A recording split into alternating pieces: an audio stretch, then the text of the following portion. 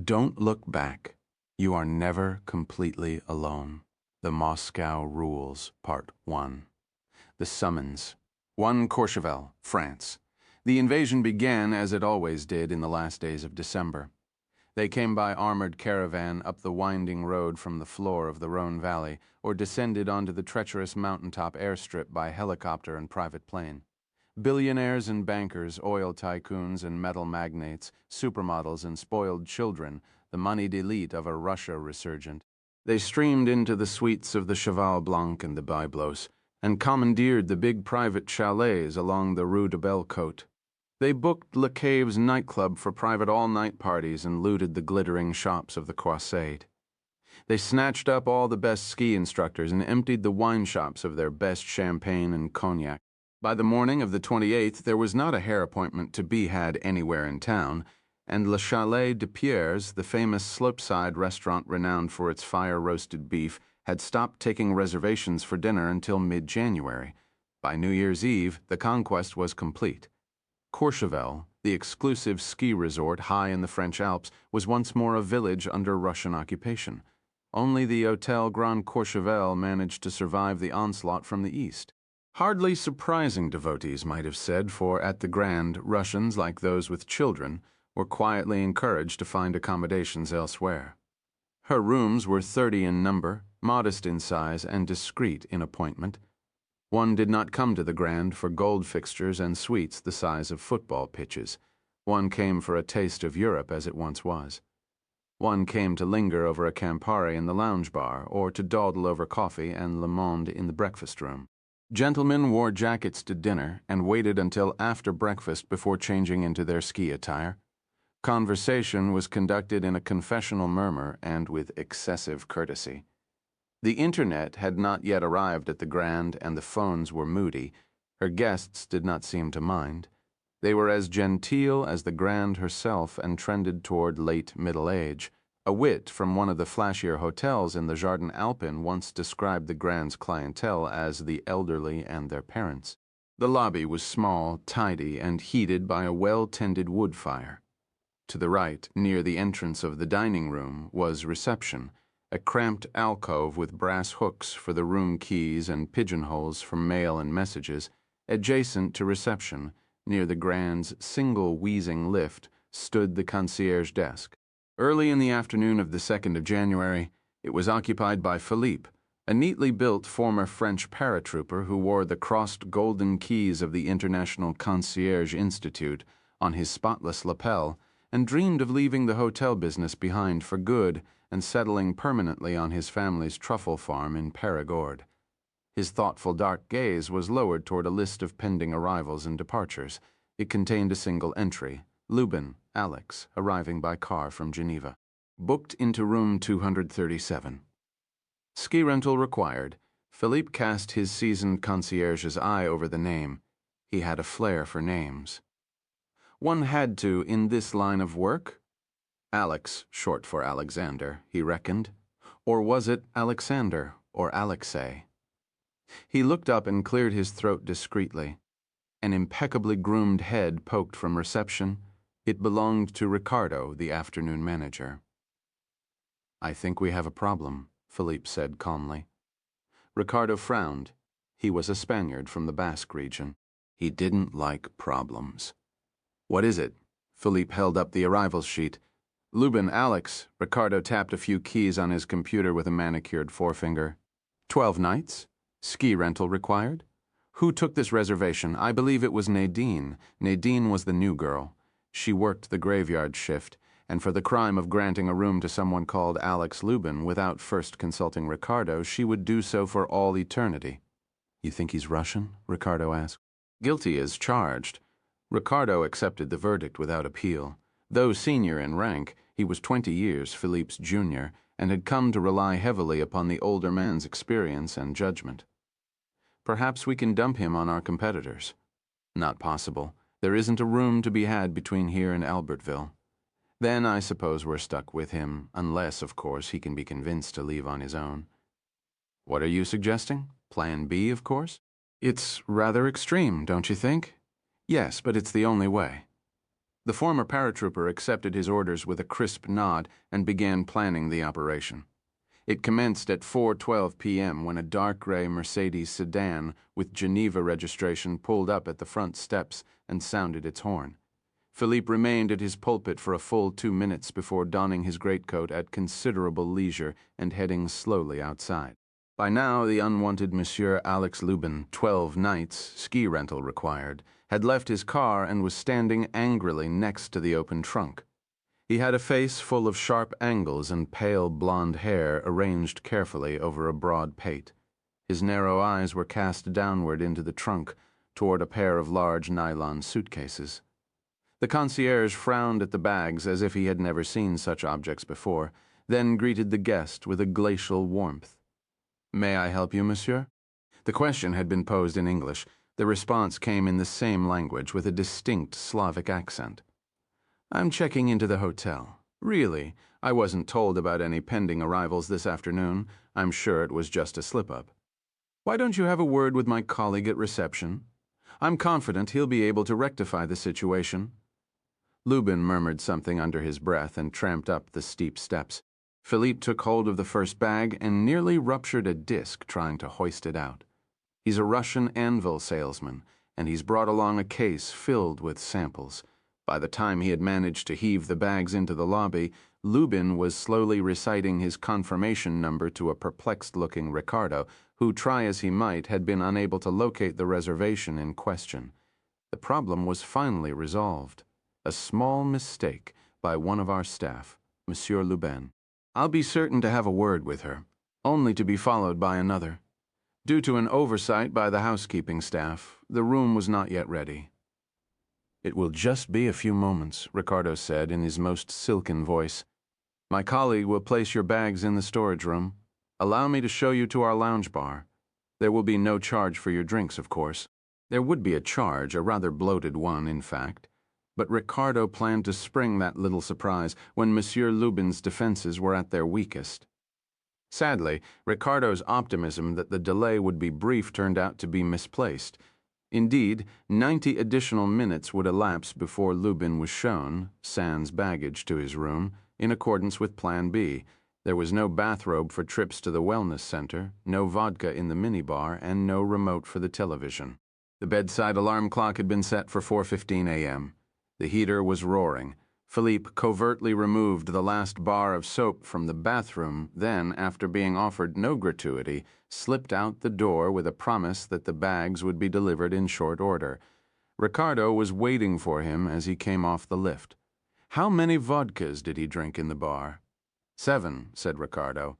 The concierge put his teeth together and hissed contemptuously. Only a Russian could drink 7 vodkas in an hour and a half and still remain on his feet. "What do you think?" asked Ricardo. "Mobster, spy, or hitman?" It didn't matter, thought Philippe gloomily. The walls of the Grand had been breached by a Russian resistance, was now the order of the day. They retreated to their respective outposts, Ricardo to the grotto of reception, Philippe to his pulpit near the lift. 10 minutes later came the first call from room 237. Ricardo endured a Stalinesque tirade before murmuring a few soothing words and hanging up the phone. He looked at Philippe and smiled. Monsieur Lubin was wondering when his bags might arrive. "I'll see to it right away," said Philippe, smothering a yawn. He was also wondering whether something could be done about the heat in his room. He says it's too warm, and the thermostat doesn't seem to work. Philippe picked up his telephone and dialed maintenance. "Turn the heat up in room 237, he said. "Monsieur Lubin is cold." Had they witnessed the first few moments of Lubin's stay, they would have felt certain in their belief that a miscreant was in their midst. How else to explain that he removed all the drawers from the chest and the bedside tables, and unscrewed all the bulbs from the lamps and the light fixtures? Or that he stripped bare the deluxe queen-size bed and pried the lid from the 2-line message center telephone? Or that he poured a complimentary bottle of mineral water into the toilet and hurled a pair of chocolates by Touvier of Geneva into the snow-filled street? Or that, having completed his rampage, he then returned the room to the near-pristine state in which he had found it? It was because of his profession that he took these rather drastic measures, but his profession was not one of those suggested by Ricardo, the receptionist. Alexander Viktorovich Lubin was neither a mobster nor a spy nor a hit man, only a practitioner of the most dangerous trade one could choose in the brave new Russia, the trade of journalism. And not just any type of journalism, independent journalism. His magazine, Moskovsky Gazeta, was one of the country's last investigative weeklies and had been a persistent stone in the shoe of the Kremlin. Its reporters and photographers were watched and harassed constantly, not only by the secret police but by the private security services of the powerful oligarchs they attempted to cover. Courchevel was now crawling with such men who thought nothing of sprinkling transmitters and poisons around hotel rooms, men who operated by the creed of Stalin: death solves all problems, no man, no problem. Confident the room had not been tampered with, Lubin again dialed the concierge to check on his bags and was informed they would arrive imminently. Then, after throwing open the balcony doors to the cold evening air, he settled himself at the writing desk and removed a file folder from his dog-eared leather briefcase. It had been given to him the previous evening by Boris Ostrovsky, the Gazeta's editor-in-chief. Their meeting had taken place not in the Gazeta's offices, which were assumed to be thoroughly bugged, but on a bench in the Arbetskaya metro station. "I'm only going to give you part of the picture," Ostrovsky had said, handing Lubin the documents with practiced indifference. "It's for your own protection, do you understand, Alexander?" Lubin had understood perfectly. Ostrovsky was handing him an assignment that could get him killed. He opened the file now and examined the photograph that lay atop the dossier. It showed a well-dressed man with cropped dark hair and a prizefighter's rugged face standing at the side of the Russian president at a Kremlin reception. Attached to the photo was a thumbnail biography, wholly unnecessary because Alexander Lubin, like every other journalist in Moscow, could recite the particulars of Ivan Borisovich Kharkov's remarkable career from memory. Son of a senior KGB officer, graduate of the prestigious Moscow State University boy wonder of the KGB's Fifth Main Directorate. As the empire was crumbling, Kharkov had left the KGB and earned a fortune in banking during the anarchic early years of Russian capitalism. He had invested wisely in energy, raw materials, and real estate, and by the dawn of the millennium had joined Moscow's growing cadre of newly minted multimillionaires. Among his many holdings was a shipping and air freight company with tentacles stretching across the Middle East, Africa, and Asia. The true size of his financial empire was impossible for an outsider to estimate. A relative newcomer to capitalism, Ivan Kharkov had mastered the art of the front company and the corporate shell. Lubin flipped to the next page of the dossier, a glossy magazine-quality photograph of Chateau Kharkov, Ivan's winter palace on the Rue de Nogentil in Courchevel. He spends the winter holiday there, along with every other rich and famous Russian, Ostrovsky had said. Watch your step around the house. Ivan's goons are all former Spetsnaz and Oman. Do you hear what I'm saying to you, Alexander? I don't want you to end up like Irina Chernova. Irina Chernova was the famous journalist from the Gazeta's main rival who had exposed one of Kharkov's shadier investments. 2 nights after the article appeared, she had been shot to death by a pair of hired assassins in the elevator of her Moscow apartment building. Ostrovsky, for reasons known only to him, had included a photograph of her bullet-riddled body in the dossier. Now, as then, Lubin turned it over quickly. Ivan usually operates behind tightly closed doors. Courchevel is one of the few places where he actually moves around in public. We want you to follow him, Alexander. We want to know who he's meeting with, who he's skiing with, who he's taking to lunch. Get pictures when you can, but never approach him. And don't tell anyone in town where you work. Ivan's security boys can smell a reporter a mile away. Ostrovsky had then handed Lubin an envelope containing airline tickets, a rental car reservation, and hotel accommodations. Check in with the office every couple of days, Ostrovsky had said, and try to have some fun, Alexander. Your colleagues are all very jealous.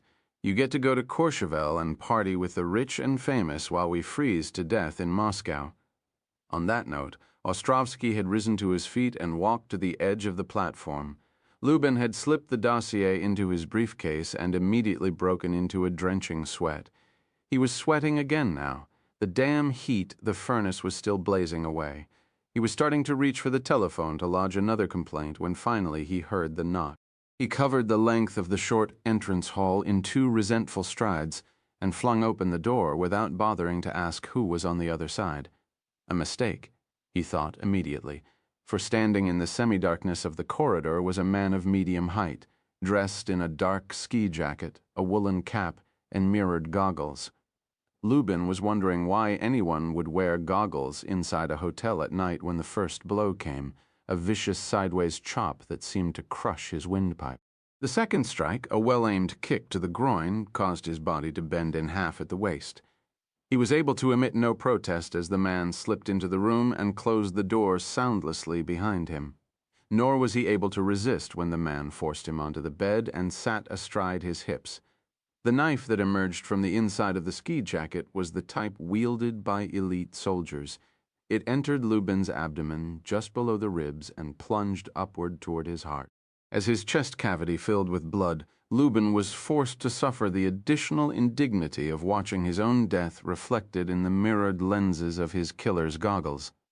The assassin released his grip on the knife and, with the weapon still lodged in Lubin's chest, rose from the bed and calmly collected the dossier.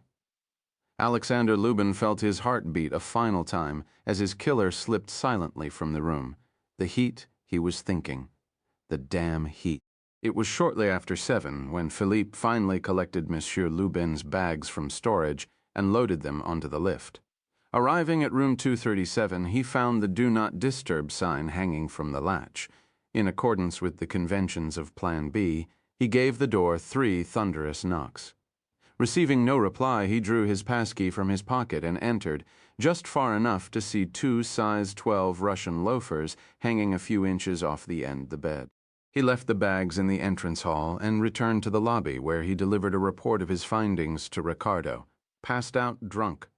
The Spaniard glanced at his watch. "It's early, even for a Russian. What now? We'll let him sleep it off in the morning. When he's good and hungover, we'll initiate Phase 2. The Spaniard smiled. No guest had ever survived Phase 2. Phase 2 was always fatal. 2 UMB Rie, Italy, the Villa dei Fiori, a 1,000-acre estate in the rolling hills between the Tiber and Nera rivers, had been a possession of the Gaspari family since the days when Umbria was still ruled by the popes. There was a large and lucrative cattle operation and an equestrian center that bred some of the finest jumpers in all of Italy. There were pigs no one ate and a flock of goats kept solely for entertainment value. There were khaki-colored fields of hay, hillsides ablaze with sunflowers, olive groves that produced some of Umbria's best oil, and a small vineyard that contributed several hundred pounds of grapes each year to the local cooperative. On the highest part of the land lay a swath of untamed woods where it was not safe to walk because of the wild boar. Scattered round the estate were shrines to the Madonna, and at an intersection of 3 dusty gravel roads stood an imposing wood-carved crucifix. Everywhere there were dogs, a quartet of hounds that roamed the pastures, devouring fox and rabbit, and a pair of neurotic terriers that patrolled the perimeter of the stables with the fervor of holy warriors. The villa itself stood at the southern edge of the property and was reached by a long gravel drive lined with towering umbrella pine. In the 11th century it had been a monastery. There was still a small chapel, and in the walled interior courtyard, the remains of an oven where the brothers had baked their daily bread. The doors to the courtyard were fashioned of heavy wood and iron and looked as though they had been built to withstand pagan assault. At the base of the house was a large swimming pool, and adjacent to the pool was a trellised garden where rosemary and lavender grew along walls of Etruscan stone. Count Gaspari, a faded Italian nobleman with close ties to the Vatican, did not rent the villa, nor did he make a habit of lending it to friends and relatives, which was why the staff were surprised by the news that they would be playing host to a long-term guest. "His name is Alessio Vianelli," the Count informed Margherita, the housekeeper, by telephone from his office in Rome. "He's working on a special project for the Holy Father. You're not to disturb him. You're not to talk to him. But, most important, you are not to tell a soul he's there." As far as you're concerned, this man is a non-person. He does not exist." "And where shall I put this non-person?" asked Margarita.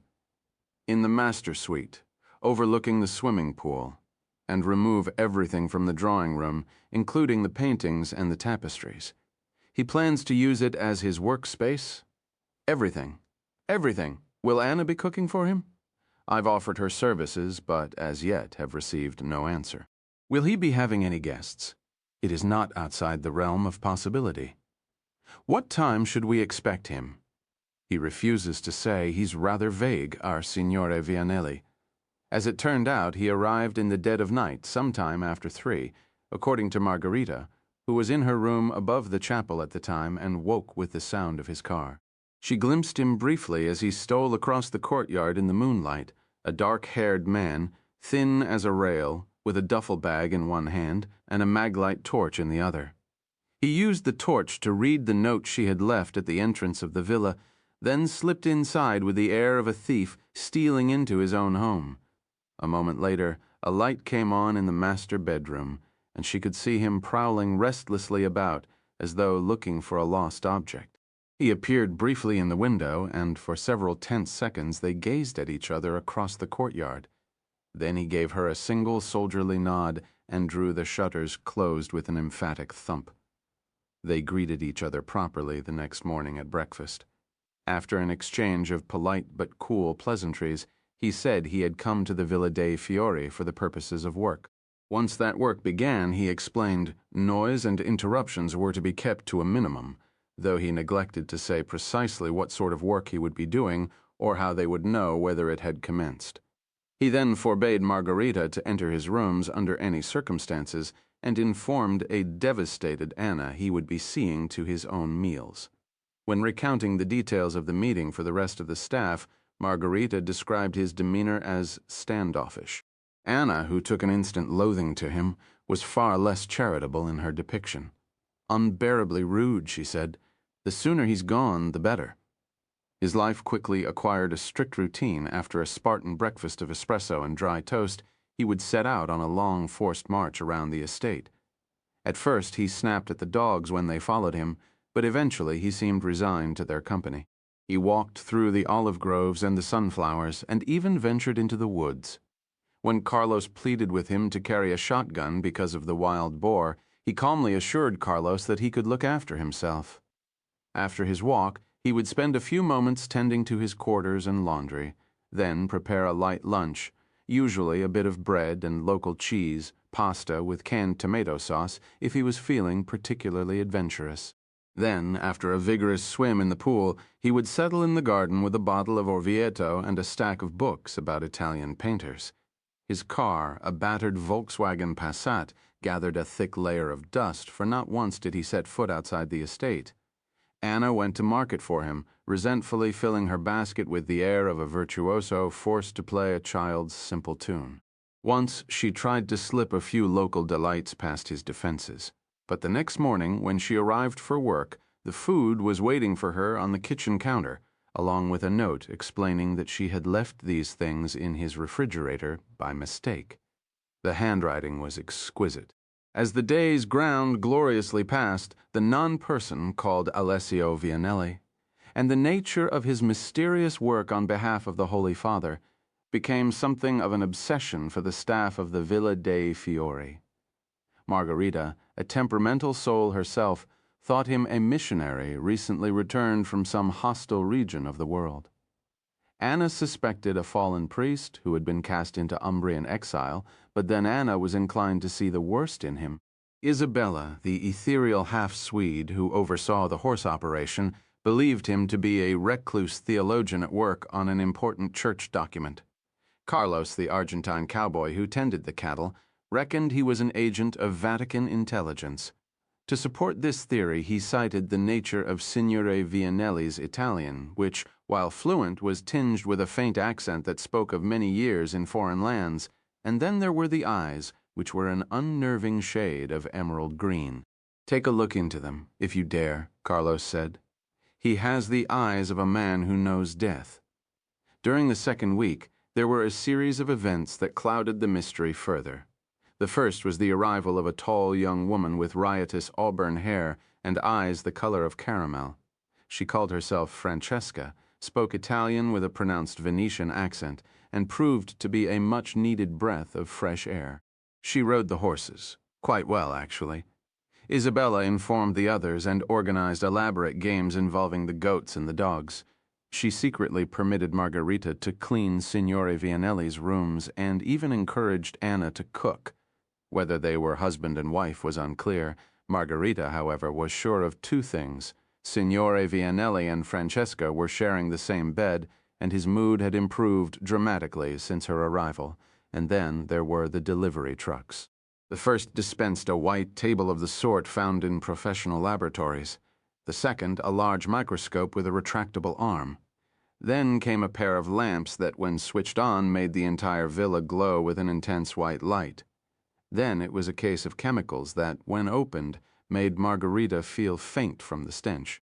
Other parcels arrived in rapid succession: 2 large easels of varnished oak from Venice, a strange-looking magnifying visor, bundles of cotton wool, woodworking tools, dowels, brushes, professional-grade glue, and several dozen vessels of pigment. Finally, 3 weeks after Signore Vianelli's arrival in Umbria, a dark green panel van eased its way slowly up the tree-lined drive, followed by an official-looking Lancia sedan. The 2 vehicles had no markings, but their distinct SCV license plates spoke of links to the Holy See. From the back of the van emerged a vast, ghastly painting depicting a man being disemboweled. It was soon propped on the 2 large easels in Count Gasperi's drawing room. Isabella, who had studied art history before devoting her life to horses, recognized the canvas immediately as Martyrdom of St. Erasmus by the French painter Nicolas Poussin. Rendered in the style of Caravaggio, it had been commissioned by the Vatican in 1628 and resided now in the Pinacoteca at the Vatican Museums. That evening, at the staff dinner, she announced that the mystery was solved. Signore Alessio Vianelli was a famous art restorer, and he had been retained by the Vatican to save a painting. His days took on a distinctly monastic rhythm. He toiled from dawn till midday, slept through the heat of the afternoon, then worked again from dusk until dinner. For the first week, the painting remained on the work table, where he examined the surface with the microscope, made a series of detailed photographs, and performed structural reinforcements on the canvas and stretcher. Then he transferred the canvas to the easels and began removing the surface grime and yellowed varnish. It was a markedly tedious task. First, he would fashion a swab using a blob of cotton wool and a wooden dowel. Then he would dip the swab in solvent and twirl it over the surface of the painting. Gently, Isabella explained to the others, so as not to cause any additional flaking of the paint. Each swab could clean about a square inch of the painting. When it became too soiled to use any longer, he would drop it on the floor at his feet and start the process over again. Margarita likened it to cleaning the entire villa with a toothbrush. "No wonder he's so peculiar," she said. "His work drives him mad. When he finished removing the old varnish, he covered the canvas in a coat of isolating varnish and began the final phase of the restoration, retouching those portions of the painting that had been lost to time and stress. So perfect was his mimicry of Poussin that it was impossible to tell where the painter's work ended and his began. He even added faux craquelure, the fine webbing of surface cracks, so that the new faded flawlessly into the old. Isabella knew enough of the Italian art community to realize Signore Vianelli was no ordinary restorer. He was special, she thought. It was no wonder the men of the Vatican had entrusted him with their masterpiece. But why was he working here at an isolated farm in the hills of Umbria instead of the state-of-the-art conservation labs at the Vatican? She was pondering this question on a brilliant afternoon in early June when she saw the restorer's car speeding down the tree-lined drive. He gave her a curt, soldierly wave as he went hurtling past the stables, then disappeared behind a cloud of pale gray dust. Isabella spent the remainder of the afternoon wrestling with a new question. Why, after remaining a prisoner of the villa for 5 weeks, was he suddenly leaving for the first time? Though she would never know it, the restorer had been summoned by other masters. As for the Poussin, he would never touch it again. 3 Assisi, Italy. Few Italian cities handle the crush of summer tourists more gracefully than Assisi. The packaged pilgrims arrive in mid-morning and shuffle politely through the sacred streets until dusk, when they are herded once more onto air-conditioned coaches and whisked back to their discount hotels in Rome. Propped against the western ramparts of the city, the restorer watched a group of overfed German stragglers tramp wearily through the stone archway of the Porta Nuova. Then he walked over to a newspaper kiosk and bought a day-old copy of the International Herald Tribune. The purchase, like his visit to Assisi, was professional in nature. The Herald Tribune meant his tail was clean. Had he purchased La Repubblica, or any other Italian-language paper, it would have signified that he had been followed by agents of the Italian Security Service, and the meeting would have been called off. He tucked the newspaper beneath his arm with the banner facing out and walked along the Corso Mazzini to the Piazza del Comune.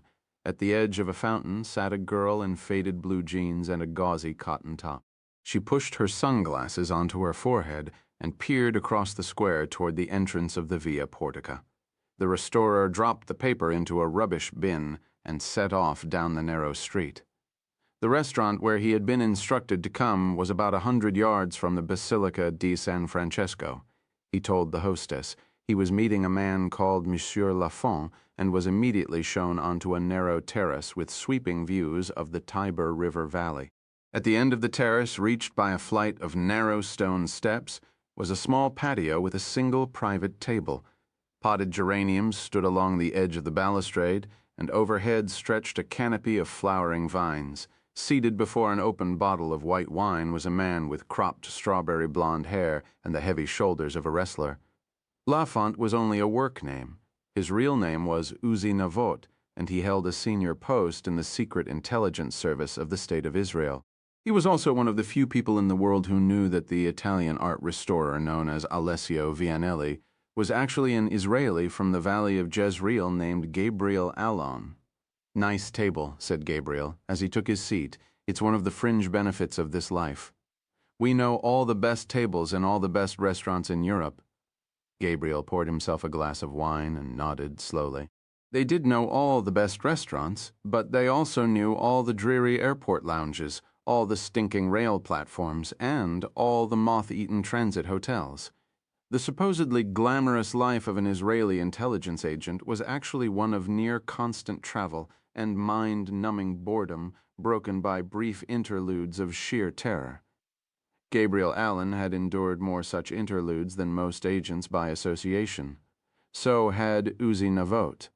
"I used to bring one of my sources here," Navot said, "a Syrian who worked for the state-run pharmaceutical company. His job was to secure supplies of chemicals and equipment from European manufacturers. That was just a cover, of course. He was really working on behalf of Syria's chemical and biological weapons program. We met here twice. I'd give him a suitcase filled with money and 3 bottles of this delicious Umbrian Sauvignon Blanc, and he'd tell me the regime's darkest secrets. Headquarters used to complain bitterly about the size of the checks." Navot smiled and shook his head slowly. "Those idiots in the banking section would hand me a briefcase containing $100,000 without a second thought. But if I exceeded my meal allowance by so much as a shekel, the heavens would open up. Such is the life of an accountant at King Saul Boulevard." King Saul Boulevard was the longtime address of Israel's Foreign Intelligence Service. The service had a long name that had very little to do with the true nature of its work. Men like Gabriel and Uzi Navot referred to it as the office, and nothing else. Is he still on the payroll, the Syrian Navot, playing the role of Monsieur Lafont? Pulled his lips into a Parisian frown. "I'm afraid he had something of a mishap a few years back." "What happened?" Gabriel asked cautiously. He knew that when individuals associated with the office had mishaps, it was usually fatal. A team of Syrian counterintelligence agents photographed him entering a bank in Geneva. He was arrested at the airport in Damascus the next day and taken to the Palestine branch. The Palestine branch was the name of Syria's main interrogation center. They tortured him viciously for a month. When they'd wrung everything out of him they could, they put a bullet in his head and threw his body in an unmarked grave. Gabriel looked down toward the other tables. The girl from the piazza was now seated alone near the entrance. Her menu was open, but her eyes were slowly scanning the other patrons. An oversized handbag lay at her feet with the zipper open. Inside the bag, Gabriel knew was a loaded gun. "Who's the bat laveja?" "Tamara," said Navote. "She's new.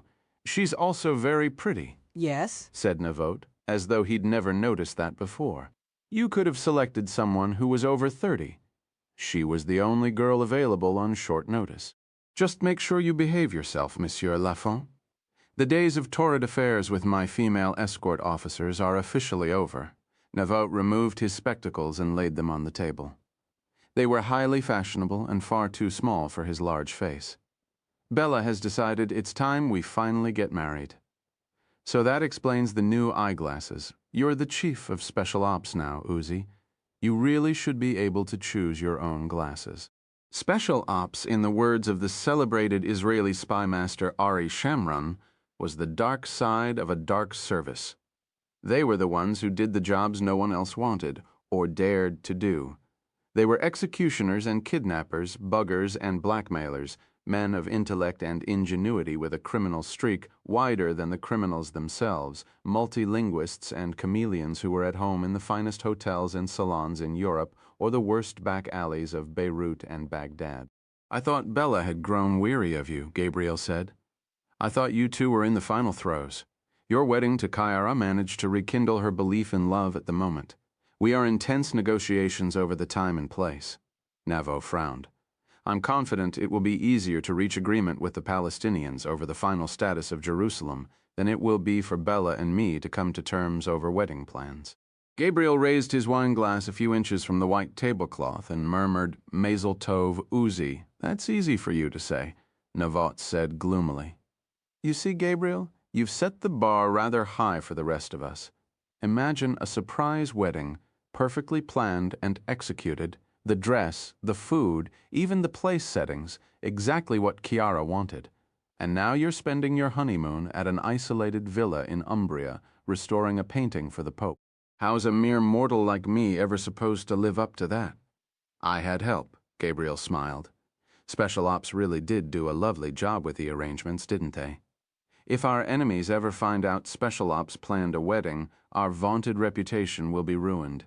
A waiter mounted the steps and started up toward the table. Navote stilled him with a small movement of his hand and added wine to Gabriel's glass. "The old man sends his love. I'm sure he does," Gabriel said absently. "How is he?" "He's beginning to grumble." "What's bothering him now?" "Your security arrangements at the villa.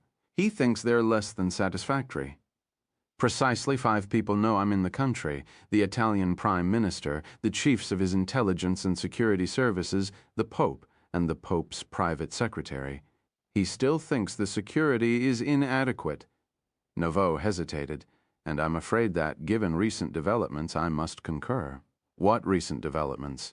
Navaut placed his big arms on the table and leaned forward a few inches. "We're picking up some rumblings from our sources in Egypt.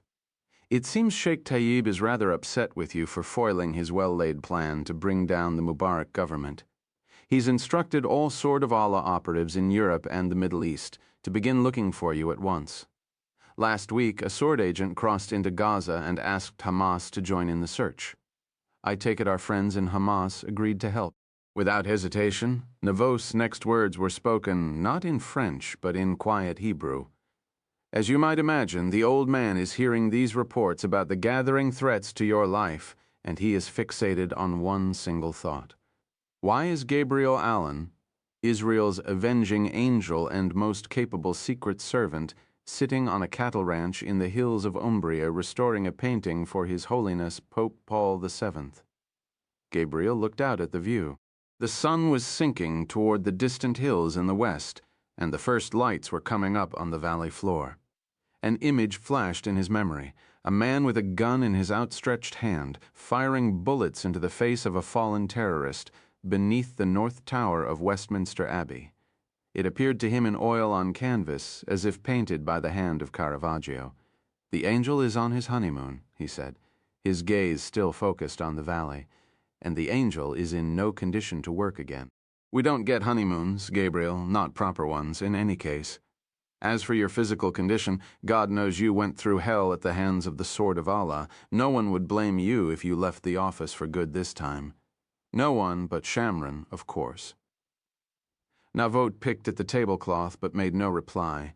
It had been nearly a decade since Ari Shamron had done his last tour as chief, yet he still meddled with the affairs of the office as though it were his personal fiefdom. For several years he had done so from Kaplan Street in Jerusalem, where he had served as the Prime Minister's chief advisor on matters of security and counterterrorism. Now, aged and still recovering from a terrorist attack on his official car, he pulled the levers of influence from his fortress-like villa overlooking the Sea of Galilee. Shamron wants me locked in a cage in Jerusalem, Gabriel said. He thinks that if he can make my life miserable enough, I'll have no other choice but to take over control of the office. There are worse fates in life, Gabriel. 100 men would give their right arm to be in your position. Navot lapsed into silence, then added, including me. Play your cards carefully, Uzi, and someday the job will be yours. That's the way I got the job as Chief of Special Ops, because you refused to take it. I've spent my career living in your shadow, Gabriel. It's not easy. It makes me feel like a consolation prize. They don't promote consolation prizes, Uzi. If they didn't think you were worthy of the job, they would have left you in the European post and found someone else. Navot seemed eager to change the subject. Let's have something to eat, he suggested. Otherwise, the waiter might think we're a couple of spies talking business. That's it, Uzi. Surely you didn't come all the way to Umbria just to tell me that people wanted me dead. Actually, we were wondering whether you might be willing to do us a favor. What sort of favor? Navot opened his menu and frowned. My God, look at all this pasta. You don't like pasta, Uzi? I love pasta, but Bella says it makes me fat. He massaged the bridge of his nose and put on his new eyeglasses. How much weight do you have to lose before the wedding, Uzi? 30 pounds, Navot said sullenly. 30 pounds. For a sissy. Italy, they left the restaurant in darkness and joined a procession of brown-robed Capuchin friars, filing slowly along the narrow street toward the Basilica di San Francesco. A cool wind was chasing about the vast forecourt. Uzi Navot lowered himself onto a stone bench and spoke of death. His name was Alexander Lubin. He worked for a magazine called Moskovsky Gazeta. He was killed in a hotel room in Courchevel a few days after Christmas. At the time, the rest of the world didn't take much notice. As you may recall, its attention was focused on London, where the daughter of the American ambassador had just been rescued from the clutches of the Sword of Allah. Gabriel sat down next to Navot and watched two boys playing football near the steps of the Basilica. The Gazeta claimed that Lubin went to Courchevel on holiday, but the French police concluded otherwise. They said he was there on an assignment. Unfortunately, there was nothing in his room to indicate exactly what that assignment might be. How did he die? A single stab wound to the chest. That's not easily done.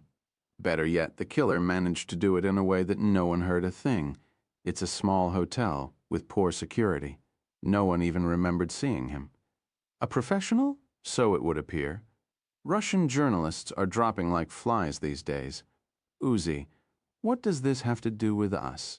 3 days ago, our embassy in Rome received a phone call. It was from a man claiming to be Boris Ostrovsky, the Gazeta's editor-in-chief. He said he had an important message to pass along regarding a grave threat to the security of the West and to the state of Israel.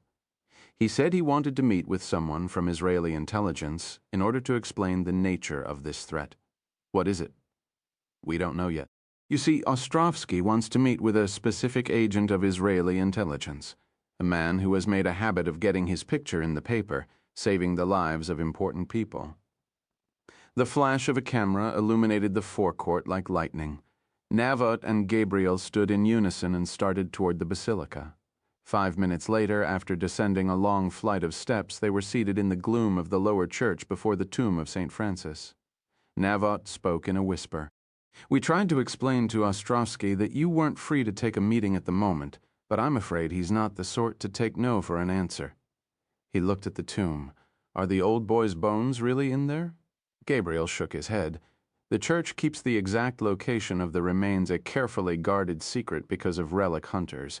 Navot pondered this piece of information in silence for a moment, then continued with his briefing. King Saul Boulevard has determined that Boris Ostrovsky is a credible figure, and they're eager to hear what he has to say. And they want me to meet with him. Navot gave a single nod of his big head. Let someone else do it, Uzi. I'm on my honeymoon, remember? Besides, it goes against every convention of tradecraft. We don't agree to the demands of walk-ins. We meet with whom we want under circumstances of our choosing. The assassin is lecturing the agent runner about matters of tradecraft.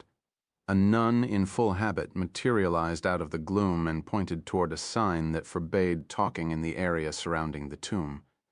Gabriel apologized and led Navot into the nave where a group of Americans were listening intently to a lecture by a cassocked priest. No one appeared to notice the two Israeli spies conversing softly before a stand of votive candles. I know it violates all our rules, Navot resumed. But we want to hear what Ostrovsky has to say. Besides, we're not going to give up control of the environment. You can still decide how and where you'll make the meeting. Where is he staying?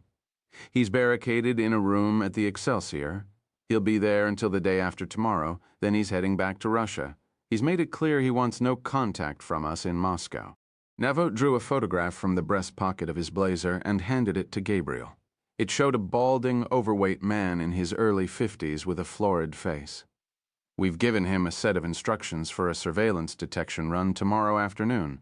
He's supposed to leave the hotel at 1:30 sharp and visit 4 destinations: the Spanish Steps, the Trevi Fountain, the Pantheon, and the Piazza Navona. When he gets to Navona, he's supposed to walk around the piazza once, then take a table at Tre Scalini. What happens when he gets to Tre Scalini? If he's under watch, we walk away. And if he's clean, we'll tell him where to go next.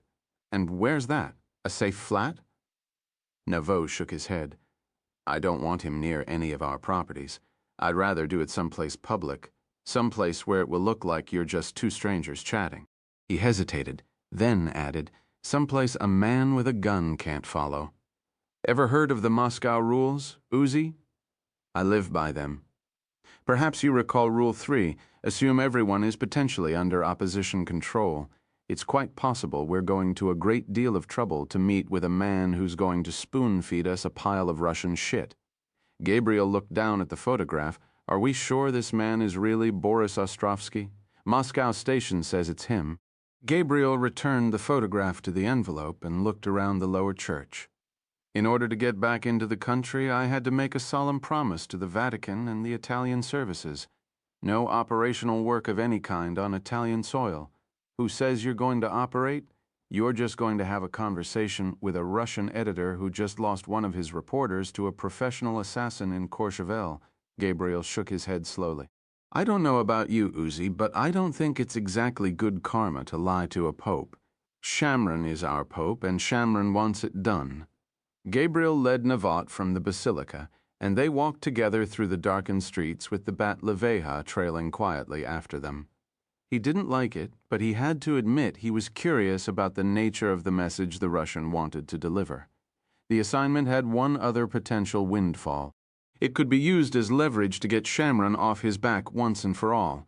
As they crossed the Piazza del Comune, he listed his demands. I listen to what he has to say, then I file a report, and I'm done with it. That's it. I go back to my farm in Umbria and finish my painting. No more complaints from Shamron, no more warnings about my security. Navot hesitated, then nodded his head. Say it, Uzi. Say it before God, here in the sacred city of Assisi. You can go back to Umbria and restore paintings to your heart's content. No more complaints from Shamron. No more warnings from me or anyone else about the legion of terrorists who wish you dead. Is Ostrovsky under surveillance by assets from Rome Station? We put him under watch within an hour of the first contact. Tell them to back off. Otherwise, you run the risk of inadvertently telegraphing our interest to the Italian security services and anyone else who might be watching him. Done? I need a watcher I can trust. Someone like Eli? Yes, someone like Eli. Where is he? on a dig somewhere near the Dead Sea. Get him on the Sunrise Express out of Ben Gurion. Tell him to meet me at Paperno. Tell him to have a bottle of Frascati and a plate of filetti di bacala waiting. I love fried cod. Nevitt said, Paperno makes the best filetti in Rome. Why don't you join us for lunch? Bella says I have to stay away from fried food. Nevitt patted his ample midsection. She says it's very fattening. 5 Aleda Fury, Umbria, to restore an old master painting, Gabriel always said, was to surrender oneself body and soul to the canvas and the artist who had produced it. The painting was always the first thing in his thoughts when he woke, and the last thing he saw before dropping off to sleep.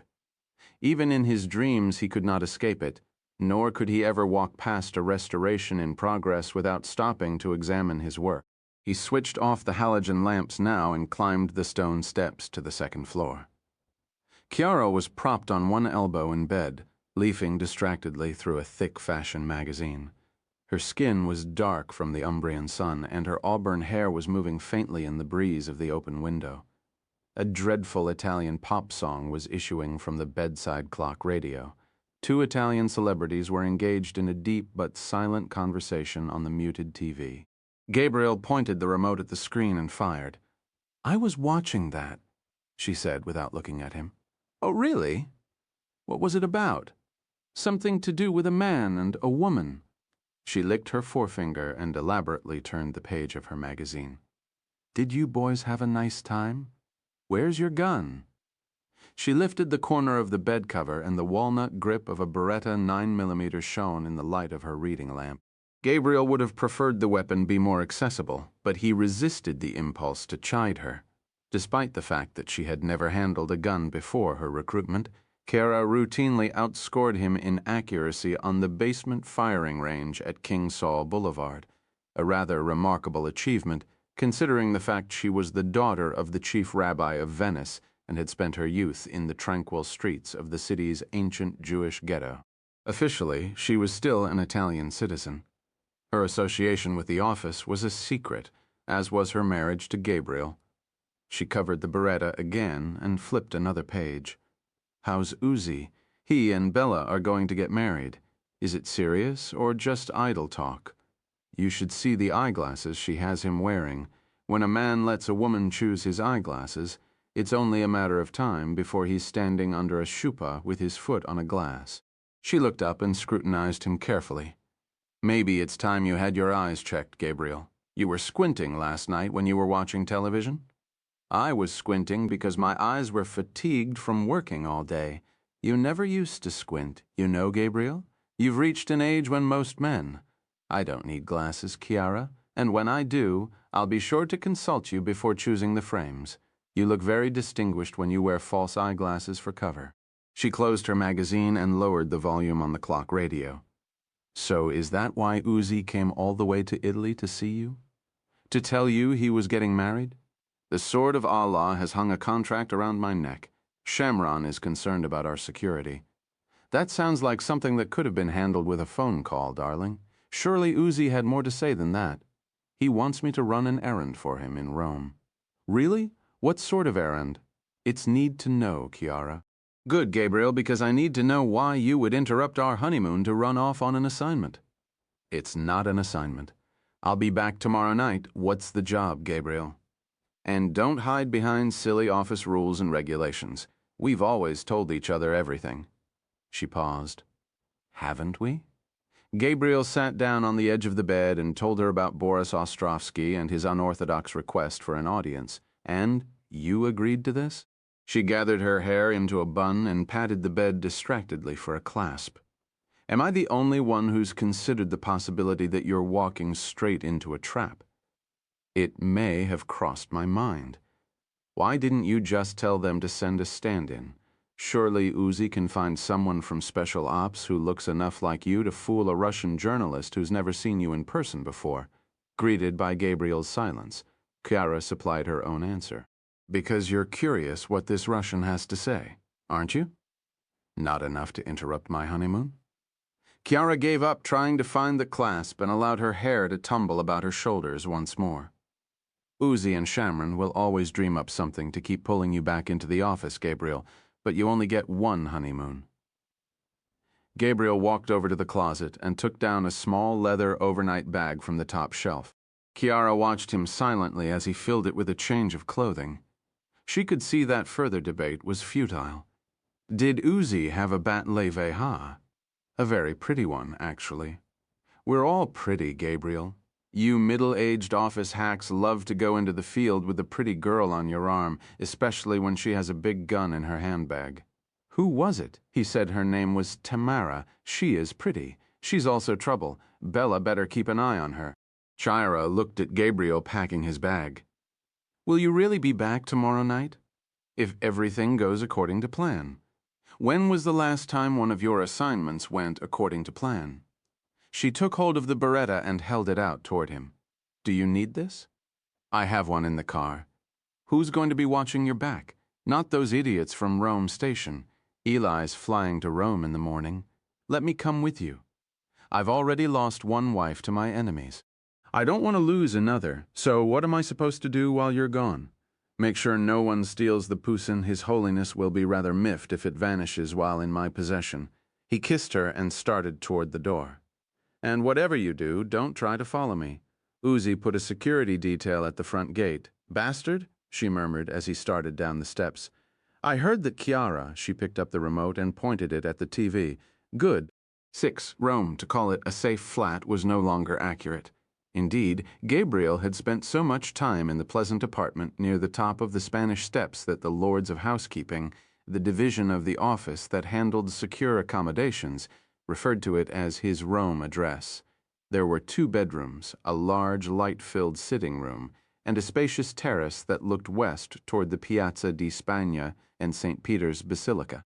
2 years earlier, Gabriel had been standing in the shadow of Michelangelo's dome at the side of His Holiness Pope Paul VII when the Vatican was attacked by Islamic terrorists. More than 700 people were killed that October afternoon, and the dome of the basilica had nearly been toppled at the behest of the CIA and the American president. Gabriel had hunted down and killed the 2 Saudis who masterminded and financed the operation. The Pope's powerful private secretary, Monsignor Luigi Donati, knew of Gabriel's involvement in the killings and tacitly approved. So, too, Gabriel suspected, did the Holy Father himself. The flat had been fitted with a system capable of recording the time and duration of unwanted entries and intrusions. Even so, Gabriel inserted an old-fashioned telltale between the door and the jamb as he let himself out. It wasn't that he didn't trust the geniuses in the office's technical division. He was simply a man of the 16th century at heart and clung to antiquated ways when it came to matters of tradecraft and security. Computerized telltales were wonderful devices, but a scrap of paper never failed, and it didn't require an engineer with a PhD from MIT to keep it running. It had rained during the night, and the pavements of the Via Gregoriana were still damp as Gabriel stepped from the foyer. He turned to the right toward the church of the Trinità dei Monti and descended the Spanish steps to the piazza, where he drank his first cappuccino of the day, after deciding that his return to Rome had gone unnoticed by the Italian security services. He hiked back up the Spanish steps and climbed aboard a Piaggio motorbike. Its little 4-stroke engine buzzed like an insect as he sped down the graceful sweep of the Via Veneto. The Excelsior Hotel stood near the end of the street, near the Villa Borghese. Gabriel parked on the Corso d'Italia and locked his helmet in the rear storage compartment. Then he put on a pair of dark wraparound sunglasses and a ball cap and headed back to the Via Veneto on foot. He walked nearly the length of the boulevard to the Piazza Barberini, then crossed over to the opposite side and headed back toward the Villa Borghese. Along the way, he spotted 4 men he assumed to be plainclothes, American security. The U.S. Embassy stood at Via Veneto 121, but no one who appeared to be an agent of Russian intelligence. The waiters at Doni were setting the sidewalk tables for lunch. Gabriel went inside and drank a second cappuccino while standing at the bar. Then he walked next door to the Excelsior and lifted the receiver of a house phone near the elevators. When the operator came on the line, he asked to speak to a guest named Boris Ostrovsky and was connected to his room right away. 3 rings later, the phone was answered by a man speaking English with a pronounced Russian accent. When Gabriel asked to speak to someone named Mr. Donaldson, the Russian-speaking man said there was no one there by that name and immediately hung up. Gabriel left the connection open for a few seconds and listened for the sound of a transmitter on the line. Hearing nothing suspicious, he hung up and walked to the Galleria Borghese. He spent an hour looking at paintings and checking his tail for signs of surveillance. Then, at 11:45, he climbed aboard the Piaggio motorbike again and set off toward a quiet square at the edge of the old ghetto. The Filetti and Frescati were waiting when he arrived, and so was Eli Lavon. "I thought you were supposed to be on your honeymoon." Shamron had other ideas. "You need to learn how to set boundaries." I could build a separation fence, and it still wouldn't stop him. Eli Lavon smiled and pushed a few strands of wispy hair from his forehead. Despite the warmth of the Roman afternoon, he was wearing a cardigan sweater beneath his crumpled tweed jacket and an ascot at his throat. Even Gabriel, who had known Lavon for more than 30 years, sometimes found it difficult to believe that the brilliant, bookish little archaeologist was actually the finest street surveillance artist the office had ever produced. His ties to the office, like Gabriel's, were tenuous at best. He still lectured at the academy. Indeed, no office recruit ever made it into the field without first spending a few days at Lavon's legendary feet. But these days, his primary work address was Jerusalem's Hebrew University, where he taught biblical archaeology and regularly took part in digs around the country. Their close bond had been formed many years earlier during Operation Wrath of God, the secret Israeli intelligence operation to hunt down and kill the perpetrators of the 1972 Munich Olympics massacre. In the Hebrew-based lexicon of the team, Gabriel was known as an Aleph, armed with a .22 caliber Beretta pistol.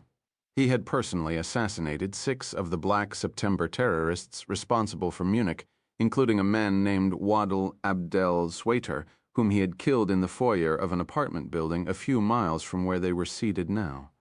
Lavon was an AN, a tracker and surveillance specialist.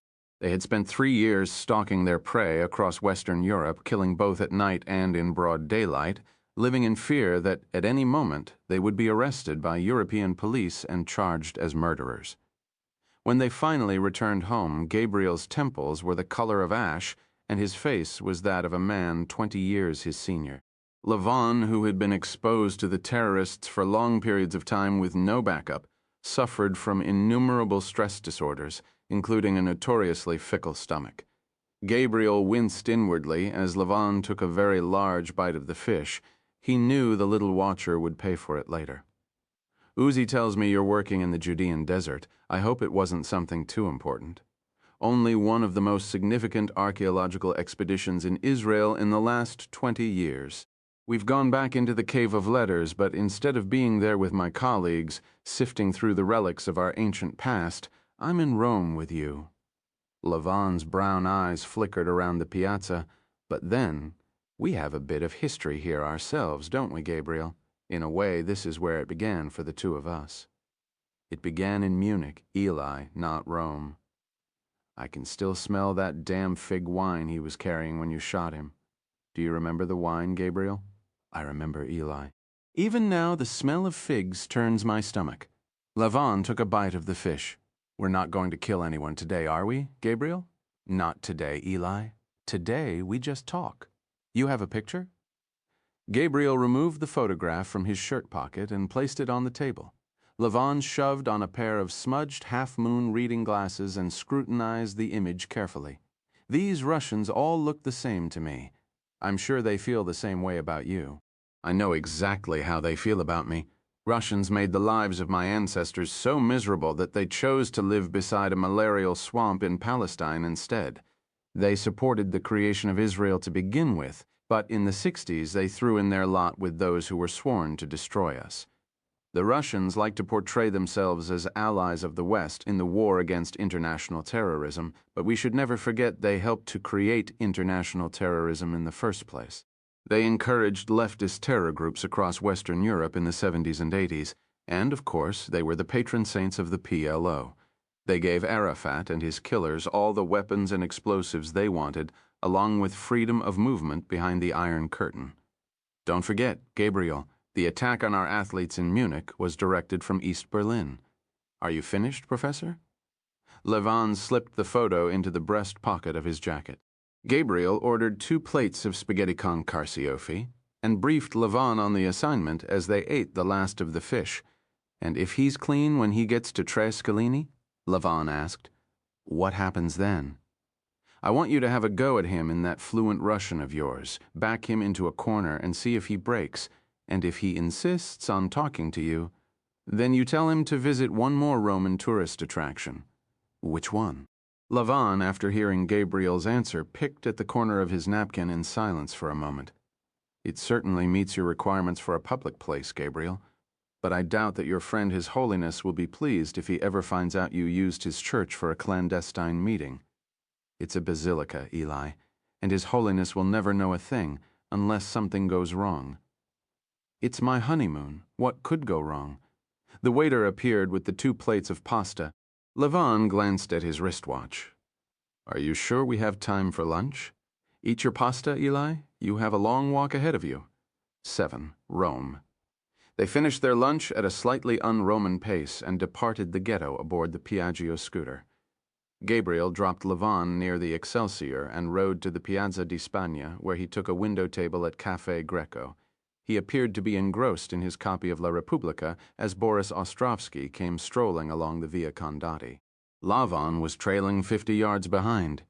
He was still wearing his ascot, which meant he had seen no sign of surveillance. Gabriel finished his coffee while checking Levin's tail, then paid the check and rode to the Trevi Fountain. He was standing near the figure of Neptune's rearing seahorse when Ostrovsky shouldered his way through the crowd of tourists and stood along the balustrade. The Russian was old enough to have endured the hardships of developed socialism and seemed genuinely offended by the sight of rich Westerners hurling money into a work of art commissioned by the papacy. He dipped his handkerchief into the water and used it to dab the perspiration from his forehead. Then, reluctantly, he dug a single coin from his pocket and flung it into the fountain before turning and walking away. Gabriel glimpsed Levin as he started after him. He was still wearing his ascot. The 3rd stop on the itinerary was a slightly shorter walk, but the portly Russian appeared footsore and weary by the time he finally labored up the front steps of the Pantheon. Gabriel was standing at the tomb of Raphael. He watched Ostrovsky stroll once around the interior of the rotunda, then stepped outside onto the portico, where Levin was leaning against a column. What do you think? I think we'd better get him into a chair at Tre Scalini before he passes out. Is there anyone following him? Levin shook his head, clean as a whistle. Just then Ostrovsky emerged from the rotunda and headed down the steps toward the Piazza Navona. Levin gave him a generous head start before setting out after him. Gabriel climbed aboard the Piaggio and headed to the Vatican. It had been a Roman racetrack once. Indeed, the Baroque structures along its elliptical perimeter were built upon the ruins of ancient grandstands. There were no more chariot races and sporting contests in the Piazza Navona, only a never-ending carnival-like atmosphere that made it one of the most popular and crowded squares in all of Rome. For his observation post, Eli Levin had chosen the Fontana de Moro, where he was pretending to watch a cellist performing Bach's Suite No. 1 in G major. In reality, his gaze was focused on Boris Ostrovsky, who was settling into a table 50 yards away at Tre Scalini. The Russian ordered only a small bottle of mineral water, which the white-jacketed waiter took an eternity to deliver. Levin took one final look around the square, then walked over and sat down in the empty seat. You really should order something more than water, Boris. It's bad manners. Levin had spoken in rapid Russian.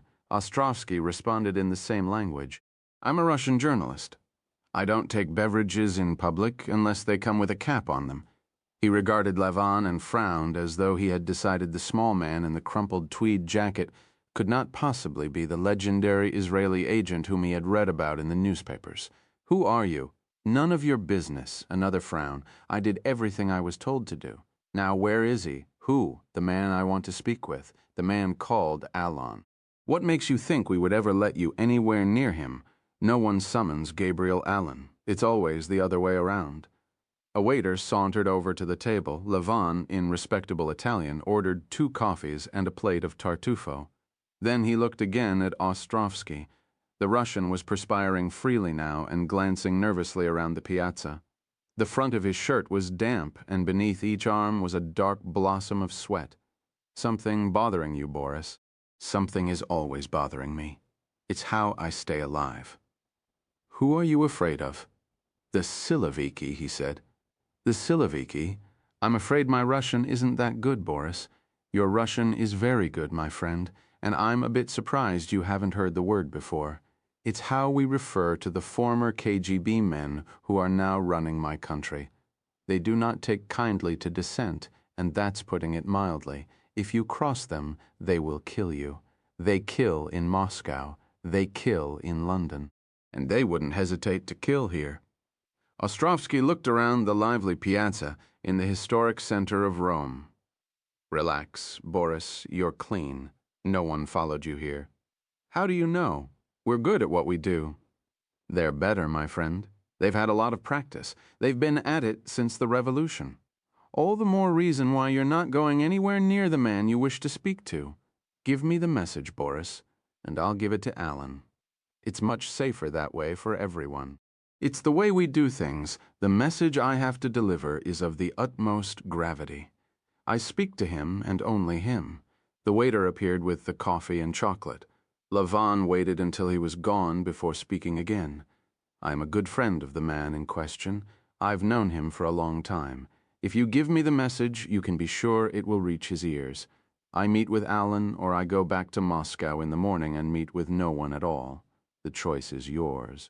Greeted by silence, the Russian pushed his chair away from the table and stood. "I risked my life coming here. Many of my fellow journalists have been murdered for far less." "Sit down," Levin said calmly. "You're making a scene." Ostrovsky remained standing. "I said sit down, Boris."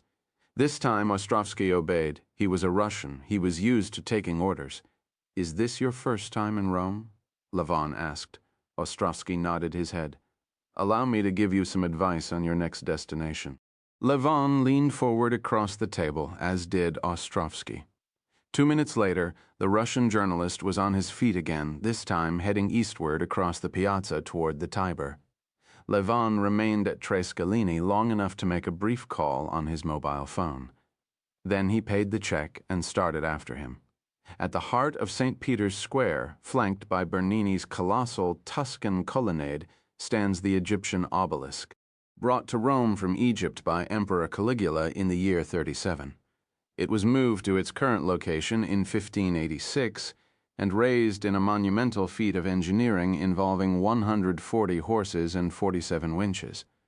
To protect the obelisk from terrorists and other modern threats, it is now surrounded by a circle of stubby brown barriers of reinforced concrete. Gabriel sat atop one, wraparound sunglasses in place, as Boris Ostrovsky appeared at the outer edge of the piazza.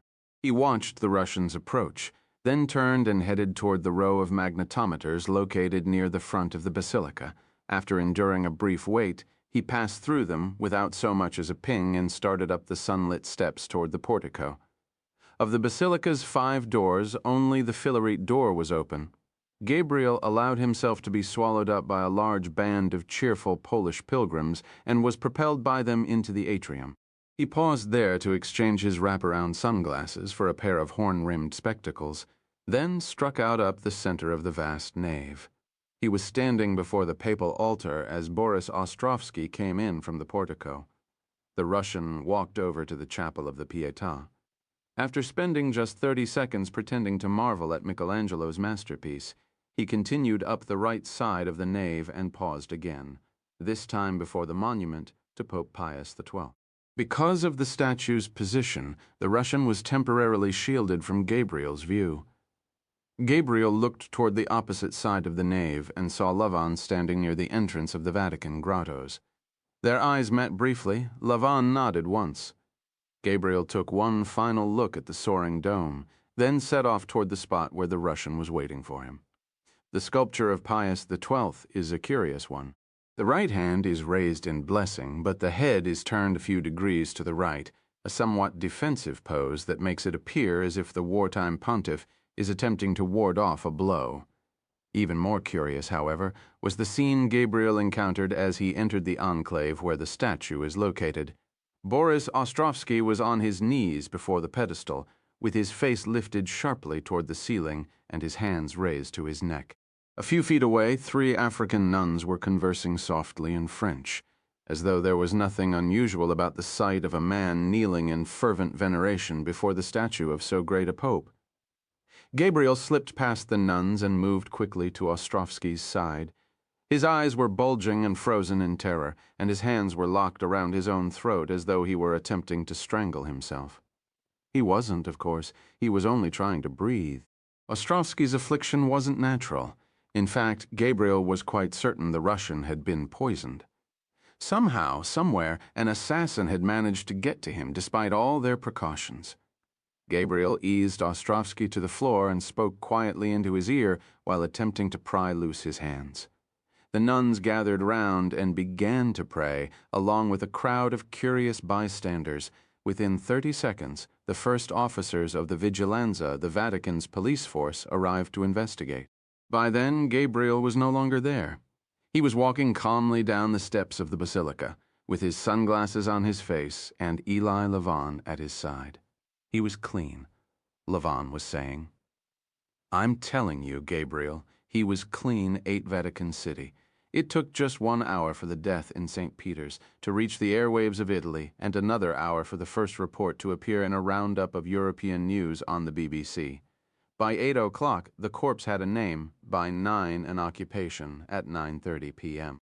Rome time, global interest in Ostrovsky's death increased dramatically when a spokesman for the Vatican press office issued a terse statement suggesting the Russian journalist appeared to have died as a result of foul play.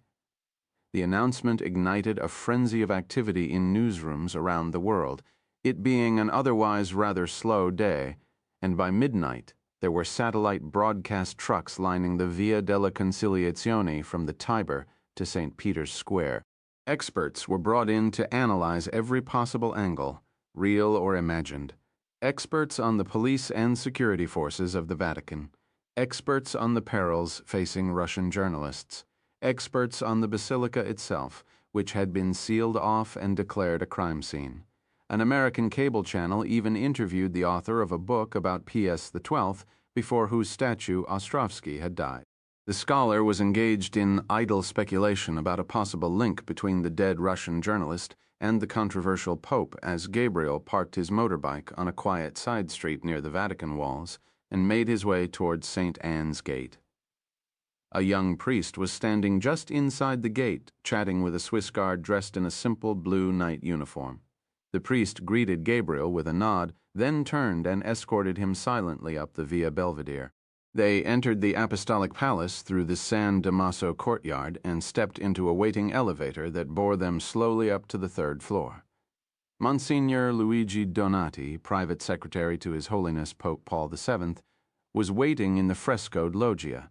He was 6 inches taller than Gabriel and blessed with the dark good looks of an Italian film star. His handmade black cassock hung gracefully from his slender frame, and his gold wristwatch glinted in the restrained light as he banished the young priest with a curt wave. "Please tell me you didn't actually kill a man in my basilica," Donati murmured after the young priest had receded into the shadows. "I didn't kill anyone, Luigi." The Monsignor frowned, then handed Gabriel a manila file folder stamped with the insignia of the Vigilanza. Gabriel lifted the cover and saw himself, cradling the dying figure of Boris Ostrovsky. There were other photos beneath. Gabriel walking away as the onlookers gathered round, Gabriel slipping out the filarete door, Gabriel at the side of Eli Lavon as they hurried together across St. Peter's Square. He closed the file and held it out toward Donati like an offertory. "They're yours to keep, Gabriel. Think of them as a souvenir of your visit to the Vatican. I assume the Vigilanza has another set." Donati gave a slow nod of his head. "I would be eternally grateful if you would be so kind as to drop those prints in the nearest pontifical shredder." "I will," Donati said icily, "after you tell me everything you know about what transpired here this afternoon. I know very little, actually. Why don't we start with something simple then? For example, what in God's name were you doing there? Donati removed a cigarette from his elegant gold case, tapped it impatiently against the cover, then ignited it with an executive gold lighter. There was little clerical in his demeanor, not for the first time. Gabriel had to remind himself that the tall, cassocked figure standing before him was actually a priest. Brilliant, uncompromising, and notoriously short of temper, Donati was one of the most powerful private secretaries in the history of the Roman Catholic Church. He ran the Vatican like a prime minister or CEO of a Fortune 500 company, a management style that had won him few friends behind the walls of the Vatican. The Vatican press corps called him a clerical Rasputin, the true power behind the papal throne, while his legion of enemies in the Roman Curia often referred to him as the Black Pope, an unflattering reference to Donati's Jesuit past. Their loathing of Donati had diminished some during the past year. After all, there were few men who could say they had actually stepped in front of a bullet meant for the Supreme Pontiff.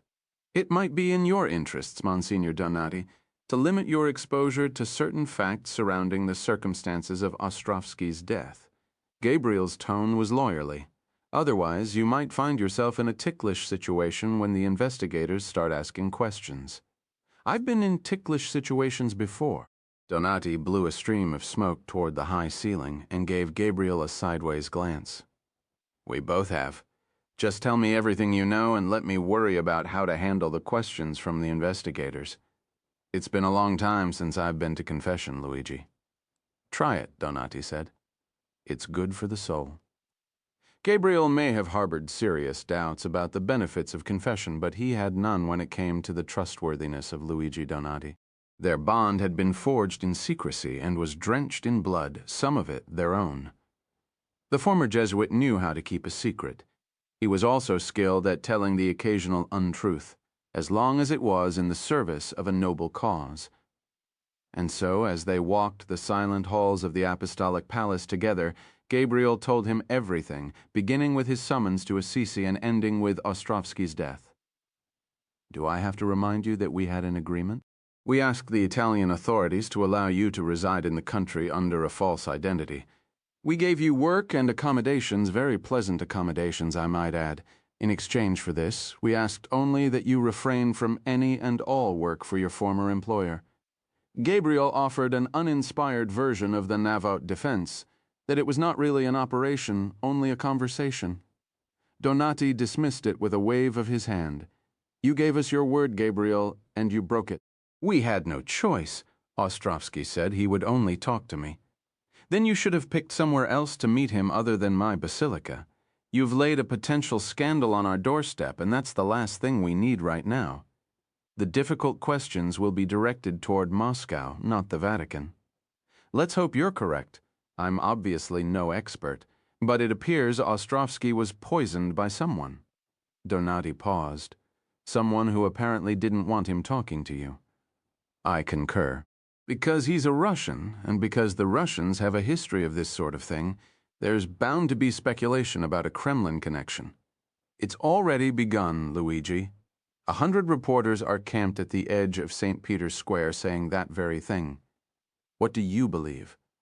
Ostrovsky told us he was afraid of the Siloviki. It's the word Russians use to describe the gang of former KGB men who've set up shop inside the Kremlin. He also told us that the information he had concerned a grave threat to the West and to Israel. What sort of threat? He didn't get a chance to tell us that. Donati clasped his hands behind his back thoughtfully and looked down at the marble floor. For the moment, Ostrovsky's death is a matter for the police and security services of the Vatican, but it is unlikely to remain so. I anticipate pressure will build rather quickly for us to grant the Italian authorities primacy in the investigation. Fortunately, murder is not a common occurrence at the Vatican, except when you come to town, of course. We simply don't have the technical expertise necessary to carry out an inquiry of this complexity, especially if sophisticated poisons or toxins are involved. How long before you'll have to let the Italians take over? If I had to guess, the request will be on my desk by tomorrow. If we refuse, we'll be accused of engaging in a cover-up. The press will spin wild theories about dark forces at play behind the walls of the Vatican. Which brings us back to the photographs of you inside the basilica at the time of Ostrovsky's death. What about them? Dropping the prints into the pontifical shredder is only a temporary solution. As you might expect, the images are stored permanently in the memory of our computers. And don't even think about asking me to delete them. I won't countenance the destruction of evidence, not with the Italians about to take over the case. No one is going to recognize me from those images, Luigi. There's only one way the Italians will find out I was here. Don't worry, Gabriel. Your secret is safe with us. 3 people know of your involvement: the Holy Father, myself, and the Vigilanza detective who's leading our investigation. I've sworn him to secrecy, and he's agreed to remain silent. He's what we Italians call an uomo di fiducia, a man of trust. He used to work for the Polizia di Stato. If it's all right with you, Luigi, I'd like to have a brief word with the inspector. About what? It's possible the security cameras in the basilica picked up someone other than me. Who? The man who killed Boris Ostrovsky, of course. 9 Vatican City, Gabriel did not require an escort to find the Vatican Central Security Office. Unfortunately, he knew the way. It was there, shortly before the attack on St. Peter's Basilica, that he had engaged in a frantic search for evidence of an Al-Qaeda infiltrator at the Vatican. Had he been able to start a few minutes sooner, he might have prevented the deadliest single act of Islamic terrorism since 9/11. Ispettore Matteo Cassani, a trim figure in a well-cut dark suit, was waiting in the reception foyer. He regarded Gabriel with a pair of weary, bloodshot eyes, then extended his hand. "Welcome back, Signore. Come with me, please." They headed down a narrow corridor and paused briefly in an open doorway. Inside, 2 uniformed Vigilanza officers were seated before a wall of video monitors. Gabriel quickly scanned the images: St. Anne's Gate, the Arch of Bells, St. Peter's Square, the San Damaso courtyard, the Vatican Gardens, the interior of the Basilica. This is our main observation room. It also serves as our command center in times of crisis, such as the morning of the attack. Everything is recorded and stored digitally for all eternity, he added with a tired smile. Just like the Holy Mother Church. I was afraid of that. Don't worry, Signore. I know who you are, and I know exactly what you did the day those terrorists attacked this place. The Church lost 4 cardinals and 8 bishops in a matter of seconds, and if it wasn't for you, we might have lost a pope as well. They left the observation room and entered a cramped office overlooking the darkened Belvedere courtyard. Cassani sat down before a desktop computer and invited Gabriel to look over his shoulder. "Monsignor Donati told me you wanted to see every image we had of the dead Russian." Gabriel nodded. The detective clicked the mouse and the first image appeared, a wide-angle shot of St. Peter's Square, taken from a camera mounted atop the left flank of the colonnade. The shot advanced at the rate of 1 frame per second. When the time code in the bottom left portion of the screen reached 15:47:23, Cassani clicked the pause icon and pointed to the top right-hand corner. There's Signore Ostrovsky. He enters the square alone and makes his way directly to the security checkpoint outside the basilica. Cassani glanced at Gabriel. It's almost as if he was intending to meet someone inside. "Can you set the shot in motion?" Gabriel asked. The detective clicked the play icon, and Boris Ostrovsky began moving across the square, with Eli Lavon following carefully in his wake. 90 seconds later, as Ostrovsky was passing between the obelisk and the left fountain, he slipped out of the range of the camera atop the colonnade and into the range of another camera mounted near the Loggia of the Blessings. A few seconds later, he was surrounded by a group of tourists. A solitary figure approached from the left side of the image. Rather than wait for the group to pass, he shouldered his way through it. The man appeared to bump several members of the group, including Ostrovsky, then headed off toward the entrance of the square. Gabriel watched the final 3 minutes of Boris Ostrovsky's life, his brief wait at the security checkpoint, his passage through the filaried door, his stop at the chapel of the Pietà, his final walk to the monument to Pius XII. Precisely 67 seconds after his arrival, he fell to his knees before the statue and began clutching his throat. Gabriel appeared 22 seconds after that, advancing spirit-like across the screen, 1 frame per second. The detective appeared moved by the sight of Gabriel, lowering the dying Russian carefully to the floor. "Did he say anything to you?" the detective asked. "No, nothing. He couldn't speak." "What were you telling him?" "I was telling him that it was all right to die. I was telling him he would be going to a better place. You are a believer, Signore Allen? Take it back to the shot at 1550. The Vatican detective did as Gabriel requested, and for the second time they watched as Ostrovsky advanced toward the basilica, and as the solitary figure approached him from the left. "Stop it right there," Gabriel said, suddenly. Cassani immediately clicked pause. "Back it up to the previous frame, please." The Vatican detective complied with the request. "Can you enlarge the image?" "I can," Cassani said, "but the resolution will be poor." "Do it anyway." The Vatican detective used the mouse to crop the image to the necessary dimensions, then clicked the enlarge icon. The resolution, as promised, was nebulous at best. Even so, Gabriel could clearly see the right hand of the solitary figure wrapped around the upper portion of Boris Ostrovsky's right arm. "Where's Ostrovsky's body?" "In our morgue." "Has anyone examined it yet?" I gave it a brief examination to see if there were any signs of physical trauma or wounds. There was nothing. If you check again, I suspect you'll find a very small perforation to the skin of his upper arm. It's where the assassin injected him with a Russian poison that paralyzes the respiratory system within minutes. It was developed by the KGB during the Cold War. I'll have a look right away. There's something I need from you first. Gabriel tapped the screen. I need to know what time this man entered the square and which direction he went when he left. And I need the 5 best pictures of him you can find. He was a professional, and like all professionals, he had been aware of the cameras. He had lowered his guard just once at 15:47:33, 10 seconds after Boris Ostrovsky was first picked up by Vatican surveillance on the edge of the square. The image had been captured by a camera near the bronze doors of the Apostolic Palace. It showed a sturdy, jawed man with wide cheekbones, heavy sunglasses, and thick blonde hair. Eli Lavon examined the photograph by the glow of a street lamp atop the Spanish Steps. 50 yards away, an office security team was hastily searching the safe flat for traces of toxins or radioactive material. The hair is artificial, but I'd say those cheekbones are real. He's a Russian, Gabriel, and he's not someone I'd ever care to meet in a dark alley. Lavon studied the photo showing the assassin's hand wrapped around Ostrovsky's upper arm. Poor Boris barely gives him a look after they bump into each other. I don't think he ever knew what hit him. He didn't, Gabriel said.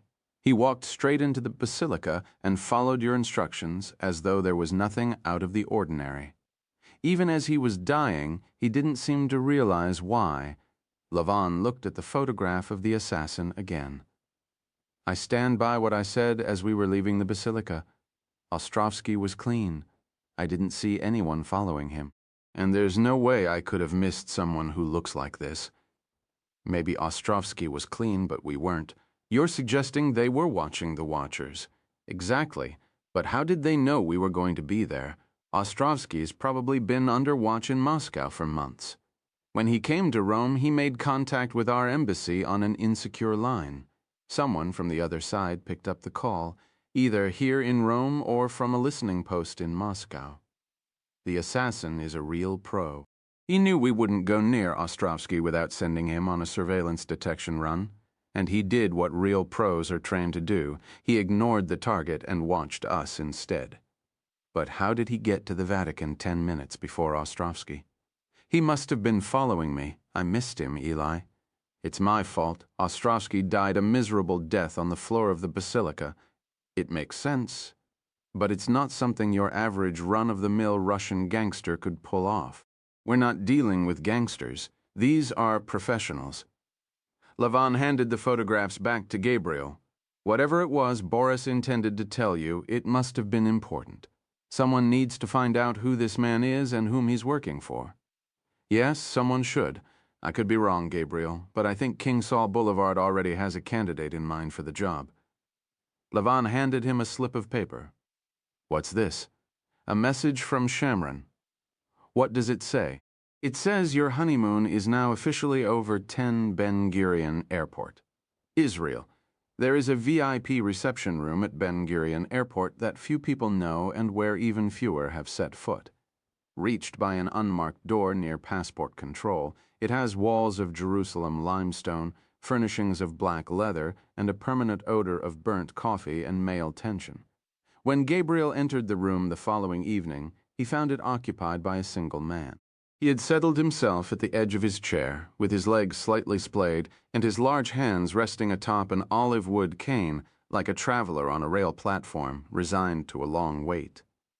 He was dressed, as always, in a pair of pressed khaki trousers and a white Oxford cloth shirt, with the sleeves rolled up to the elbows. His head was bullet-shaped and bald, except for a monkish fringe of white hair.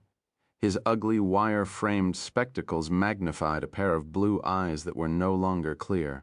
"How long have you been sitting there?" Gabriel asked. "Since the day you returned to Italy," replied Ari Shamron. Gabriel regarded him carefully. "Why are you looking at me like that?" "I'm just wondering why you're not smoking."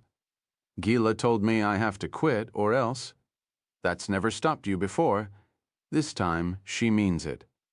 Gabriel kissed Shamron on the top of the head.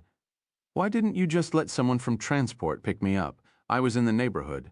You live in Tiberias. You're retired now, Ari. You should be spending time with Gila to make up for all those years when you were never around." "I'm never going to retire." Shamron thumped the arm of his chair for emphasis. "As for Gila, she was the one who suggested I come here to wait for you. She told me to get out of the house for a few hours. She said I was underfoot." Shamron closed his hooded eyes for a moment and gave a ghost of a smile. His loved ones, like his power and influence, had slowly slipped through his fingers. His son was a brigadier general in the IDF's Northern Command and used almost any excuse to avoid spending time with his famous father, as did his daughter, who had finally returned to Israel after spending years abroad. Only Gila, his long-suffering wife, remained faithfully by his side. But now that Shamron had no formal role in the affairs of state, even Gila, a woman of infinite patience, found his constant presence a burden. His real family were men like Gabriel, Nevo, and Lavon, men whom he had recruited and trained, men who operated by a creed, even spoke a language written by him. They were the secret guardians of the state, and Ari Shamron was their overbearing, tyrannical father. "I made a foolish wager a long time ago," Shamron said. "I devoted my life to building and protecting this country, and I assumed that my wife and children would forgive my sins of absence and neglect. I was wrong, of course. And now you want to inflict the same outcome on my life. You're referring to the fact I've interrupted your honeymoon?" "I am." "Your wife is still on the office payroll. She understands the demands of your work. Besides, you've been gone for over a month. We agreed my stay in Italy would be indefinite. We agreed to no such thing, Gabriel. You issued a demand, and at the time I was in no position to turn it down, not after what you'd just gone through in London." Shamron squeezed his deeply lined face into a heavy frown. "Do you know what I did for my honeymoon?" "Of course, I know what you did for your honeymoon." "The whole country knows what you did for your honeymoon." Shamron smiled. It was an exaggeration, of course, but only a slight one. Within the corridors and conference rooms of the Israeli intelligence and security services, Ari Shamron was a legend. He had penetrated the courts of kings, stolen the secrets of tyrants, and killed the enemies of Israel, sometimes with his bare hands. His crowning achievement had come on a rainy night in May 1960, in a squalid suburb north of Buenos Aires, when he had leapt from the back of a car and seized Adolf Eichmann, architect of the Holocaust. Even now, Shamron could not go out in public in Israel without being approached by aging survivors who simply wanted to touch the hands that had clamped around the neck of the monster. Gila and I were married in April of '47, at the height of the War of Independence. I put my foot on a glass. Our friends and family shouted Mazel Tov. Then I kissed my new wife and went back to join my Palmach unit. They were different times, Ari. Not so different. We were fighting for survival then, and we fight for survival now. Shamron scrutinized Gabriel for a long moment through his spectacles. But you already know that, don't you, Gabriel? That explains why you simply didn't ignore my message and return to your villa in Umbria. I should have ignored your original summons. Then I wouldn't be back here. He made a show of looking around the dreary furnishings, back in this room. I wasn't the one who summoned you. Boris Ostrovsky did. Then he had the terrible misfortune of dying in your arms, and now you're going to find out who killed him and why. Under the circumstances, it is the least you can do for him. Gabriel glanced at his wristwatch. Did Eli make it in all right? They had traveled on separate planes and by different routes. Lavon had taken the direct flight from Fiumicino to Ben Gurion. Gabriel had flown first to Frankfurt, where he had spent 3 hours waiting for a connecting flight. He had put the time to good use by walking several miles through Frankfurt's endless terminals, searching his tail for Russian assassins.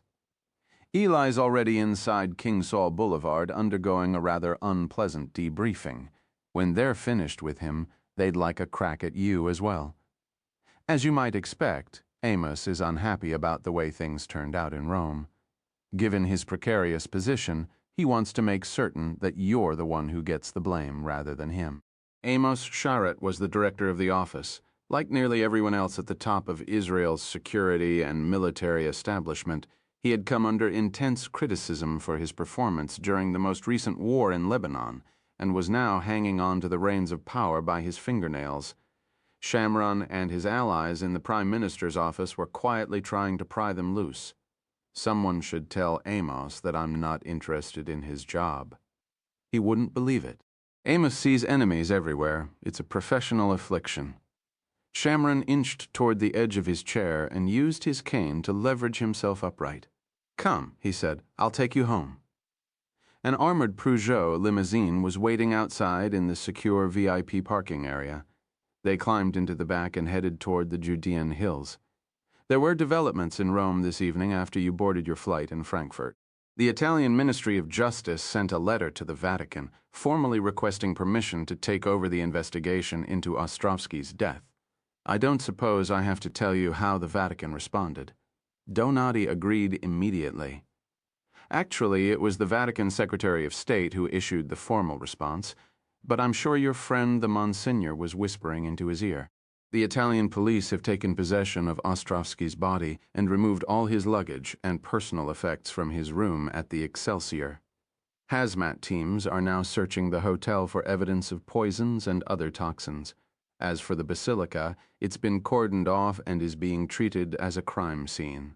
The Ministry of Justice has asked all those who witnessed the death to come forward immediately. I suppose that would include you? Shamron scrutinized Gabriel for a moment. It seems to me your position vis-à-vis Boris Ostrovsky is somewhat tenuous at the moment. Donati has promised to keep my name out of it. God knows the Vatican is good at keeping secrets, but surely there are others there who know about your connection to this affair. If one of them wants to embarrass Donati, or us for that matter, all they have to do is make a quiet phone call to the Polizia di Stato. Boris Ostrovsky was killed by a professional Russian assassin in St. Peter's Square. Gabriel removed a manila folder from the side flap of his bag and handed it to Shamron. And these pictures prove it. Shamron switched on his overhead reading light and examined the photos. It's a brazen act, even by Russian standards. Ostrovsky must have known something very important for them to resort to this. I take it? You have a theory? Unfortunately, we do. Shamron slipped the photos back into the file folder and switched off the lamp. Our good friends in the Kremlin have been selling sophisticated weapons systems to the rogue regimes of the Middle East at an unprecedented rate. The mullahs of Iran are one of their best customers, but they have also been selling anti-aircraft and anti-tank systems to their old friends in Damascus. We've been picking up reports that the Syrians and the Kremlin are about to close a major deal involving an advanced Russian missile known as the Iskander. It's a road-mobile weapon with a range of 170 miles, which means Tel Aviv would be well within Syria's range. I don't need to explain the ramifications of that to you. It would alter the strategic balance in the Middle East overnight. Shamron nodded his head slowly, and unfortunately, given the track record of the Kremlin, it's only one of many unsettling possibilities. The entire region is bristling with rumors of some kind of New Deal somewhere. We've been hammering away at the issue for months. So far, we've been unable to come up with anything we can take to the Prime Minister. I'm afraid he's beginning to get annoyed. It's part of his job description and mine." Shamron smiled humorlessly. "All of this goes to explain why we were so interested in having you meet with Boris Ostrovsky in the first place, and why we would now like you to travel to Russia to find out what he intended to say to you." "Me? I've never set foot in Russia. I don't know the terrain. I don't even speak the language. You have something more important than local knowledge and language. What's that?" "A name and a face that the extremely nervous staff of Moskovsky Gazeta will recognize. Chances are the Russian security services will recognize it too. We have a plan for that," Shamron said. The old man smiled. He had a plan for everything. 11 Jerusalem. There were security agents at either end of Narcus Street, a quiet, leafy lane in the heart of Jerusalem, and another standing watch outside the entrance of the dowdy little limestone apartment house at number 16. Gabriel, as he crossed the tiny foyer with Shamron at his heels, didn't bother checking the postbox. He never received mail, and the name on the box was false. As far as the bureaucracy of the State of Israel was concerned, Gabriel Allon did not exist. He was no one. He lived nowhere. He was the eternal wandering Jew.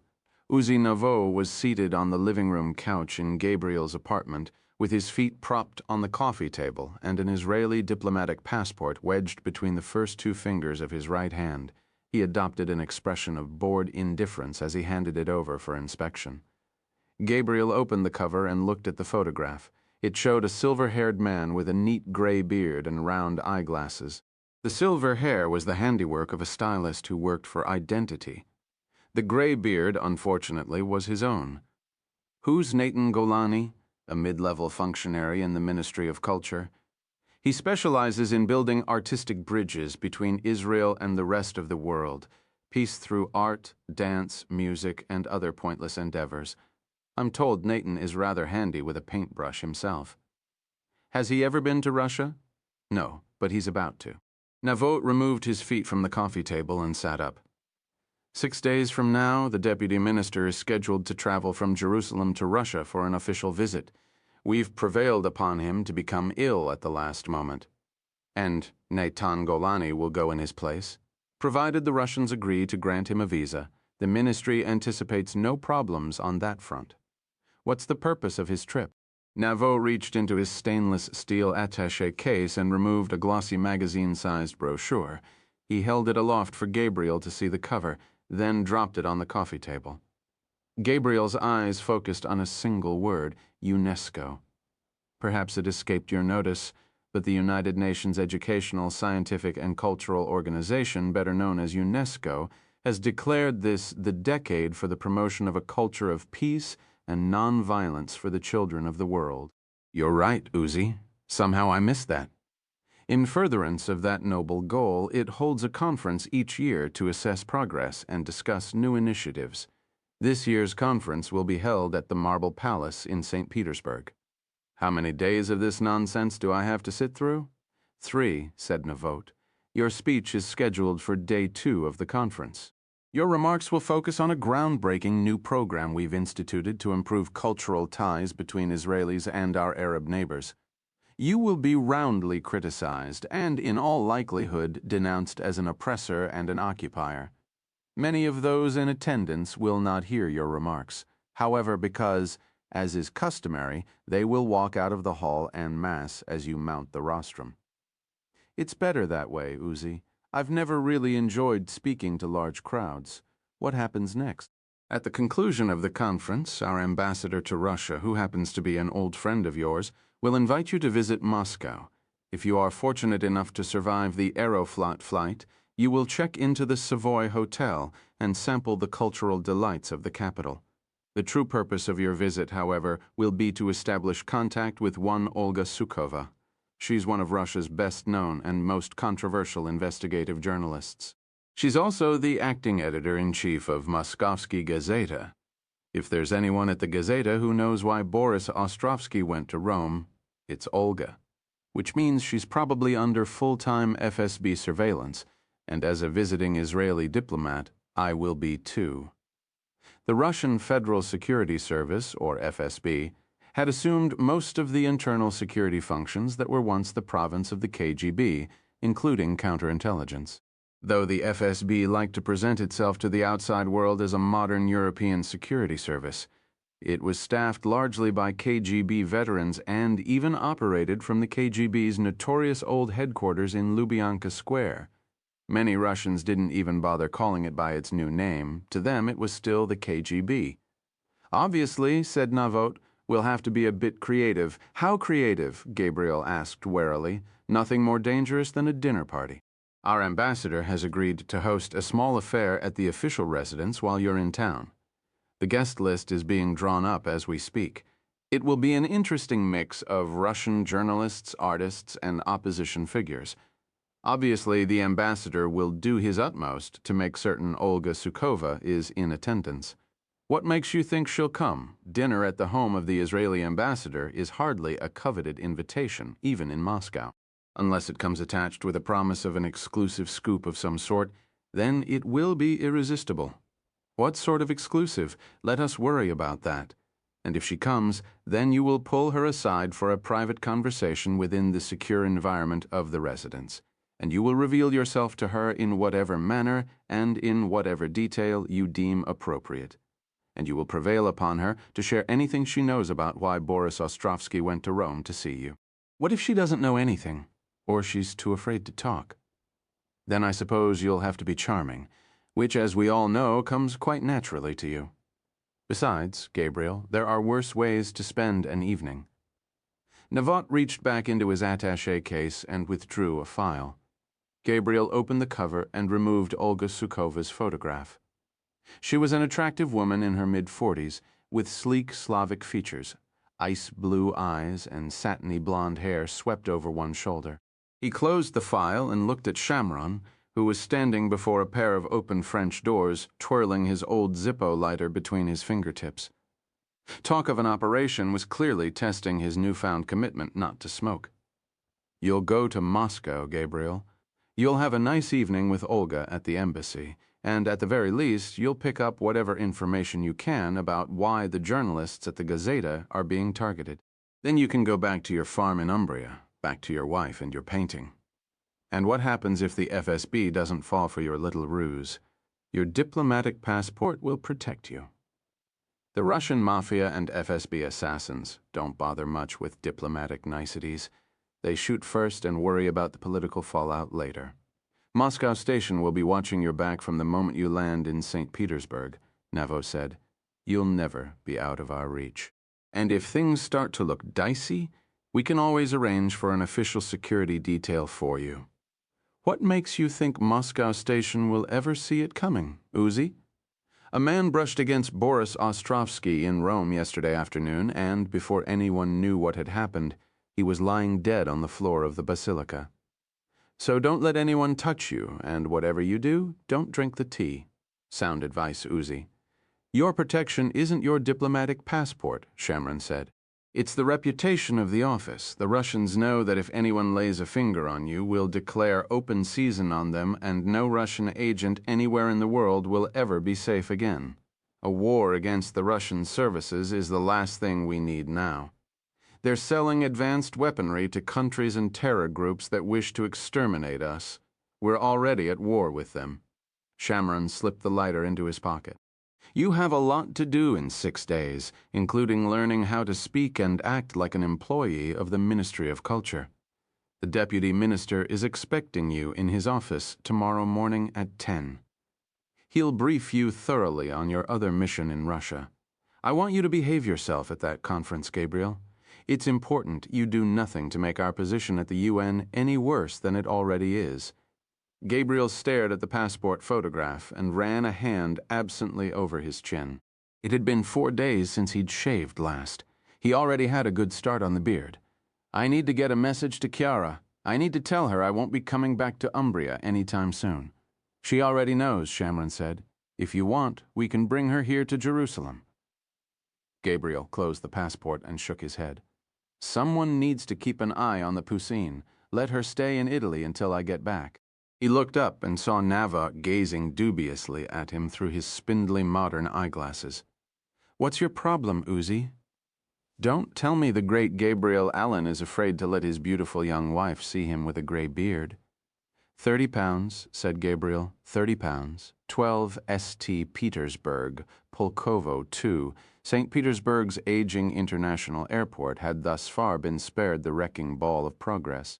The cracked tarmac was dotted with forlorn-looking Soviet-era planes that seemed no longer capable of flight, and the structure itself looked more like a factory complex or prison than a hub of modern air travel. Gabriel entered the terminal under the bleary-eyed gaze of a boy militiaman and was pointed toward passport control by an information hostess who seemed annoyed by his presence. After being formally admitted into Russia with only a slight delay, he made his way to baggage claim, where he waited the statutory hour for his luggage. Lifting the bag from the clattering carousel, he noticed the zipper was halfway open.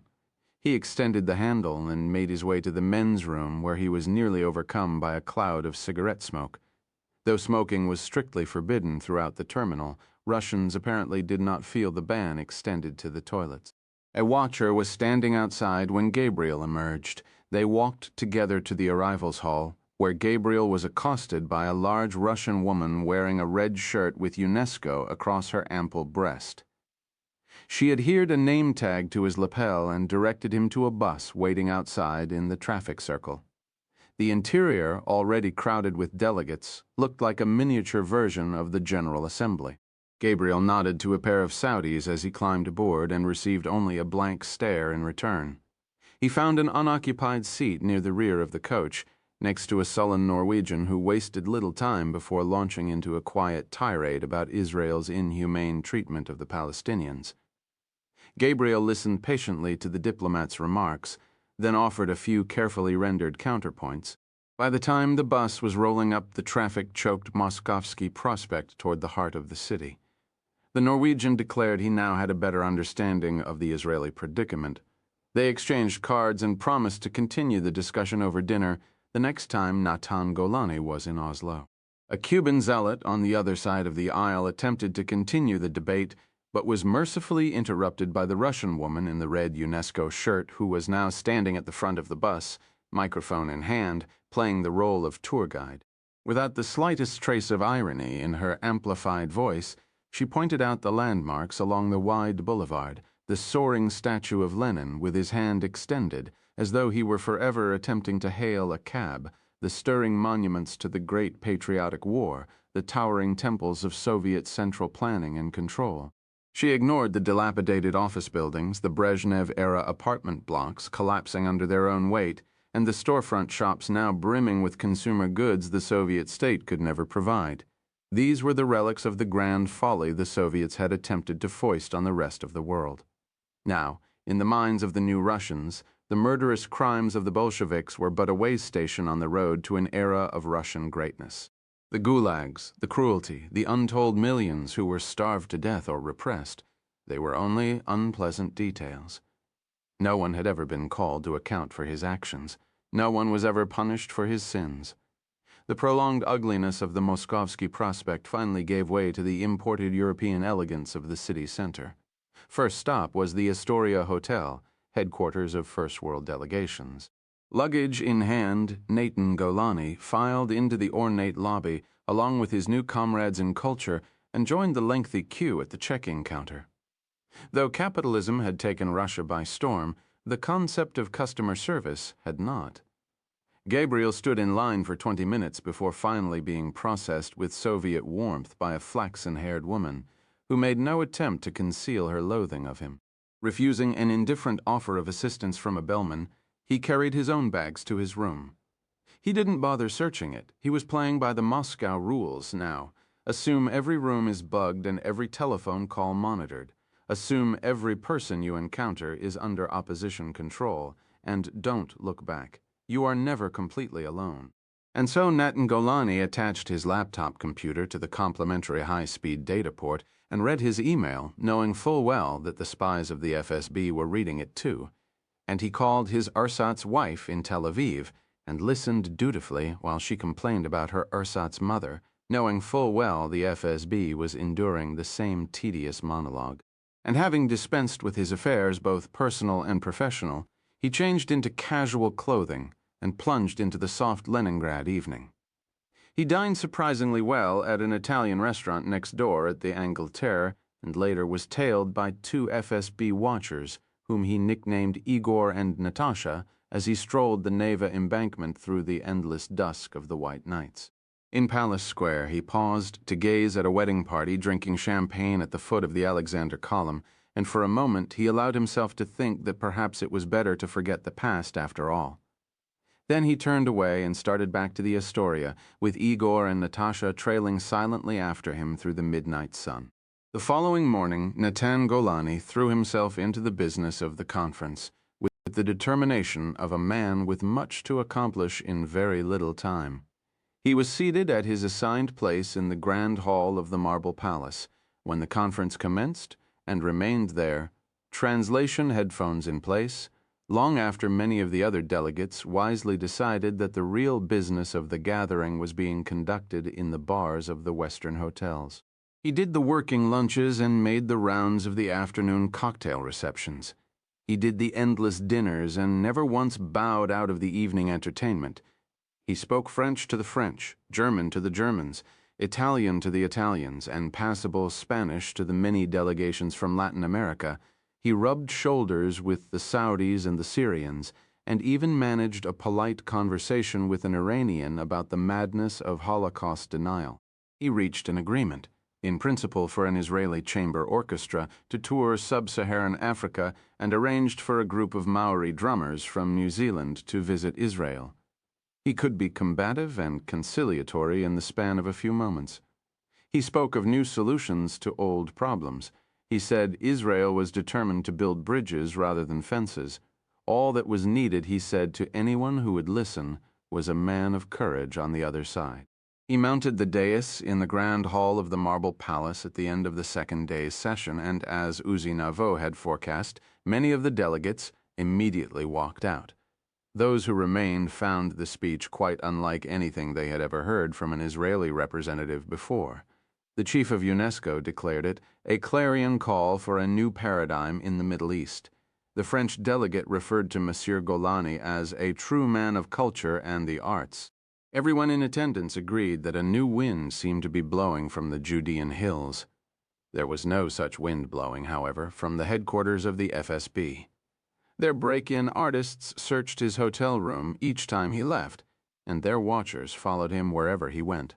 During the final gala at the Mariinsky Theater, an attractive female agent flirted shamelessly with him and invited him back to her apartment for an evening of sexual compromise. He politely declined and left the Mariinsky with no company other than Igor and Natasha, who were by now too bored to even bother concealing their presence. It being his final night in St. Petersburg, he decided to climb the winding steps to the top of St. Isaac's Golden Dome. The parapet was empty except for a pair of German girls who were standing at the balustrade, gazing out at the sweeping view of the city. One of the girls handed him a camera and posed dramatically while he snapped her picture. She then thanked him profusely and told him that Olga Sukova had agreed to attend the embassy dinner. When he returned to his hotel room, he found the message light winking on his telephone. It was the Israeli ambassador insisting that he come to Moscow. You have to see the place to believe it. Natan, billionaires, dirty bankers, and gangsters, all swimming in a sea of oil, caviar, and vodka. We're having a dinner party Thursday night. Just a few brave souls who've had the chutzpah to challenge the regime. And don't think about trying to say no, because I've already arranged it with your minister. He erased the message, then dialed Tel Aviv and informed his ersatz wife that he would be staying in Russia longer than expected. She berated him for several minutes, then slammed down the phone in disgust. Gabriel held the receiver to his ear a moment longer and imagined the FSB listeners having a good laugh at his expense. 13 Moscow, on Moscow's Tverskaya Street, the flashy foreign cars of the newly rich jockeyed for position, with the boxy Ladas and Zhigulis of the still-deprived the Kremlin's Trinity Tower was nearly lost in a gauzy shroud of exhaust fumes. its famous red star looking sadly like just another advertisement for an imported luxury good. In the bar of the Savoy Hotel, the sharp boys and their bodyguards were drinking cold beer instead of vodka. Their black Bentleys and Range Rovers waited just outside the entrance, engines running for a quick getaway. Conservation of fuel was hardly a priority in Russia these days. Petrol, like nearly everything else, was in plentiful supply. At 7:30 p.m., Gabriel came down to the lobby dressed in a dark suit and diplomatic silver tie. Stepping from the entrance, he scanned the faces behind the wheels of the parked cars before heading down the hill to the Titralny Prospect. Atop a low hill loomed the hulking yellow fortress of Lubyanka, headquarters of the FSB. In its shadow was a row of exclusive Western designer boutiques worthy of Rodeo Drive or Madison Avenue. Gabriel could not help but marvel at the striking juxtaposition, even if it was only a bit of pantomime for the pair of watchers who had left the comfort of their air-conditioned car and were now trailing him on foot. He consulted a hotel street map needlessly because his route was well planned in advance, and made his way to a large open-air esplanade at the foot of the Kremlin walls. Passing a row of kiosks selling everything from Soviet hockey jerseys to busts of the murderers Lenin and Stalin, he turned to the left and entered Red Square. The last of the day's pilgrims stood outside the entrance of Lenin's tomb, sipping Coca-Cola and fanning themselves with tourist brochures and guides to Moscow nightlife. He wondered what drew them here. Was it misplaced faith? Nostalgia for a simpler time, or did they come merely for morbid reasons? To judge for themselves whether the figure beneath the glass was real or more worthy of a wax museum. He crossed the square toward the candy-cane domes of St. Basil's Cathedral, then followed the eastern wall of the Kremlin down to the Moscow River. On the opposite bank at Serafimovitcha Street 2 stood the infamous house on the embankment, the colossal apartment block built by Stalin in 1931 as an exclusive residence for the most elite members of the nomenklatura. During the height of the Great Terror, 766 residents, or one-third of its total population, had been murdered, and those privileged enough to reside in the house lived in constant fear of the knock at the door. Despite its bloody history, many of the old Soviet elite and their children still lived in the building, and flats now sold for millions of dollars. Little of the exterior had changed except for the roof, which was now crowned by a Stalin-sized revolving advertisement for Mercedes-Benz. The Nazis may have failed in their bid to capture Moscow, but now, 60 years after the war, the flag of German industrial might flew proudly from one of the city's most prestigious landmarks. Gabriel gave his map another pointless glance as he set out across the Moskvoretsky Bridge. Crimson and black banners of the ruling Russian Unity Party hung from the lampposts, swaying drunkenly in the warm breeze. At the opposite end of the bridge, the Russian president smiled disagreeably at Gabriel from a billboard 3 stories in height. He was scheduled to face the Russian electorate, such that it was for the 4th time at the end of the summer. There was little suspense about the outcome. The president had long ago purged Russia of dangerous democratic tendencies, and the officially sanctioned opposition parties were now little more than useful idiots. The smiling man on the billboard was the new czar in everything but name, and one with imperial ambitions at that. On the other side of the river lay the pleasant quarter known as Zamoskvoresha, spared the architectural terror of Stalin's replanning. The district had retained some of the atmosphere of 19th-century Moscow. Gabriel walked past flaking imperial houses and onion-domed churches until he came to the walled compound at Bolshaya Ordinka 56. The plaque at the gate read Embassy of Israel in English, Russian, and Hebrew. Gabriel held his credentials up to the fisheye lens of the camera and heard the electronic deadbolt locks immediately snap open.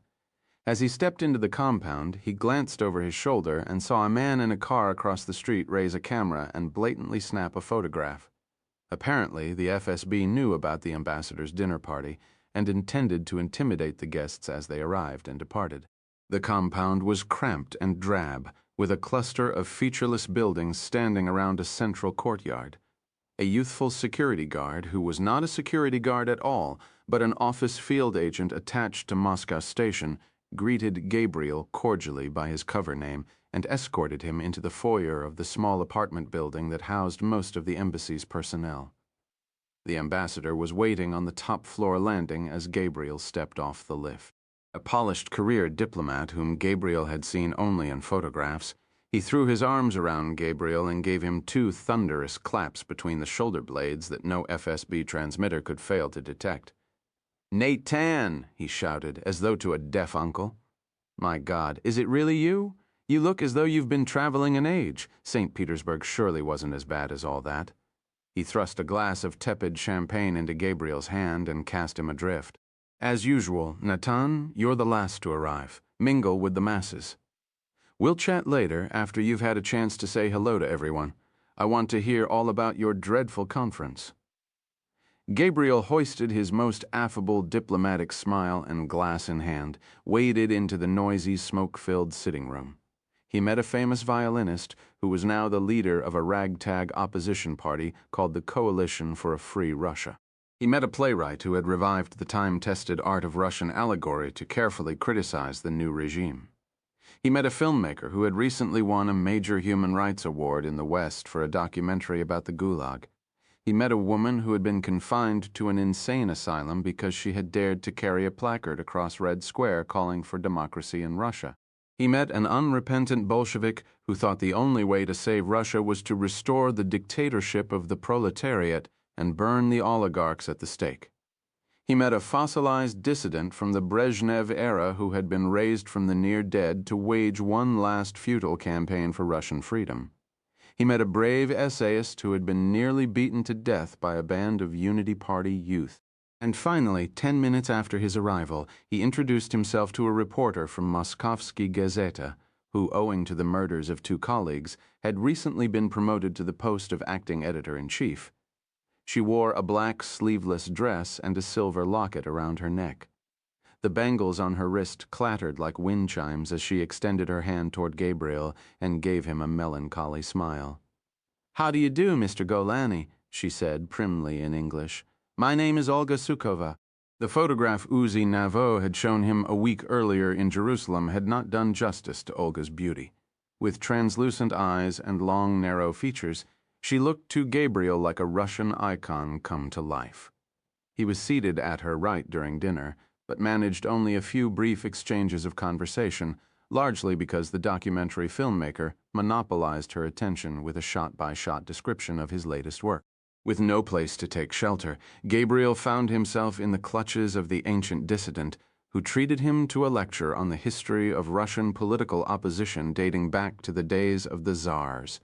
As the waiters cleared the dessert plates, Olga gave him a sympathetic smile. "I'm afraid I feel a cigarette coming on," she said. "Would you care to join me?" They rose from the table together under the crestfallen gaze of the filmmaker and stepped onto the ambassador's small terrace. It was empty, and in semi-darkness, in the distance loomed one of the Seven Sisters, the monstrous Stalinist towers that still dominated the Moscow skyline. "Europe's tallest apartment building," she said without enthusiasm. "Everything in Russia has to be the biggest, the tallest, the fastest, or the most valuable. We cannot live as normal people." Her lighter flared. "Is this your first time in Russia, Mr. Golani?" "Yes," he answered truthfully. "And what brings you to our country?" "You," he answered truthfully again, but only to himself. Aloud, he said that he had been drafted on short notice to attend the UNESCO conference in St. Petersburg, and for the next several minutes he spoke glowingly of his achievements, until he could see that she was bored. He glanced over his shoulder into the ambassador's dining room and saw no movement to indicate that their moment of privacy was about to be interrupted any time soon. "We have a common acquaintance," he said. "Actually, we had a common acquaintance. I'm afraid he's no longer alive." She lifted the cigarette to her lips and held it there as though it were a shield protecting her from harm. "And who might that be?" she asked in her schoolgirl English. "Boris Ostrovsky," Gabriel said calmly. Her gaze was blank. The ember of her cigarette was trembling slightly in the half-light. "And how were you acquainted with Boris Ostrovsky?" she asked guardedly. "I was in St. Peter's Basilica when he was murdered." He gazed directly into the iconic face, assessing whether the fear he saw there was authentic or a forgery. Deciding it was indeed genuine, he pressed on. I was the reason he came to Rome in the first place. I held him while he died. She folded her arms defensively. I'm sorry, Mr. Golani, but you are making me extremely uncomfortable. Boris wanted to tell me something, Miss Sukova. He was killed before he could do that. I need to know what it was, and I think you may know the answer. I'm afraid you were misled. No one on the staff knew what Boris was doing in Rome. We know he had information, Miss Sukova, information that was too dangerous to publish here, information about a threat of some sort, a threat to the West and Israel. She glanced through the open doorway into the dining room. I suppose this evening was all staged for my benefit. You wanted to meet me somewhere. You thought the FSB wouldn't be listening, and so you threw a party on my behalf and lured me here with promises of an exclusive story.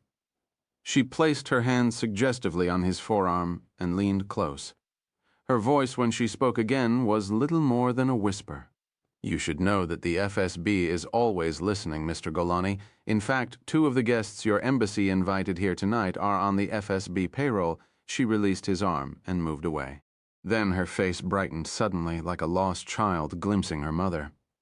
Gabriel turned and saw the filmmaker advancing toward them, with 2 other guests in his wake. Cigarettes were ignited, drinks were fetched, and within a few moments they were all 4 conversing in rapid Russian, as though Mr. Golani was not there. Gabriel was convinced he had overplayed his hand, and that Olga was now forever lost to him. But as he turned to leave, he felt her hand once more upon his arm. The answer is yes, she said. I'm sorry? You asked whether I would be willing to give you a tour of Moscow tomorrow, and the answer is yes. Where are you staying? At the Savoy? It's the most thoroughly bugged hotel in Moscow. She smiled. I'll call you in the morning. 14 Ovovici Cemetery. She wanted to take him to a cemetery. To understand Russia today, she said, you must first know her past, and to know her past, you had to walk among her bones. She telephoned the Savoy the first time at 10 and suggested they meet at noon. A short time later, she called again to say that due to an unforeseen complication at the office, she would not be able to meet him until 3. Gabriel, playing the role of Natan Golani, spent much of the day touring the Kremlin and the Tretiakov Gallery. Then, at 2:45, he stepped onto the escalator of the Lubyanka metro station and rode it down into the warm Moscow earth. A train waited in the murky light of the platform. He stepped on board as the doors rattled closed and took hold of the overhead handrail as the carriage lurched forward. His FSB minder had managed to secure the only empty seat. He was fiddling with his iPod, symbol of the new Russian man, while an old babushka in a black headscarf looked on in bewilderment. They rode 6 stops to Sportivnaya. The watcher emerged into the hazy sunlight first and went to the left. Gabriel turned to the right and entered a chaotic outdoor market of wobbly kiosks and trestle tables piled high with cheap goods from the former republics of Central Asia. At the opposite end of the market, a band of Unity Party youth was chanting slogans and handing out election leaflets. One of them, a not-so-youthful man in his early 30s, was trailing a few steps behind Gabriel as he arrived at the entrance of the Novodevichy Cemetery. On the other side of the gate stood a small red-brick flower shop. Olga Sukova was waiting outside the doorway, a bouquet of carnations in her arms. Your timing is impeccable, Mr. Golani. She kissed Gabriel formally on both cheeks and smiled warmly. Come with me. I think you're going to find this fascinating. She led him up a shaded footpath lined with tall elm and spruce.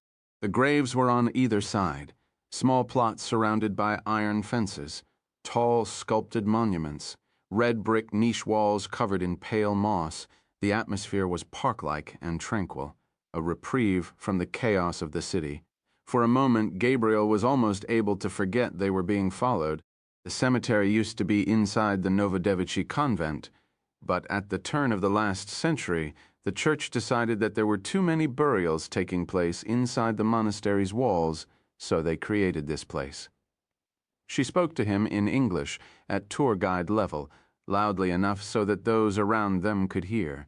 "It's the closest thing we have to a national cemetery other than the Kremlin wall, of course. Playwrights and poets, monsters and murderers, they all lie together here in Novodevichy. One can only imagine what they talk about at night when the gates are closed and the visitors all leave." She stopped before a tall gray monument with a pile of wilted red roses at its base. "Do you like Chekhov, Mr. Golani? Who doesn't? He was one of the first to be buried here." She took him by the elbow. "Come, I'll show you some more." They drifted slowly together along a footpath strewn with fallen leaves. On a parallel pathway, the watcher who had been handing out leaflets in the market was now feigning excessive interest in the grave of a renowned Russian mathematician. A few feet away stood a woman with a beige anorak tied around her waist. In her right hand was a digital camera, pointed directly at Gabriel and Olga. "You were followed here." She gave him a sideways glance.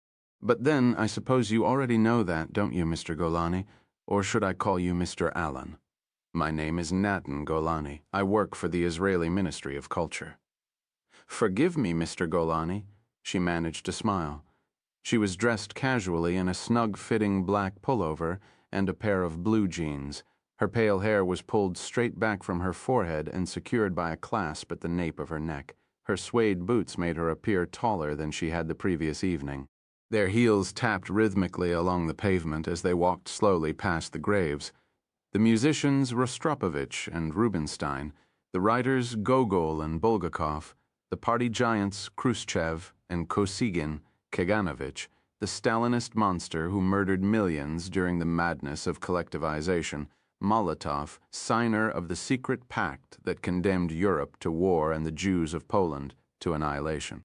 There's no place quite like this to see the striking contradictions of our history.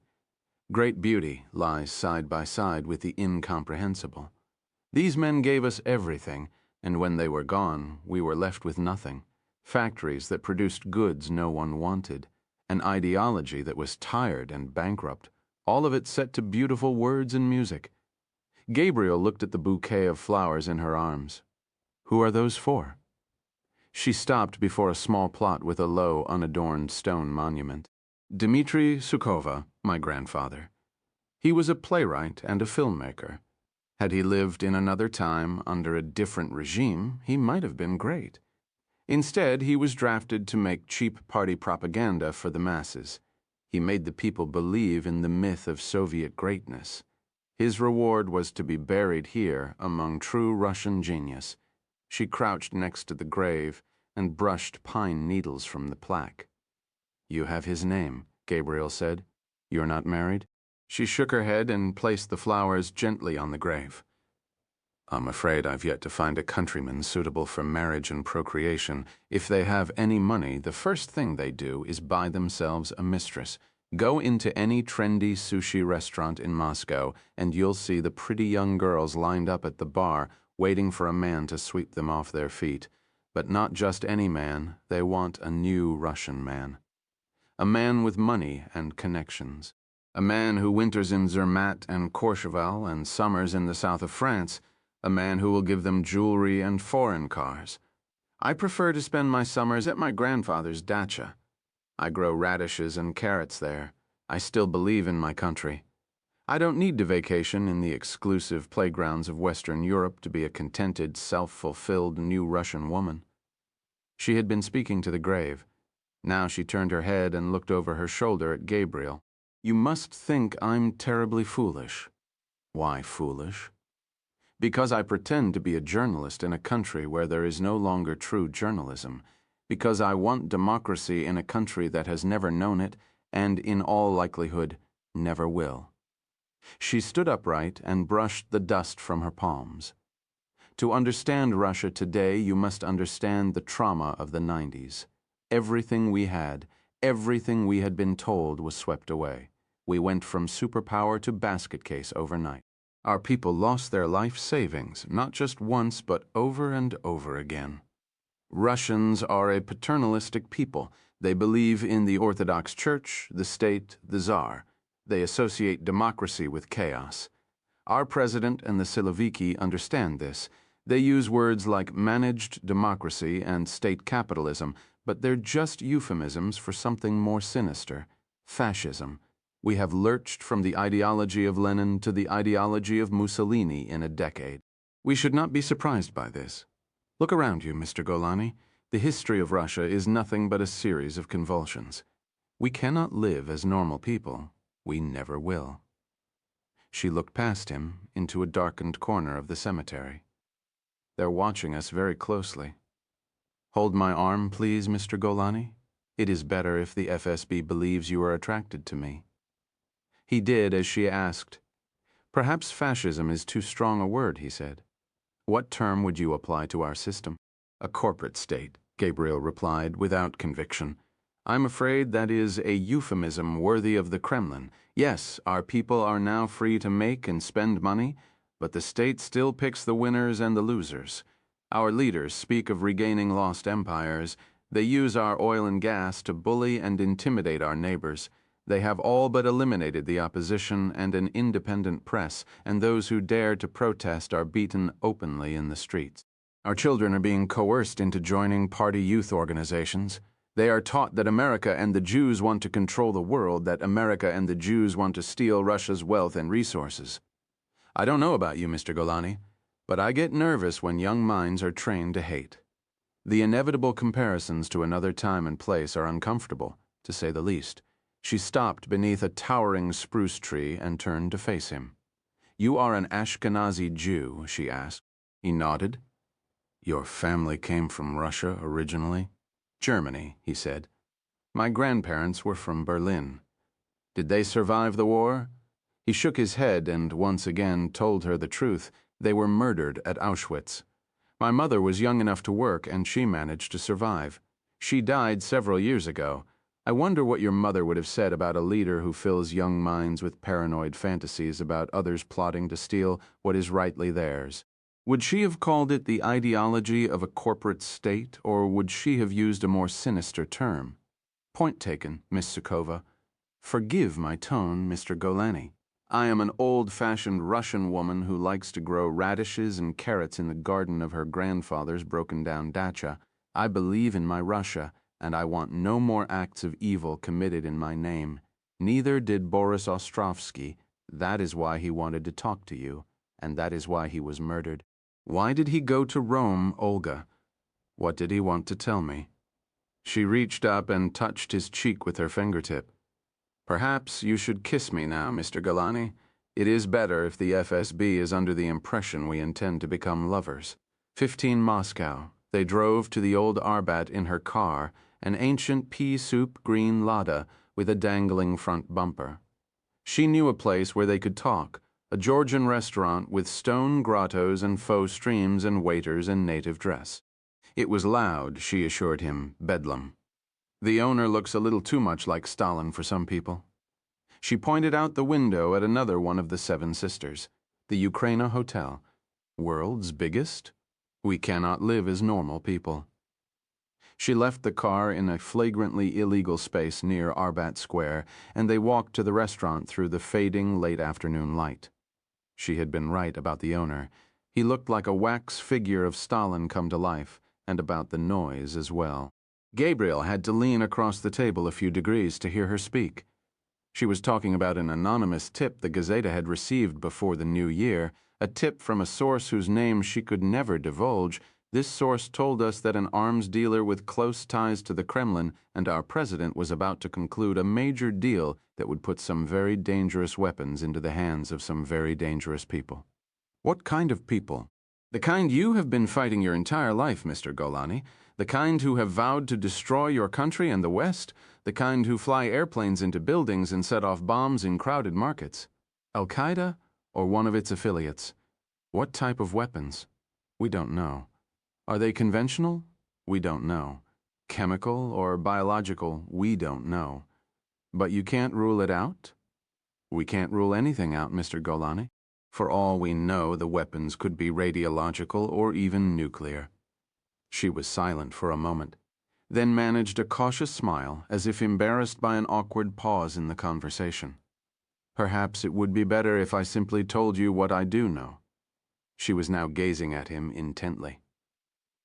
Gabriel heard a commotion to his left, and glanced over his shoulder. Stalin was seating a group of people at the neighboring table. 2 aging mobsters and their high-priced professional dates. Olga took note of them as well and continued speaking.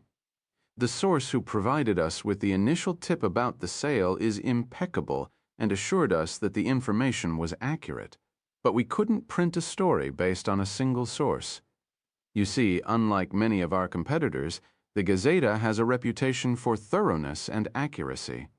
We've been sued many times by people who didn't like what we wrote about them, but we've never lost, not even in the kangaroo courts of Russia.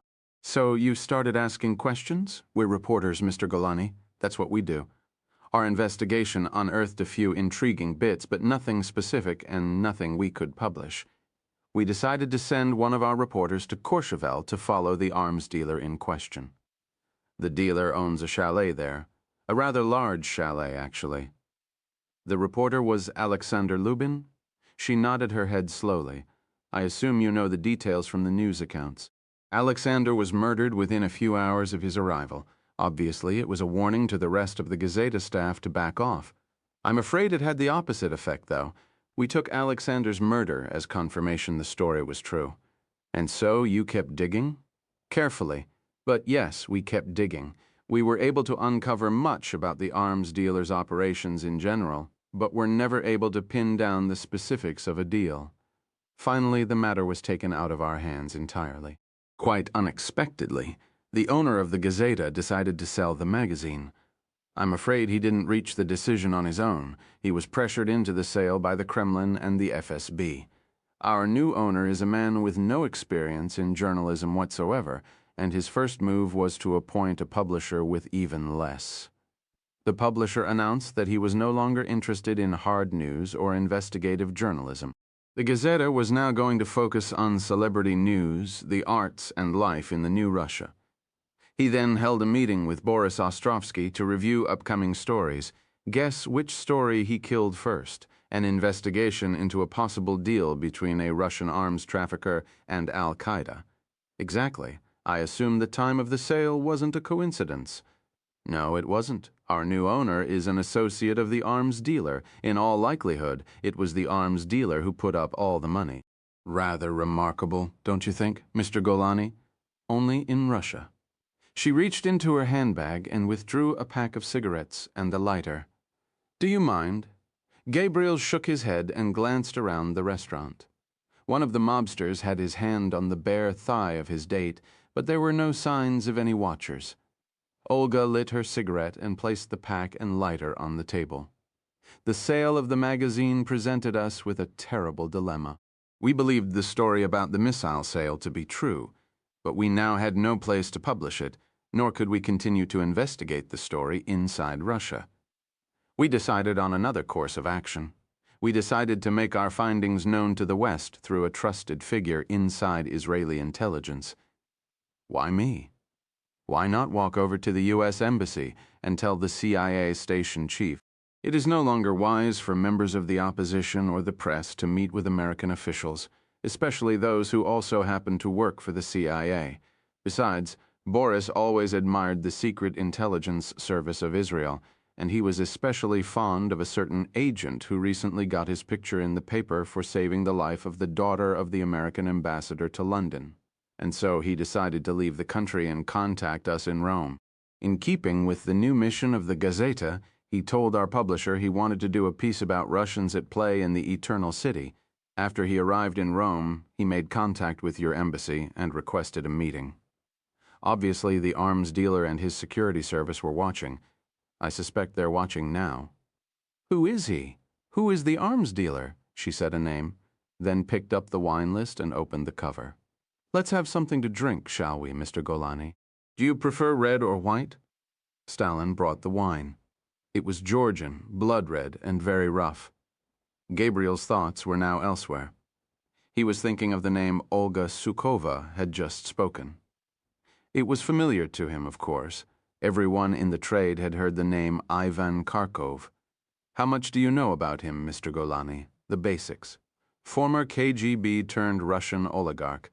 Passes himself off as a legitimate investor and international businessman. Lives mainly in London and France. Those are the basics. May I give you a more thorough version of the story?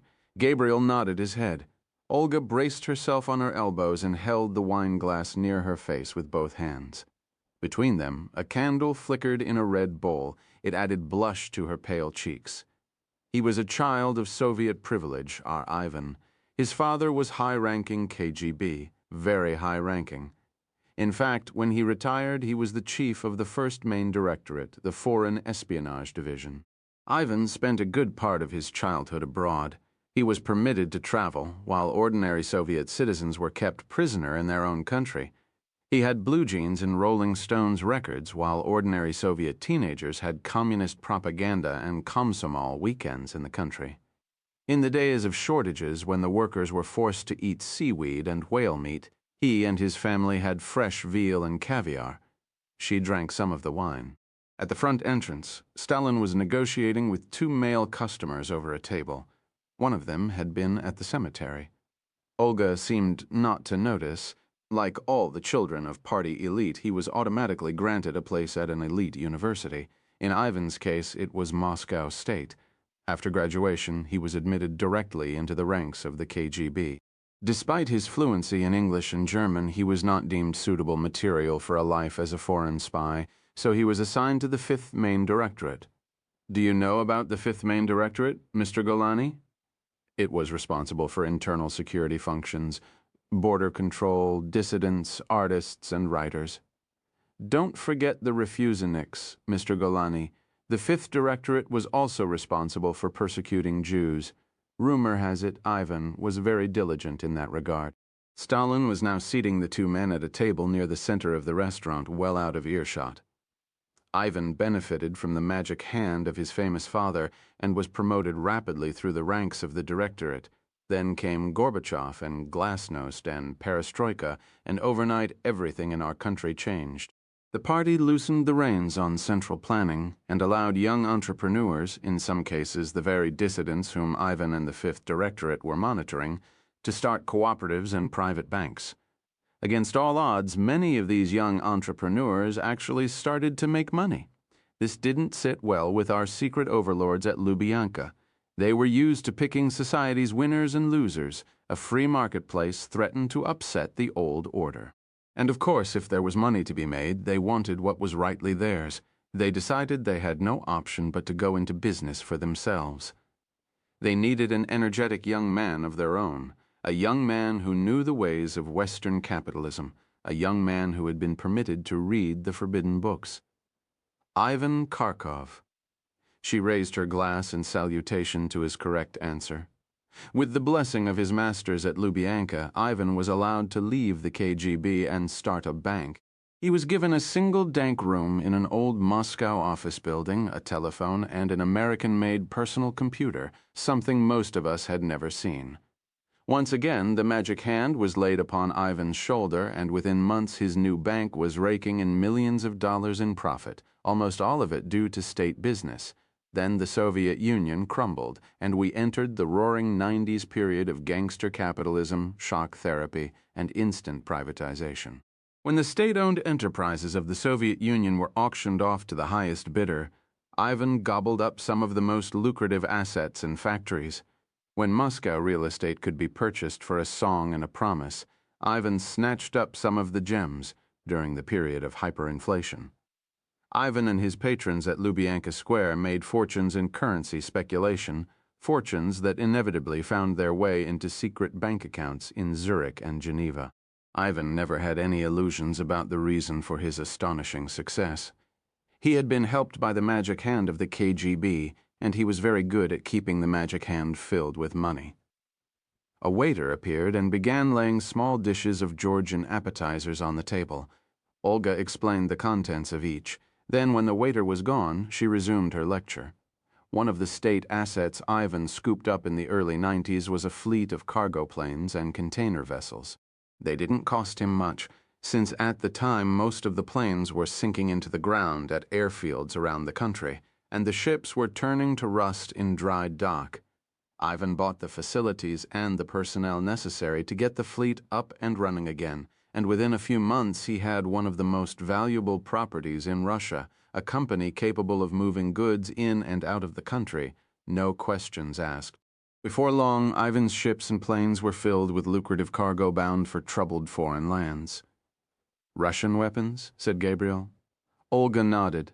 And not just AK-47s and RPG-7s, though they are a substantial part of his operation. Ivan deals in the big-ticket items too. Tanks, anti-aircraft batteries, attack helicopters, even the occasional frigate or out-of-date MiG.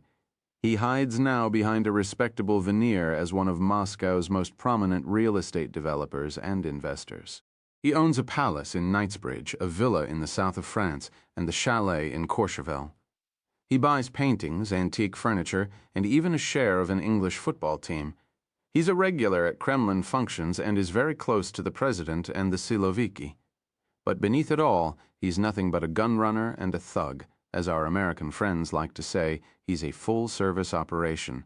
He has inventory and the cargo ships and transport planes to deliver it. If necessary, he can even provide financing through his banking operations. He's renowned for his ability to get weapons to their destination quickly, sometimes overnight, just like DHL and Federal Express.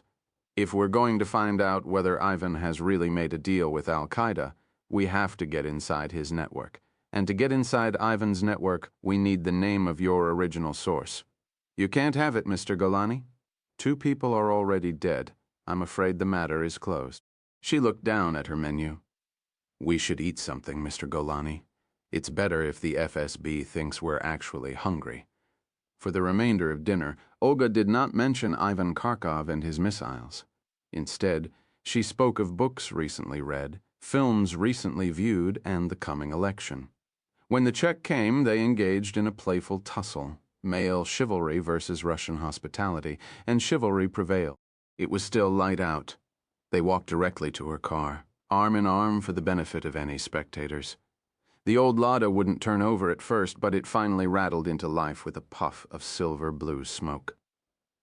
Built by the finest Soviet craftsmen during the last years of developed socialism, she said.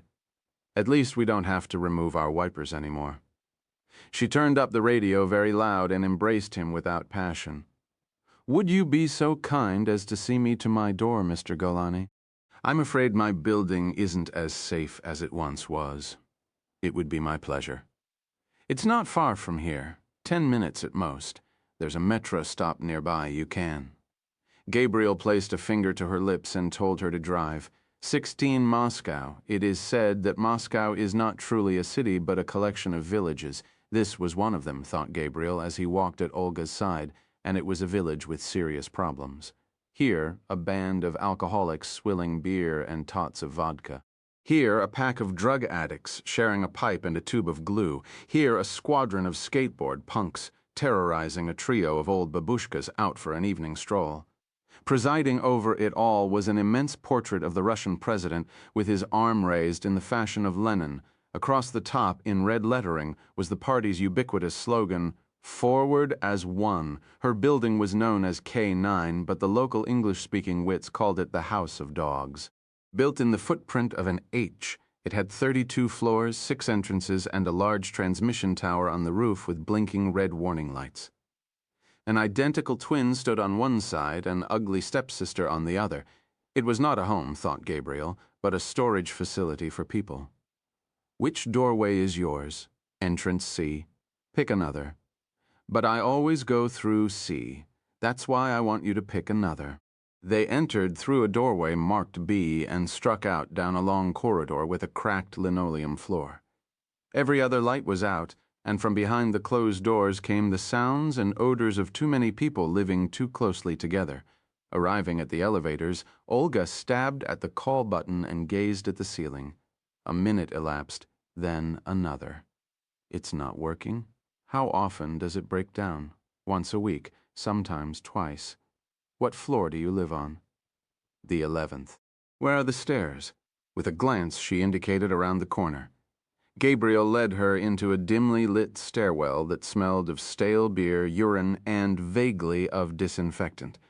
I'm afraid progress has come slowly to Russian stairwells, she said.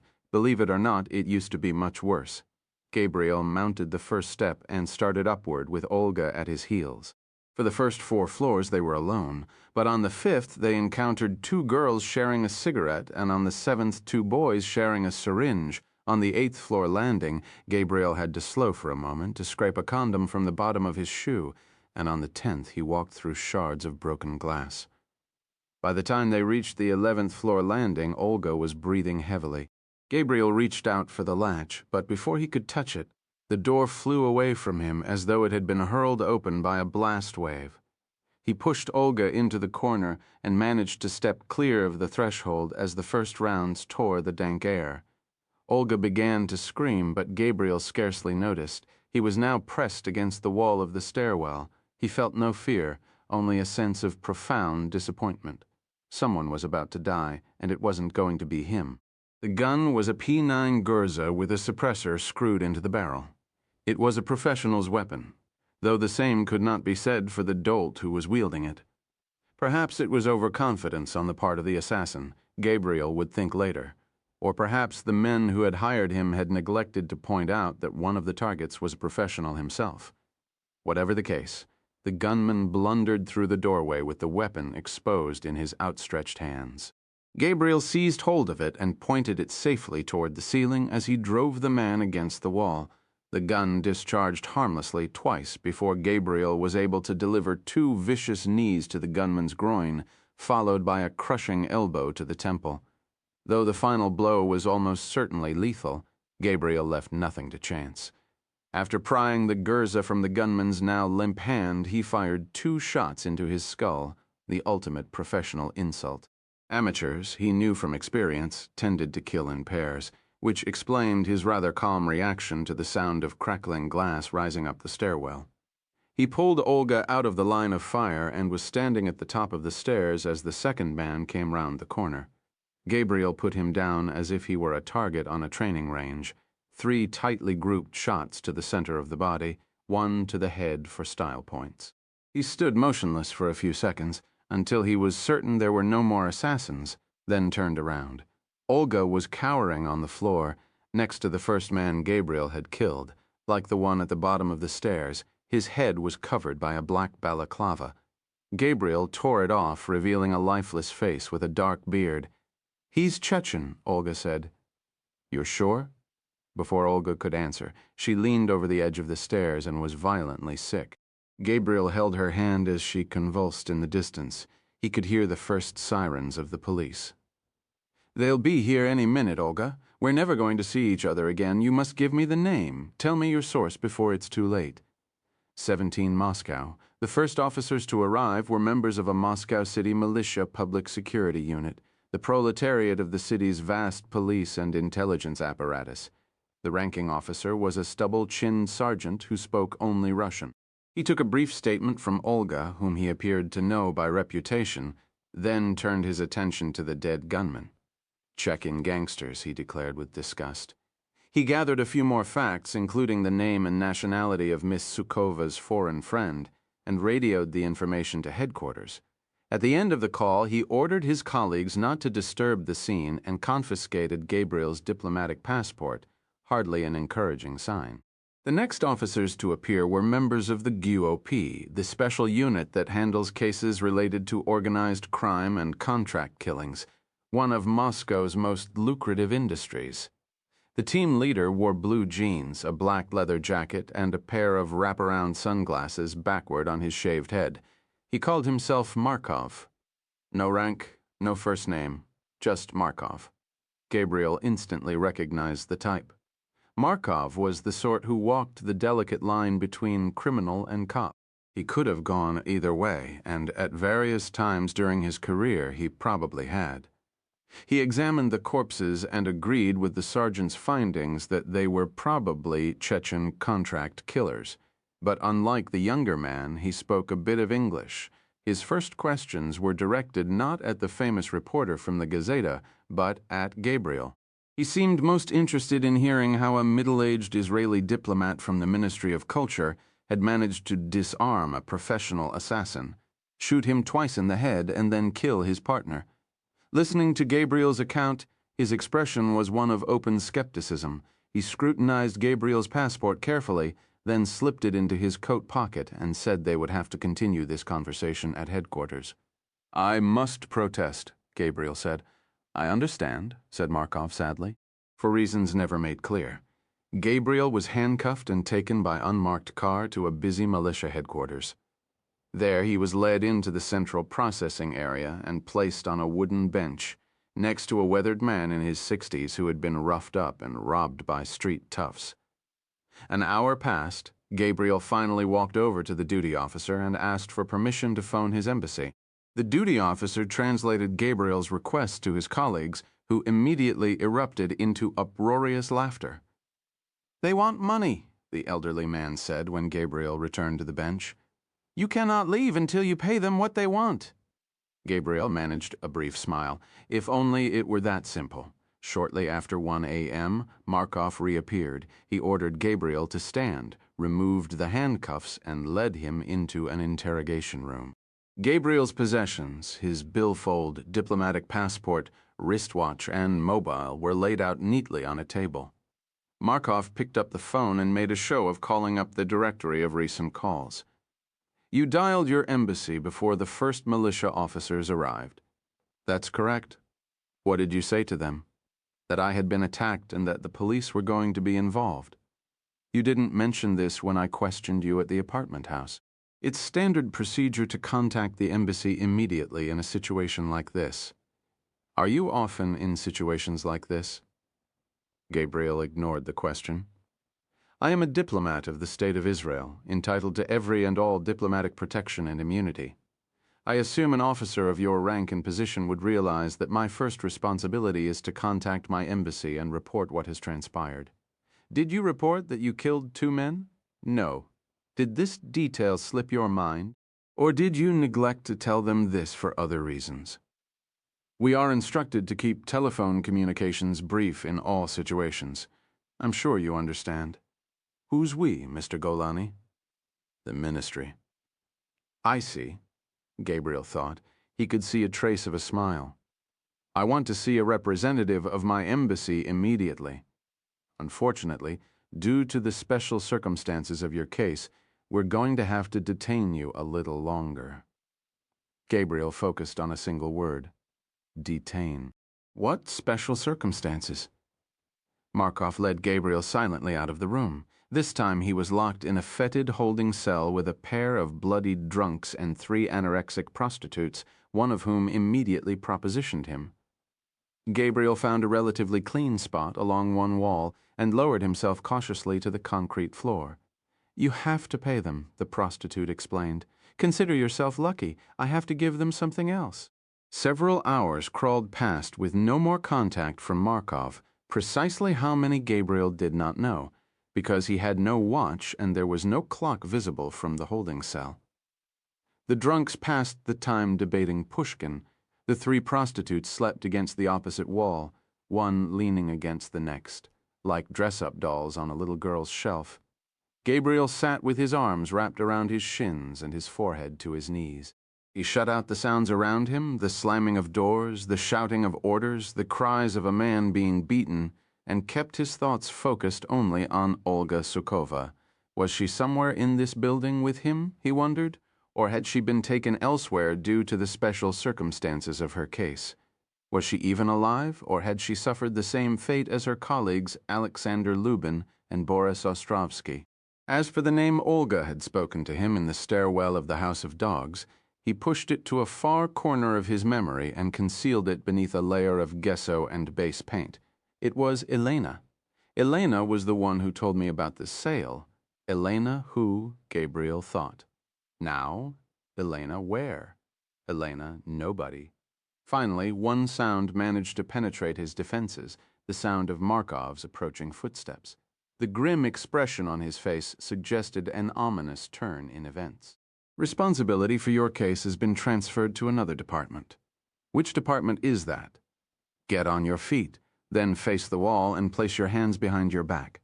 You're not going to shoot me here in front of all these witnesses, are you? Markov?" "Don't tempt me." Gabriel did as instructed. A pair of uniformed officers entered the cell, reattached the handcuffs, and led him outside to a waiting car. It sped through a maze of side streets before finally turning onto a broad, empty prospect. Gabriel's destination now lay directly ahead, a floodlit fortress of yellow stone looming atop the low hill. Elena, who, he thought, Elena, where Elena? Nobody, 18 FSB headquarters. Moscow, the iron gates of Lubyanka swung slowly open to receive him. In the center of a large interior courtyard, 4 bored-looking officers stood silently in the darkness. They extracted Gabriel from the back seat with a swiftness that spoke of much experience in such matters and propelled him across the cobblestones into the building. The stairwell was conveniently located a few steps from the entrance foyer. On the precipice of the first step, Gabriel was given a firm shove between the shoulder blades. He tumbled helplessly downward, somersaulting once, and came to rest on the next landing. A knife-like jab to the kidney blinded him with pain that ran the length of his body. A well-aimed kick to the abdomen left him unable to speak or breathe. They propped him upright again and flung him like war dead down the next flight. This time the fall itself inflicted damage sufficient enough so that they did not have to further exert themselves with needless kicks or punches. After placing him on his feet again, they dragged him into a dark corridor. To Gabriel, it seemed to stretch an eternity. To the gulags of Siberia, he thought. To the killing fields outside Moscow, where Stalin sentenced his victims to 7 grams of lead, his favorite punishment for disloyalty, real or imagined.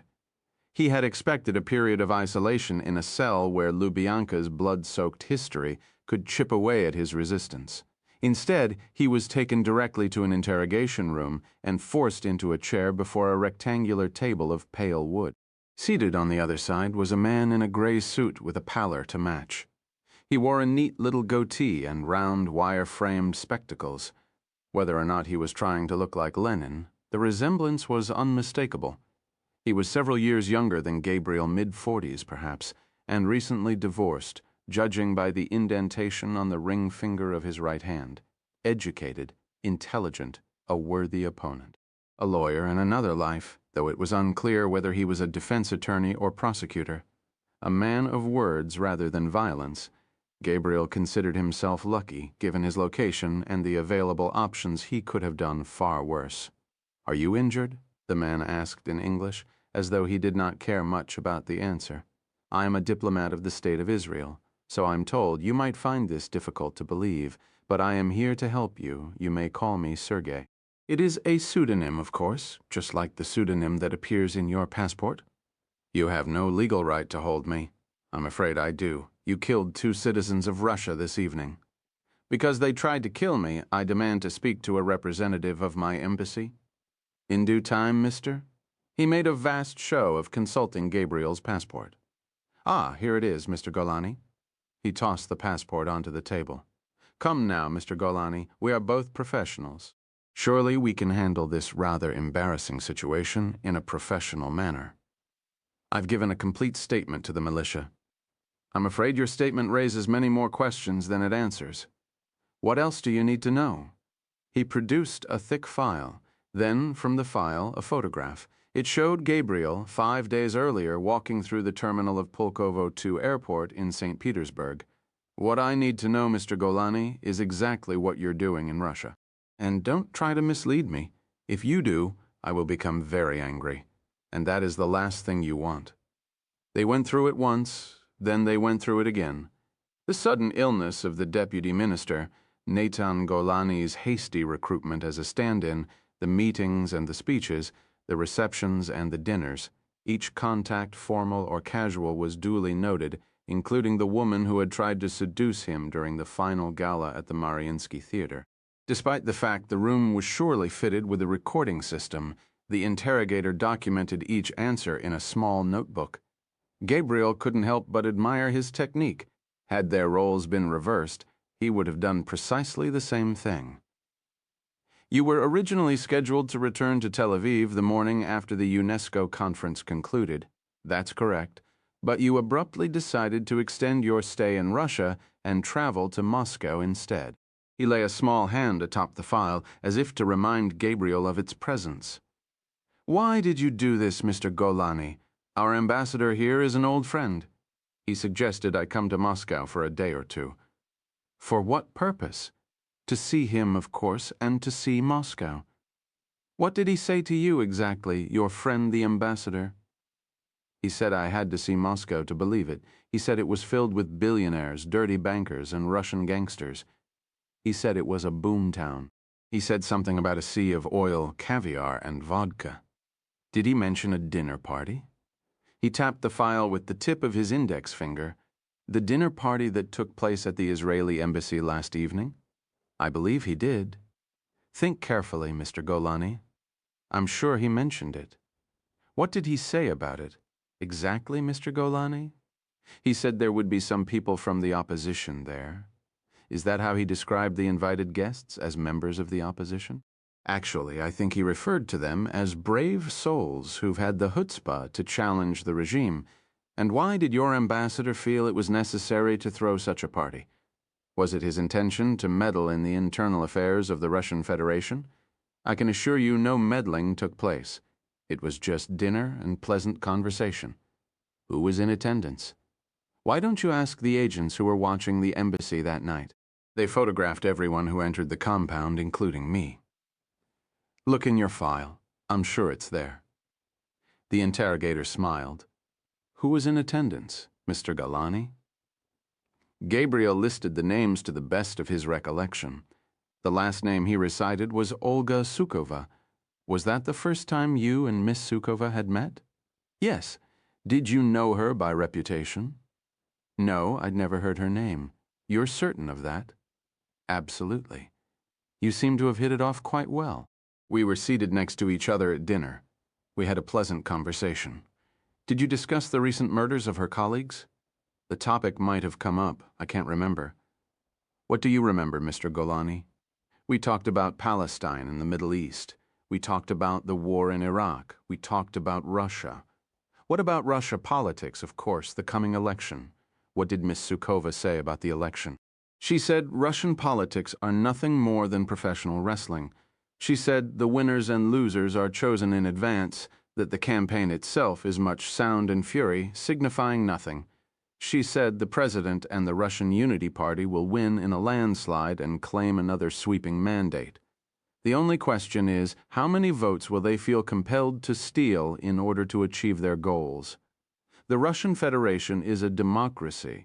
Miss Sukova's political commentary, while entertaining and provocative, is slanderous and completely false. The interrogator turned to a fresh page of his notebook. Did you and Miss Sukova spend any time alone at the party? Olga said she needed a cigarette. She invited me to join her. There were no cigarettes among your possessions tonight. That's hardly surprising, given the fact that I don't smoke. But you joined her in any case?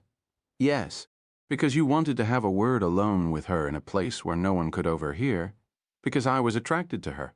And yes, because I wanted to have a word alone with her in a place no one else could hear. Where did you go? The terrace. How long were you alone? A minute or two, no more. What did you discuss? I asked if I could see her again, if she would be willing to give me a tour of Moscow. Did you also tell her you were a married man? We'd already discussed that. At dinner? Yes. Whose idea was it to visit Novodevichy? Hers. Why did she select this place? She said that to understand Russia today you had to walk among her bones. Did you travel to the cemetery together? No, I met her there. How did you travel, by taxi? I took the metro. Who arrived first? Olga was waiting at the gates when I got there, and you entered the cemetery together, of course. Which grave did you visit first? It was Chekhov's, are you certain? Yes. Describe it for me. Gabriel closed his eyes as if trying to summon an image of the gravestone, but instead he heard the voice of Olga whispering softly into his ear. You mustn't give them her name, she was saying. If Ivan discovers it was Elena who betrayed him, he'll kill her. 19 FSB headquarters, Moscow. They forged on together, for how long Gabriel could only guess. At times they wandered through unexplored territory. At others they retraced their steps over familiar ground. Trivial inconsistencies were pounced upon as proof of treachery. minor lapses in memory as proof of deceit. There is a strange paradox to an interrogation. It can often impart more information to the subject than to the officer posing the questions. Gabriel had concluded that his opponent was but a small cog in a much larger machine. His questions, like Russia's campaign politics, were much sound and fury signifying nothing. Gabriel's real enemies resided elsewhere. Since he was supposed to be dead by now, his very presence in Lubyanka was something of an inconvenience for them. One factor would determine whether he survived the night. Did they have the power to reach into the basement of Lubyanka and kill him? The interrogator's final questions were posed with the bored air of a traffic cop recording the details of a minor accident. He jotted the responses in his notebook, then closed the cover and regarded Gabriel through his little spectacles. I find it interesting that after killing the two Chechen gangsters, you did not become ill. I take it you've killed before, Mr. Golani? Like all Israeli men I had to serve in the IDF, I fought in Sinai in 73 and in Lebanon in 82. So you've killed many innocent Arabs? Yes, many. You are a Zionist oppressor of innocent Palestinians, an unrepentant one. You are not who you say you are, Mr. Golani. Your diplomatic passport is false, as is the name written in it. The sooner you confess your crimes, the better. The interrogator placed the cap on his pen and screwed it slowly into place. It must have been a signal, for the door flew open and the four handlers burst into the room. They took him down another flight of stairs and placed him in a cell no larger than a broom closet. It stank of damp and feces. If there were other prisoners nearby, he could not tell, for when the windowless door was closed, the silence, like the darkness, was absolute. He placed his cheek against the cold floor and closed his eyes. Olga Sukova appeared in the form of an icon, head tilted to one side, hands folded in prayer. If you are fortunate enough to make it out of Russia alive, don't even think about trying to make contact with her. She's surrounded by bodyguards every minute of the day. Ivan sees everything. Ivan hears everything. Ivan is a monster. He was sweating one minute and shivering violently the next. His kidney throbbed with pain, and he could not draw a proper breath because of the bruising to his ribs. During one intense period of cold, he groped the interior of the cell to see if they had left him a blanket, but found only 4 slick walls instead. He closed his eyes and slept. In his dreams, he walked through the streets of his past and encountered many of the men he had killed. They were pale and bloodless, with bullet holes in their hearts and faces. Chiara appeared, dressed in her wedding gown, and told him it was time to come back to Umbria. Olga mopped the sweat from his forehead and laid a bouquet of dead carnations at a grave in the Novodevichy cemetery. The engraving on the headstone was in Hebrew instead of Cyrillic. It read, Gabriel Allen. He woke finally to the sight of flashlights blazing in his face. The men holding them lifted him to his feet, and Frog marched him up several flights of steps.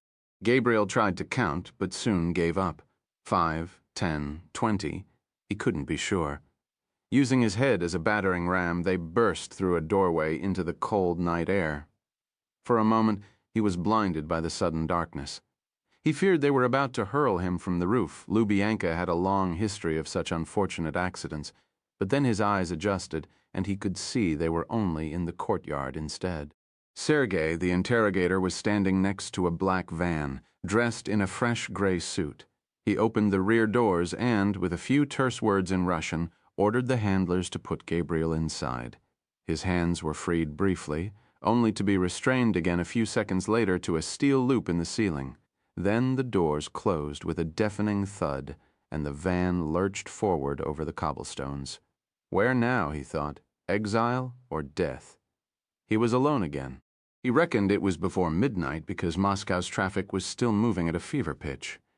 He heard no sirens to indicate they were under escort, and the driver appeared to be obeying traffic rules, such as they were. At one long stop, he heard the sound of laughter, and he thought of Solzhenitsyn. The vans. That was how the KGB had moved the inhabitants of the Gulag archipelago at night. In ordinary-looking vans, invisible to the souls around them, trapped in a parallel world of the damned Sheremetyevo II airport, lay north of the city center. A journey of about 45 minutes when the traffic was at its most reasonable. Gabriel had allowed himself to hope it was their destination, but that hope dissolved after an hour in the back of the van. The quality of the roads, deplorable even in Moscow, deteriorated by degrees the farther they moved away from Lubyanka. Each pothole sent shock waves of pain through his bruised body, and he had to cling to the steel loop to avoid being thrown from his bench. It was impossible to guess in which direction they were traveling. He could not tell whether they were heading west toward civilization and enlightenment or east into the cruel heart of the Russian interior. Twice the van stopped, and twice Gabriel could hear Russian voices raised in anger. He supposed even an unmarked FSB van had trouble moving through the countryside without being shaken down by banditti and traffic cops looking for bribes. The third time the van stopped. The doors swung open, and a handler entered the compartment. He unlocked the handcuffs and motioned for Gabriel to get out. A car had pulled up behind them. The interrogator was standing in the glow of the parking lamps, stroking his little beard as though deciding on a suitable place to carry out an execution.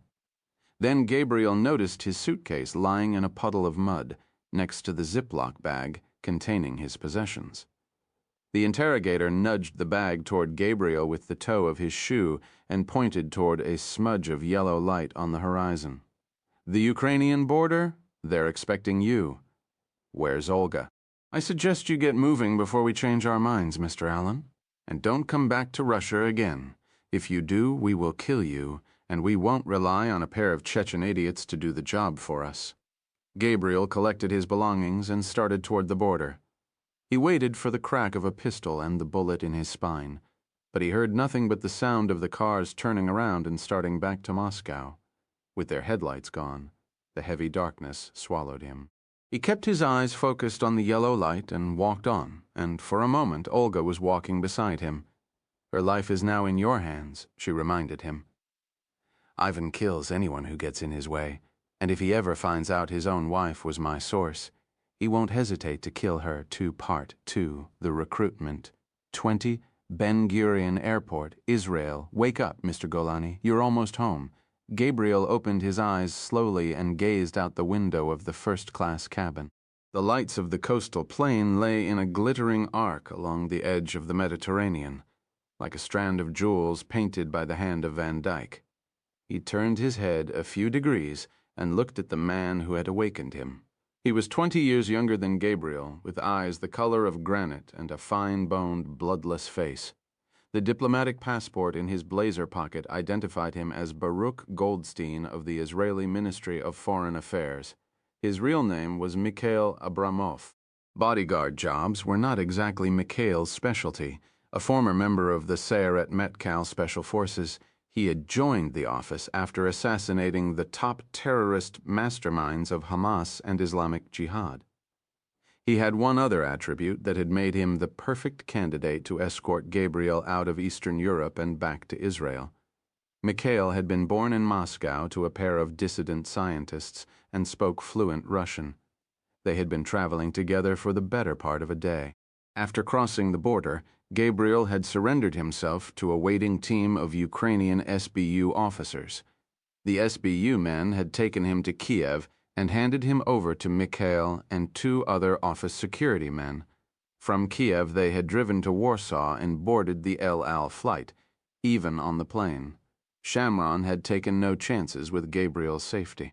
Half of the first-class cabin crew were office agents, and before takeoff, the entire aircraft had been carefully searched for radioactive material and other toxins.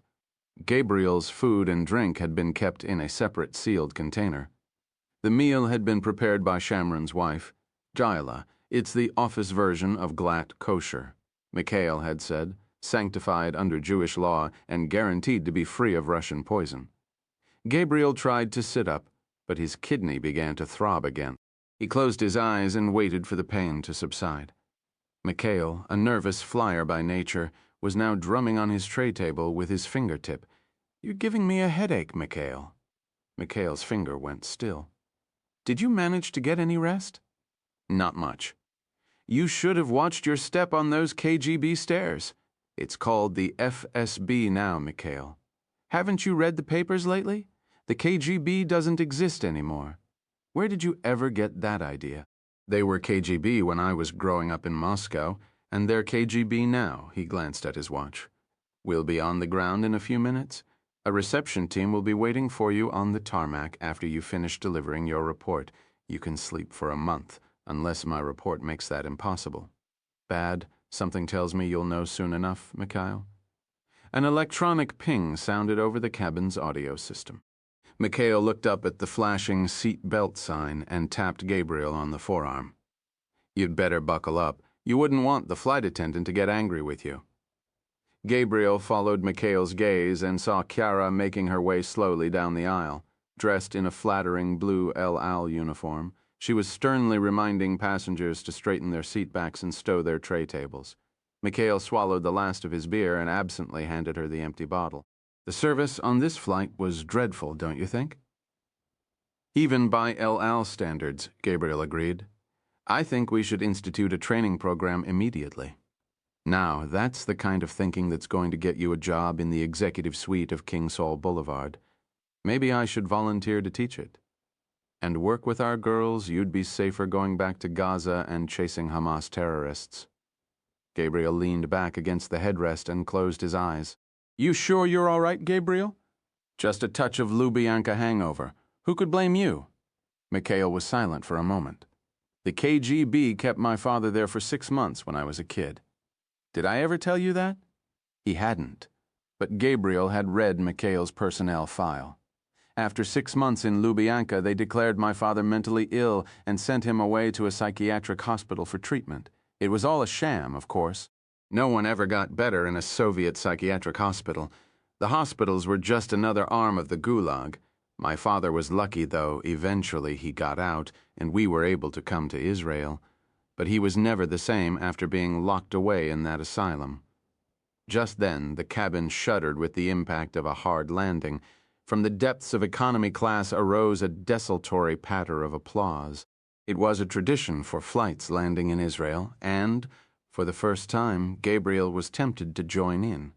Instead, he sat silently while the plane taxied toward the terminal and, unlike the rest of his fellow countrymen, waited until the seat belt sign was extinguished before rising to his feet and collecting his bag from the overhead bin. Chiara was now standing at the cabin door. She anonymously bade Gabriel a pleasant evening and warned him to watch his step as he followed Mikhail and the 2 other security agents down the stairs of the jetway. Upon reaching the tarmac, Mikhail and the others turned to the right and filed into the motorized lounges along with the rest of the passengers. Gabriel headed in the opposite direction toward the waiting Peugeot limousine and climbed into the back seat. Shamron examined the dark reddish-blue bruise along Gabriel's cheek. I suppose you don't look too bad for someone who survived Lubyanka. How was it? The rooms were on the small side, but the furnishings were quite lovely. Perhaps it would have been better if you'd found some other way of dealing with those Chechens besides killing them. I considered shooting the guns out of their hands, Ari, but that sort of thing really only works in the movies.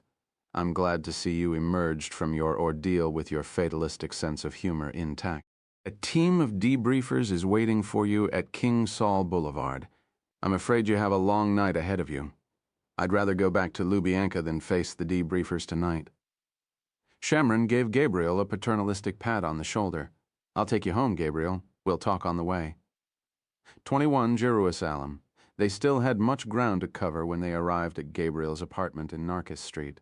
Despite the fact it was after midnight, Shamron invited himself upstairs for coffee. Gabriel hesitated before inserting his key into the lock.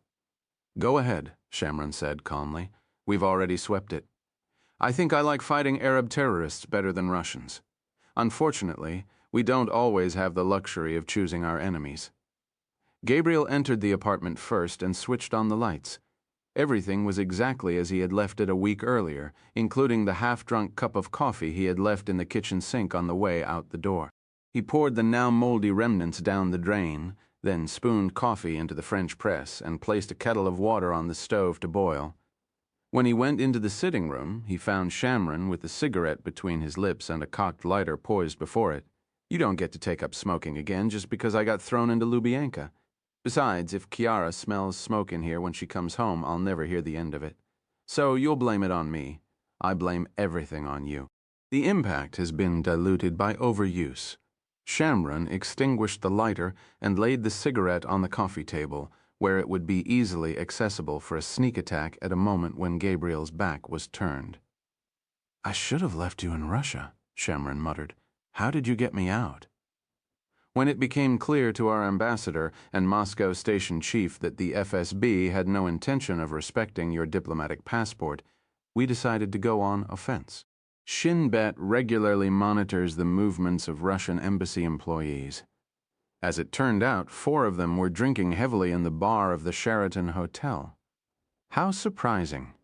A mile from the hotel, they were pulled over for what appeared to be a routine traffic stop. It wasn't, of course.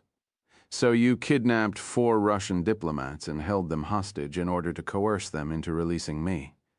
We Israelites invented tit for tat. Besides, they weren't just diplomats. 2 of them were known intelligence officers of the SVR. When the KGB was disbanded and reorganized, the directorate that conducted espionage activities abroad became a separate agency known as the Foreign Intelligence Service, or SVR. Like the FSB, the SVR was merely KGB with a new name and a pretty wrapper.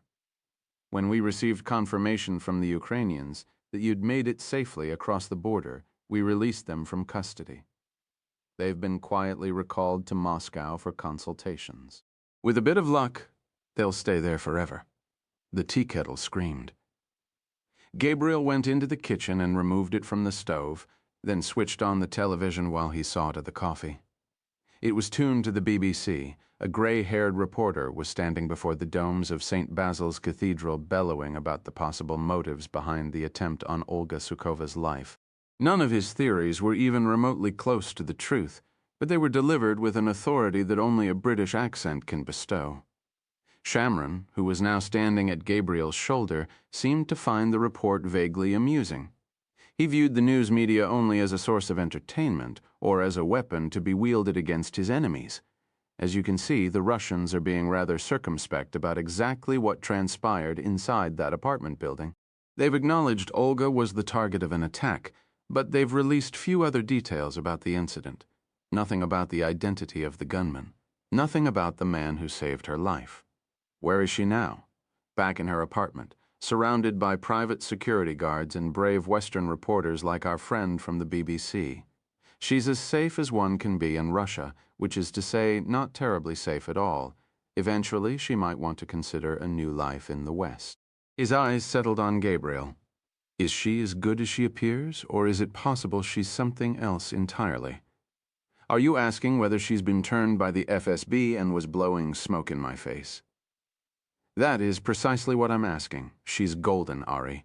She's a gift from the intelligence gods. I'm just wondering why she asked you to take her home.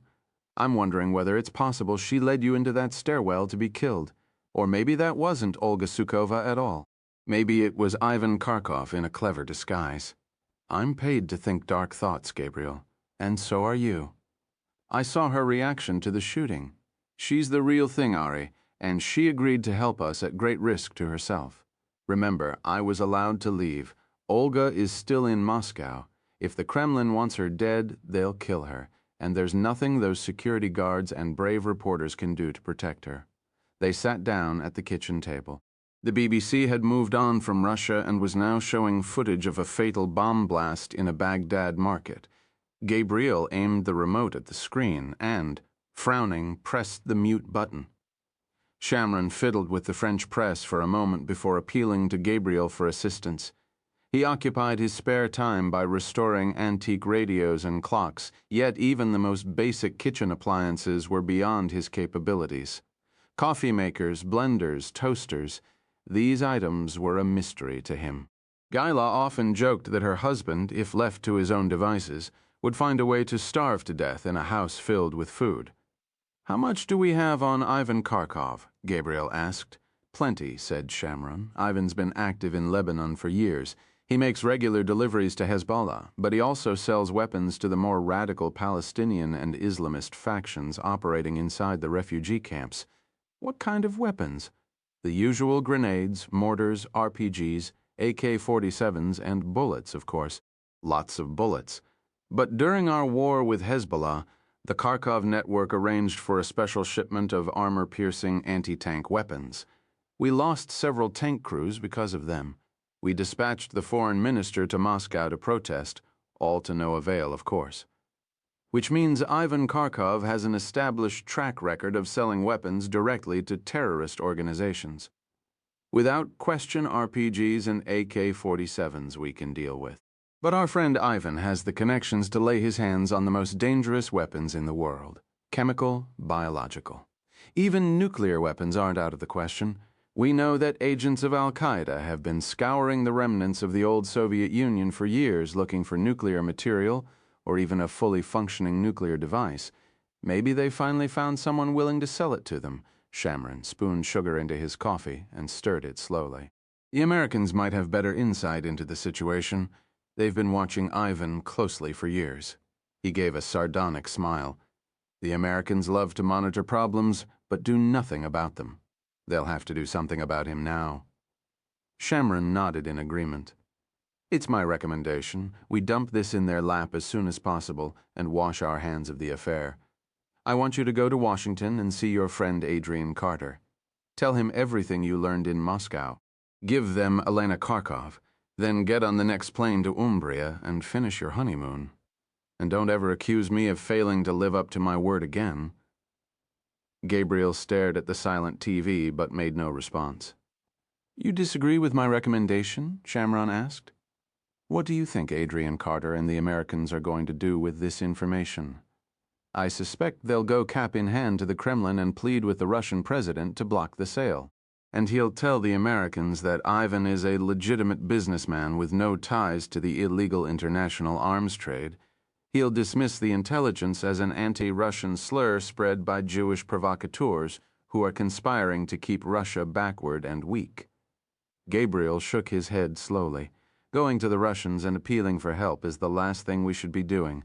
We should regard the Russian president and his intelligence services as adversaries and act accordingly. So what exactly are you suggesting? That we have a quiet word with Elena Kharkov and see if she knows more than she told Olga Sukova. Just because she trusted Olga Sukova once doesn't mean she'll trust an intelligence service of a foreign country. And remember, 2 Russian journalists have lost their lives because of her actions. I don't suspect she's going to be terribly receptive to an approach. She spends the majority of her time in London, Ari. We can get to her. And so can Ivan. She's surrounded by his security, goons night and day. They're all former members of the Alpha Group and Oman. All her contacts and communications are probably monitored. What do you intend to do? Invite her to tea. Call her on her cell phone, drop her an email. I'm working on that part. Just know Ivan is 3 steps ahead of you. There's been a leak from somewhere in his network, and he knows it. His private security service is going to be on high alert. Any approach to his wife is going to set off alarm bells. One misstep and you could get her killed. So we'll just have to do it quietly. We? This isn't something we can do alone, Ari. We need the assistance of the Americans. Shamron frowned. As a rule, he didn't like joint operations and was uncomfortable with Gabriel's close ties to the CIA. His generation had lived by a simple axiom known as cachol levan, or blue and white. They did things for themselves and did not rely on others to help them with their problems. It was an attitude born from the experience of the Holocaust, when most of the world had stood by silently while the Jews were fed to the fires. It had bred in men like Shamron a reluctance, indeed a fear, of operating with others. I seem to remember a conversation we had a few days ago during which you berated me for interrupting your honeymoon. Now you want to run an open-ended operation against Ivan Kharkov? Let's just say I have a personal stake in the outcome of the case. Shamron sipped his coffee. Something tells me your new wife isn't going to be pleased with you. She's office. She'll understand. Just don't let her anywhere near Ivan, Shamron said. Ivan likes to break pretty things. 22 Jerusalem. Is this some sort of sick fantasy of yours, Gabriel, watching a stewardess remove her clothing? I've never really been attracted to girls in uniform, And they're called flight attendants now, Kiara. A woman in your line of work should know that. You could have at least flirted with me a little bit. All men flirt with flight attendants, don't they? I didn't want to blow your cover. You seem to be having enough trouble as it was. I don't know how they can wear these uniforms. Help me with my zipper. With pleasure. She turned around and pulled aside her hair. Gabriel lowered the zipper and kissed the nape of her neck. Your beard tickles. I'll shave. She turned around and kissed him. Leave it for now. It makes you look very distinguished. I think it makes me look like Abraham. He sat on the edge of the bed and watched Kiara wriggle out of the dress. This is certainly better than spending another night in Lubyanka. I should hope so. You were supposed to be keeping an eye on the Poussin. Please tell me you didn't leave it unguarded. Monsignor Donati took it back to the Vatican. I was afraid you were going to say that. How long do I have before he gives it to one of the butchers from the Vatican's restoration department? The end of September. She reached behind her back and loosened the clasp on her brassiere. Is there any food in this house? I'm famished. You didn't eat anything on the flight? We were too busy. How was Gilaw's chicken? Delicious. It looked a lot better than the food we were serving. Is that what you were doing? Was I that bad? Let's just say the first-class passengers were less than pleased by the level of service. If that flight had lasted another hour, you would have had an intifada on your hands. They didn't give us adequate training to accomplish our mission besides. Jewish girls shouldn't be flight attendants. Israel is the great equalizer, Kiara. It's good for Jews to be flight attendants and farmers and garbage men. I'll tell Uzi to keep that in mind the next time he's handing out field assignments. She gathered up her clothing. I need to take a shower. I smell like bad food and other people's cologne. Welcome to the glamorous world of air travel. She leaned down and kissed him again. Maybe you should shave after all, Gabriel. I really can't make love to a man who looks like Abraham. He fathered Isaac at a very old age, with help from God. I'm afraid you're on your own tonight. She touched the bruise on his cheek. Did they hurt you? Not really. We spent most of the night playing gin rummy and swapping stories about the good old days before the wall came down. You're upset about something. I can always tell when you're upset. You make terrible jokes to cover it up. I'm upset because it appears a Russian arms trafficker named Ivan Kharkov is planning to sell some very dangerous weapons to Al-Qaeda. And because the woman who risked her life to tell us about it is now in very serious danger. He hesitated, then added, and because it's going to be a while before we can resume our honeymoon in Umbria. You're not thinking about going back to Russia, just Washington. She stroked his beard and said, Have a nice trip, Abraham. Then she walked into the bathroom and slammed the door behind her. She's office, he told himself. She'll understand eventually. 23 GORJ Town, the CIA sent a plane for him, a Gulfstream G500, with leather club chairs in-flight action movies, and a galley stocked with a vast amount of unwholesome snack food. It touched down at Andrews Air Force Base in the equatorial heat of midday and was met in a secure hangar by a pair of agency security agents. Gabriel recognized them. They were the same two officers who had dragged him against his will to CIA headquarters during his last visit to Washington. He feared a return engagement now, but was pleasantly surprised when their destination turned out to be a graceful red-brick townhouse in the 3300 block of N Street in Georgetown. Waiting in the entrance hall was a man of retirement age, dressed in a navy blue blazer and crumpled gabardine trousers. He had the tousled, thinning hair of a university professor and a mustache that had gone out of fashion with disco music, crock-pots, and the nuclear freeze. Gabriel, said Adrian Carter as he extended his hand.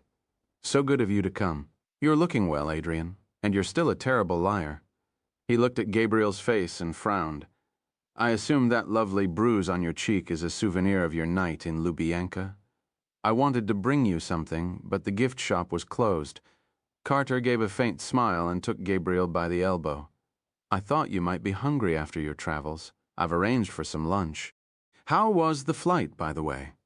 It was very considerate of you to send your plane on such short notice. That one isn't mine, Carter said without elaboration. Air Guantanamo and points in between. So that explains the handcuffs and the hypodermics. It beats having to listen to them talk. Your average jihadi makes a damn lousy traveling companion. They entered the living room. It was a formal Georgetown salon, rectangular and high-ceilinged, with French doors overlooking a small terrace. The furnishings were costly, but in poor taste, the sort of pieces one finds in the hospitality suite of a luxury business hotel. The impression was made complete by the catered buffet-style meal that had been laid upon the sideboard. All that was missing was a pretty young hostess to offer Gabriel a glass of mediocre Chardonnay. Carter wandered over to the buffet and selected a ham sandwich and a ginger ale. Gabriel drew a cup of black coffee from a silver pump-action thermos and sat in a wing chair next to the French doors. Carter sat down next to him and balanced his plate on his knees. "Shamron tells me Ivan has been a bad boy again. Give me everything you've got, and don't spare me any of the details." He cracked open his soft drink. "I happen to love stories about Ivan. They serve as helpful reminders that there are some people in this world who will do absolutely anything for money." It wasn't long after Gabriel began his briefing that Carter seemed to lose his appetite. He placed his partially eaten sandwich on the table next to his chair and sat motionless as a statue, with his legs crossed and his hands bunched thoughtfully beneath his chin. It had been Gabriel's experience that any decent spy was, at his core, a good listener. It came naturally to Carter, like his gift for languages, his ability to blend into his surroundings, and his humility. Little about Carter's clinical demeanor suggested that he was one of the most powerful members of Washington's intelligence establishment, or that before his ascension to the rarefied atmosphere of Langley's 7th floor, where he served as director of the CIA's National Clandestine Service, he had been a field man of the highest reputation. Most mistook him for a therapist of some sort. When one thought of Adrian Carter, one pictured a man enduring confessions of affairs and inadequacies, not tales of terrorists and Russian arms dealers. "I wish I could say your story sounded like the ravings of an angry wife," Carter said, "but I'm afraid it dovetails nicely with some rather alarming intelligence we've been picking up over the past few months." "What sort of intelligence?" "Chatter," said Carter.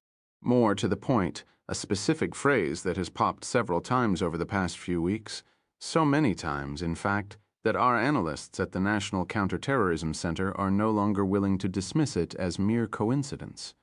"What's the phrase?" "The arrows of Allah." "We've seen it about a half-dozen times now, most recently on the computer of a jihadi who was arrested by our friend Lars Mortensen in Copenhagen." "You remember Lars, don't you, Gabriel?"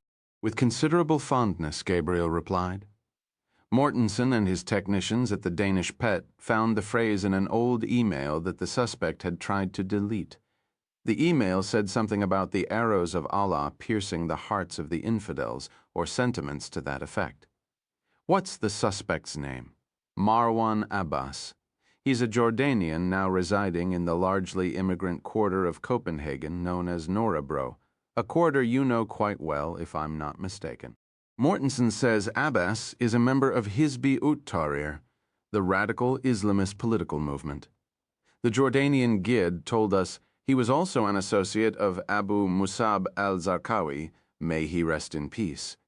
If I were you, Adrian, I'd send that Gulfstream of yours to Copenhagen to take possession of Marwan for a private chat. I'm afraid Mortensen is in no position to play ball with us at the moment. PET and the Danish government still have bruised feelings over our actions during the Halton affair. I suppose, in hindsight, we should have signed the guest book on the way into Denmark. We told the Danes about our presence on their soil after the fact.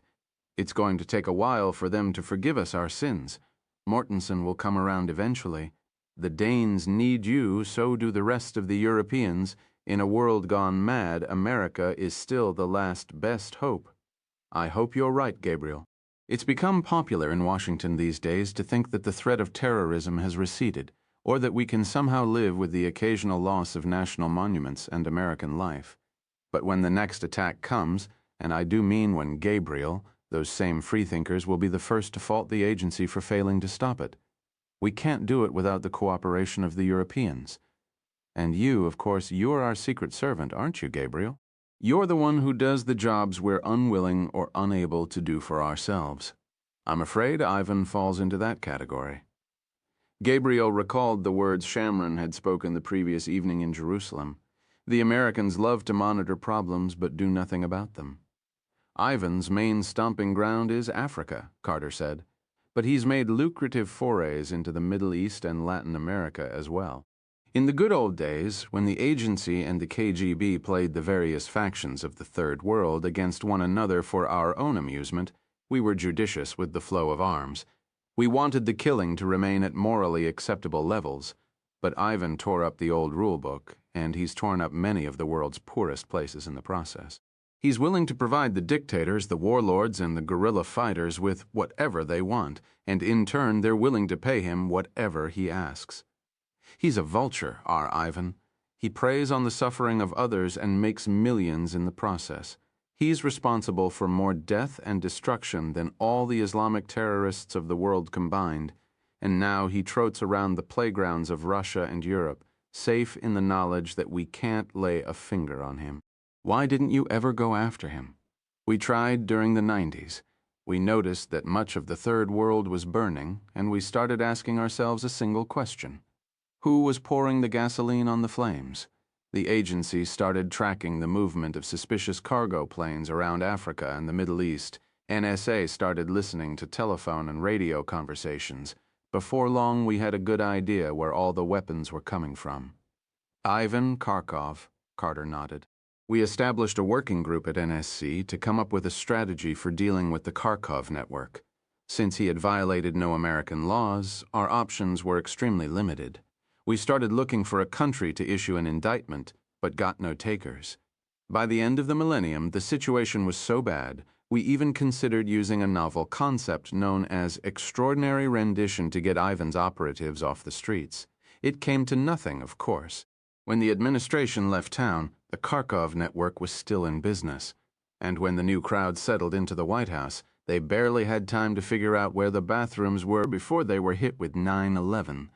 Suddenly, Ivan Kharkov didn't seem so important anymore. Because you needed Russia's help in the fight against Al-Qaeda. Exactly, said Carter. Ivan is former KGB. He has powerful benefactors. To be fair, even if we had pressed the Kremlin on the Kharkov issue, it probably wouldn't have done any good. On paper, there are no legal or financial ties between Ivan Kharkov, the legitimate oligarch, and Ivan Kharkov, the international arms trafficker. Ivan is a master of the corporate front and the offshore account. The network is completely quarantined. Carter fished a pipe and a pouch of tobacco from the flap pocket of his jacket. There's something else we need to keep in mind. Ivan has a long track record of selling his wares to unsavory elements in the Middle East. He sold weapons to Gaddafi. He smuggled arms to Saddam in violation of UN sanctions. He armed Islamic radicals in Somalia and Sudan. He even sold weapons to the Taliban. Don't forget Hezbollah, said Gabriel. How could we forget our good friends at Hezbollah? Carter methodically loaded tobacco into the bowl of his pipe. In a perfect world, I suppose we would go to the Russian president and ask him for help. But this world is far from perfect, and the current president of Russia is anything but a trustworthy ally. He's a dangerous man. He wants his empire back. He wants to be a superpower again. He wants to challenge American supremacy around the globe, especially in the Middle East. He's sitting atop a sea of oil and natural gas, and he's willing to use it as a weapon. And the last thing he's going to do is intervene on our behalf against a protected oligarch by the name of Ivan Kharkov. I lived through the end of the First Cold War. We're not there yet, but we're definitely heading in that direction. I'm certain of one thing, though. If we're going to track down those weapons, we're going to have to do it without Russia's help. I prefer it that way, Adrian. We Jews have a long history of dealing with Russians. So how do you suggest we proceed? I want to arrange a meeting with Elena Kharkov. Carter raised an eyebrow. I suggest you proceed carefully, Gabriel. Otherwise you might get her killed. Thank you, Adrian. That really hadn't occurred to me. Forgive me, said Carter. How can I help?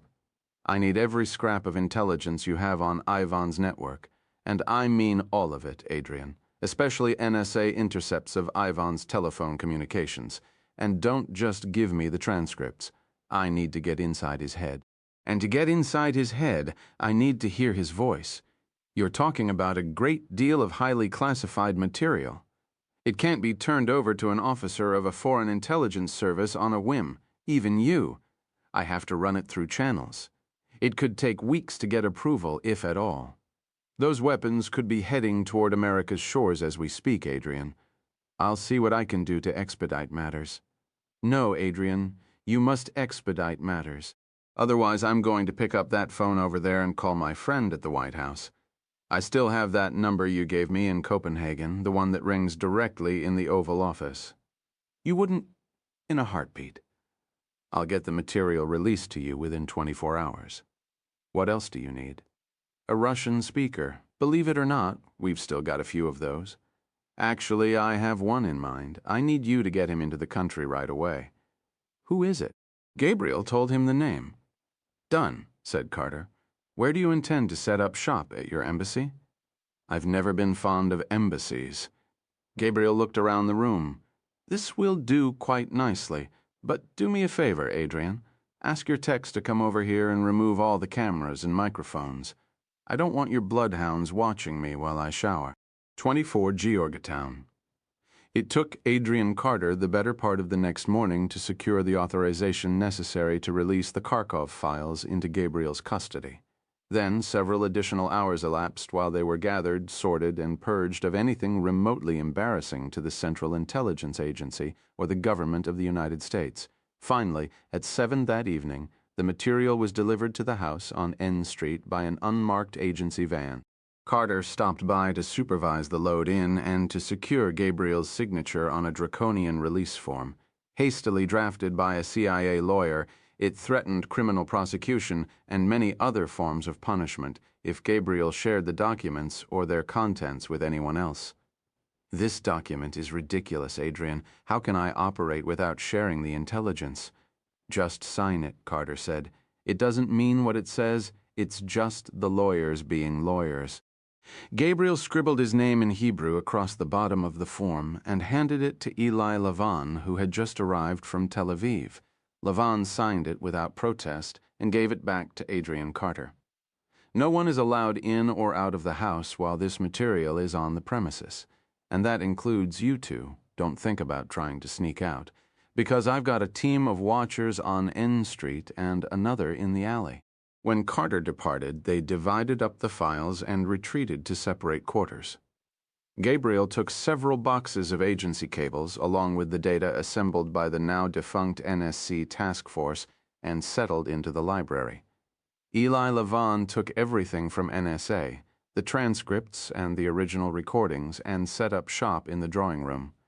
For the remainder of the evening and late into the night, they were treated to the sound of Ivan Kharkov's voice. Ivan the banker and Ivan the builder. Ivan the real estate mogul and Ivan the international investor. Ivan the very emblem of a Russia resurgent. They listened while he negotiated with the mayor of Moscow over a prime piece of riverfront property where he wished to develop an American-style shopping mall. They listened while he coerced a fellow Russian businessman into surrendering his share of a lucrative Bentley dealership located near the Kremlin walls. They listened while he threatened to castrate the owner of a London moving company over damage to his mansion in Belgravia incurred during the delivery of a Bosendorfer piano, and they listened to a rather tense conversation with an underling called Valerie, who was having difficulty obtaining the clearance for a large shipment of medical equipment to Sierra Leone. The equipment must have been urgently needed, for 20 minutes later, NSA intercepted a second call to Valerie, during which Ivan said the papers were now in order and that the flight could proceed to Freetown without delay. When not tending to his far-flung business empire, Ivan juggled his many women. There was Yekaterina, the supermodel whom he kept for personal viewing in an apartment in Paris. There was Tatiana, the Aeroflot flight attendant who saw to his needs each time their paths happened to intersect. And there was poor Ludmilla, who had come to London looking for a way out of her dreary Siberian village and had found Ivan instead. She had believed Ivan's lies and, when cast aside, had threatened to tell Elena everything. Another man might have tried to defuse the situation with expensive gifts or money, but not Ivan. Ivan threatened to have her killed, and then he threatened to kill her parents in Russia as well. Occasionally they would be granted a reprieve from Ivan by the voice of Elena. Though not an official target of NSA surveillance, she became ensnared in NSA's net each time she used one of Ivan's phones. She was silk to Ivan's steel, decency to Ivan's decadence. She had everything money could buy, but seemed to want nothing more than a husband with an ounce of integrity. She raised their 2 children without Ivan's help, and for the most part, passed her days free of Ivan's boorish company.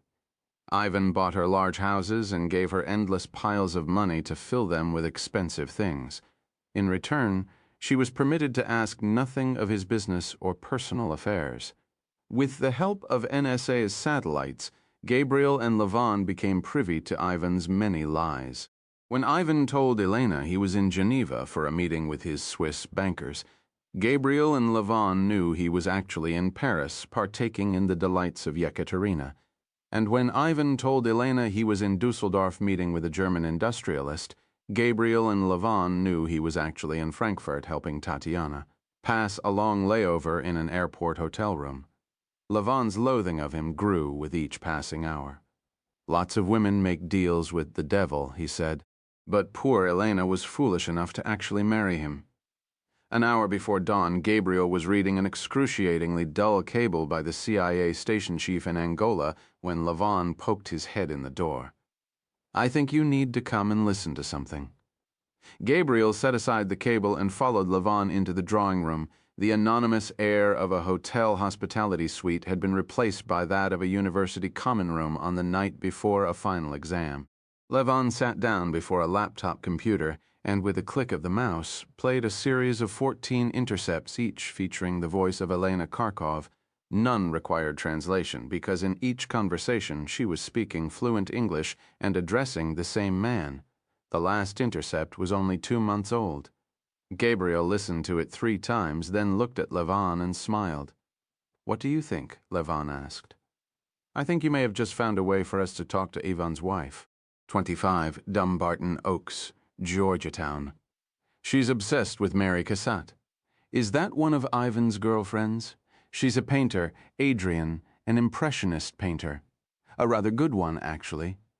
Forgive me, Gabriel, I've been somewhat busy since 9/11. I can give you chapter and verse on the 100 most dangerous terrorists in the world, but I can't tell you the title of the last movie I saw.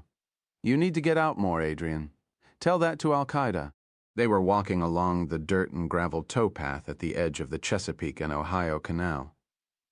It was early morning, but the sun had yet to burn its way through the layer of gauzy gray cloud that had settled over Washington during the night. On their left, the wide green waters of the Potomac River flowed listlessly toward Georgetown, while on their right, warring motorists sped toward the same destination along Canal Road. Gabriel wore faded jeans and a plain white pullover, Carter a nylon tracksuit and a pair of pristine running shoes. "I take it? Mary Cassatt was French?" "American, actually. She moved to Paris in 1865 and eventually fell under the spell of the Impressionists. Her specialty was tender portraits of women and children, intriguing since she was unmarried and childless herself. Her work is a bit too sentimental for my taste, but it's extremely popular among a certain type of collector." "Like Elena Kharkov?" Gabriel nodded. "Based on what we heard in the NSA intercepts.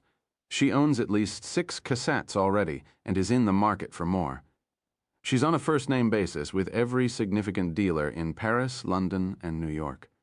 She's also got excellent contacts at the big auction houses, including the director of the Impressionist and Modern Art Department at Christie's in London. Know him? In another life.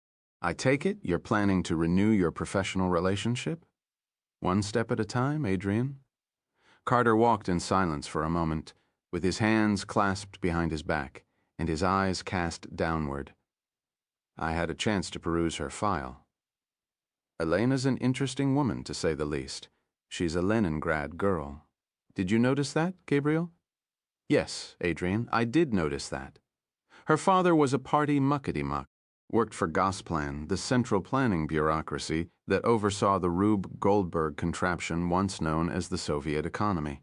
She went to Leningrad State University and was supposed to be an economist like her father, but apparently she had a change of heart and decided to study languages and art instead.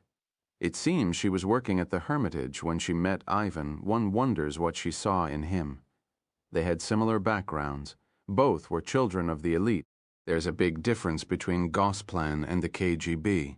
Gabriel heard footfalls and looked up to see a floppy-haired runner bounding toward them with headphones over his ears.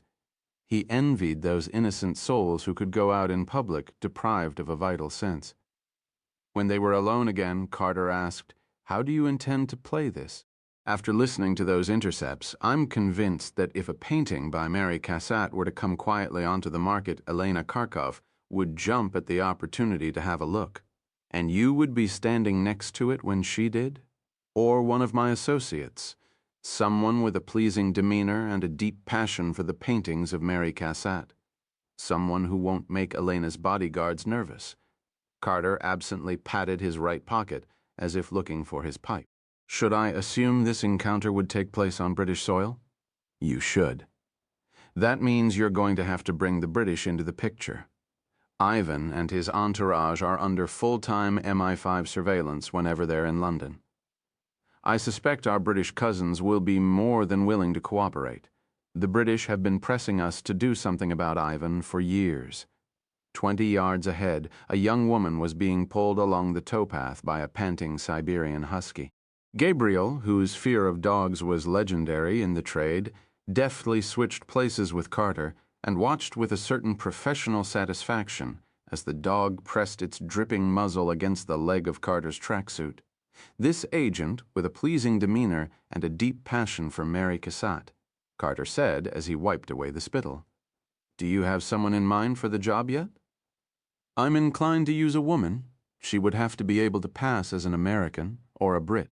We have several suitable candidates, but none with any real expertise when it comes to art, which means I'd have to start from scratch to get them ready." "That's a shame after all. The clock is ticking." "Yes, Adrian, I realize that. As you may recall, we have someone who might fit the bill. She has a PhD in art history from Harvard, and she's done a job like this before. She's even operated with your service on a couple of occasions, which means she understands your rather archaic Hebrew-based lexicon. It might be complicated, Adrian, because she's secretly in love with you." Carter glanced at Gabriel to see his reaction, but received only a blank stare in return. "She's a big girl, Gabriel, and thanks to you, she's a true professional now. Where is she?" "Still at the Counterterrorism Center at Langley, which means she's technically under my control. If you want her, she's yours." Poor choice of words, Adrian. I was speaking in a professional sense, of course. Gabriel walked in silence for a moment, obviously. She's perfect for the job. But are you sure she's ready to go back into the field? She worked with you during the Halton affair. As a liaison only. This operation would require sending her undercover again. I'm given regular updates on her progress. The agency psychiatrist we assigned to her says she's coming along nicely. Personnel says she's had no problems adapting to her new cover identity, and her superiors at the CTC have given her extremely high marks. Not surprising, Adrian. She's a star. God only knows why your recruiters rejected her in the first place. They thought she was too independent, and maybe a bit too intelligent. We're not like you, Gabriel. We like our case officers to think inside the box. And you wonder why your most talented operatives are working for private contractors now. Spare me the critique, Gabriel. Do you want to use her or not? I'll know after I talk to her. She comes on duty in the CTC at noon. Langley? Gabriel shook his head. I want to see her somewhere the agency isn't listening. That narrows our options considerably. Carter made a show of careful consideration. How about Dumbarton Oaks, the gardens at noon? Just make sure she's alone. Carter smiled sadly. Thanks to you, Gabriel. She never goes anywhere alone. And she probably never will. 26 Dumbarton Oaks, Jorgatan. The sun managed to burn through the veil of haze by mid-morning, and by the time Gabriel presented himself at the entrance of Dumbarton Oaks, it had grown appallingly hot. He purchased an admission ticket from a man in a little booth and was handed a glossy brochure. He consulted it frequently while he strolled past the elaborate arbors, trellises, and ornamental pools. A few minutes after noon, he made his way to a distant corner of the gardens, where he found an attractive woman in her early 30s seated primly on a wooden bench, a paperback book open in her lap, lilies of the valley at her feet. She wore a simple cotton sundress and sandals. Her blonde hair had grown out since he had seen her last. Her alabaster skin was beginning to turn red from the intense sun. She looked up sharply as Gabriel approached, but her face remained oddly expressionless, as if it had been rendered by the hand of Mary Cassatt. "Were you able to spot Adrian's watchers?" asked Sarah Bancroft. He kissed her cheek and led her toward the shade of a nearby trellis. A nearsighted probationer, fresh out of the academy, could have spotted Adrian's watchers. "Let's hear it." Woman with the sun hat, man with the plaid Bermuda shorts, the couple wearing matching I Love New York shirts. "Very good, but you missed the two boys in the dark sedan on R Street." "I didn't miss them. They might as well have just waved hello to me as I came inside. They sat down together, but even in the shade there was little relief from the heavy, wet heat. Sarah pushed her sunglasses into her hair and brushed a trickle of perspiration from her cheek. Gabriel gazed at her in profile while her eyes flickered restlessly around the gardens. The daughter of a wealthy Citibank executive, Sarah Bancroft had spent much of her childhood in Europe, where she had acquired a continental education along with a handful of continental languages and impeccable continental manners. She had returned to America to attend Dartmouth, and later, after spending a year studying at the prestigious Courtauld Institute of Art in London, became the youngest woman ever to earn a Ph.D. in art history at Harvard. While finishing her dissertation, she began dating a young lawyer named Ben Callahan, who had the misfortune of boarding United Airlines Flight 175 on the morning of September 11, 2001. He managed to make one telephone call before the plane plunged into the South Tower of the World Trade Center. That call was to Sarah. Gabriel had given her the chance that Langley had denied her to fight back against the murderers. With Carter's blessing, and with the help of a lost Van Gogh, he had inserted her into the entourage of a Saudi billionaire named Zizi al-Bakari and ordered her to find the terrorist mastermind lurking within it. She had been lucky to survive. Her life had never been the same since. "I was afraid you wouldn't come," he said. "Why ever would you think that? Because in the midst of a very tense operation, I committed the terribly unprofessional act of confessing my true feelings for you. That was one reason. You don't have to worry about that, Gabriel. I'm over you now." She looked at him and smiled. "Is it my imagination, or do you seem a little disappointed?" "No, Sarah, I'm not disappointed."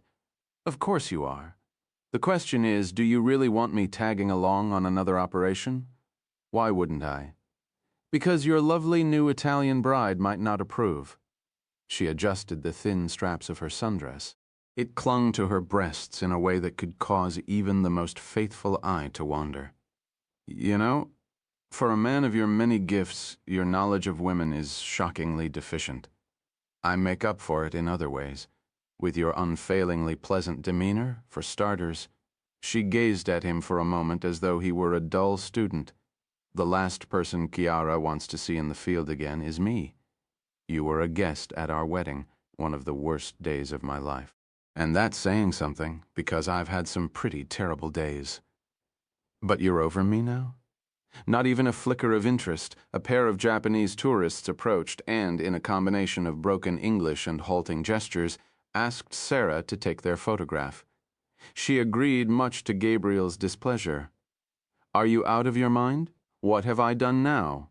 What if there had been a bomb in that camera? Who would put a bomb in a camera?" "We would." "If it was so dangerous, then why did you let me do it?" "Because they were obviously harmless Japanese tourists." "How did you know that?" "I can tell, just by looking at them." "Yes, I can tell, just by looking at them." She laughed. "You'd better be careful, Gabriel. Otherwise, you might make me fall in love with you again. And we can't have that. No, we can't." Gabriel gazed across the gardens and asked how much Carter had told her. Only that you're going after Ivan Kharkov. Know much about him? He's not formally under the purview of the CTC, but he probably should be. We went to war in Iraq, in part because we feared that Saddam might be willing to supply the terrorists with sophisticated weaponry or even weapons of mass destruction. But the terrorists don't have to go to a state like Iraq to get their weapons. They can go to a non-state actor like Ivan instead.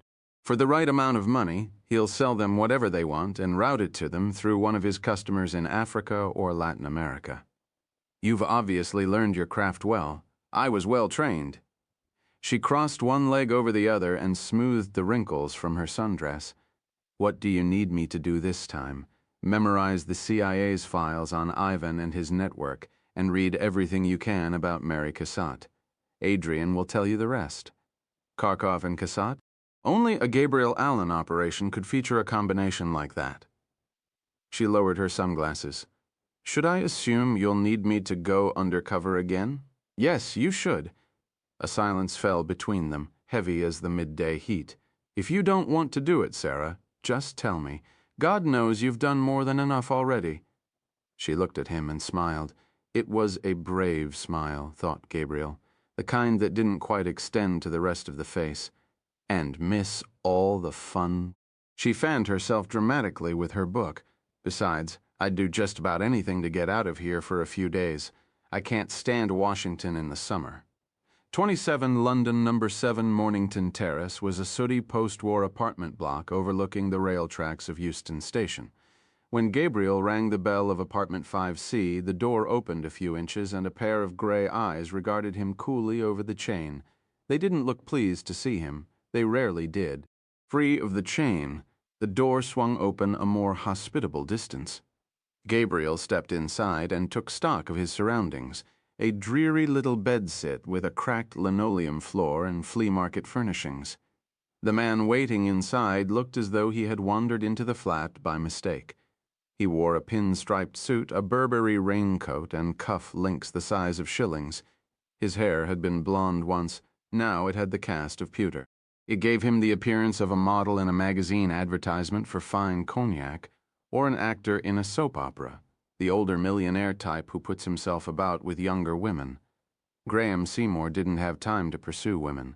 As deputy director of MI5, the British Security Service, he had more than enough work on his desk to keep him occupied. His country was now home to several thousand Islamic extremists with known terrorist connections. And just to keep things interesting, Russian espionage activities in London were now at levels not seen since the end of the Cold War. Those activities included the 2006 murder of Alexander Litvinenko, a former FSB agent and Kremlin critic who had been poisoned with a dose of highly radioactive polonium-210, an act of nuclear terrorism carried out by the FSB in the heart of the British capital. Seymour must have arrived just before Gabriel because the shoulders of his coat were still beaded with raindrops. He tossed it wearily over the back of a chair and held out his hand.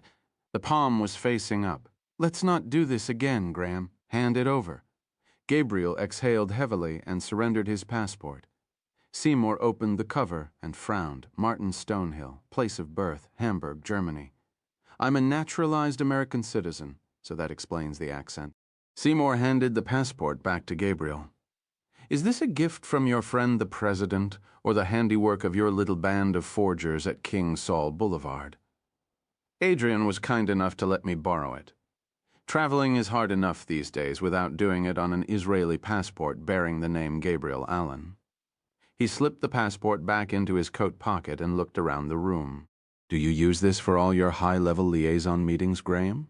Or is this palace reserved for Israeli visitors?" "Don't get your nose bent out of shape, Gabriel. I'm afraid it was all we could find on short notice. Besides, you were the one who refused to come to Thames House."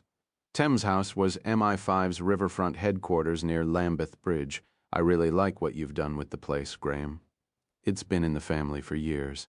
We use it mainly as a crash pad and for debriefing sources and penetration agents." "What sort of penetration agents?" "The sort that we slip into potential terrorist cells." "In that case, I'm surprised you were able to squeeze me in. I'm afraid it does get its fair share of use. Any of your sources picking up any whispers about Russian arms headed this way? I put that question to the Joint Terrorism Analysis Center last night after talking to Adrian. The Americans aren't the only ones who've been hearing chatter about the arrows of Allah.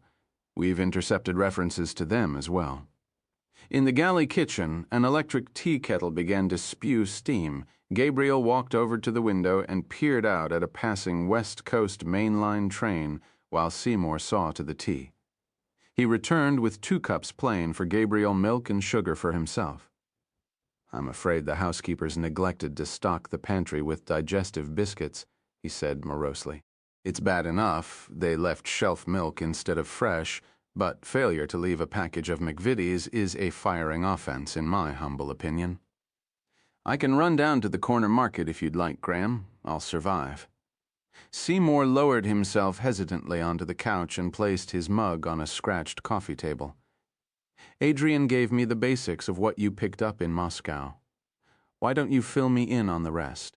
Gabriel told Seymour everything, beginning with the murder of Boris Ostrovsky in Rome and ending with his interrogation and deportation from Russia. Seymour, who did nothing more dangerous these days than change his own ink cartridges, was suitably impressed. My, but you do manage to get around, and to think you accomplished all that with only 3 dead bodies. That's something of an accomplishment for you. Seymour blew thoughtfully into his tea. So what are you proposing? You want to pull Elena Kharkov aside for a private chat about her husband's operations. Easier said than done, I'm afraid.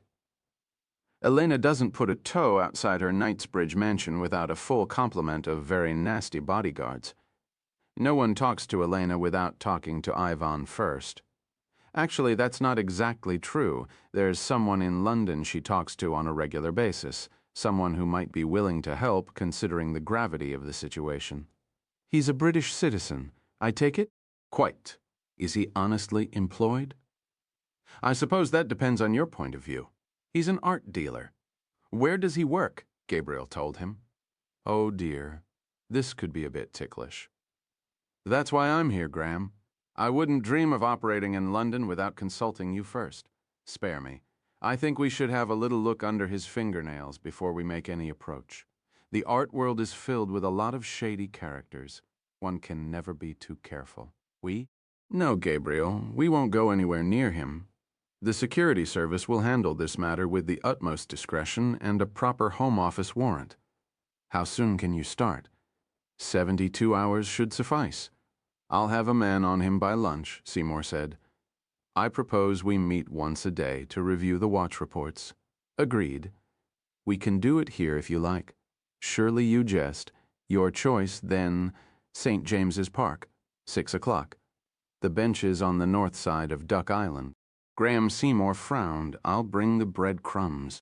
28 London in the aftermath, when the archivists and analysts of a dozen different services and agencies were picking over the scorched bones of the affair, all would be puzzled by the fact that Gabriel's primary target during those first tenuous days of the operation was not Ivan Kharkov or his beautiful wife Elena, but Alistair Leach, director of Impressionist and Modern Art at the August Christie's Auction House, number 8 King Street, St. James's, London.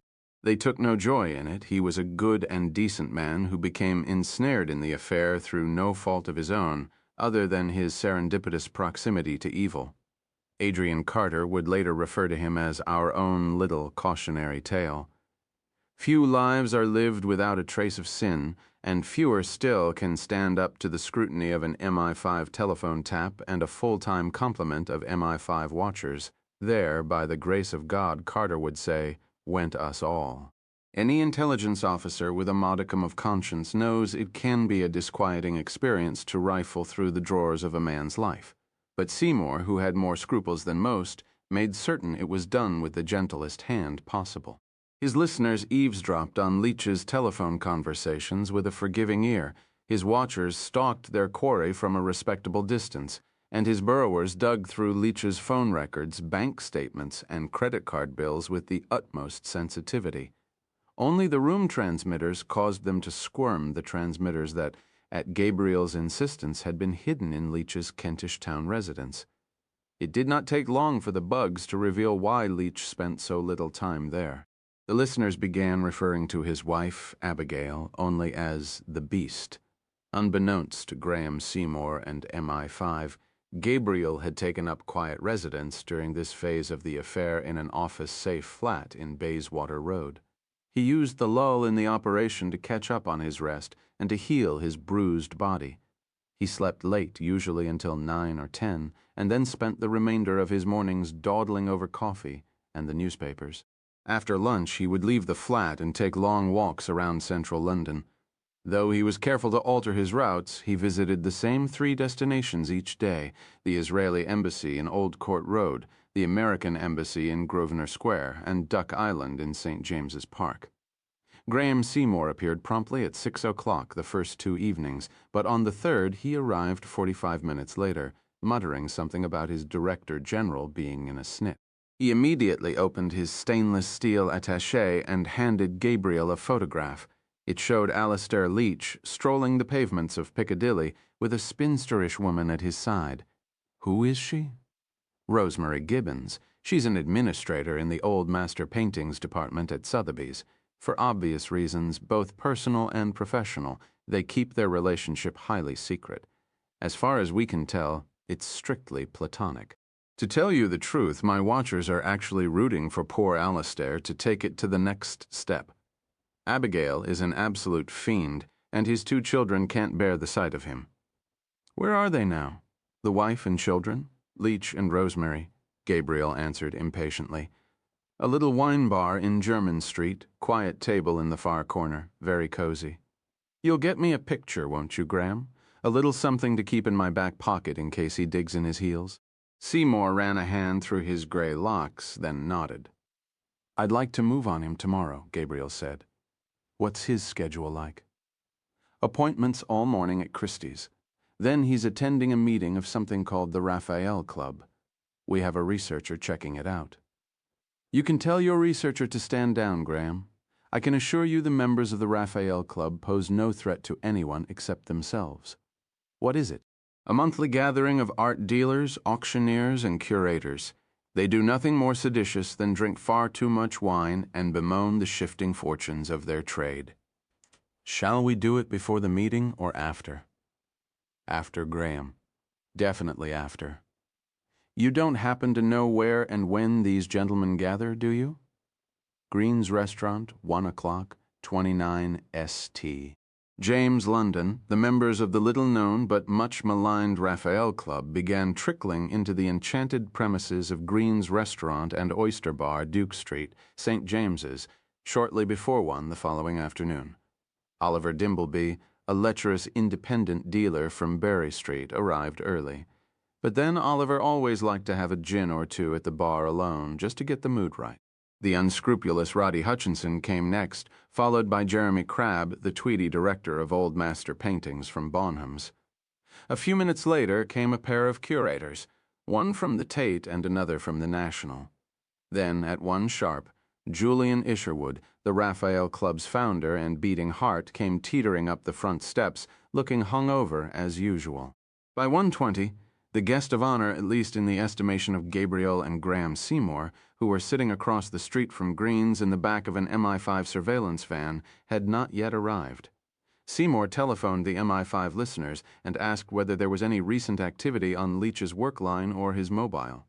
It's the Beast, explained the listener. She's giving him a list of errands he's to run on the way home from work. At 1:32, the listener called back again to say that Leach's line was now inactive. And at 1:34, a surveillance team in King Street reported that he had just left Christie's in a highly agitated state. Gabriel spotted him as he rounded the corner, a reed-like figure with rosy patches on his cheeks and 2 wiry tufts of hair above his ears that flapped like gray wings as he walked. A team inside Green's reported that Leach had joined the proceedings and that the white burgundy was now flowing. The luncheon was 3 hours and 15 minutes in length, which was slightly longer than usual, but then it was June, and June was a rather slow time of the year for all of them. The final wine count was 4 bottles of Sancerre, 4 bottles of a Provençal rosé, and 3 more bottles of an excellent Montrachet. The bill, when it finally arrived, caused something of a commotion, but this, too, was Raphael ritual. Estimated at somewhere north of £1,500 by the team inside the restaurant, it was collected by means of a passed plate, with Oliver Dimbleby, tubiest of the club's members, cracking the whip. As usual, Jeremy Crabb was short of cash and was granted a bridge loan by Julian Isherwood. Alistair Leach tossed a couple £100 onto the plate as it passed beneath his nose, and he finished his last glass of wine. The interior team would later report that he had the look of a man who seemed to know his world was about to change, and not necessarily for the better. They clustered briefly outside in Duke Street before going their separate ways. Alistair Leach lingered a moment with Julian Isherwood, then turned and started back toward Christie's. He would get no farther than the corner of Duke and King Streets, for it was there that Graham Seymour had chosen to make the scoop. The task was handled by a young operative named Nigel Whitcomb, who had a face like a parson and the grip of a blacksmith. Leach offered only token resistance as he was led by the elbow toward a waiting MI5 rover. "Mind telling me what this is all about?" he asked meekly, as the car pulled away from the curb. "I'd love to tell you more, Alistair, but I'm afraid I'm just the delivery boy. It's not a long drive, is it? I'm afraid you caught me at a delicate moment. A little too much wine at lunch, that damn Oliver Dimbleby. He's trouble, Oliver. Always was, always will be. He's the one you should be picking up. Perhaps another time." Whitcomb's smile was like balm. "Do try to relax, Alistair. You're not in any trouble. We just need to borrow some of your connections and expertise. Any idea how long we'll be? I suppose that depends on you. I'll need to call Abigail if we're going to be late. She's a worrier, you know." Yes, thought Whitcomb. We know all about Abigail. They had debated over where to take him next. Graham Seymour had recommended the imposing formality of Thames House, but Gabriel, who had a field man's aversion to all things headquarters, successfully lobbied for something cozier and less official, and so it was that, 20 minutes after he was plucked from King Street, Alistair Leach was shown into the drawing-room of a hastily leased mews house not far from Sloane Square. It was a pleasant room with good books on the shelves and good whiskey on the trolley. The blinds were partially open, and the agreeable light of late afternoon was filtering through the slits and making striped patterns along the wood flooring. Graham Seymour was slowly pacing in order to better showcase his English scale, his English good looks, and his perfectly tailored English suit. Gabriel, who had not yet been invited to join the proceedings, was seated before a television monitor in an upstairs bedroom. He had 2 MI5 technicians for company, one called Marlowe and the other called Mapes. Inside the service, they were better known as M&M Audio and Video. Whitcomb instructed Leach to sit on the couch, then sat next to him. On the coffee table was a single sheet of paper. Graham Seymour drew a pen from his pocket and held it toward Leach like a loaded gun. "Be a love, Alistair, and sign that for me. It's a copy of the official Secrets Act. You needn't bother reading it, since the wording isn't terribly important. Rest assured, it gives us the right to lock you away in the tower and lop off your head if you ever breathe a word of what is about to transpire here. You're not to talk about it with anyone, not with your colleagues, not with Abigail or your children, and not with any other friend or acquaintance with whom you might share the occasional intimacy." Leach looked up sharply, and for an instant Gabriel feared that Seymour had played his ace when a jack would have done the trick. Then Leach looked at Whitcomb, who nodded gravely. "What have I done?" Leach asked, pen to the document. "Short-changed inland revenue, misbehaved on the tube, said something nasty about the current occupant of number 10? "You're fortunate enough to have been born in a free country," said Seymour. "You can say anything you like within certain limits. Of course, you're here not because of your own actions, but because of your association with a man who is a threat to British national security. A rather serious threat, actually. Where's here?" Leach looked around the room, then at Seymour. "And who are we? The here is not important. This is all temporary. As for the we, that's a bit more permanent. We're from the security service, sometimes referred to as MI5. I'm Charles," he nodded toward Whitcomb. "This is my colleague, Gerald, and this association of mine who's a threat to national security?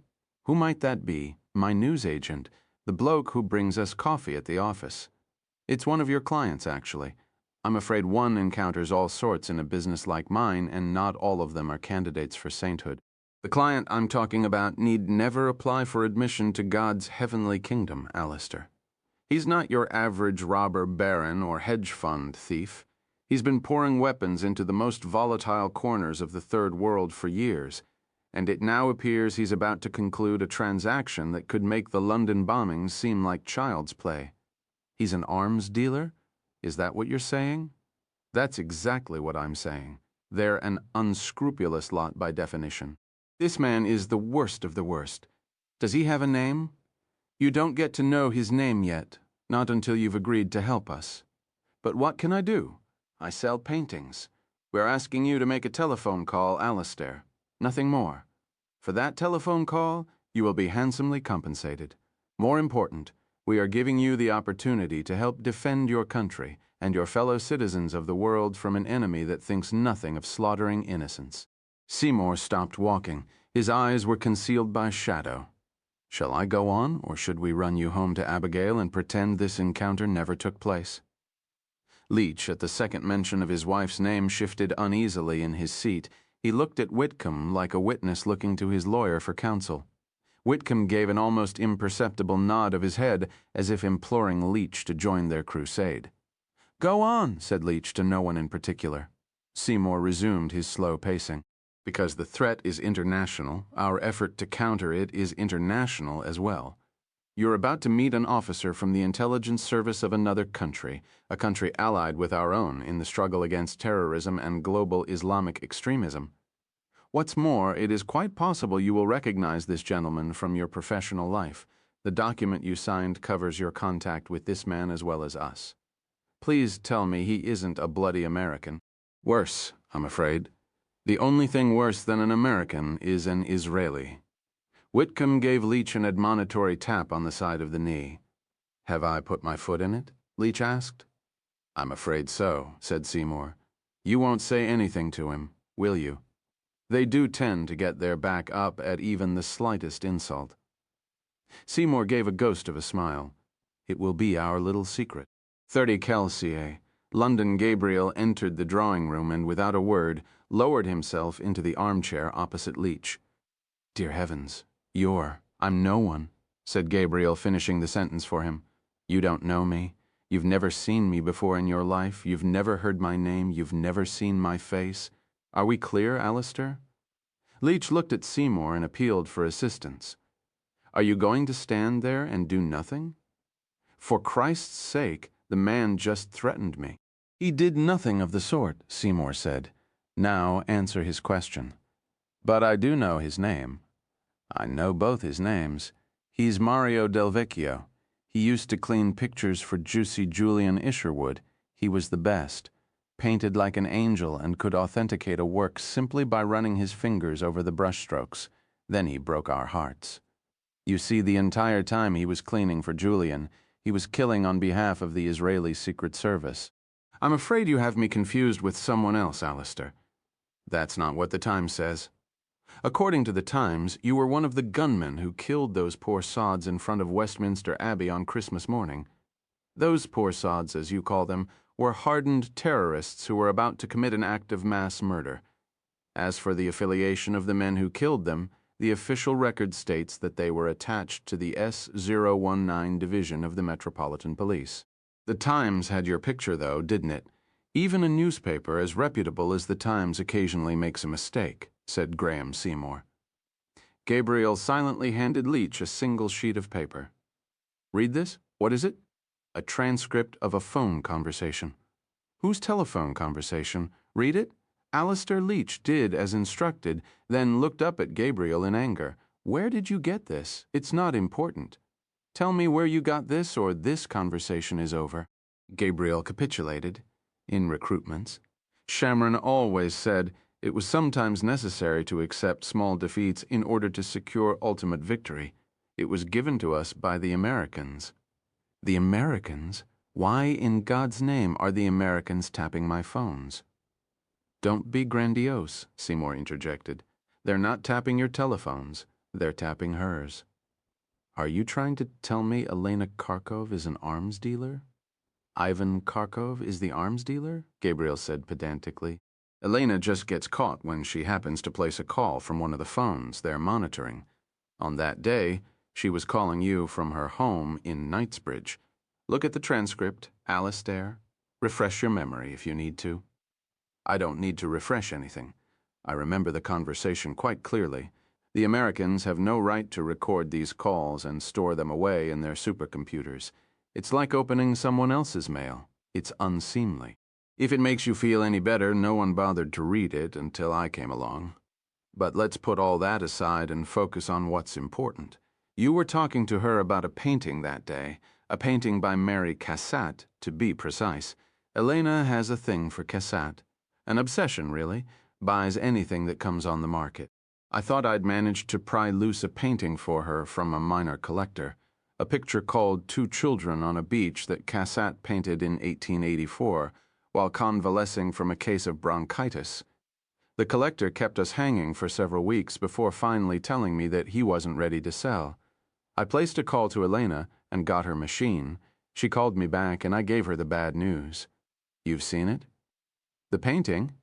Yes, it's quite lovely, actually. Did you ever tell Elena the name of the owner? You know better than to ask that, Signore Del Vecchio. Gabriel looked at Graham Seymour, who had wandered over to the shelves and was pulling down books for inspection. Who is he, Alistair? And don't try to hide behind some claim of dealer-client privilege. Can't do it, said Leach obstinately. Owner wishes to remain anonymous. Nigel Whitcomb made a church steeple with his fingertips and pressed it thoughtfully against his lips, as if pondering the morality of Leach's refusal to answer. And if the owner was aware of the stakes involved, I suspect he or she, if that's the case, might actually relish the chance to help us. I suspect the owner is a patriot, Alistair. A pause. Just like you. The official recording of the interrogation would contain no evidence of what transpired next, for there would be no sound for the microphones to capture. It was a hand, the hand that Whitcomb placed gently upon Leach's shoulder as though he were petitioning him to reclaim his lost faith. Boothby, Leach said, as if the name had popped suddenly into his memory. Sir John Boothby lives in a big Edwardian pile on a couple 100 acres in the Cotswolds. Never worked a day in his life, as far as I can tell. The father worked for your lot. Rumor has it he had a wonderful war. Seymour twisted his head around. You're not talking about Basil Boothby, are you? That's him, ruthless bastard, from what I hear. Basil Boothby was one of the legends of the service. He was involved in our deception program during the Second World War. Ran captured German spies back to their masters in Berlin. And yes, he was a ruthless bastard. But there are times when one has to be. These are such times, Alistair. I'm wondering whether there's a chance Sir John might have had a change of heart, Gabriel said. I'm wondering whether it might be time to have another go at him. He's not going to sell that painting, at least not to Elena Kharkov. Why not? Because in a moment of professional indiscretion, I may have mentioned that the prospective buyer was the wife of a Russian oligarch. Boothby's father spent the final years of his career battling KGB spies. The old man didn't hold with the Russians. Neither does Sir John. Sounds like a patriot to me, said Graham Seymour. I might use another word to describe him, Leach muttered. Elena Kharkov would have paid a premium for that painting. £2 million, maybe a bit more. He would have been wise to take the deal. From what I hear, Sir John is not exactly flush with funds at the moment. Perhaps we can convince him to see the error of his ways. Good luck. But remember, if that Cassatt changes hands, I get my cut. How much are you getting these days, Alistair? Asked Gabriel. Leach smiled. You have your secrets, Signore Del Vecchio, and I have mine. 31 Gloucestershire, England, Havermore, the ancestral home of the Boothby clan, lay 5 miles to the northwest of the picturesque Cotswold Hills market town of Chipping Campden. At its zenith, the estate had sprawled over 800 acres of rolling pastures and wooded hills, and had employed several dozen men and women from the surrounding villages. Its fortunes had dwindled in recent years, along with those of the family that owned it. All but 100 acres had been sold off, and the manor house, a honey-colored limestone monstrosity, had fallen into a state of rather alarming disrepair. As for the staff, it now consisted of a single farmhand called Old George Merrywood and a plump housekeeper named Mrs. Lillian Devlin. She greeted Gabriel and Graham Seymour early the next afternoon and informed them Sir John was eagerly awaiting their arrival. They found him standing before an easel in a patch of overgrown grass called the East Meadow, flailing away at a dreadful landscape. Boothby and Graham Seymour shook hands cordially and regarded each other for a moment in silence. They were of similar size and shape, though John Boothby was several years older and several inches bigger around the middle. He wore Wellington boots and a tan smock. His thick gray hair and tangled eyebrows gave him the appearance of a bottle brush come to life. "This is an associate of mine," Seymour said, his hand resting on Gabriel's shoulder. "He's a fellow traveler, Sir John. He works for an intelligence service in the Middle East, whose interests occasionally intersect with our own." "So you're an Israeli, then," said Boothby, shaking Gabriel's hand. "I'm afraid so," replied Gabriel contritely. "No apologies necessary around here, my dear fellow. I have no quarrel with Israelis or Jews, for that matter. We Europeans dropped you into the swamp, didn't we? And now we condemn you for daring to stand your ground." He released Gabriel's hand. "Do I get to know your name, or are names off limits?" "His name is Gabriel, Sir John, Gabriel Allen." Boothby gave a wry smile. "I thought it was you, an honor, Mr. Allen." He returned to the easel and looked morosely at the painting. "Bloody awful, isn't it? I can never seem to get the trees right." "May I?" asked Gabriel. "Do you paint too?"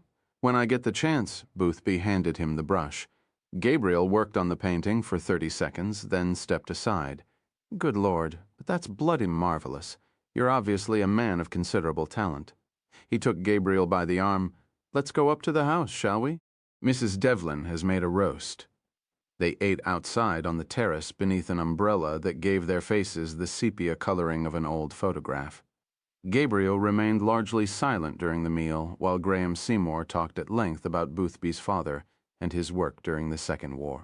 Gabriel was left with the impression that Boothby the younger did not necessarily enjoy hearing about his father, that he had spent his life living in the shadow of Basil Boothby's wartime exploits and wished to be taken seriously in his own right.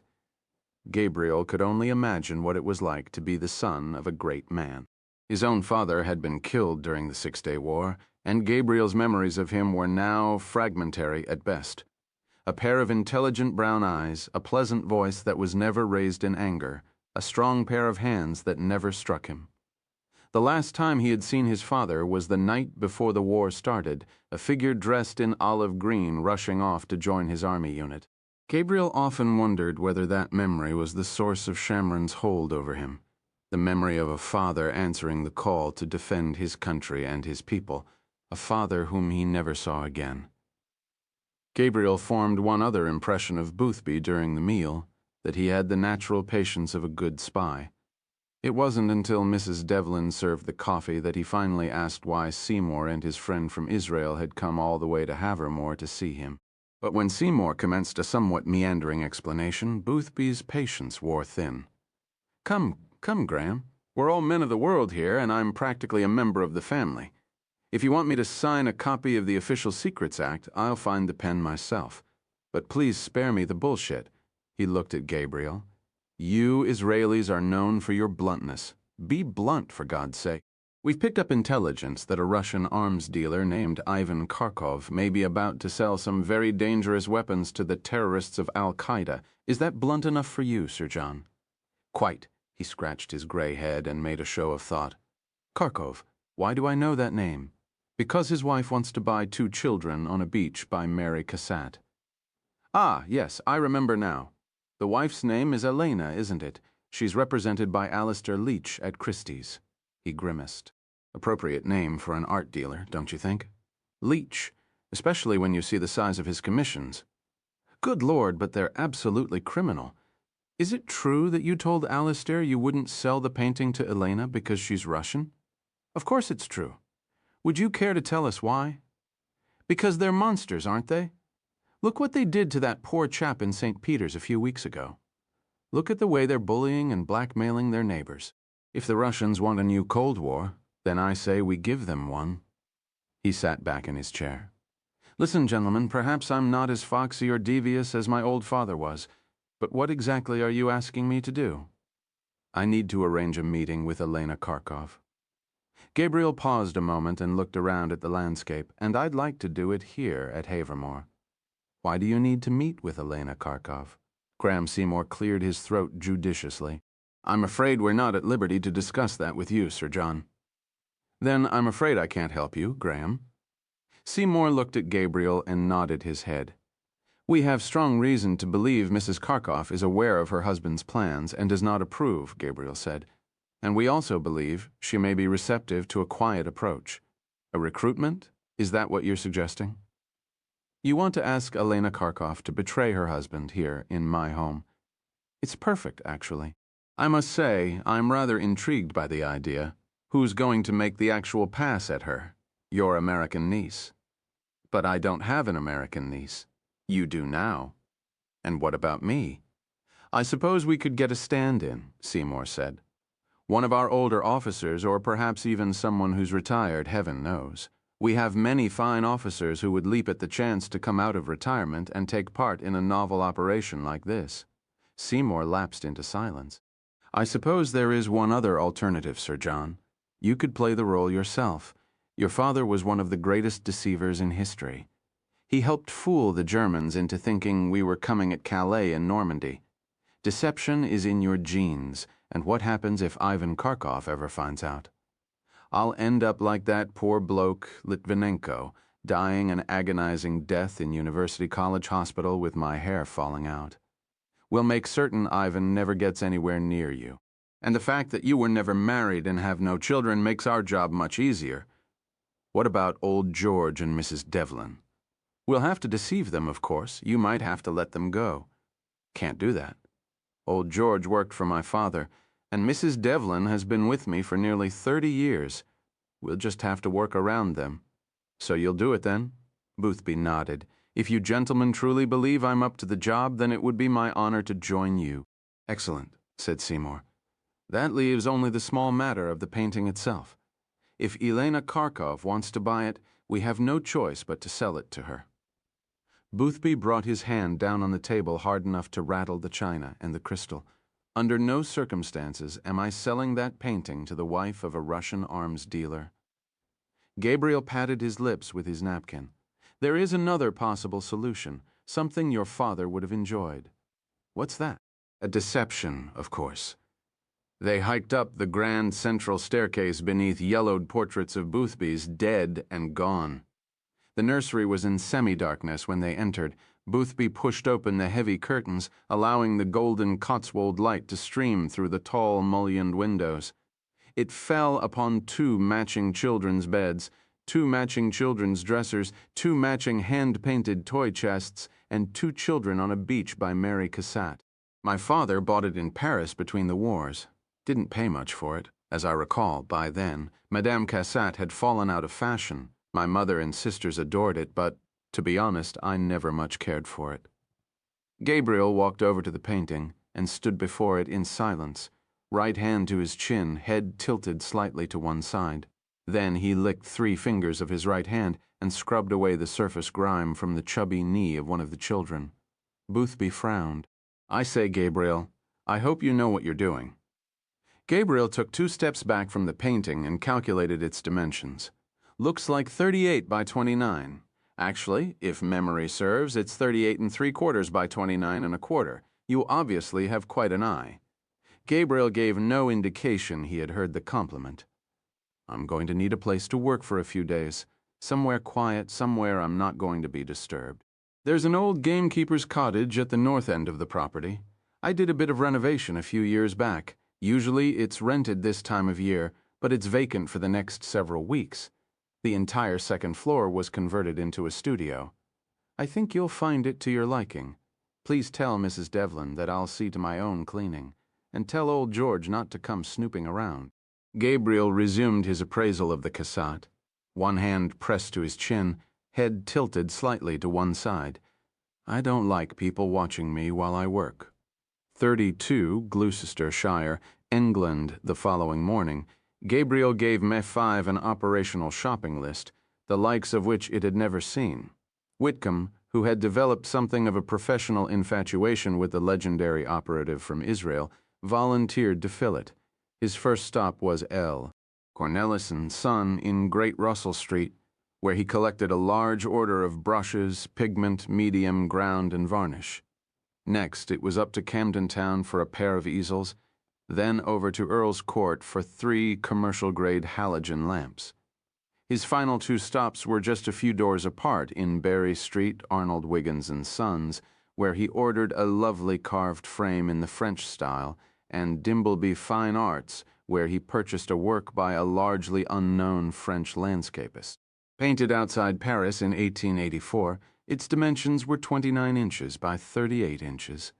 By afternoon, the painting and the supplies were at Havermore, and Gabriel was soon at work in the second-floor studio of the old gamekeeper's cottage.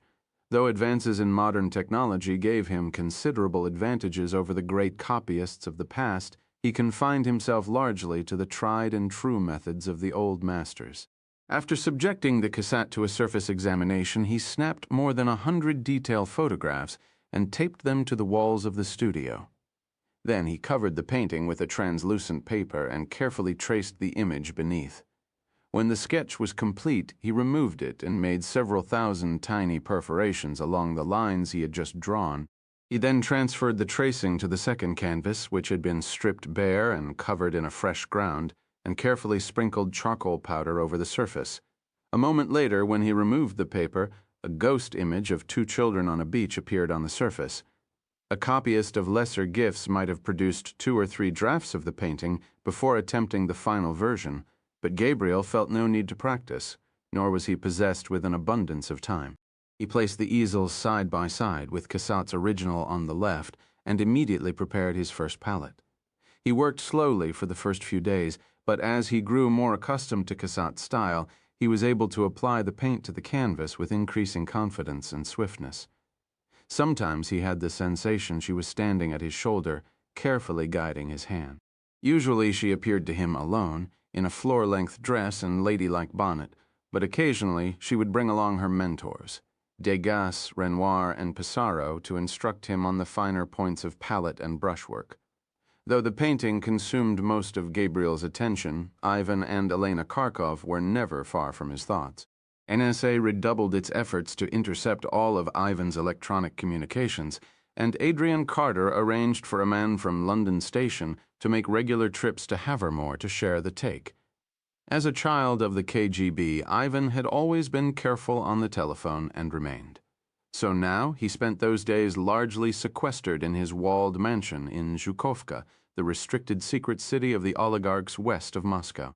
Only once did he venture outside the country, a day trip to Paris to spend a few hours with Yekaterina, his supermodel mistress. He phoned Elena 3 times from Yekaterina's bed to say that his business meetings were going splendidly. One of the calls came while she was dining with 2 companions at the exclusive Café Pushkin, and the moment was captured by an office watcher with a miniature camera. Gabriel couldn't help but be struck by the melancholy expression on her face, especially when compared to the outward gaiety of her 2 companions. He tacked the picture to the wall of his makeshift studio and called it 3 Ladies in a Moscow Cafe. One salient operational fact eluded Gabriel, the precise date Ivan and Elena were planning to leave Moscow and return to Knightsbridge. As he labored alone before the canvas, he became gripped by a fear he was about to throw an elaborate party that no one would attend. It was an irrational notion. Ivan Kharkov tolerated his native country only in small doses, and it was only a matter of time before he would be overcome by the urge to leave it once more. Finally, an MI5 team monitoring the Kharkov mansion in Rutland Gate witnessed the delivery of a large consignment of vodka, champagne, and French wine.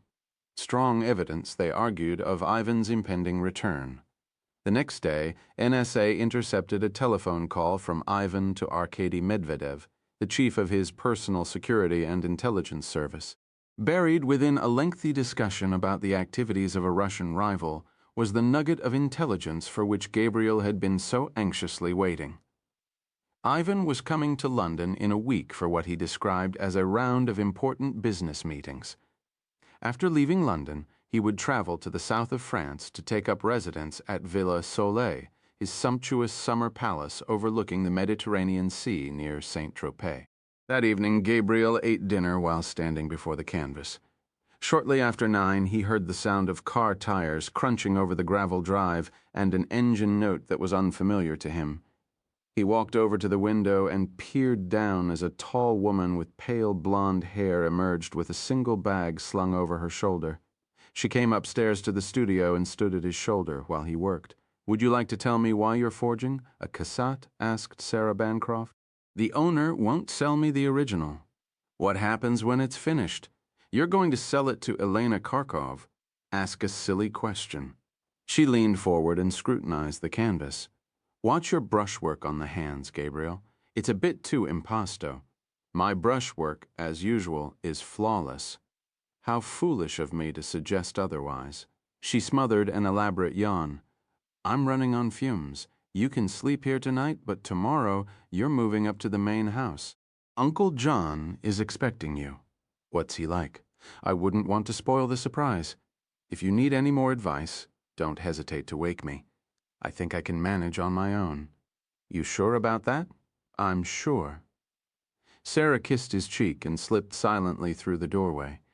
Gabriel pressed the play button on a small portable stereo and stood motionless while the first notes of La Bohème filled the room.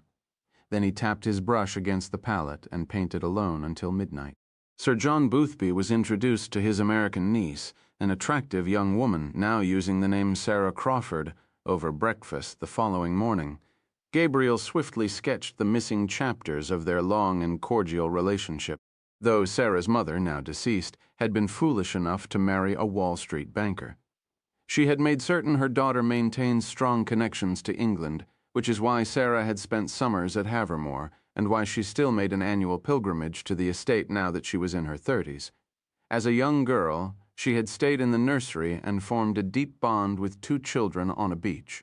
Therefore, it would be natural for Sarah to show Elena Kharkov the painting rather than her uncle, who had never really cared for it.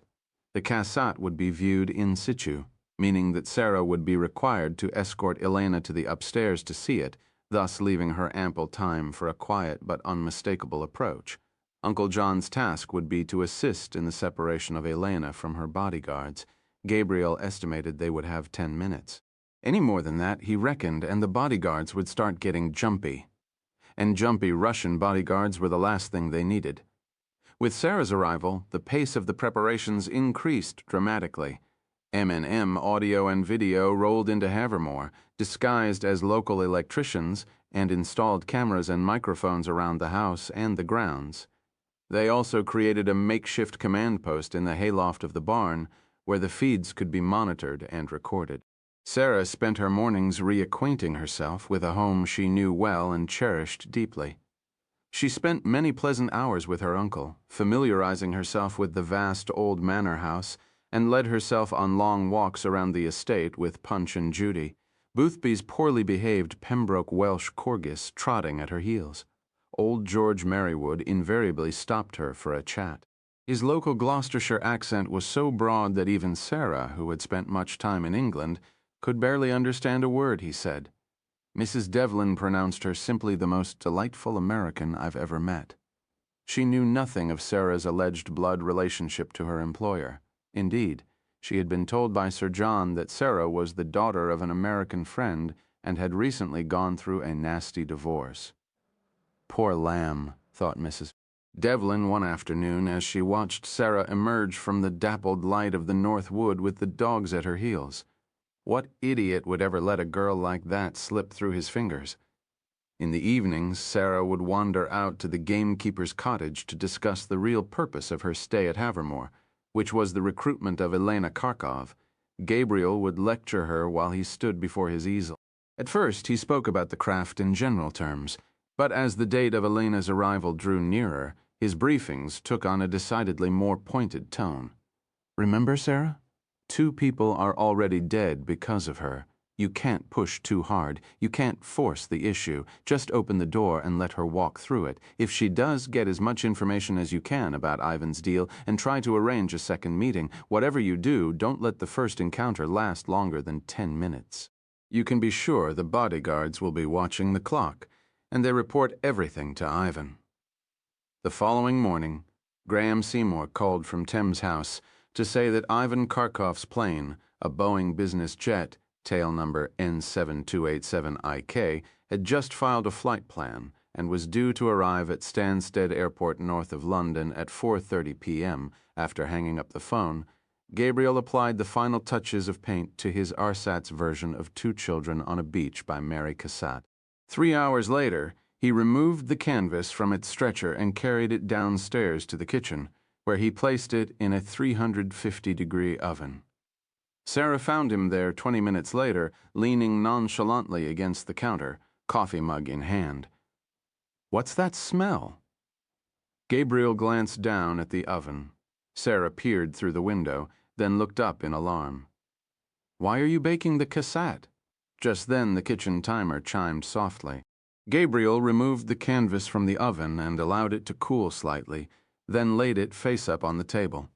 With Sarah watching, he took hold of the canvas at the top and bottom and pulled it firmly over the edge of the table, downward toward the floor.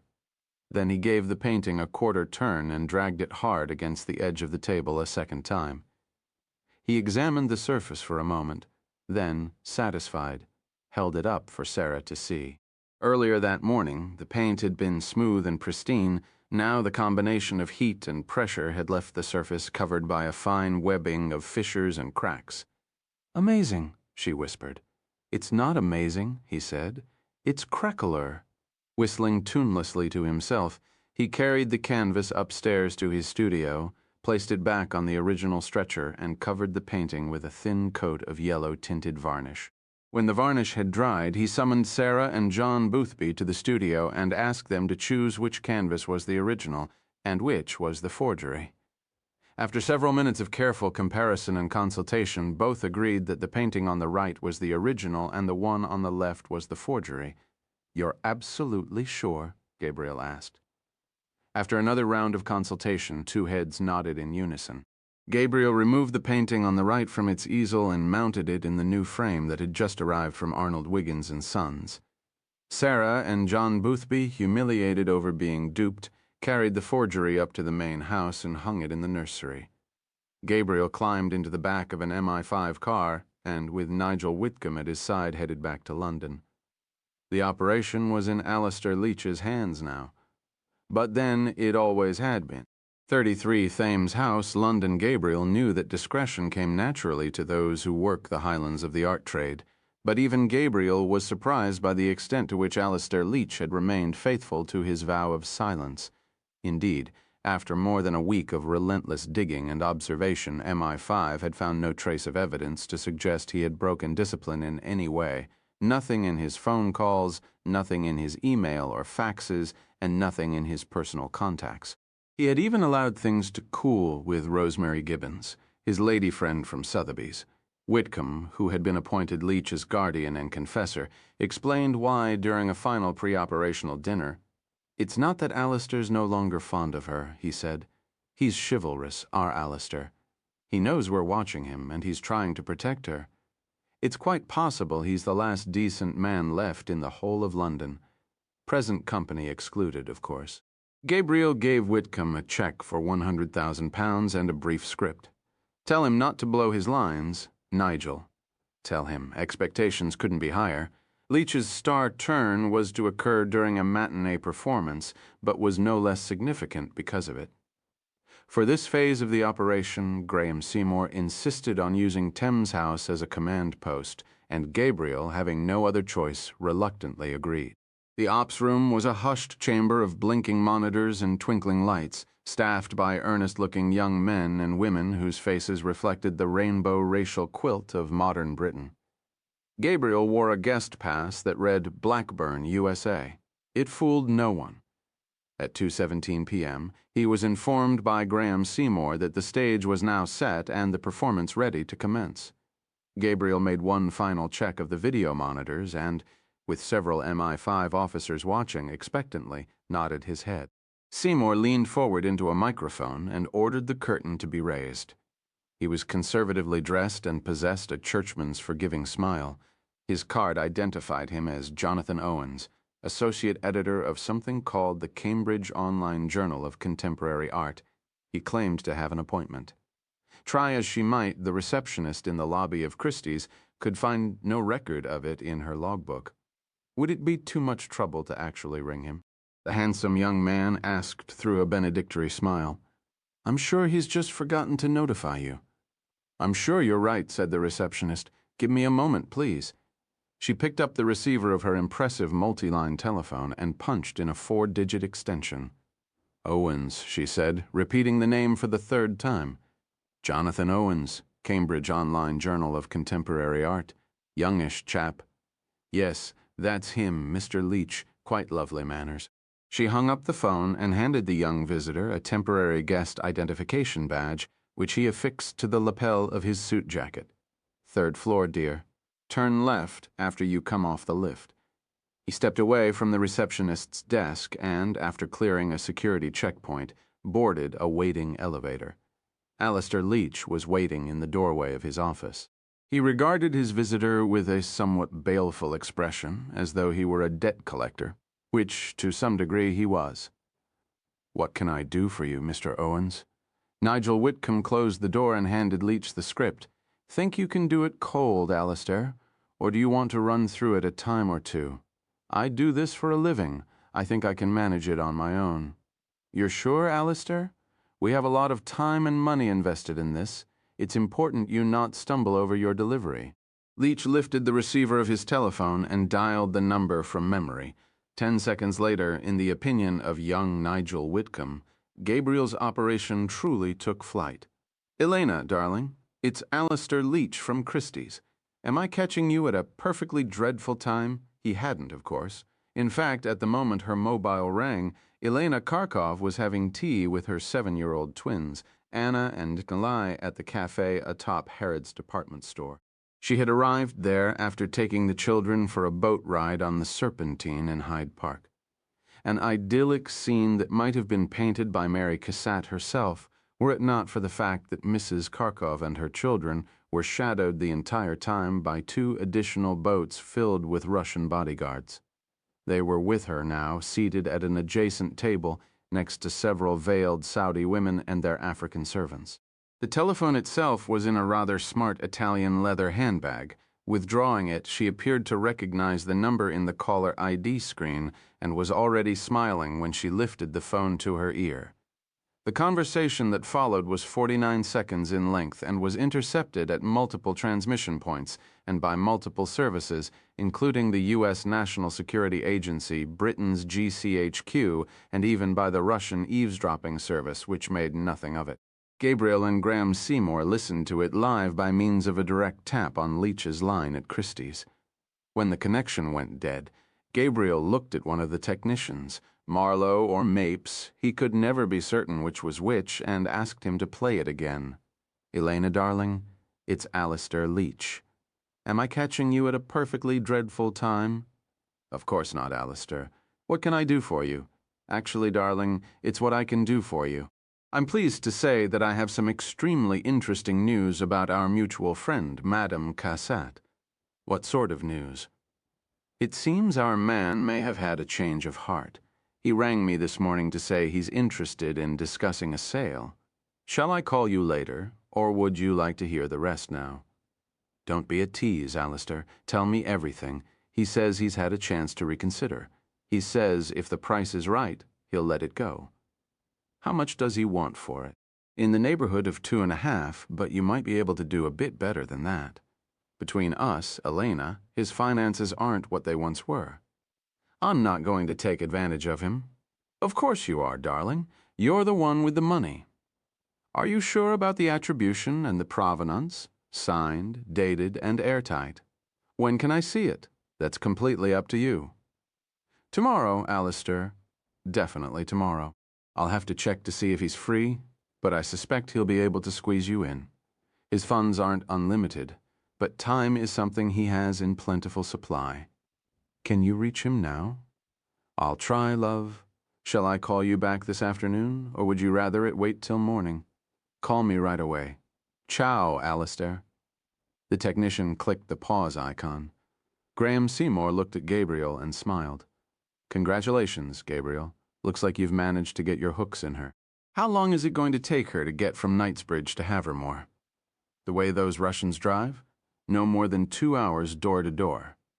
And you're sure about Ivan's schedule? You've heard the intercepts yourself. Humor me, Graham? He's got a delegation of city investment bankers coming to Rutland Gate for lunch at 1. Then he's got a 4 o'clock conference call with Zurich. He'll be tied up all afternoon. A voice crackled over the monitors. It was one of the watchers at Harrods. Elena had asked for the check. The bodyguards were setting a perimeter. Departure imminent. Call her back, Gabriel said. Tell her to come at 4. Tell her not to be late. Shall we do it now, or should we make her wait? She has enough stress in her life, don't you think? Seymour snatched up the phone and dialed. Whitcomb's mobile purred. He listened in silence for a moment, then looked at Alistair Leach. The reviews are in? Alistair. Looks like we've got a smash hit on our hands. What now? Whitcomb answered. Leach pressed the radial button and waited for Elena's voice to come back on the line. It was 5:30 that same evening when Mrs. Devlin entered the library at Havermore, bearing a silver tray with a glass of whiskey in the center of it. Sir John was reading the Telegraph. He always read the Telegraph at this time of day.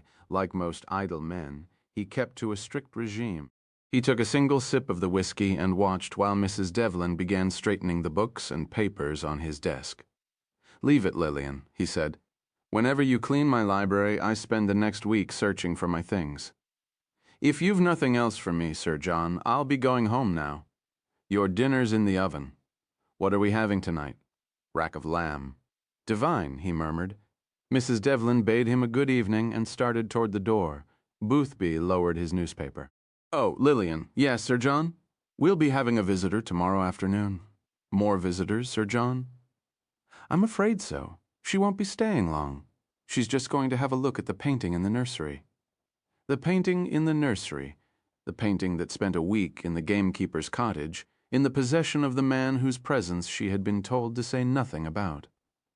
I see, she said. Shall I make a batch of scones? She's not exactly a scone person, if you catch my meaning. I'm not sure I do, Sir John. She's a Russian, Lillian, a very well-to-do Russian. I doubt she'll be staying for tea. With a bit of luck, she'll have a very quick look and be on her way. Mrs. Devlin remained rooted in the doorway. Something bothering you, Lillian? May I speak bluntly, Sir John? You usually do. Is there something going on at Havermore that you're not telling me? Many things, I suppose. You'll have to be a bit more specific. The odd man in the gamekeeper's cottage, the lovely young girl who claims to be the daughter of your American friend, the men doing the electrical work all through the house. Old George is convinced they're up to no good in the barn. Old George sees conspiracies everywhere, Lillian. And now you're thinking about selling that beautiful painting to a Russian? Your poor father, may he rest in peace, would be spinning in his grave. I need the money, Lillian. We need the money. She tugged skeptically on the drawstring of her apron. I'm not sure I believe you, Sir John. I think something important is going on in this house. Something to do with secrets, just like when your father was alive. Boothby gave her a conspiratorial look over his whiskey. The Russians will be arriving at 4 o'clock sharp, Lillian. He paused. If you would rather not be here. I'll be here, Sir John, she said quickly. What about old George? Perhaps we should give him the afternoon off, sir. Perhaps we should. 34 Havermore, Gloucestershire. The limousines passed the concealed checkpoint on the station road at 3:45, 2 custom Mercedes-Benz S65s with blacked-out windows, riding low and heavy with bulletproof glass and armor. They flashed down the terraced high street of Chipping Campden, past the quaint shops in the old limestone St. James Church, and roared out of town again on Dyer's Lane. One shopkeeper timed the run at 16 seconds, shortest visit to Chipping Campden in recorded history. At the once grand estate known as Havermore, there was no visible evidence to suggest that anyone was aware of the car's rapid approach. Mrs. Devlin was in the kitchen where, In contravention of Sir John's direct orders, she was putting the final touches on a tray of fresh scones, strawberry jam, and Cotswold clotted cream. Sir John was unaware of her rebellion, for he was sequestered in the library, pondering serious and weighty matters.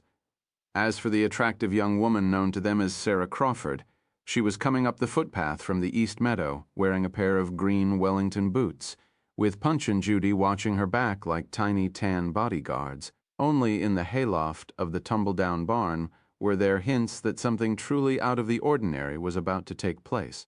4 men were there, seated before a bank of video and audio monitors.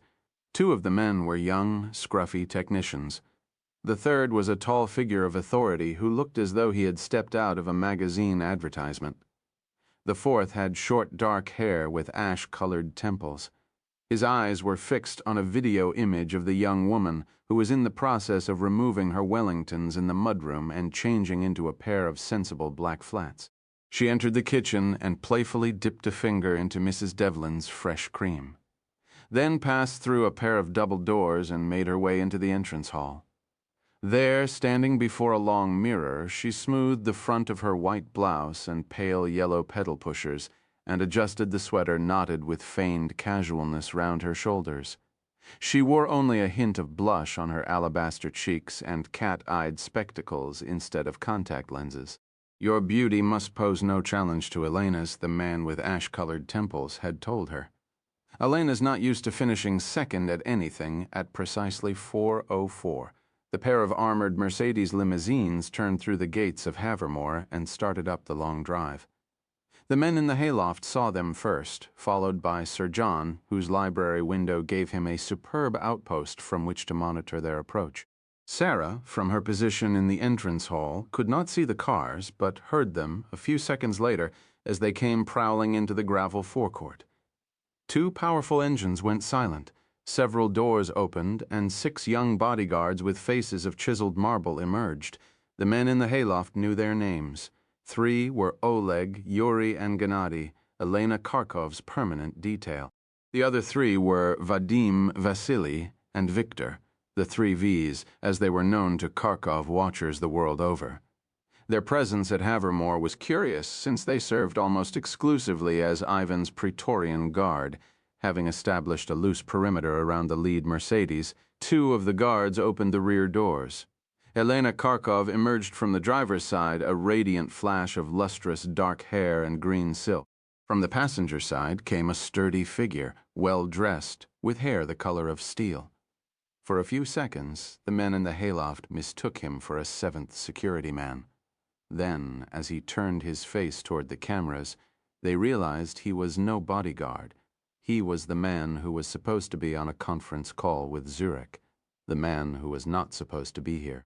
The men in the hayloft attempted to warn Sarah they had hidden a tiny audio speaker in the entrance hall for just such a contingency, but she had already opened Havermore's impressive door and was stepping into the forecourt. Punch and Judy scampered past her ankles and shot across the gravel like a pair of honey-colored torpedoes. By some natural instinct, they advanced directly toward the most authoritative-looking member of the entourage. The 3 Vs formed a wall in front of their target, Ivan Kharkov.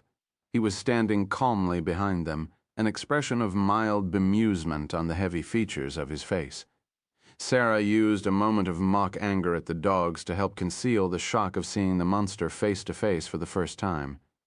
She seized the dogs by the collars and gave them each a firm shove on the hindquarters toward the house. By the time she turned around again, a small crack opened between Vadim and Victor. She extended her hand through it toward Ivan and managed to smile. "I'm afraid herding instincts take over when they see a large group of people," she heard herself say. "I'm Sarah Crawford." Ivan's right hand rose from the seam of his trousers. It looked, thought Sarah, like a manicured mallet. It gave her hand a testing squeeze and quickly released it. "You're an American," he pointed out. "And you forgot to tell me your name," she thought. "Actually, I'm only half American." "Which half?" "The self-centered half, according to my uncle." "This is his home. I'm just visiting." "From America?" "Yes." "Where do you live in America?" "Washington, D.C., and you. I like to think of myself as a citizen of the world, Miss Crawford." A citizen of the world, perhaps, but exposure to the West had yet to buff away the last traces of KGB English. It was surprisingly fluent, but still flecked with the intonation of a Radio Moscow propagandist. He was proud of his English, thought Sarah, just like he was proud of his armored limousines, his bodyguards, his handmade suit, his $3,000 necktie, and the rich aftershave that hung round him like a vaporous cloud. No amount of Western clothing and cologne could conceal his Russianness, though. It was etched in the sturdy forehead, the almond-shaped eyes, and the angular cheekbones. Nor could it hide the fact that he was a KGB hood who had stumbled into a mountain of money. Almost as an afterthought, he lifted his left hand and, with his eyes still fixed on Sarah, said, "My wife." She was standing several feet away, surrounded by her own palace guard. She was taller than Ivan by an inch or two and held herself with the erect carriage of a dancer. Her skin was pale, her eyes liquid green, her hair black. She wore it long and allowed it to fall loosely about her shoulders. As for the prospect of Sarah's beauty posing a challenge to Elena's, there was little chance of that, for at 46 years, 7 months and 19 days, she was still a strikingly attractive woman. She took a step forward and extended her hand. "It's a pleasure to meet you, Sarah. I'm Elena Kharkov." Her accent, unlike Ivan's, was authentic and rich and completely beguiling. "I believe Alistair told you I would be coming alone. My husband decided to join me at the last minute." A husband who still has no name, Sarah thought. Actually, Alistair told me a woman would be coming alone. He didn't give me a name. He was very discreet, Mrs. Kharkov. "And we trust that you will be discreet as well," Ivan said. "It is important for people such as ourselves to conduct our acquisitions and business transactions with a certain amount of privacy." "You may rest assured my uncle feels precisely the same way, Mr. Kharkov." As if on cue, Boothby emerged with Punch and Judy now swirling noisily at his feet. "Did my ears deceive me?" he trumpeted. "Or is it true that the great Ivan Kharkov has come to Havermore? That dolt from Christie's told me to expect a VIP, but no one of your stature." He took Ivan's hand in his own and pumped it vigorously. "It is indeed an honor to have you here, Mr. Kharkov. I do admire your accomplishments. I knew you were a man of many interests, but I never knew art was one of them." Ivan's stony face broke briefly into something approaching a genuine smile. Ivan, they knew, was vulnerable to flattery from pretty young girls and even from tattered English landed gentry. "Actually, my wife is the expert when it comes to art," he said. "I just felt like getting out of London for a few hours." "Oh yes, of course. Can't stand London any longer, what with the traffic and the terrorism. Go there now to see the odd play or hear a bit of music at Covent Garden. But I'd choose the Cotswold Hills over Kensington any day of the week. Too expensive in London these days. Too many people, such as yourself, buying everything up. No insult intended, of course. None taken. Do you have a country estate yet, or just your London residence? Just the house in Knightsbridge at the moment." Boothby gestured toward the facade of Havermore. "This has been in my family for 5 generations. I'd love to give you a tour while our 2 art experts have a look at the painting." A glance passed between Ivan and Elena. Coded, secure, inscrutable to an outsider. She murmured a few words in Russian. Ivan responded by looking at Boothby and giving a single nod of his sturdy head. "I'd love a tour," he said. "But we'll have to make it brief. I'm afraid my wife tends to make decisions quickly." "Brilliant," said Boothby. "Allow me to show you the grounds." He lifted his hand and started toward the east meadow. Ivan, after a brief hesitation, followed after him, with the 3 V's flying close behind in tight formation. Boothby looked at the bodyguards and politely objected. "I say, but is that really necessary? I can assure you, Mr. Kharkov, that you have no enemies here. The most dangerous things at Havermore are the dogs and my martinis." Ivan glanced once again at Elena, then spoke a few words in Russian to the bodyguards in a baritone murmur. When he started toward the meadow a second time, the guards remained motionless. Elena watched her husband's departure in silence, then looked at Sarah. "I'm sorry about the security, Miss Crawford. I would do almost anything to be rid of them. But Ivan insists they stay by my side wherever I go. I imagine that it must seem very exciting to be surrounded by men in dark suits. I can assure you it is not. Sarah was momentarily taken aback by the intimacy of her words. They constituted a betrayal. A small one, thought Sarah, but a betrayal nonetheless. A woman in your position can't be too careful, she said, but I can assure you that you are among friends here. Boothby and Ivan disappeared around the corner of the house. Sarah placed her hand gently on Elena's arm. Would you like to see my uncle's cassette, Mrs. Kharkov? I would love to see your uncle's cassette, Miss Crawford. When they started toward the portico, the bodyguards remained motionless. You know, Mrs. Kharkov, I really think it's best we see the painting alone. I've always found Cassat to be a painter of women for women. Most men don't understand her. I couldn't agree more, and I'll let you in on a little secret. What's that? Ivan loathes her. In the hayloft of the barn, the four men standing before the video monitors moved for the first time in 3 minutes. Looks like Uncle John just saved our asses, said Graham Seymour. His father would be very proud. Ivan's not the world's most patient man. I suspect you'll have 5 minutes with Elena at most. I'd kill for 5 minutes. Let's hope there's no killing today, Gabriel. Ivan's the one with all the guns. The two women climbed the central staircase together and paused on the landing to admire a Madonna and Child. Is that actually a Veronese? Elena asked. Depends on whom you ask. My uncle's ancestors did the grand tour of Italy in the 19th century and came home with a boatload of paintings. Some were quite lovely. Some of them were just copies made by lesser artists. I've always thought this one was among the best. It's beautiful. The cassette is still in the nursery. My uncle thought you would enjoy seeing it in its original setting. Sarah took Elena carefully by the arm and led her down the hall. The key was resting on the woodwork above the door. Standing on tiptoe, Sarah removed it, then raised a finger to her lips in a gesture of mock conspiracy. Don't tell anyone where we keep the key, Elena smiled. It will be our little secret.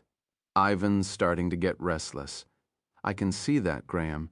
She's burned 3 minutes already. Yes, I can see that too. She should have done it on the staircase. She knows what she's doing.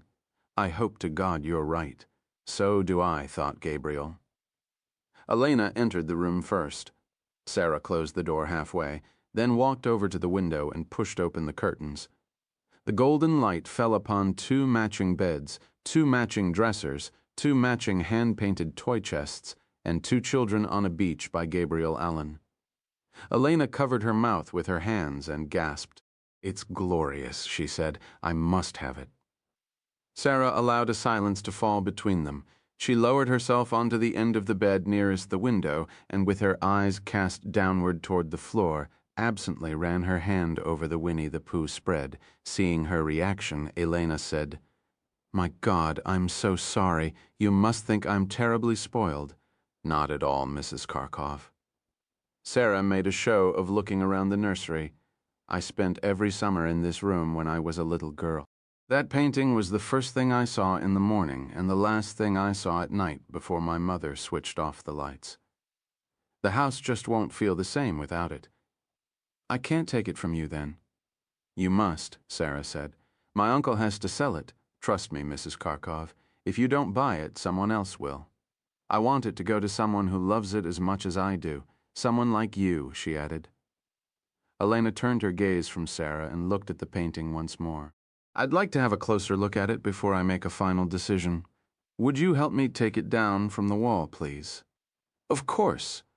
Sarah rose to her feet and, passing before the window, glanced downward toward the meadow. Boothby and Ivan were still there, Boothby with his arm extended toward some landmark in the distance. Ivan with his patience clearly at an ebb.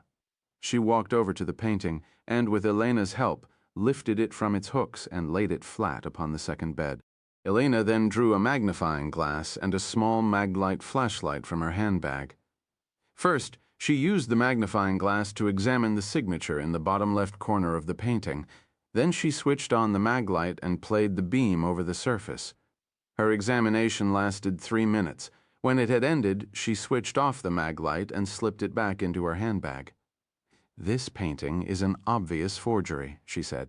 She regarded Sarah's face carefully for a moment, as if she realized Sarah was a forgery, too. Please tell me who you are, Miss Crawford.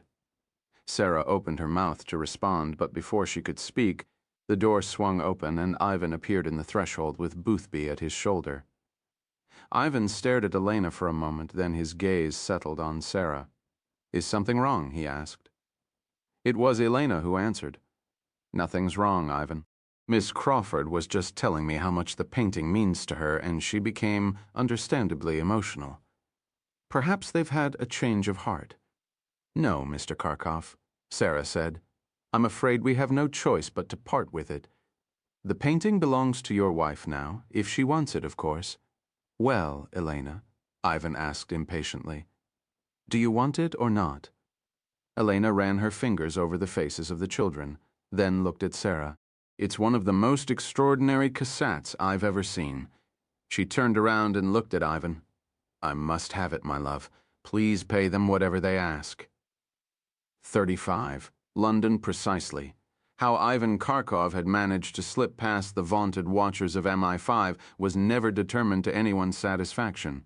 There were recriminations and postmortems.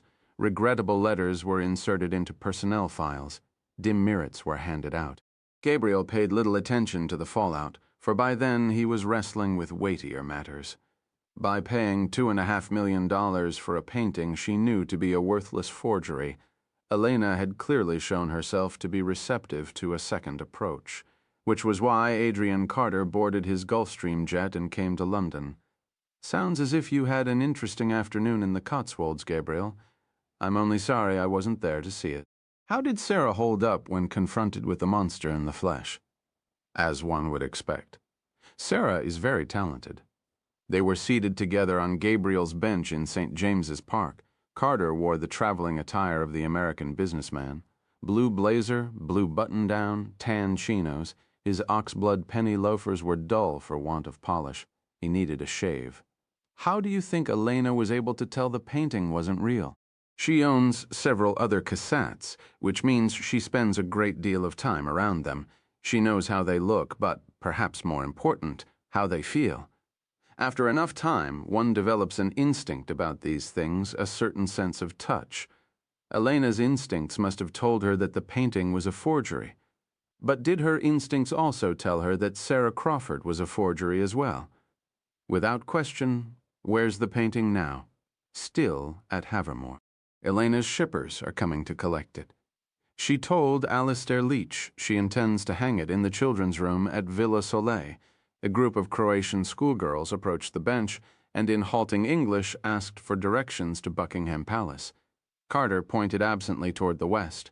When the girls were gone, he and Gabriel rose in unison and set out along the Horse Guards Road.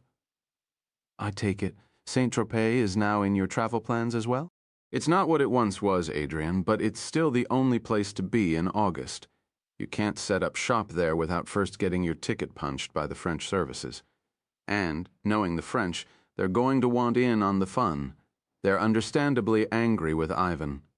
His weapons have spread a great deal of death and destruction in parts of Africa where the tricolore used to fly and where the French still wield considerable influence. They can't have in, Adrian. The circle of knowledge is already too wide on this operation for my comfort. And if it widens again, the chances of Ivan and the FSB getting wind of it increase substantially. We're back on speaking terms with the French, and your friend the President would like to keep it that way, which means that you're not to take any action on French soil that might bring yet another Euro shitstorm down upon our heads. We have to go on the record with the French, just the way we did with Graham Seymour and the Brits. Who knows? Perhaps something good might come of it. A new golden age in Franco-Israeli relations. Let's not get carried away, Gabriel said. The French aren't likely to be pleased with my terms. Let's hear them. Unlike the Brits, the French will be granted no formal role. In fact, it is my wish that they do nothing more than stay out of the way.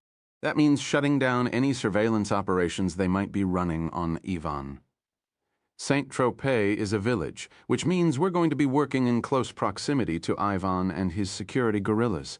If they see a bunch of French agents, alarm bells will go off. What do you need from us? Continued coverage of all of Ivan's communications. Make sure someone is sitting on the account 24 hours a day, someone who can actually speak Russian. If Ivan calls Arkady Medvedev and tells him to put a watch on Elena's tail, I would obviously need to know. And if Elena makes a reservation for lunch or dinner, I would need to know about that too. Message received. What else? I'm thinking about giving Sarah Crawford a Russian-American boyfriend. I can do Russian-Israeli on short notice, but not Russian-American. Gabriel handed Carter an envelope. He'll need a full set of identification, of course, but he'll also need a cover story that can stand up to the scrutiny of Ivan and his security service. They came to Great George Street. Carter paused in front of a newsstand and frowned at the morning papers. Osama bin Laden had released a new videotape warning of a coming wave of attacks against the Crusaders and the Jews. It might have been dismissed by the professionals of Western intelligence as yet another empty threat had the statement not contained 4 critical words: the arrows of Allah. He's promising the autumn is going to be bloody, Carter said. The fact that he was specific about the timing is noteworthy in itself. It's almost as if he's telling us there's nothing we can do to stop it. On deep background, we're telling the media that we see nothing new or unusual in the tape. Privately, we're shitting bricks. The system is blinking red again, Gabriel. They're overdue for another attack against an American target, and we know they want to hit us again before the president leaves office. Expert opinion is convinced this plot may be the one, all of which means you have a limited amount of time. How limited? End of August, I'd say. Then we raise the terror warning to red and go on war footing. The moment you do, we lose any chance of getting to Elena. Better to lose Elena than live through another 9/11th, or worse. They were walking toward the river along Great George Street. Gabriel looked to his right and saw the north tower of Westminster Abbey aglow in the bright sunshine. The Caravaggio image flashed in his memory again, the man with a gun in hand, firing bullets into the face of a fallen terrorist. Carter had been standing a few yards away that morning, but now his thoughts were clearly focused on the unpleasant meeting he was about to conduct on the other side of the English Channel. You know, Gabriel, you get the easy job. All you have to do is convince Elena to betray her husband. I have to go hat in hand to the frogs and beg them to give you and your team the run of the Riviera. Be charming, Adrian. I hear the French like that. Care to join me for the negotiations? I'm not sure that's a wise idea. We have a somewhat testy relationship. So I've heard. Carter was silent for a moment.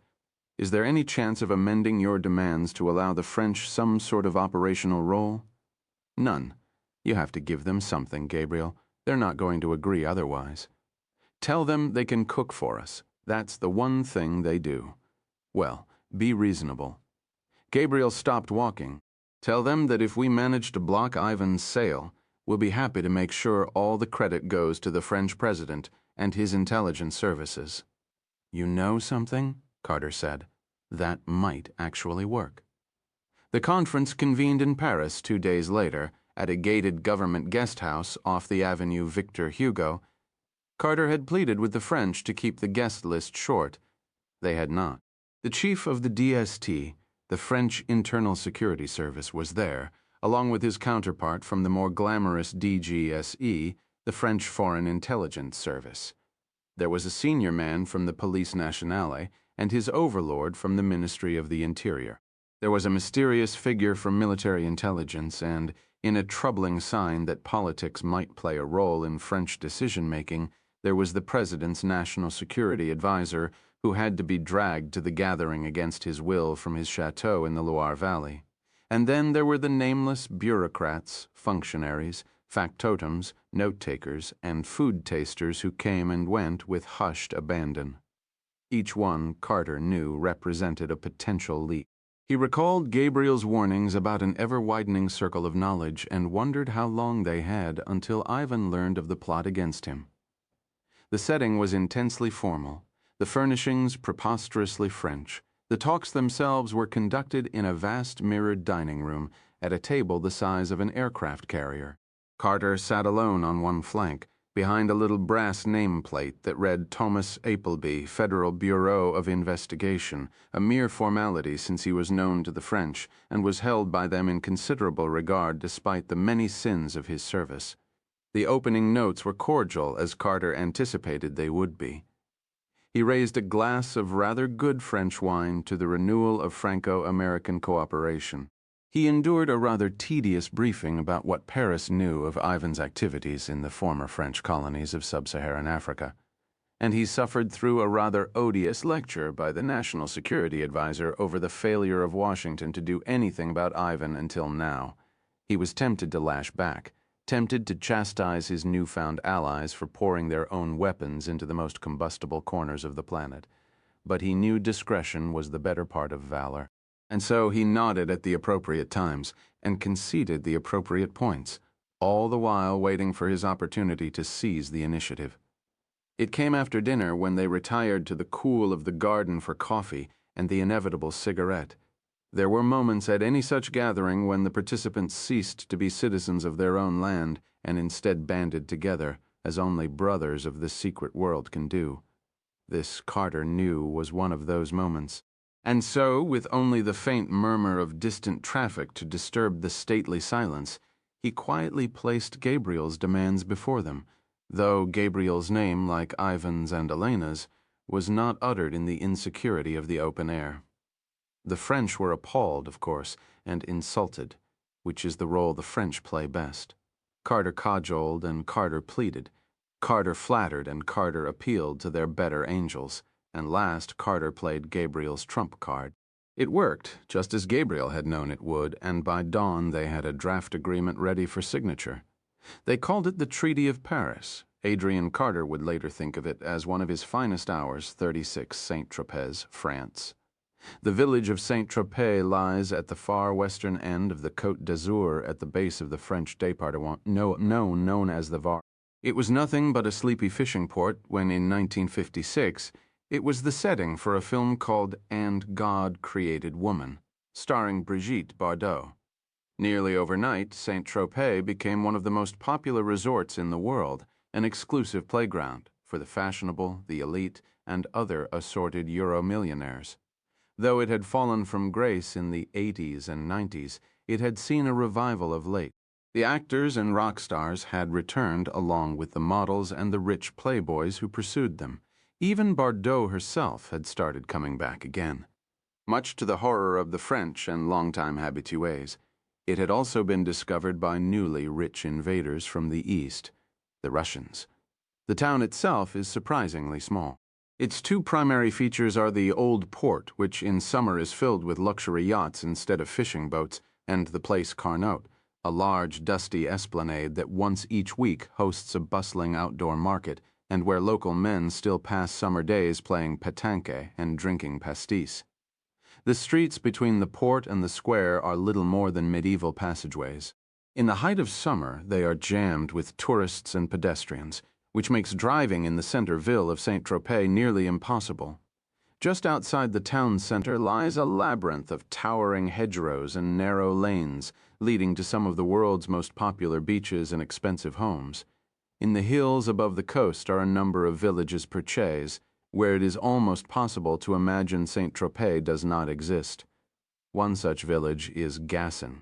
Small and quaint, it is known mainly for its ancient windmills, the Moulins de Paillis, and for its stunning views of the distant sea.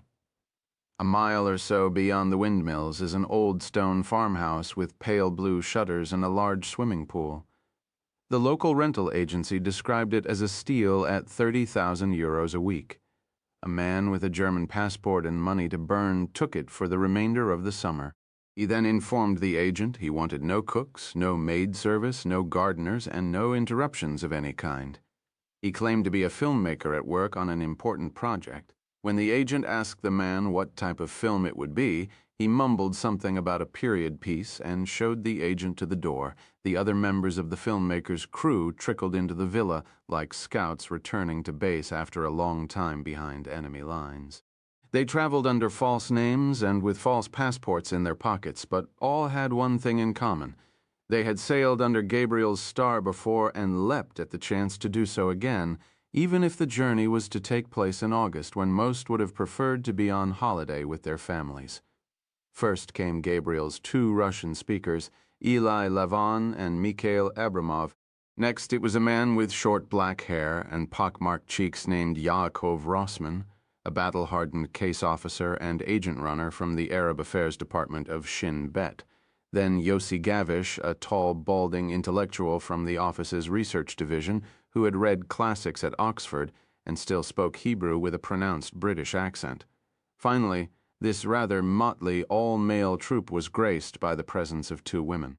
The first had sandstone-colored hair and childbearing hips, Ramona Stern, an Army major who served in Israel's crack military intelligence service and who also happened to be Shamron's niece by marriage. The second was dark-haired and carried herself with the quiet air of early widowhood, Dina Sarid, a veritable encyclopedia of terrorism from the office's history division, who could recite the time, place, and casualty count of every act of violence ever committed against the State of Israel. Dina knew the horrors of terrorism personally. She had been standing in Tel Aviv's Dizengoff Square in October 1994 when a Hamas terrorist detonated his suicide belt aboard a number 5 bus. 21 people were killed, including Dina's mother and 2 of her sisters. Dina herself had been seriously wounded and still walked with a slight limp for the next several days. The lives of Gabriel and his team stood in stark contrast to those of the man and woman they were pursuing. While Ivan and Elena Kharkov entertained wildly at their palace on the Bay de Cavalier, Gabriel and his team rented 3 cars and several motor scooters of different makes and colors. And while Ivan and Elena Kharkov lunched elegantly in the old port, Gabriel and his team took delivery of a large consignment of weaponry, listening devices, cameras, and secure communications gear. And while Elena and Ivan Kharkov cruised the waters of the Gulf de Saint-Tropez aboard October, Ivan's 263-foot motor yacht, Gabriel and his team hid miniature cameras with secure transmitters near the gates of Villa Soleil. And while Ivan and Elena dined lavishly at Villa Romana, a hedonistic and scandalously expensive restaurant adored by Russians, Gabriel and his team dined at home and plotted a meeting they hoped to conduct at the earliest date. The first step toward creating the circumstances of that meeting occurred when Mikhail climbed into a red Audi convertible with a new American passport in his pocket and drove to the Côte d'Azur International Airport in Nice. There, he met an attractive young American woman arriving on a flight from London Heathrow, Sarah Crawford of Washington, D.C., lately, of the Havermore Estate, Gloucestershire, England. 2 hours later, they checked into their suite at the Château de la Messardière, a luxury 5-star hotel located a few minutes from the Centerville. The bellman who showed the young couple to an ocean view room reported to his colleagues that they could barely keep their hands off one another. The next morning, while the guests were partaking of a buffet breakfast, the chambermaids found their king-size bed in a shambles. They drifted through the same world but along distinctly parallel planes. When Elena and the children chose to remain cloistered at the Villa Soleil, Sarah and her lover would spend the day poolside at the Messardière, or the Mess as they referred to it privately. And when Elena and the children chose to spend the day frolicking in the gentle surf of Tahiti Beach, Sarah and her lover would be stretched out on the sands of the Plage de Pampelonne instead. And if Elena chose to do a bit of late afternoon shopping on the Rue Gambetta, Sarah and her lover could be found strolling past the storefronts of the Rue Georges Clemenceau, or having a quiet drink in one of the bars on the Place Carnot. And at night, when Elena and Ivan dined at Villa Romana, or one of the other Russian haunts, Sarah and her lover would dine quietly at the Mess in close proximity to their room, lest the urge to ravage each other grow too strong to resist. It proceeded in this seemingly directionless fashion until the early afternoon of the 4th day, when Elena decided the time had finally come to have lunch at Grand Joseph, her favorite restaurant in Saint-Tropez. She reserved early a requirement in August even for the wife of an oligarch, and although she did not know it, her call was intercepted by an NSA spy satellite floating high overhead. Due to a minor traffic accident on the D61, she and the children arrived at the restaurant 17 minutes late, accompanied, as usual, by a team of 4 bodyguards, Jean-Luc, the maitre d', greeted Elena effusively with kisses on both cheeks before conveying the party to their tables along the creamy white banquette. Elena took a seat with her back turned discreetly to the room while her bodyguards settled at each end of the table. They took only scant notice of the postcard that arrived with her bottle of rosé, though it sent a jolt of fear the length of Elena's body. She concealed it with a look of mild displeasure, then picked up the card and read the handwritten note scribbled on the back. Elena, I hope you're enjoying the Cassat. May we join you? Sarah. 37 Saint-Tropez, France wineglass in hand. Mikhail at her side, Sarah gazed calmly across the crowded dining room toward Elena's long back. The postcard was still in Elena's grasp. She was gazing down at it with an air of mild curiosity, as was Oleg, her chief bodyguard. She laid the postcard on the tablecloth and turned slowly around to survey the room. Twice, her gaze passed over Sarah with no visible sign of recognition. Elena Kharkov was a child of Leningrad, Sarah thought. A child of the party. She knew how to scan a room for watchers before making a meeting. She knew how to play the game by the Moscow rules. On its third sweep over the room, her gaze finally settled on Sarah's face. She lifted the postcard dramatically and opened her mouth wide in a show of surprise. The smile was forced and illuminated with artificial light, but her bodyguards could not see it. Then, before they could react, she was suddenly on her feet and flowing across the dining room, her hips swiveling as she maneuvered between the tightly packed tables, her white skirt swirling around her suntanned thighs. Sarah stood to greet her. Elena kissed her formally on each cheek and pressed her mouth to Sarah's ear. The right ear, Sarah noted. The one her bodyguards couldn't see. I can't believe it's really you. What a wonderful surprise, then, in a quiet voice that caused a cavernous ache in Sarah's abdomen. You'll be careful, won't you? My husband is a very dangerous man. Elena released her tense grip on Sarah and looked at Mikhail, who had risen to his feet and was standing silently at his chair. She appraised him carefully, as though he were a painting propped on a viewing easel, then extended a bejeweled hand while Sarah saw to the introduction. This is my very good friend, Michael Danilov. Michael and I work in the same office in Washington. If any of our colleagues found out we were here together, there would be a terrible scandal. So we share another secret, just like the hiding place for the key to the nursery. She was still clinging to Mikhail's hand. It's a pleasure to meet you, Michael. The pleasure is mine, Mrs. Kharkov. I've been an admirer of your husband's success for some time. When Sarah told me that she'd met you, I was extremely envious. Hearing Mikhail's accent, Elena's face took on an expression of surprise. It was contrived, Sarah thought, just as her smile had been a moment earlier. You're a Russian, she said, not as a question but as a statement of fact. Actually, I'm an American citizen now, but yes, I was born in Moscow. My family moved to the States not long after the fall of communism. How fascinating. Elena looked at Sarah. You never told me you had a Russian boyfriend. It's not exactly the sort of personal information one reveals during a business transaction. Besides, Michael is my secret Russian boyfriend. Michael doesn't really exist. I love conspiracies, Elena said. Please, you must join me for lunch. Are you sure it's not an imposition? Are you sure you want to have lunch with my children? We would love to have lunch with your children. Then it's settled. Elena summoned Jean-Luc with an imperious wave of her hand and, in French, asked him to add another table to the banquette so her friends could join her. There followed much frowning and pouting of lips, then a lengthy explanation of how the tables were too closely aligned already for him to possibly add another. The only solution, he ventured cautiously, was for Mrs. Kharkov's two friends to trade places with two of Mrs. Kharkov's entourage. This time, it was Oleg, the chief of her detail, who was summoned. Like Jean-Luc before him, he offered resistance. It was overcome by a few tense words that, had they not been spoken in colloquial Russian, would have scandalized the entire room. The exchange of places was swiftly carried out. Two of the bodyguards were soon sulking at the far end of the table, one with a mobile phone pressed to his ear. Sarah tried not to think about whom he was calling. Instead, she kept her gaze focused on the children. They were miniature versions of their parents. Nikolai, fair and compact. Anna, lanky and dark. You should see photographs of Ivan and me when we were their age, Elena said, as if reading Sarah's thoughts. It's even more shocking. It's as if you produced exact duplicates. We did, right down to the shape of their toes. And their dispositions? Anna is much more independent than I was as a child. I was always clinging to my mother's apron. Anna lives in her own world. My Anna likes time to herself. And Nikolai?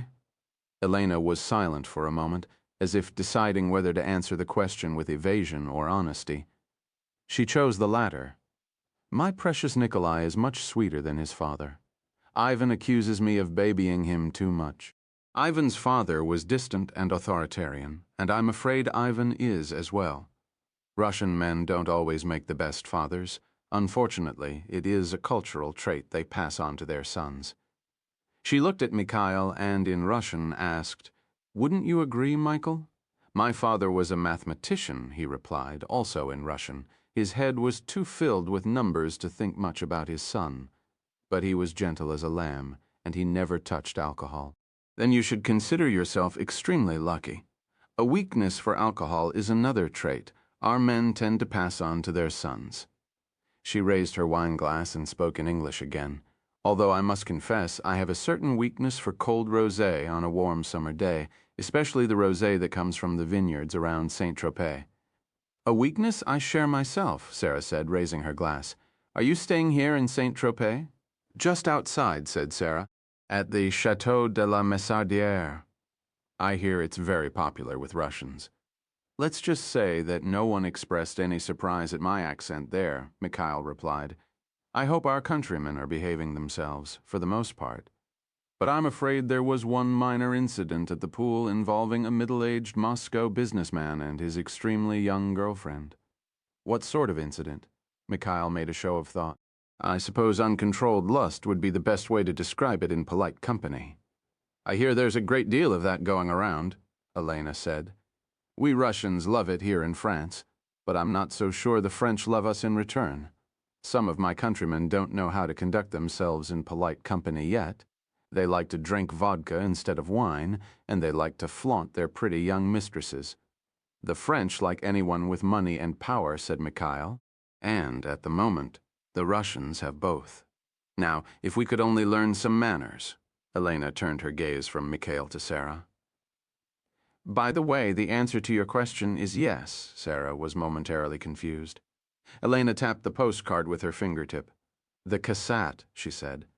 I am enjoying it. In fact, I'm enjoying it a great deal. I'm not sure whether you know this, Sarah, but I own 6 other paintings by Madame Cassatt. I know her work extremely well. I think this one might actually be my favorite. I'm glad you feel that way. It takes away some of the sting of losing it. Has it been hard for you?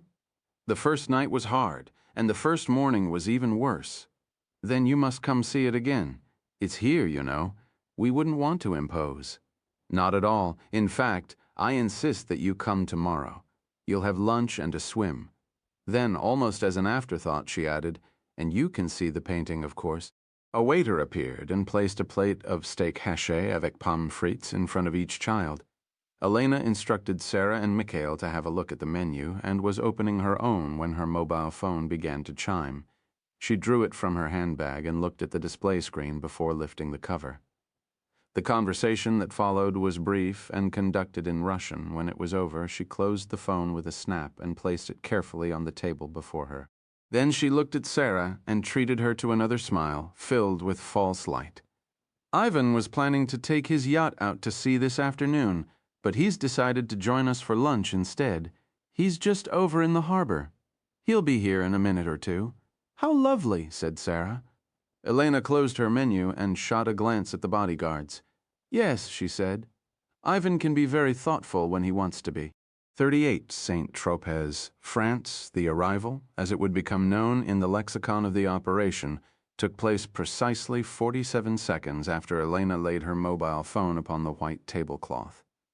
Though Ivan had been standing just 300 yards away at the moment he placed the call. He came by armored Mercedes rather than on foot, lest one of his enemies was lurking amid the sea of humanity shuffling listlessly along the quays of the old port. The car roared into the Place de l'Hôtel de Ville at high speed and stopped abruptly a few feet from Grand Joseph's entrance. Ivan waited in the back seat another 15 seconds, long enough to ignite a murmur of intense speculation inside the restaurant as to his identity, nationality, and profession. Then he emerged in an aggressive blur, like a prizefighter charging from his corner to finish off a hapless opponent. Once inside the restaurant, he paused again in the entranceway. This time to survey the room and to allow the room to survey him in return, he wore loose-fitting trousers of black linen and a shirt of luminous white cotton. His iron hair shone with a fresh coat of oil, and around his thick left wrist was a gold watch the size of a sundial. It glittered like plundered treasure as he strode over to the table. He did not sit down immediately. Instead, he stood for a moment at Elena's back and placed his huge hands proprietarily around the base of her neck. The faces of Nikolai and Anna brightened with the unexpected appearance of their father, and Ivan's face softened momentarily in response. He said something to them in Russian that made the children both burst into laughter and caused Mikhail to smile. Ivan appeared to make a mental note of this. Then his gaze flashed over the table like a searchlight over an open field before coming to rest on Sarah. The last time Ivan had seen her, she had been cloaked in Gabriel's dowdy clothing. Now she wore a thin, peach-colored sundress that hung from her body in a way that created the impression of veiled nudity. Ivan admired her unabashedly, as though he were contemplating adding her to his collection. Sarah extended her hand, more as a defense mechanism than a sign of friendship. But Ivan ignored it and kissed her cheek instead. His sandpaper skin smelled of coconut butter and another woman. Saint-Tropez obviously agrees with you, Sarah. Is this your first time here? Actually, I've been coming to Saint-Tropez since I was a little girl. You have an uncle here, too, Ivan snapped Elena. No uncles. Sarah smiled, just a long-time love affair with the south of France. Ivan frowned. He didn't like to be reminded of the fact that anyone, especially a young Western woman, had ever been anywhere or done anything before him. Why didn't you mention you were coming here last month? We could have made arrangements to get together. I didn't realize you spent time here. Really, it was in all the papers. My home used to be owned by a member of the British royal family. When I acquired it, the London papers went into something of a frenzy. I somehow missed it. Once again, Sarah was struck by the flat quality of Ivan's English. It was like being addressed by an announcer on the English language service of Radio Moscow. He glanced at Mikhail, then looked at Sarah again. Aren't you going to introduce me to your friend? He asked. Mikhail rose and held out his hand. My name is Michael Danilov. Sarah and I worked together in Washington.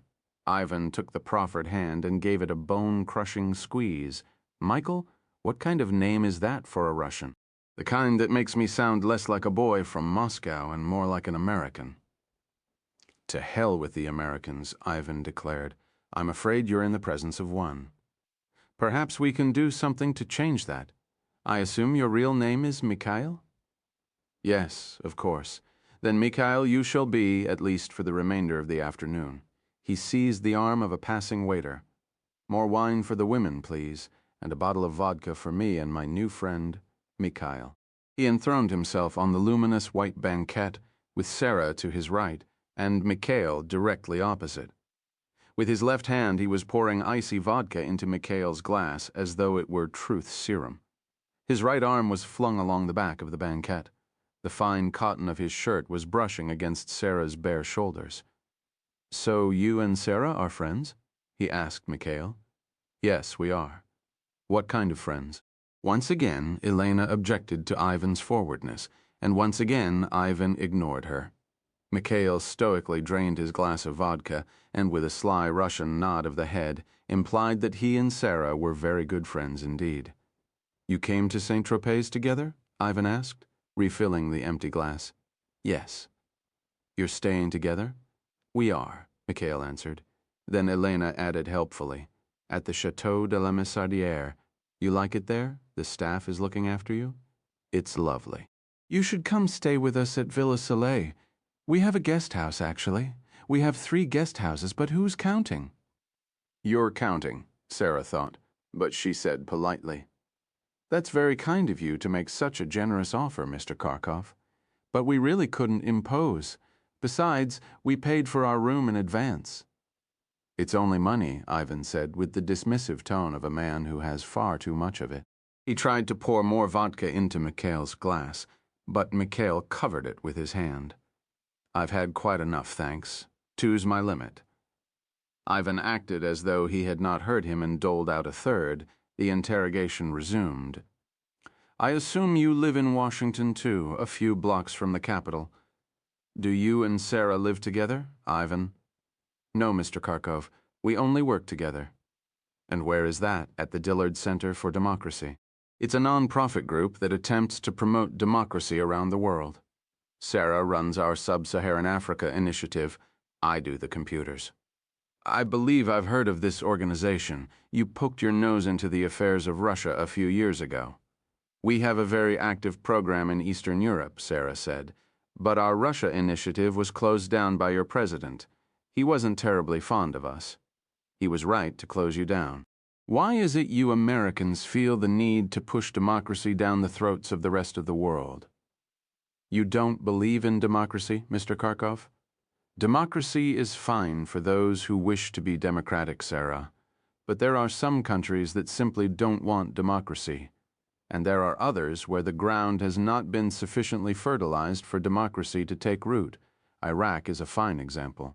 You went into Iraq in the name of establishing a democracy in the heart of the Muslim world. A noble goal, but the people were not ready for it. And Russia, she asked?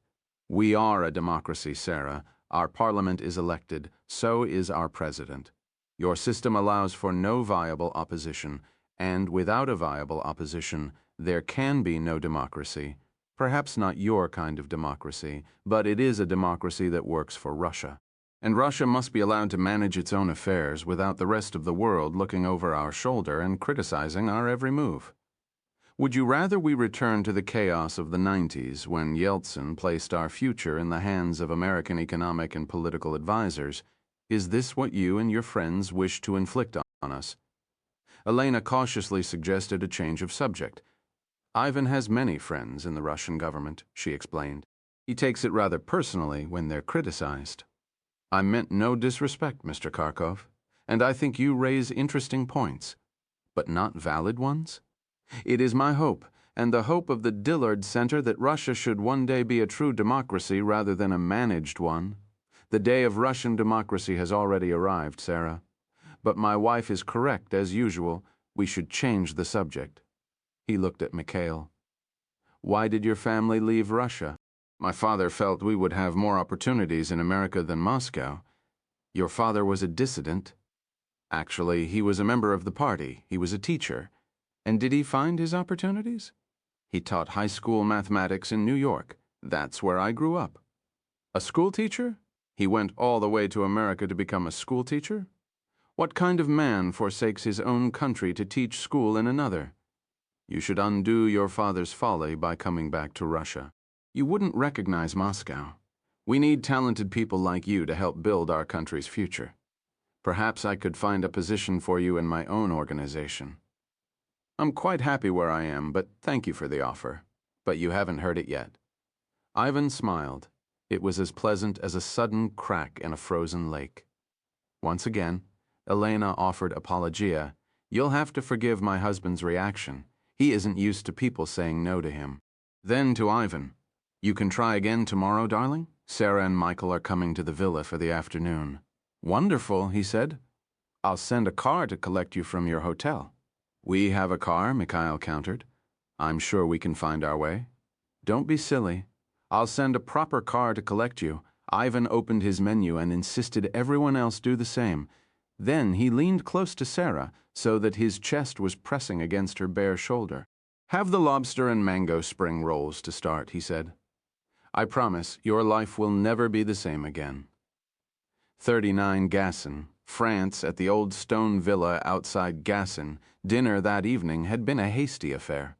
Baguettes and cheese, a green salad, roasted chickens from the local charcuterie. Their ransacked bones lay scattered over the outdoor table like carrion, along with a heel of bread and 3 empty bottles of mineral water. At one end of the table lay a tourist brochure advertising deep-sea fishing trips in a sea now empty of fish. It might have looked like ordinary refuse were it not for the brief message hastily scribbled over a photograph of a young boy holding a tuna twice his size. It had been written by Mikhail and passed to Yakov in a classic maneuver in the place Carnot. Gabriel was gazing at it now as if trying to rewrite it through the sheer force of his will. Eli Levon was gazing at Gabriel, his chin resting in his palm, like a grandmaster pleading with a lesser opponent to either move or capitulate. "Maybe it's the travel arrangements that bother me most," Levon said finally, in an attempt to prod Gabriel into action. "Maybe I'm not comfortable with the fact that Ivan won't let them come in their own car. Maybe he's just a control freak." Gabriel's tone was ambivalent, as if he were expressing a possible explanation rather than a firmly held opinion. Maybe he doesn't want strange cars on his property. Strange cars can contain strange electronic equipment. Sometimes strange cars can even contain bombs. Or maybe he wants to take them on a surveillance detection run before he lets them onto the property. Or maybe he'll just skip the professional niceties and kill them immediately instead. "He's not going to kill them, Eli." "Of course not," said Levon sarcastically. "Ivan wouldn't lay a finger on them. After all, it's not as if he didn't kill a meddlesome reporter in broad daylight in St. Peter's Basilica." He held up a single sheet of paper, a printout of an NSA intercept. 5 minutes after Ivan left that restaurant, he was on the phone to Arkady Medvedev, the chief of his private security service, telling him to run a background check on Mikhail's father and the Dillard Center. And when he does, he'll find that Mikhail's father was indeed a teacher who immigrated to America in the early 90s, and he'll find that the Dillard Center occupies a small suite of offices on Massachusetts Avenue in Washington. Ivan knows about cover stories, and he certainly knows about CIA front organizations. The KGB was far better at it than Langley ever was. The Russians had a network of fronts all around the globe, some of them run by Ivan's father, no doubt. Ivan drank KGB tradecraft with his mother's milk. It's in his DNA. If Ivan had qualms about Sarah and Mikhail, he wouldn't let them come close to him. He'd push them away. And he'd make it clear to Elena that they were strictly off limits. No, he wouldn't. Ivan's KGB, if he suspected Sarah and Mikhail weren't kosher, he'd play it exactly like this. He'd put a team of watchers on them. He'd slip a bug in their hotel room to make sure they're really who they say they are. And he'd invite them to lunch to try to find out how much they know about his network. Gabriel, with his silence, conceded the point. "Cancel lunch," said Levon. "Arrange another bump. If we cancel, Ivan will know something's not right, and there's no way he'll believe that another chance encounter is only a coincidence. We've flirted long enough. Elena's clearly interested. It's time to start talking about consummating the relationship. And the only way we can talk is by going to lunch at Ivan's house." Levon picked up a chicken bone and searched it for a scrap of meat. "Do I need to remind you whom Sarah works for? And do I also need to remind you that Adrian Carter might not agree with your decision to send her in there tomorrow? Sarah might work for Langley, but she belongs to us. And as for a decision about what to do, I haven't made one yet. What are you going to do, Gabriel?" "I'm going to sit here for a while and think about it." Levon tossed the bone onto the pile and placed his chin in his palm. "I'll help." 40 St. Tropez, France. Next day the heat arrived. It came from the south on a scalding wind, fierce, dry, and filled with grit. The pedestrians who ventured into the Centerville clung to the false cool of the shadows, while on the coastline from the Bay de Pampelon down to Cap Cartea, beachgoers huddled motionless beneath their parasols or sat simmering in the shallows. A few deranged souls stretched themselves prostrate upon the broiling sands. By late morning, they looked like casualties of a desert battle. At noon, the local radio reported that it was officially the hottest day ever recorded in Saint-Tropez. All agreed the Americans were to blame. Villa Soleil, Ivan Kharkov's estate on the Baie de Cavalier, seemed to have been spared the full force of the heat's fury. Immediately behind its 12-foot walls lay a vast circular drive where nymphs frolicked in splashing fountains and flowers, erupted in gardens groomed to hotel brochure perfection. The villa itself stood hard against the rocky coastline, imposing its own beauty upon the remarkable landscape. It was more palace than home, an endless series of loggias, marble corridors, statuary halls, and cavernous sitting rooms, where white curtains billowed and snapped like mainsails in the constant breeze. Each wing of the house seemed to have its own unique view of the sea, and each view thought Sarah was more breathtaking than the last.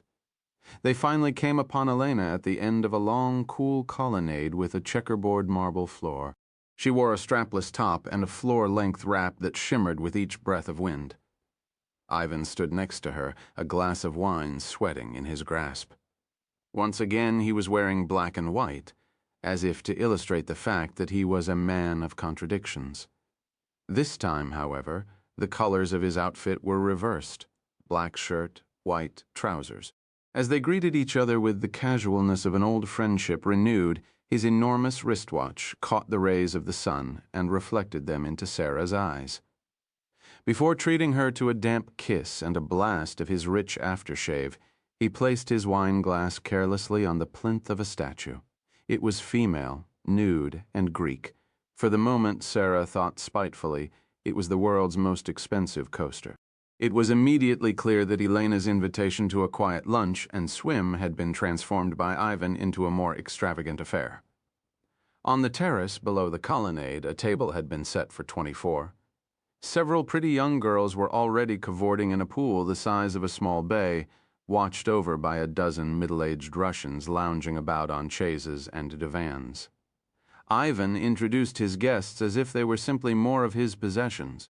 There was a man who did something with nickel, another who traded in timber, and one with a face like a fox who ran a personal and corporate security firm in Geneva. The girls in the pool he introduced collectively as though they had no names, only a purpose. One of them was Yekaterina, Ivan's supermodel mistress, a gaunt, pouty child of 19, all arms, legs, and breasts colored to caramel perfection. She gazed hard at Sarah as though she were a potential rival, then leapt into the pool like a dolphin and disappeared beneath the surface. Sarah and Mikhail settled themselves between the wife of the nickel magnate, who looked deeply bored, and the timber trader, who was genial but dull. Ivan and Elena returned to the colonnade where more guests were arriving in boisterous packs. They came down the steps in waves like revolutionaries storming the Winter Palace, and with each new group the volume and intensity of the party seemed to rise a notch. Several frosted bottles of vodka appeared, dance music pulsated from invisible speakers on the terrace, a second table was set for lunch, then a third. The vast pool soon took on the appearance of just another of Ivan's fountains, as nubile nymphs were groped and tossed about by fat millionaires and muscled bodyguards. Elena moved effortlessly from group to group, kissing cheeks and refreshing drinks, but Ivan remained aloof, gazing upon the merriment, as though it were a performance arranged for his own private amusement. It was nearly 3 o'clock by the time he summoned them all to lunch. By Sarah's count, the guests now numbered 70 in all, but from Ivan's kitchens miraculously emerged more than enough food to feed a party twice as large. She sat next to Mikhail at Ivan's end of the table, where they were well within his sphere of influence and the scent of his cologne. It was a gluttonous affair. Ivan ate heavily but without pleasure, stabbing punitively at his food, his thoughts remote. At the end of the meal, his mood improved when Anna and Nikolai appeared, along with Sonia, their Russian nanny. The children sat together on his lap, imprisoned in his massive arms. "These two are my world," he said directly to Sarah. "If anything ever happened to them." His voice trailed off as if he were suddenly at a loss for words. Then he added menacingly, "God, help the man who ever harms my children." It was an oddly gloomy note on which to end lunch, though the rest of Ivan's guests seemed to think nothing of it as they rose from the table and filed down the steps to the pool for a final swim. Ivan released his grip on the children and seized Mikhail's wrist as he stood. Don't go so quickly, he said. You promised to give me a chance to convince you to come home to Russia and work for me. I'm not sure I remember that promise. But I remember it quite clearly, and that's all that matters. He stood and smiled charmingly at Sarah. I can be rather persuasive. If I were you, I would begin planning a move to Moscow. He guided Mikhail to a distant corner of the terrace and sat with him in the shade of a cupola. Sarah looked at Elena. The children were now seated on her lap in a pose as tender as Ivan's was fierce. You look like a painting by Mary Cassatt. I'll take that as a compliment. Elena kissed Anna's cheek and whispered something to the child that caused her to smile and nod. Then she whispered something to Nikolai with the same result. Are you saying naughty things about me? Sarah asked playfully. The children think you're very pretty. Please tell the children I think they're very pretty as well. They were also wondering whether you would like to see their room. It contains a new painting, and they're very anxious for you to see it. Please tell the children that I would like nothing more. Come then, said Elena. The children will show us the way. They flitted in and out of the colonnade like starlings and hopscotched along the checkerboard marble floor. Ascending the sweeping main staircase, Nikolai pretended to be a ferocious Russian bear, and Sarah pretended to be terribly afraid in return. At the top of the stairs, Anna took hold of Sarah's hand and pulled her down a glorious corridor filled with buttery light. It ended at the children's room, which was not a room at all, but an elaborate suite. 2 children on a beach hung in the entrance foyer next to a similarly sized portrait of a young dancer by Degas. Elena Kharkov, student of art history and former employee of the Hermitage Museum in Leningrad, slipped effortlessly into tour guide mode. They knew each other well, quite well, Cassatt and Degas. In fact, Degas had a profound influence on her work. I thought it was appropriate they be together. She looked at Sarah and gave a faint smile.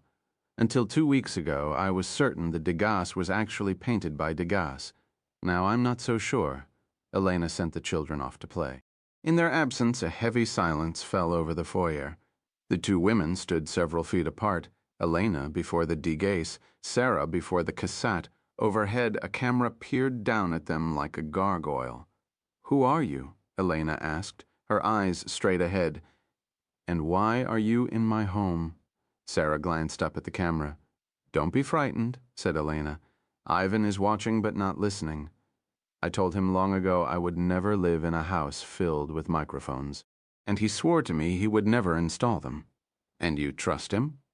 On this matter, yes. Remember, microphones would pick up everyone's voice, including Ivan's, and their signals can also be intercepted by law enforcement agencies and intelligence services. She paused. I would have thought you would be aware of that. Who are you, and who do you work for? Sarah stared straight ahead at Gabriel's immaculate brushstrokes. Under no circumstances are you to tell her your real name or occupation when you're on hostile territory, he had said. Your cover is everything. Wear it like body armor, especially when you're on Ivan's turf. My name is Sarah Crawford. I work for the Dillard Center for Democracy in Washington. We met for the first time in the Cotswolds when you purchased this painting by Mary Cassatt from my uncle. Quickly, Sarah, we haven't much time. I'm a friend, Elena, a very good friend. I'm here to help you finish what you started. You have something you want to tell us about your husband? I'm here to listen. Elena was silent for a moment. He's quite fond of you, Sarah. Was it always your intention to seduce my husband? I assure you, Elena, your husband has absolutely no interest in me. How can you be so certain? Because he's brought his mistress into your house. Elena's head turned sharply toward Sarah. Who is she? Yekaterina. It's not possible. She's a child. That child is staying in a suite at the Carlton Hotel. Ivan is paying her bills. How do you know this? We know, Elena. We know everything. You're lying to me? You're trying to... We're not trying to do anything but help you, and the only lies we tell are the ones necessary to deceive Ivan. We haven't lied to you, Elena, and we never will. How do you know he's seeing her? Because we follow him and we listen to him. Did you see those pearls she was wearing today? Elena gave an almost imperceptible nod. He gave those pearls to her in June when he went to Paris. You remember his trip to Paris, don't you, Elena? You were in Moscow. Ivan said he needed to go for business. It was a lie, of course. He went there to see Yekaterina. He called you 3 times while he was in her apartment. You took the 3rd call while you were having lunch with friends at Café Pushkin. We have a photograph if you'd like to see it. Elena was forced to absorb this news of her husband's treachery with a tranquil smile. Ivan's cameras were watching. Sarah was tempted to spare her the rest. She didn't, more out of loathing for Ivan than any other reason. Yekaterina thinks she's the only one, but she's not. There's a flight attendant called Tatiana, and there was a girl in London named Ludmilla. I'm afraid Ivan treated her very badly. Eventually, he treats them all badly. Elena's eyes filled with tears. You mustn't cry. Elena, Ivan might be watching us. You have to smile while I tell you these awful things. Elena went to Sarah's side, and their shoulders touched. Sarah could feel her trembling. Whether it was with grief or fear, she could not tell. How long have you been watching me? It's not important, Elena. It's only important that you finish what you started. Elena laughed softly to herself, as though she found Sarah's remark mildly amusing. Her gaze swept over the surface of the painting while her fingertips explored the texture of the faux crequelure. You had no right to pry into my private life. We had no choice. Elena lapsed into silence. Sarah, for the moment, was listening to another voice, placed the sales contract carefully before her, and laid the pen next to it. But don't pressure her into signing. She has to reach the decision on her own. Otherwise, she's no use to us. He wasn't always like this, Elena said finally. Even when he worked for the KGB. You might find this hard to believe, Sarah, but Ivan was really quite charming when I first met him. I don't find it hard to believe at all. He's still quite charming, when he wants to be. She was still touching the craquelure. When I first met Ivan, he told me he worked in some dreary Soviet agricultural office. A few weeks later, after we'd fallen in love, he told me the truth. I almost didn't believe him. I couldn't imagine this considerate, somewhat shy young man was actually locking dissidents away in mental hospitals and the gulag. What happened?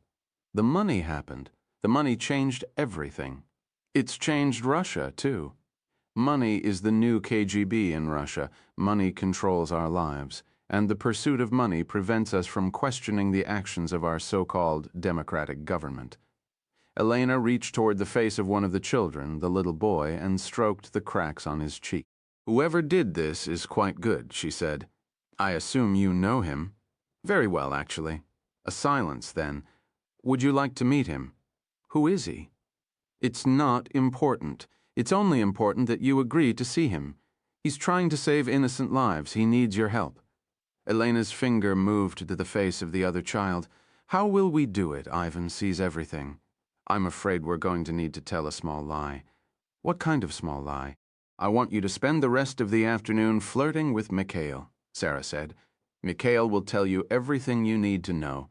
Sarah's BlackBerry had one feature not available on over-the-counter models: the ability to encode and squirt data messages to a nearby receiver in less than 1,000th of a second. The message she transmitted early that evening was greeted with much celebration at the villa in Gasson. Gabriel immediately sent word to the operations desk at King Saul Boulevard and the Global Ops Center at CIA headquarters in Langley. Then he gathered his team and began putting the final touches on the next phase of the operation. The small lie they were going to tell Ivan, the small lie to cover the much bigger one, 41 St. Tropez. France, the storms had come down from the Maritime Alps after midnight and laid siege to Ivan Kharkov's fortress on the Bay de Cavalier. Elena Kharkov had not been awakened by the violent weather. Having endured 2 sleepless nights already, she had taken twice her normal dose of sedative. Now, she woke grudgingly and in stages like a diver rising to the surface from a great depth. She lay motionless for some time, eyes closed, head throbbing, unable to recall her dreams. Finally, she reached blindly toward Ivan's side of the bed, and her hand caressed the warm, supple form of a young girl. For an instant, she feared Ivan had been so audacious as to bring Yekaterina into their bed. Then she opened her eyes and saw it was only Anna. The child was wearing Ivan's gold reading glasses and was scribbling with Ivan's gold fountain pen on the back of some important business documents. Elena smiled in spite of her headache. "Tell Maria to bring me a café au lait, a very large café au lait. I'm very busy. I'm working, just like Papa. Get me a coffee, Anna, or I'll beat you severely." "But you never beat me, Mama. It's never too late to start." Anna scribbled stubbornly away. "Please, Anna. I'm begging. Mama's not feeling well." The child exhaled heavily then. In a gesture that mimicked her father to perfection, she flung the papers and pen onto the nightstand in mock anger and threw aside the blanket. As she started to climb out of bed, Elena reached out suddenly and drew her tightly to her body. "I thought you wanted coffee." I do. "But I want to hold you for a minute first." "What's wrong, Mama? You seem sad." "I just love you very much." "Does that make you sad?" "Sometimes." Elena kissed Anna's cheek. "Go now, and don't come back without coffee." She closed her eyes again and listened to the patter of Anna's bare feet receding. A gust of cool wind moved in the curtains and made shadows dance and play for her on the walls of the bedroom. Like all the rooms of the house, it was far too large for familial or marital intimacy, and now, alone in the cavernous space, Elena felt a prisoner to its vastness. She pulled the blankets tightly to her chin, creating a small space for herself, and thought of Leningrad before the fall. As a child of a senior Communist Party official, she had lived a life of Soviet privilege, a life of special stores, plentiful food and clothing, and trips abroad to other Warsaw-packed countries. Yet nothing in her charmed upbringing could have prepared her for the extravagance of life with Ivan. Homes such as this did not exist, she had been told as a child, not only by the Soviet system but by an Orthodox father who kept faith with communism even when it was clear the emperor truly had no clothes. Elena realized now that she had been lied to her entire life, first by her father and now by her husband. Ivan liked to pretend this grand palace by the sea was a reward for his capitalist ingenuity and hard work. In truth, it had been acquired through corruption and connections to the old order, and it was awash in blood. Some nights in her dreams she saw the blood. It flowed in rivers along the endless marble corridors and spilled like waterfalls down the grand staircases.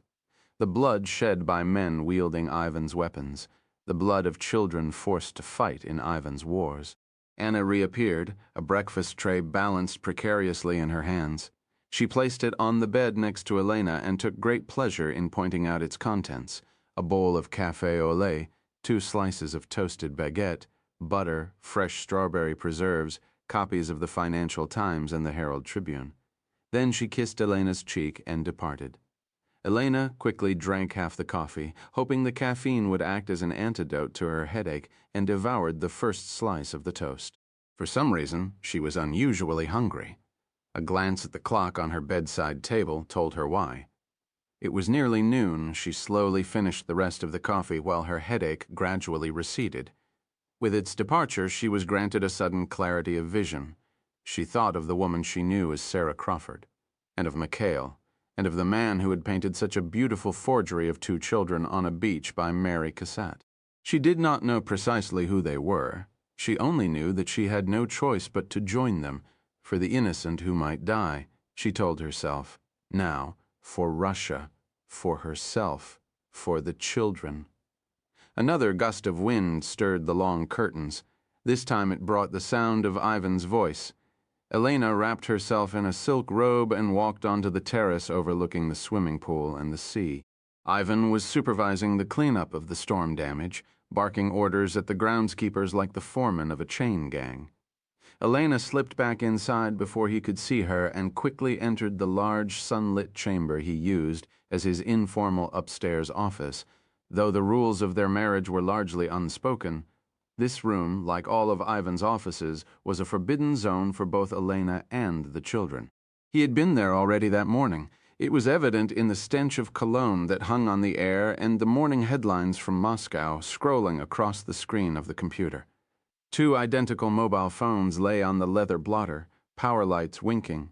In violation of all marital decrees, spoken and unspoken, she picked up one of the phones and clicked to the directory of the 10 most recently dialed numbers.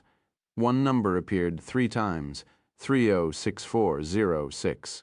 With another click of a button, she dialed it again now. 10 seconds later, a female voice in French answered, "Good morning, Carlton Hotel. How may I direct your call?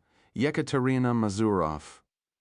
"One moment, please." Then 2 rings later, another female voice, younger than the first, Russian instead of French. "Ivan, darling, is that you? I thought you would never call. Can I come with you on the trip, or is Elena going to be with you? Ivan, what's wrong? Answer me, Ivan." Elena calmly terminated the call.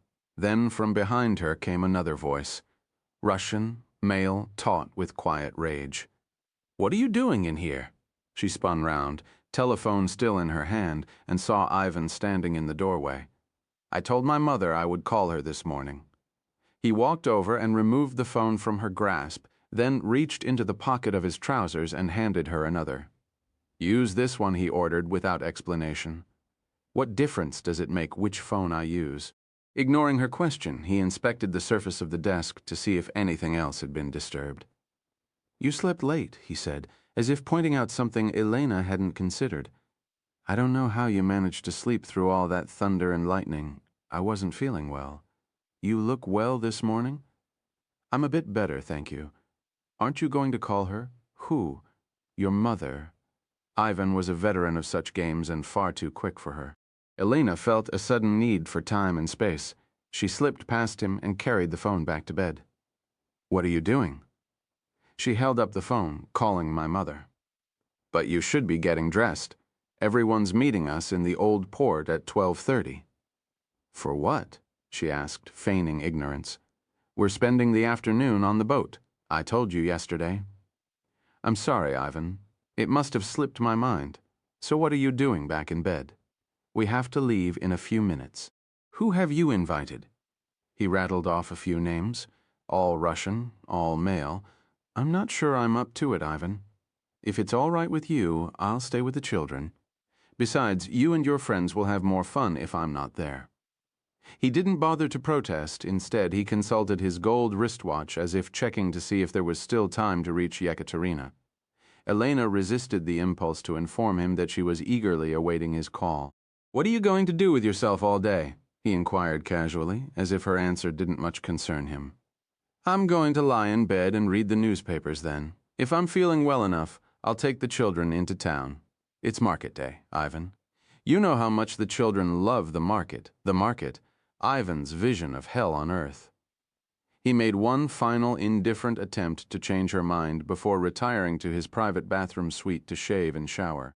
10 minutes later, freshly clothed and scented, he headed downstairs. Elena, still in bed, switched on the television and scrolled through the channels to the closed-circuit shot from the security cameras at the front gate. Ivan must have been anticipating a dangerous day on the waters off the Côte d'Azur because he was carrying his full package of security, a driver and 2 bodyguards in his own car, plus a second car filled with 4 other men. Elena glimpsed him one final time as he climbed into the back of his car. He was talking on his mobile phone and wearing the smile he reserved for Yekaterina. She switched off the TV and, using her last perfidious vision as motivation, swung her feet to the floor. "Don't stop now," she told herself. "If you stop, you'll never find the courage to start again. And whatever you do, don't look back. You're never alone." Those final words were not her own. They had been spoken by the man she knew as Mikhail, the man who would soon become her lover. Elena heard his instructions now, soft but assured, as she took the final banal steps toward betrayal. She bathed in her swimming pool-sized jacuzzi tub, singing softly to herself, something she normally did not do. She took great care applying her makeup and appeared to struggle, finding a hairstyle she deemed suitable. Her wardrobe seemed to be the source of similar vacillation, for she tried on and discarded a half-dozen outfits before settling on a simple cream-colored Dior dress that Ivan had purchased out of guilt during his last trip to Paris. The rejects she flung onto the bed just as Michael had instructed. Evidence of romantic indecision, he had called it. Visible proof of her desire to look attractive for her lover. Finally, at 1 o'clock, Elena informed Sonia and the children that she would be going to town for a few hours. Then she ordered Oleg to prepare a car and security detail. The traffic on the way into Saint-Tropez was deplorable as usual. She occupied her time by telephoning her mother in Moscow. Oleg, who was seated next to her in the back seat, made no attempt to conceal the fact he was eavesdropping, and Elena made no effort to modulate the volume of her voice. When the call was over, she switched off the phone and dropped it into her handbag. As she climbed out of the car on the Avenue du Maréchal, she hung the bag over her left shoulder, just as she had been told to do. Right shoulder meant that she'd had a change of heart. Left shoulder meant she was ready to join them. She entered the place Carnot at the southeast corner, and, with Oleg and Gennady trailing a few paces behind, started into the crowded outdoor market. In the clothing section, she bought matching cashmere sweaters for Ivan and Nikolai, and a pair of sandals for Anna to replace the ones she had left behind. During their last visit to Pampelone Beach, she gave the parcels to Oleg to carry, then headed toward the food stalls in the center of the square, where she paused to watch a man with a grizzled face preparing ratatouille in the largest pan she had ever seen. A young woman with dark hair materialized briefly at her side. She murmured a few words in English, then melted once more into the crowds. Elena purchased a half-kilo of the ratatouille and handed the container to Gennady, then continued diagonally across the square toward the Boulevard Louis Blanc. An Audi convertible, bright red, was parked on the corner. Michael was behind the wheel, face tilted toward the sun, dreadful American music blaring from the stereo. Elena tossed her handbag onto the passenger seat and quickly climbed inside. As the car shot forward, she kept her eyes straight ahead. Had she looked over her shoulder, she would have seen Oleg, red-faced, screaming into his cell phone, and Gennady, the younger of the two, chasing after them on foot, the ratatouille still in his hand. 42, Saint-Tropez. France. Who are you? Michael Danilov, Sarah's friend from Washington. Your husband calls me Mikhail. You can call me Mikhail, too. I want to know your real name. It is my real name. Where do you work? You already know where I work. I work with Sarah at the Dillard Center for Democracy. Where are you taking me? Somewhere we can be alone. We don't have much time. You can be sure Ivan is already looking for us. Try not to think about Ivan, for now there's no one but us. The bodyguards saw you. They're going to tell Ivan it was you, and Ivan won't rest until you're dead. Your husband isn't going to kill me, Elena. You don't know my husband. He kills people all the time. I know your husband very well, and he never kills for love. Only money? 43. The Massif. Des Moines. France, they headed inland, up a winding road, into the highlands of the Massif des Moines. He drove very fast, but without anxiety or visible exertion. His left hand lay lightly atop the steering wheel while his right worked the stick shift with liquid smoothness. He was no computer technician, Elena thought. She had spent enough time in the company of elite soldiers to realize when she was in the presence of a fellow traveler, she took comfort in this. She realized she had simply traded one set of bodyguards for another. The terrain grew more rugged with each passing mile. To their right lay a dense forest of pine and eucalyptus. To their left, a bottomless green gorge. They flashed through villages with names she did not recognize. And she thought how terrible it was she had never been here until now, and she vowed that one day, when this was over, she would bring the children here without their bodyguards for a picnic. The children? It had been a mistake to think of them now. She wanted to phone Sonia and make certain they were safe. She wanted to scream at this strange man called Mikhail to turn the car around. Instead, she focused on the wind in her hair and the warm sunlight on her skin. A married woman who is about to give herself to another man does not destroy the ache of sexual anticipation by telephoning her children. She thinks only of the moment, and to hell with the consequences. They entered another village with a single street shaded by plane trees. A Rubenesque girl sat astride a burgundy motor scooter outside a tabac, her face shielded by a helmet and dark visor. She flicked her headlamp twice as they approached and entered the road ahead of them. They followed her for another mile, then turned together into a dirt track lined with twisted Van Gogh olive trees. their silver-green leaves shimmering like coins in the gentle breeze. At the end of the track was an open wooden gate and, beyond the gate, the courtyard of a tiny stucco villa. Mikhail switched off the engine. "Remember how it looks, Elena. It's important you're able to recall small details. Ivan will expect that when he questions you." "Where are we?" "Somewhere in the mountains." "You're not exactly sure. We were attracted to one another from the moment we met at Grand Joseph. Ivan didn't notice because he was thinking about Yekaterina." "You were vulnerable. I could see that. I just had to think of some way to get you alone. I knew a hotel wouldn't do, so I took the liberty of renting this place from a local estate agent for the week." He removed the keys from the ignition. "You did everything the way we asked. You dialed Yekaterina's room at the Carlton. You left clothes all over your room for Ivan and the housekeepers to see. I did everything. Then you have nothing to worry about. You'll tell Ivan that you've suspected he was being unfaithful for years. You'll tell him you've had suspicions about Yekaterina for a long time, and that these suspicions were confirmed by the numbers you found on his mobile phone. You'll tell him I made a pass at you the afternoon we came to the villa, that you were so angry and hurt that you were unable to resist. You'll tell him you wanted to punish him and that the only way was to give your body to another man. He's going to be furious, of course, but he'll have no reason to doubt the veracity of your story since he knows he is guilty of the sins you accuse him of committing. Sleeping with me was a crime of passion and anger, something Ivan understands all too well in due time. He'll forgive you. He might forgive me, but not you. I'm none of your concern. In fact, you will soon hate me for the trouble I've caused you. As far as you're concerned, I can look after myself." "Can you?" "Quite well, actually." He opened the door. "Time to go inside, Elena. There's someone inside who's very anxious to meet you." It was the antithesis of Villa Soleil, a small tidy space of whitewashed walls, terracotta floors, and rustic Provençal furniture. Seated at a rough-hewn wood table was a man of indeterminate age and nationality, with a long nose that looked as though it had been carved with a chisel and the greenest eyes Elena had ever seen. He rose slowly to his feet as she approached and extended his hand without speaking. Mikhail handled the introductions. "Meet the man who painted your cassette, Elena. I'm about to commit the grave professional sin of telling you his real name, which is Gabriel Allon. He wants you to know it because he admires you deeply and does not wish to lie to you. You are in the presence of royalty, Elena, at least as far as the inhabitants of our world are concerned.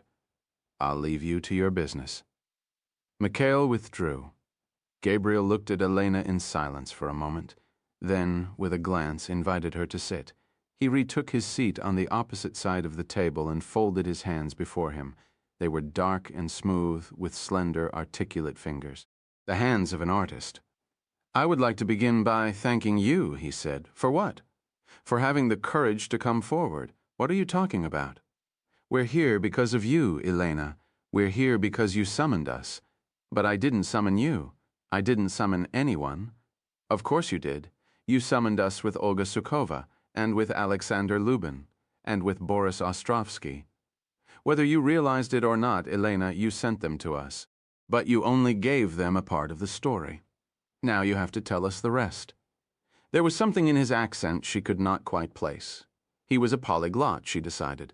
A man without roots. A man who had lived many places. A man with many names. "Who do you work for?" "I am employed by a small agency answerable only to the Prime Minister of the State of Israel. But there are other countries involved as well. Your husband's actions have caused an international crisis, and the response to this crisis has been international as well." "Is Sarah an Israeli too?" "Only in spirit. Sarah is an American. She works for the Central Intelligence Agency." "And Mikhail?" "As you can probably tell by Mikhail's perfect Russian, he was born in Moscow. He left when he was a young boy and moved to Israel. He left Russia because of men like your husband. And now your husband is planning to sell very dangerous weapons to people who are sworn to destroy us." "How much do you know?" "Very little, unfortunately. Otherwise, we wouldn't have upended your life by bringing you here today. We only know that your husband has entered into a deal with the devil. He's killed 2 people to keep that deal a secret, and others will surely die as well, unless you help us." He reached out and took her by the hand. "Will you help us, Elena? What do you want from me?" "I want you to finish what you started when you arranged to meet with your old friend Olga Sukova. I want you to tell me the rest of the story. 5 miles due east of Saint-Tropez, the rocky headland known as the Point de Lie jutes defiantly into the Mediterranean Sea. At the base of the point lies a small beach of fine sand, often overlooked because it is absent any boutiques, clubs, or restaurants. The girl with shoulder-length dark hair and scars on her leg had taken great care in choosing her spot, selecting an isolated patch of sand near the rocks with an unobstructed view out to sea. There, shielded from the sun by a parasol, she had passed a pleasant, if solitary afternoon, now sipping from a plastic bottle of mineral water, now delving into the pages of a worn paperback novel, now peering out to sea through a pair of miniature Zeiss binoculars toward the enormous private motor yacht called October adrift on the calm waters some 3 miles offshore. At 3:15, she noticed something in the ship's movements that made her sit up a bit straighter. She watched it another moment to make certain her initial impression was correct, then lowered the glasses and removed a BlackBerry PDA from her canvas beach bag. The message was brief, the transmission lightning fast. 2 minutes later, after complying with a request for confirmation, she placed the device back into her beach bag and peered out to sea again. The yacht had completed its turn and was now making for Saint-Tropez like a frigate steaming toward battle. "Party's over a bit early," the girl thought as she traded the glasses for her paperback novel, and on such a lovely day. 44, the Massif des Morts, France Elena, began by setting the scene as much for her own benefit as for his. It was autumn, she said. November. Mid-November, she added for the sake of clarity. She and Ivan were staying at their country dacha north of Moscow, a palace of pine and glass built atop the remains of a smaller dacha that had been given to Ivan's father by Soviet leader Leonid Brezhnev. It was snowing heavily. A good Russian snow, like falling ash from a volcanic eruption. Ivan received a phone call late in the evening after hanging up. He told me some business associates would be coming to the house in a few hours for an important meeting. He didn't identify these business associates, and I knew far better than to ask. For the rest of the evening, he was on edge, anxious pacing, cursing the Russian weather. I knew the signs. I'd seen my husband in moods like this before. Ivan always gets very excited before a big dance. Dance? Forgive me, Mr. Allen? Dance is one of the code words he and his men use when discussing arms transactions. We have to make final arrangements for the dance. We have to book a hall for the dance. We have to hire a band for the dance. How many chairs will we need for the dance? How many bottles of vodka? How much caviar? How many loaves of black bread? I'm not sure who they think they're deceiving with this nonsense, but it certainly isn't me. And did Ivan's visitors actually come that evening? Technically, it was the next morning. 2:30 in the morning to be exact. You saw them? Yes, I saw them. Describe the scene for me, carefully, Elena. The smallest details can be important. There were 8 of them in all, plus a team of Ivan's bodyguards. Arkady Medvedev was there as well. Arkady is the chief of my husband's personal security service. The bodyguards have a joke about Arkady. They say Arkady is Ivan on his worst day. Where was the delegation from? They were from Africa, sub-Saharan Africa. She managed to smile. Sarah's area of expertise. Which country? I couldn't say. Did you meet them? I'm never allowed to meet them. Had you ever seen any of them before? No, just different versions of them. They're all the same, really. They speak different languages. They fly different flags. They fight for different causes. But in the end, they're all the same. Where were you while they were in the dacha? Upstairs in our bedroom. Were you ever able to hear their voices, sometimes? Their leader was a giant of a man. He was a baritone. His voice made the walls vibrate. He had a laugh like thunder. You're a linguist, Elena? If they spoke another European language, what would it be? French. Most definitely French. It had that lilt, you know? They drank first, she said. There was always drinking involved when Ivan was planning a dance. By the time the hard bargaining began, the guests were well lubricated, and Ivan made no effort to control the volume of their voices, especially the voice of their baritone leader. Elena began to hear words and terms she recognized: AKs, RPGs, mortars, specific types of ammunition, helicopter, gunships, tanks. Before long, they were arguing about money. The prices of specific weapons and systems commissions, bribes, shipping, and handling. I knew enough about my husband's business dealings to realize they were discussing a major arms deal, most likely with an African nation that was under international embargo. You see, Mr. Allen, these are the men who come to my husband, men who cannot purchase arms legally on the open market. That's why Ivan is so successful. He fills a very specific need, and that's why the poorest nations on Earth pay vastly inflated prices for the weaponry they use to slaughter each other. How big a deal are we talking about?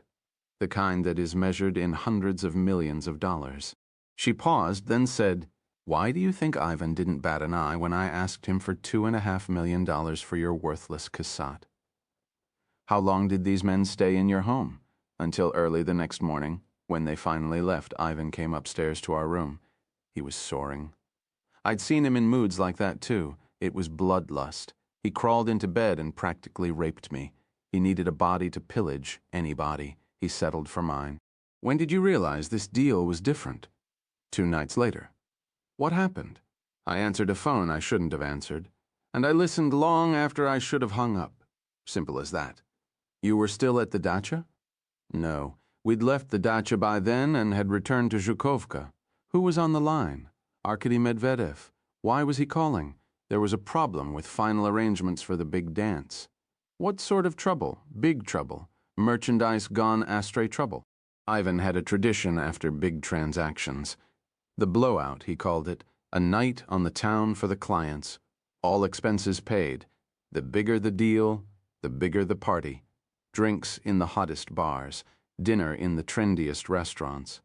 A nightcap with the most beautiful young girls Moscow had to offer, and a team of Ivan's bodyguards serving as chaperones to make sure there was no trouble. The blowout with the African delegation was a rampage. It began at 6 in the evening and went straight through till 9 the next night, when they finally crawled back to their beds at the Ukraina Hotel and passed out. It's one of the reasons Ivan has so many repeat customers. He always treats them well. No delays, no missing stock, no rusty bullets. The dictators and the warlords hate rusty bullets. They say Ivan's stock is always top drawer, just like Ivan's parties. The post-transaction blowouts served another purpose beyond building customer loyalty. They allowed Ivan and his security service to gather intelligence on clients at moments when their defenses were compromised by alcohol and other recreational pursuits. Given the size of the deal with the African delegation, Arkady Medvedev went along for the ride himself. Within 5 minutes of dumping the Africans at the Ukraina, he was on the phone to Ivan.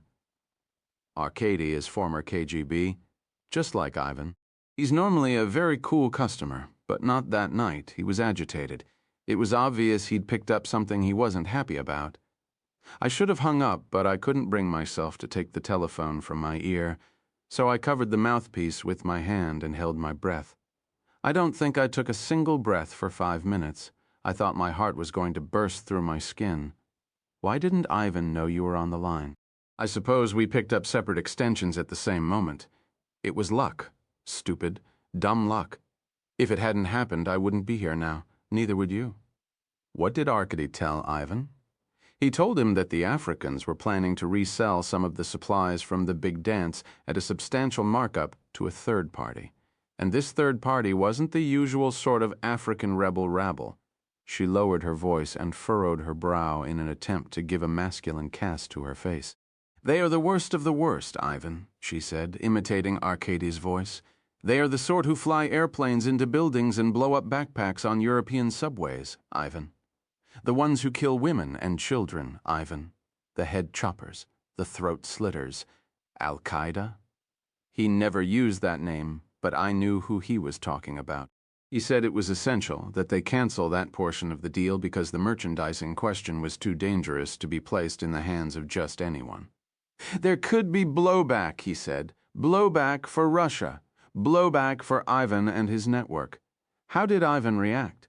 My husband shared none of Arkadiy's alarm. Quite the opposite. The merchandise in question was the most lucrative part of the overall deal.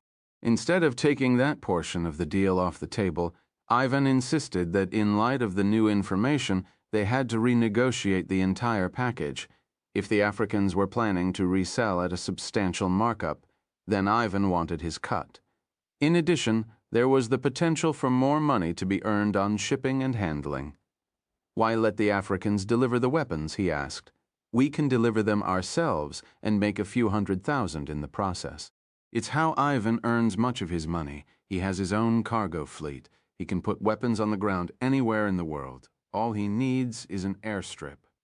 Did Ivan ever suspect you'd eavesdropped on the call?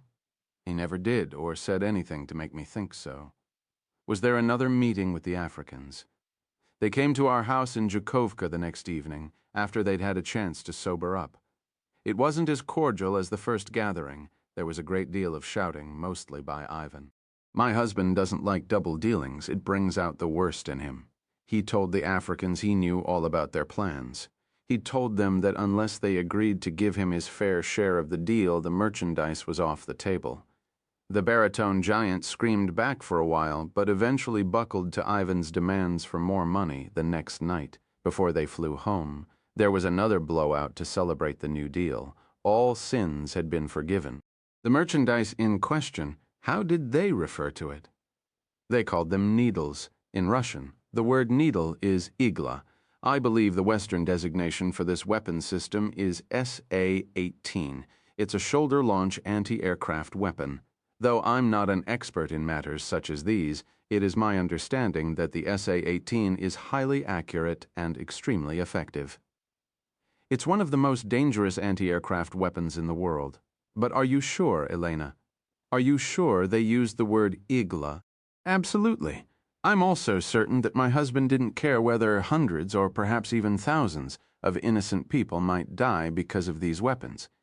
He was only concerned that he get his cut of the action. What was I supposed to do with knowledge such as this?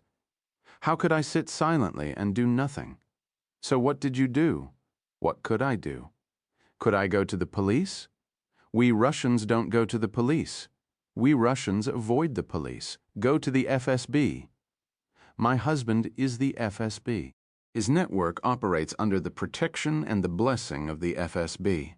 If I had gone to the FSB, Ivan would have heard about it 5 minutes later, and my children would have grown up without a mother. Her words hung there for a moment, an unnecessary reminder of the consequences of the game they were playing. Since it was impossible for me to go to the Russian authorities, I had to find some other way of telling the world what my husband was planning to do. I needed someone I could trust. Someone who could expose his secrets without revealing the fact that I was the source of the information. I knew such a person. I'd studied languages with her at Leningrad State. After the fall of communism, she'd become a famous reporter in Moscow. I believe you're familiar with her work. Though Gabriel had pledged fidelity to Elena, he had been less than forthright about one aspect of the debriefing. He was not the only one listening. Thanks to a pair of small concealed microphones and a secure satellite link, their conversation was being beamed live to 4 points around the globe: King Saul Boulevard in Tel Aviv, the headquarters of both MI5 and MI6 in London, and the CIA's Global Ops Center in Langley, Virginia. Adrian Carter was in his usual seat, the one reserved for the director of the National Clandestine Service. Known for his tranquil, detached demeanor in times of crisis, Carter appeared somewhat bored by the transmission, as though he were listening to a dull program on the radio. That changed, however, when Elena uttered the word igla. As a Russian speaker, Carter did not need to wait for Elena's translation to understand the significance of the word, nor did he bother to listen to the rest of her explanation before picking up the extension of a hotline that rang only on the desk of the director. The arrows of Allah are real, Carter said. Someone needs to tell the White House now. 45, the Massif des Morts. France, they adjourned to the terrace. It was small, cluttered with potted herbs and flowers, and shaded by a pair of umbrella pine. An ancient olive grove spilled into a small gorge, and on the opposite hillside stood two tiny villas that looked as though they had been rendered by the hand of Cézanne. Somewhere in the distance, a child was crying hysterically for its mother. Elena did her best to ignore it while she told Gabriel the rest of the story. Her quiet lunch with Olga Sukhova, the nightmare of Alexander Lubin's murder in Courchevel, the near breakdown she had suffered after Boris Ostrovsky's death in St. Peter's Basilica. I shut myself off from the outside world. I stopped watching television. I stopped reading the newspaper. I was afraid that I would learn an airplane had been shot down or another journalist had been murdered because of me. Eventually, as time went by, I was able to convince myself it had never actually happened. There were no missiles, I told myself. There was no delegation of warlords who had come to my home to buy weapons from my husband. There was no secret plan to divert a portion of the consignment to the terrorists of Al-Qaeda. In fact, there were no terrorists at all. It had all been a bad dream, a misunderstanding of some sort, a hoax. Then I got a telephone call from my friend Alistair Leach about a painting by Mary Cassatt. And here I am on the other side of the ravine. The child was still wailing. Won't someone help that poor thing? She looked at Gabriel. Do you have children, Mr. Allen? He hesitated, then answered truthfully. I had a son, he said quietly. A terrorist put a bomb in my car. He was angry at me because I killed his brother. It exploded while my wife and son were inside. And your wife? She survived. He gazed silently across the gorge for a moment. It might have been better if she hadn't. It took me a few seconds to get her out of the car.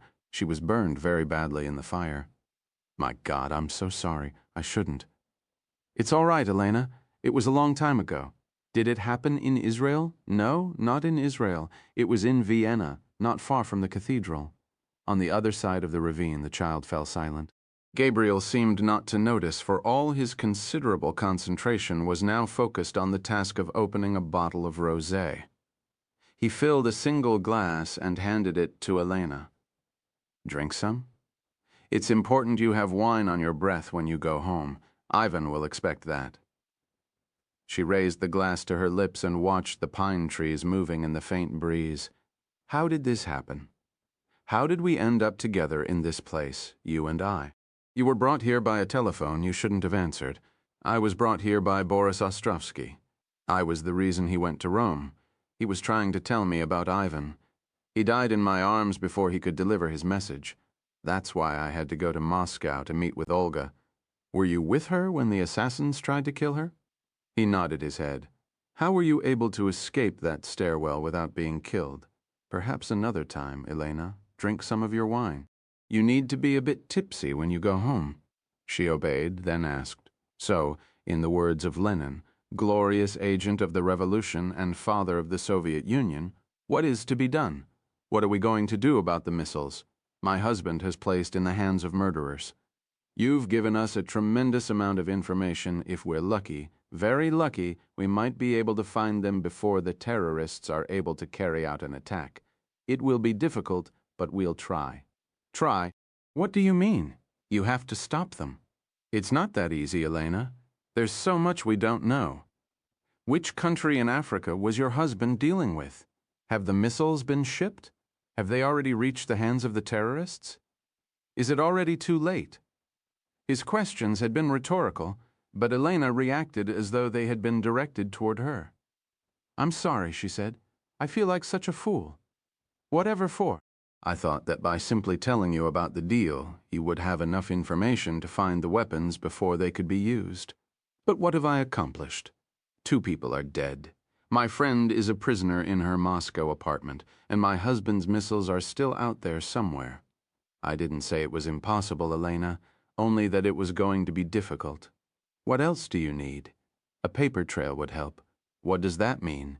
End-user certificates, invoices, shipping records, transit documents, banking records, wire transfers, anything we can lay our hands on to track the sale or the flow of the merchandise. She was silent for a moment. Her voice, when finally she spoke, was barely audible over the sound of the wind moving in the treetops. I think I know where that information might be, she said. Gabriel looked at her. Where, Elena? In Moscow? Is it somewhere we can get to it? Not you. I would have to do it for you. And I would have to do it alone. My husband is a devout Stalinist. It is not something he generally acknowledges even in Russia. Elena drank a bit of the rosé, then held it up to the fading sunlight to examine the color. His love of Stalin has influenced his real estate purchases. Zhukovka, the area where we now live outside Moscow, was actually a restricted dacha village once, reserved for only the most senior party officials and a few special scientists and musicians. Ivan's father was never senior enough in rank to earn a dacha in Zhukovka, and Ivan was always deeply resentful of this. After the fall of the Soviet Union, when it became possible for anyone with enough money to acquire property there, he bought a plot of land that had been owned by Stalin's daughter. He also bought a large apartment in the house on the embankment. He uses it as a pied-à-terre and keeps a private office there. I also assume he uses it as a place to take his lovers. I've been only a few times. It's filled with ghosts, that building. The residents say that if you listen carefully at night, you can still hear the screaming. She looked at Gabriel for a moment in silence. Do you know the building I'm talking about, Mr. Allen? The house on the embankment?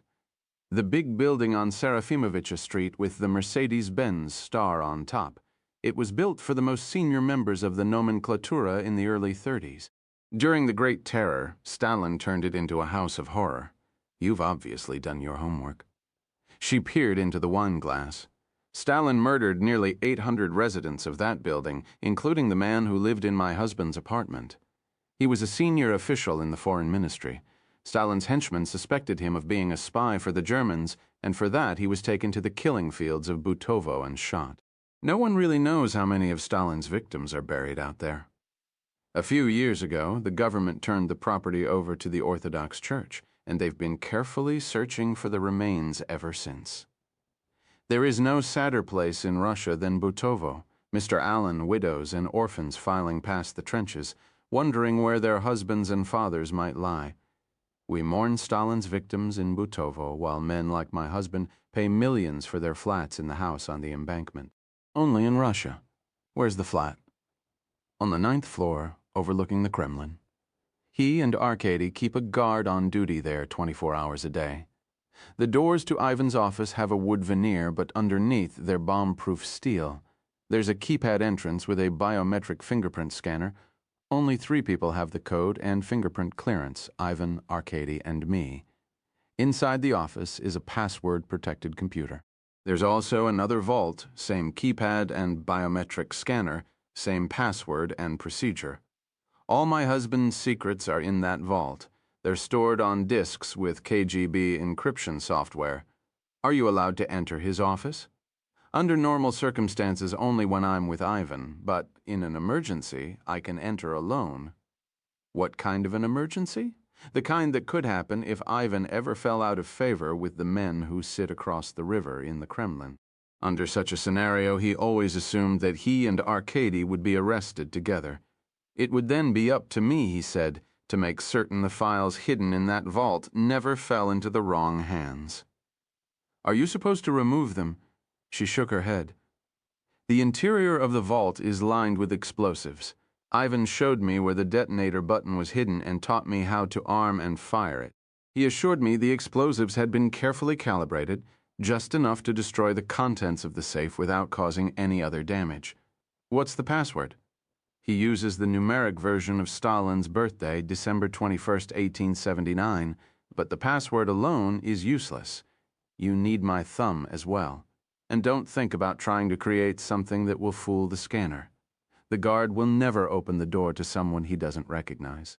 I'm the only one who can get inside that apartment, and I'm the only one who can get inside the vault. Gabriel stood and walked to the low stone parapet at the edge of the terrace. There's no way for you to take those discs without Ivan's finding out, and if he does, he'll kill you, just the way he killed Alexander Lubin and Boris Ostrovsky. He won't be able to kill me if he can't find me, and he won't be able to find me if you and your friends do a good job of hiding me away. She paused for a moment to allow her words to have their full impact. And the children, of course? You would have to think of some way to get my children away from Ivan. Gabriel turned slowly around.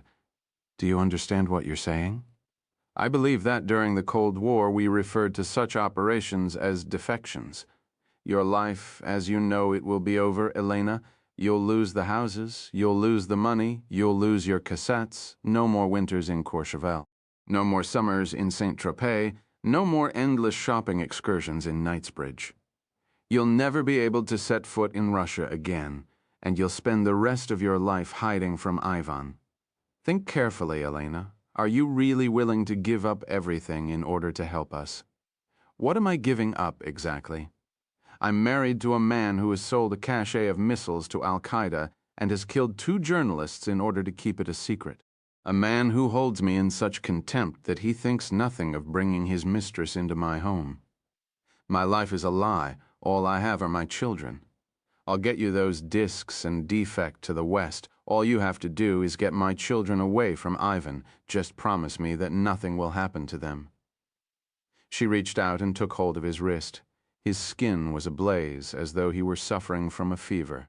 Surely a man who can forge a painting by Mary Cassatt, or arrange a meeting like this, can think of some way of getting my children away from their father. You were able to see through my forgery. That's because I'm good. You'll have to be more than good to fool Ivan. You'll have to be perfect, and if you're not, you could end up dead. I'm a Leningrad girl. I grew up in a party family. I know how to beat them at their own game. I know the rules. She squeezed his wrist and looked directly into his eyes. You just have to think of some way to get me back to Moscow that won't make Ivan suspicious. And then we have to get you out again, and get the children. That too. He added more wine to her glass and sat down next to her. I hear your mother hasn't been well. How did you hear that? Because we've been listening to your telephone conversations, all of them. She had a dizzy spell last week. She's been begging me to come to see her. Perhaps you should. After all, it seems to me a woman in your position might actually want to spend some time with your mother, given everything your husband has put you through. Yes, I think I might. Can your mother be trusted? She absolutely loathes Ivan. Nothing would make her happier than for me to leave him. She's in Moscow now. Elena nodded. We brought her there after my father died. Ivan bought her a lovely apartment in a new building on the Kutuzovsky Prospect, which she resents terribly. Gabriel placed a hand thoughtfully against his chin and tilted his head slightly to one side.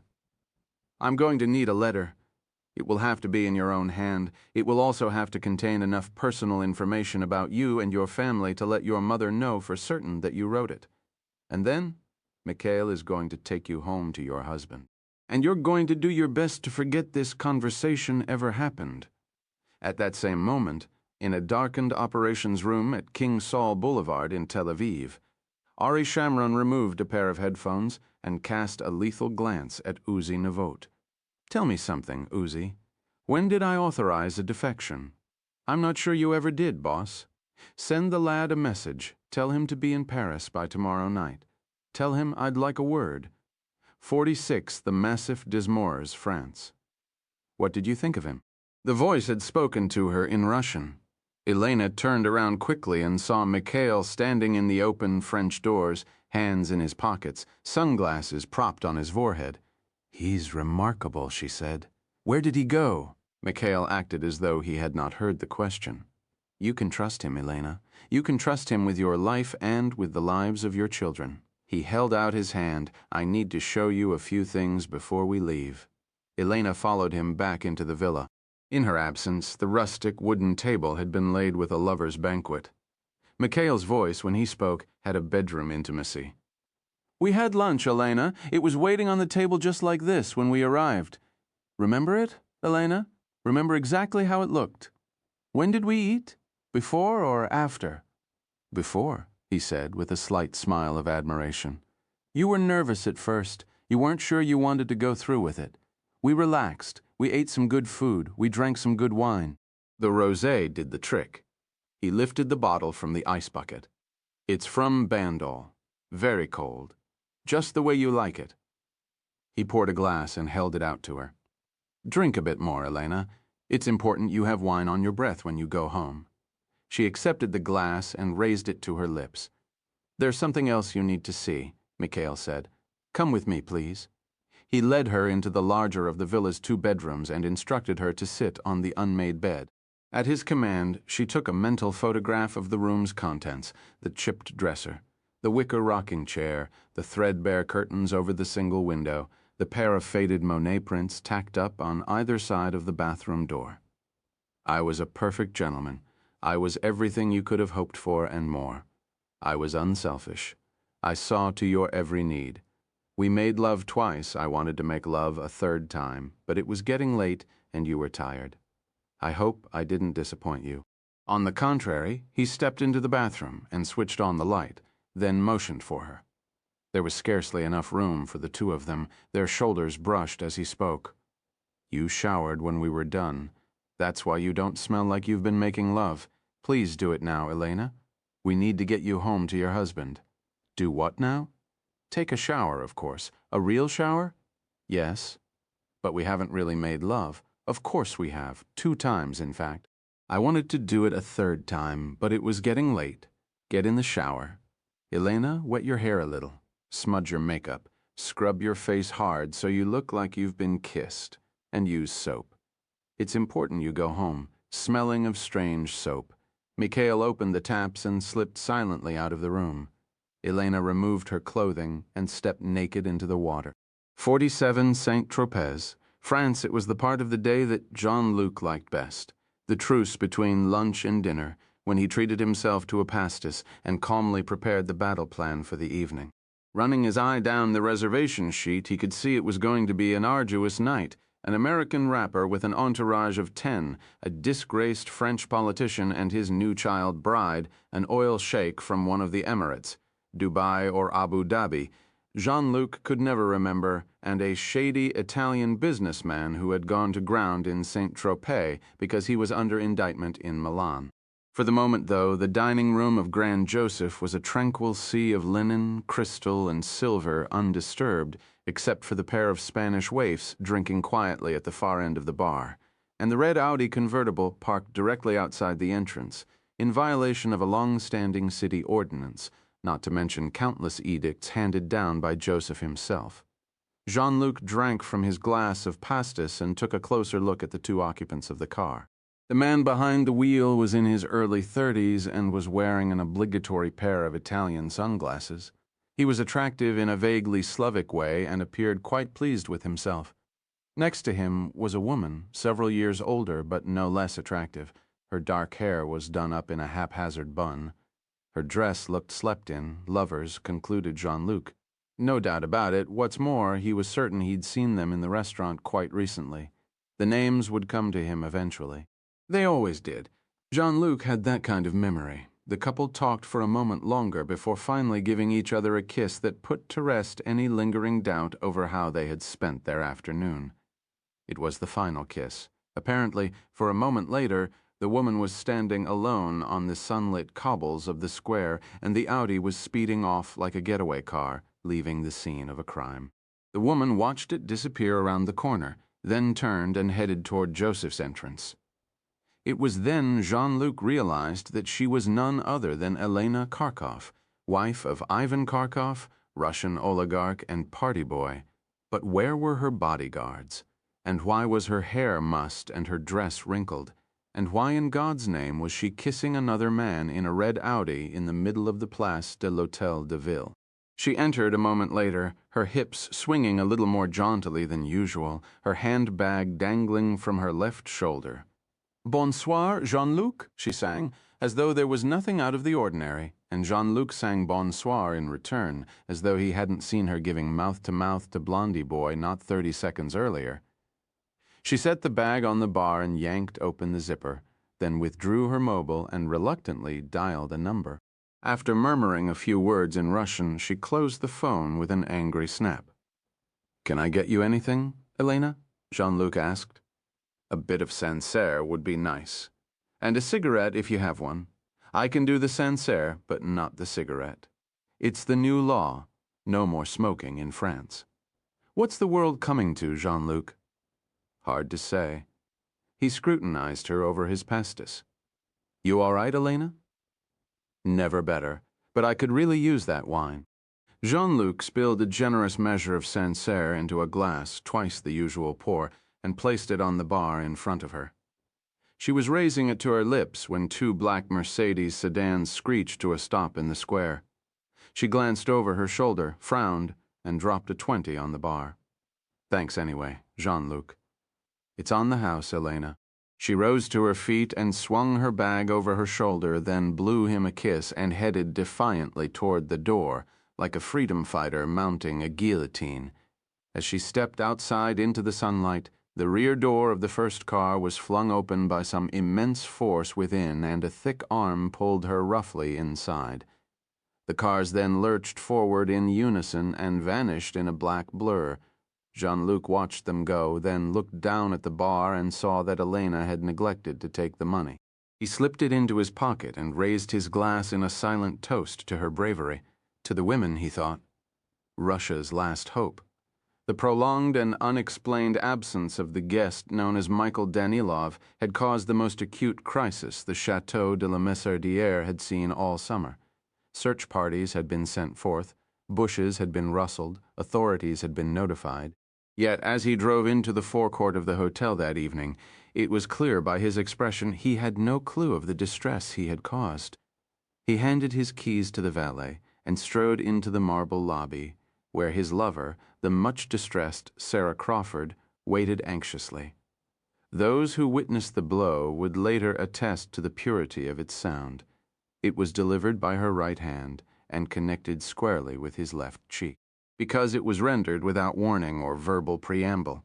It caught the recipient and witnesses by complete surprise, all but the two Russian security men, employees of one Ivan Kharkov, who were drinking vodka in the far corner of the lobby bar.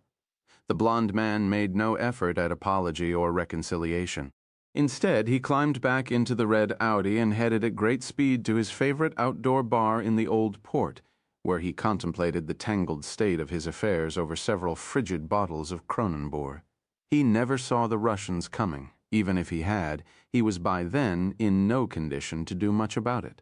Their assault, like Sarah's, commenced without warning or preamble, though the damage it inflicted was far more severe. When it was over, a waiter helped him to his feet and made an ice pack for his wounds. A gendarme strolled over to see what the fuss was about. He took a statement and wondered if the victim wanted to press charges. "What can you do to them?" the blond man responded. "They're Russians." He spent another hour at the bar, drinking quite well on the house, then climbed back into the red Audi and returned to the hotel. Entering his room, he found his clothing flung across the floor and a lipstick epithet scrawled across the bathroom mirror. He remained at the hotel for one more day, licking his numerous wounds, then climbed into his car at midnight and sped off to a destination unknown. Management was quite pleased to see him leave. Part 3. The Defection, 48 Paris. The 7:28 p.m. TGV train from Marseille eased into the Gare de Lyon 10 minutes ahead of schedule. Gabriel did not find this surprising unionized French drivers could always shave a bit of time off the journey when they wanted to get home early. Crossing the deserted arrivals hall with his overnight bag in hand, he gazed up at the soaring arched ceiling. 3 years earlier, the historic Paris landmark had been severely damaged by a suicide bomber. It might have been reduced to rubble had Gabriel not managed to kill 2 other terrorists before they could detonate their explosives, an act of heroism that had briefly made him the most wanted man in all of France. A dozen taxis were waiting in the circular drive outside the station. Gabriel walked to the Boulevard Diderot and hailed one there instead. The address he gave the driver was several blocks away from his true destination, which was a small apartment house on a quiet street near the Bois de Boulogne. Confident he had not been followed, he presented himself at the door and pressed the call button for apartment 4B. The locks opened instantly. Gabriel mounted the stairs and climbed swiftly upward, his suede loafers silent upon the worn runner. Reaching the 4th-floor landing, he found the door of the apartment ajar and the unmistakable scent of Turkish tobacco on the air. He placed his fingertip against the door and gave it a gentle push, just enough to send it gliding inward on its oiled hinges. It had been 2 years since he had set foot in the safe flat. Yet nothing had changed. The same drab furniture, the same stained carpeting, the same blackout curtains over the windows. Adrian Carter and Uzi Navot were gazing at him curiously from their seats at the cheap dinette set, as though they had just shared a private joke they did not want him to overhear. A few seconds later, Ari Shamran came marching through the kitchen door, a cup and saucer balanced in his hand, his ugly spectacles propped on his bald head like goggles. He was wearing his usual uniform, khaki trousers and a white Oxford cloth shirt with the sleeves rolled up to the elbow. Something about being back in the field always did wonders for Shamran's appearance, even if the field was a comfortable apartment in the 16th arrondissement of Paris, and he looked fitter than he had in some time. He paused for a moment to glare at Gabriel, then continued into the sitting room, where a cigarette was smoldering in an ashtray on the coffee table. Gabriel arrived a few seconds sooner than Shamran and hastily stabbed it out. "What do you think you're doing?" Shamran asked. "You're not supposed to be smoking." "How can I quit smoking when my most accomplished operative is planning to go to war with Russia?" He placed his cup and saucer on the coffee table and angrily prowled the room. "You were authorized to arrange a meeting with Elena Kharkov, and, if possible, to debrief her on what she knew about her husband's illicit arms dealing. You performed that task admirably. Indeed, your operation was in keeping with the best traditions of your service. But in the end, you vastly overstepped your authority. You had no right to discuss a break-in operation in the heart of Moscow, nor were you authorized to enter into an agreement to secure the defection of Elena Kharkov. In fact, you had no right to even discuss the subject of defection with her. What was I supposed to do, Ari? Tell her thanks, but no thanks? Tell her we really weren't interested after all in getting our hands on her husband's most precious secrets? No, Gabriel, but you could have at least consulted your superiors first. There wasn't time to consult my superiors. Ivan was tearing Saint-Tropez to pieces looking for her. And what do you think he's going to do if you take Elena and the children away from him? Raise the white flag of surrender and roll up his networks? Shamran answered his own question with a slow shake of his bald head. Ivan Kharkov is a powerful man with powerful friends. Even if you somehow manage to get Elena and those computer disks, and in my humble opinion, that remains an open question. Ivan will retaliate and retaliate hard. Diplomats will be expelled en masse. Already testy political relations between Russia and the West will go into the deep freeze, and there could be financial repercussions as well. Repercussions the West does not need in a time of global economic uncertainty. Diplomatic sanctions? When was the last time the great Ari Shamran ever let the threat of diplomatic sanctions deter him from doing what was right? More times than you'll ever know, but I'm not concerned only with the diplomatic fallout. Ivan Kharkov has proven himself to be a man of violence, and he'll lash back at us with violence if you steal his wife and children. He has access to the most dangerous weapons systems in the world, along with nuclear, biological, and chemical agents. It doesn't take a devious mind to concoct a scenario under which Ivan and his former KGB hoods could put those weapons in the hands of our enemies. They already are, Gabriel said. We wouldn't be here otherwise, and if they sprinkle a few vials of polonium around Tel Aviv, and if a few thousand innocent people die as a result, what would you say then? I would say that it's our job to make sure that never happens. And I would remind you of your own words, that our decisions should never be based on fear but what is in the long-term security interests of the State of Israel. Surely you're not suggesting that it isn't in our interests to take down Ivan Kharkov. He has more blood on his hands than Hezbollah, Hamas, and Al-Qaeda combined. And he's been operating his little shop of horrors with the full blessing, cooperation, and protection of the Kremlin. I say we let the Russians impose their diplomatic sanctions, and then we hit back, hard enough so that it hurts. Shamran stuck a cigarette into the corner of his mouth and ignited it with his old Zippo lighter. Gabriel glanced at Navot and Carter. Their eyes were averted, like accidental witnesses to a public marital spat. Is it your intention to personally reignite the Cold War? Shamran blew a stream of smoke toward the ceiling. Because that is exactly what you're asking for. The Russians have already done that, and if Ivan Kharkov wants to get in line with the rest of the psychotics who wish to do us harm, then let him. Ivan will come after more than just Israel. He'll come after you, and everything you hold dear, for Adrian Carter's benefit. They had been speaking English. Now Shamron switched to Hebrew and lowered his voice a few decibels. Is that really what you want at this stage of your life, my son? Another determined enemy who wishes you dead? I can look after myself. And what about your new wife? Can you look after her, too?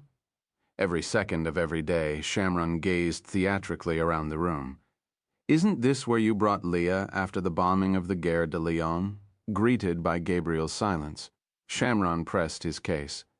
The Palestinians were able to get to your wife not once, but twice, Gabriel, first in Vienna, then 15 years later at the psychiatric hospital where you'd tucked her away in England. They were good, the Palestinians, but they're children compared to the Russians. I suggest you keep that in mind before you declare a shooting war against Ivan Kharkov. Shamron placed the cigarette in the ashtray, confident he had prevailed, and picked up his cup and saucer. In his large liver-spotted hands, they looked like pieces of a child's toy tea set. What about Eichmann? Gabriel asked quietly. He had spoken in Hebrew, though at the mention of the murderer's name, Adrian Carter's head perked up a bit, like a student roused from a slumber during a dull lecture. What about Eichmann? Shamron asked stubbornly in return. Did you consider the diplomatic consequences before plucking him from that bus stop in Argentina? Of course we did. In fact, we debated long and hard about whether or not to take him. We were afraid the world would condemn us as criminals and kidnappers. We were afraid there would be severe fallout that our young and vulnerable state wasn't prepared to withstand. But in the end, you took that bastard down. You did it because it was the right thing to do, Ari. Because it was the just thing to do. We did it because we had no other choice, Gabriel. If we'd requested extradition, the Argentines would have refused and tipped off Eichmann, and then we would have lost him forever. Because the police and security services were protecting him. Correct. Just like the FSB and the Kremlin are protecting Ivan. Ivan Kharkov isn't Adolf Eichmann. I shouldn't think I'd need to explain the difference to you. I lost most of my family to Eichmann and the Nazis. So did you. Your mother spent the war in Birkenau, and she bore Birkenau's scars until the day she died. You bear them now. Tell that to the thousands who've died in the wars that have been stoked by Ivan's guns. I'll let you in on a little secret, Gabriel. If Ivan were to stop selling the warlord's guns today, someone else would do it for him tomorrow. Shamron lifted his hand toward Carter. Who knows? Perhaps it will be your good friend Adrian. He and his government poured weapons into the Third World whenever it suited their needs, and we've been known to sell to some pretty atrocious customers ourselves. Congratulations, Ari. For what? Achieving a new personal low, Gabriel said. You have just compared our country to the worst man in the world in order to win an argument. Gabriel could see that Shamron's resistance was beginning to weaken. He decided to press his advantage before the old warrior could reinforce his defenses. I'm doing this, Ari, but I can't do it without your support. He paused, then added, or your help, who's stooping to personal lows now. I learned from the master. Shamron tamped out his cigarette and regarded Gabriel through the remnants of the smoke. Have you given any thought to where you're going to put her? I was thinking about letting her move into the apartment in Narkis Street with Chiara and me, but we really don't have enough room for her and the children. Shamron, by his dour expression, let it be known he didn't find the remark even faintly amusing. Resettling Elena Kharkov in Israel is completely out of the question.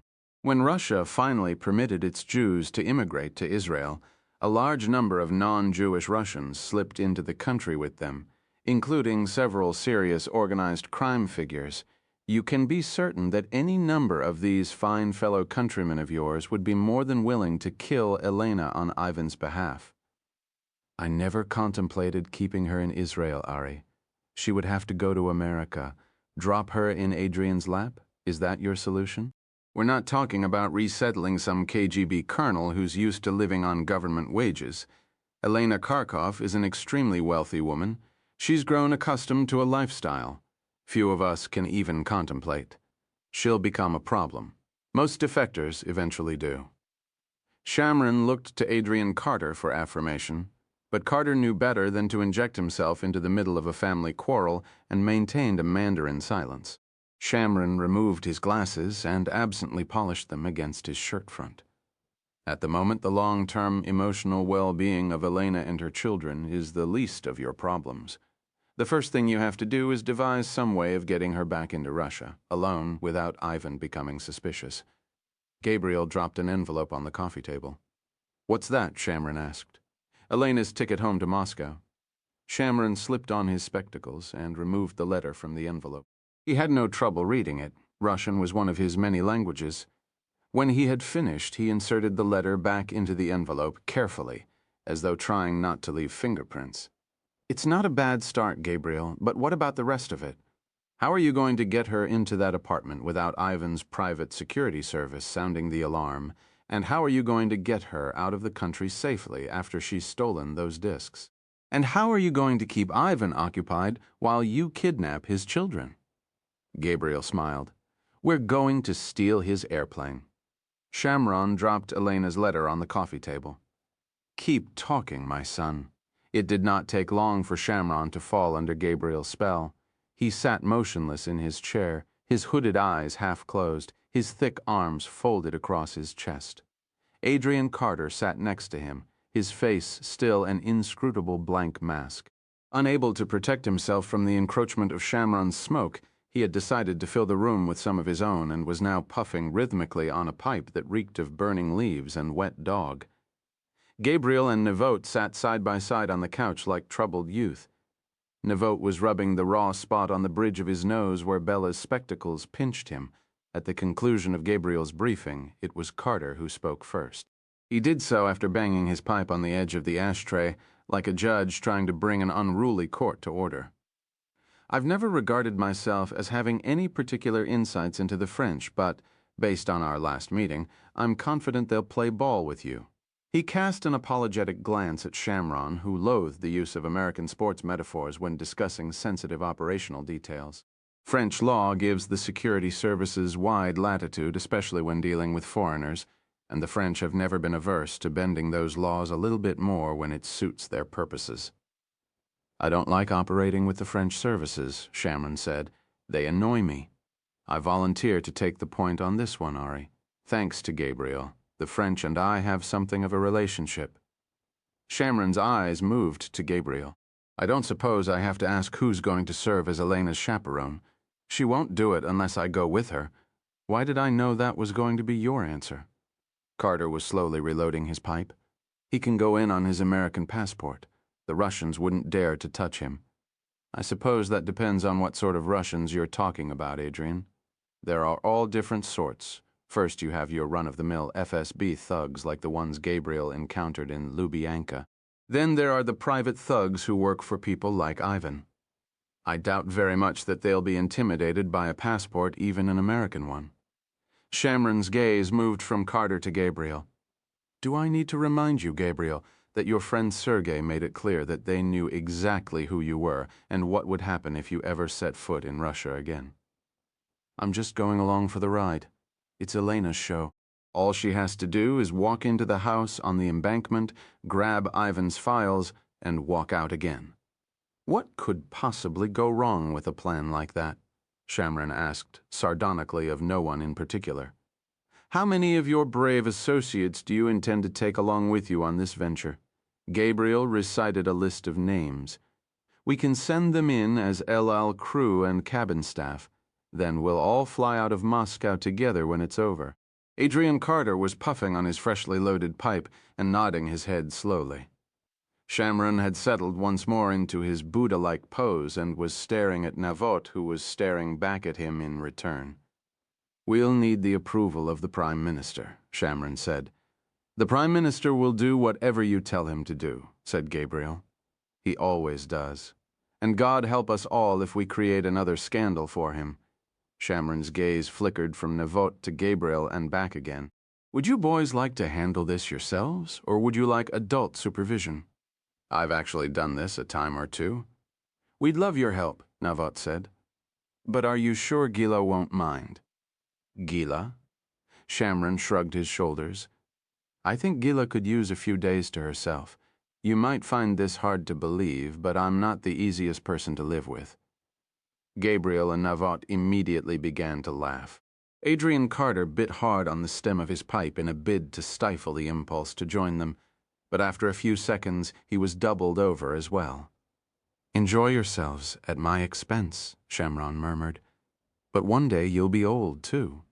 49 Paris. The serious planning began the following morning when Adrian Carter returned to the gated government guest house off the Avenue Victor Hugo. As Carter anticipated, the negotiations went smoothly, and by that evening the DST, the French Internal Security Service, had taken formal control of the Kharkov Watch.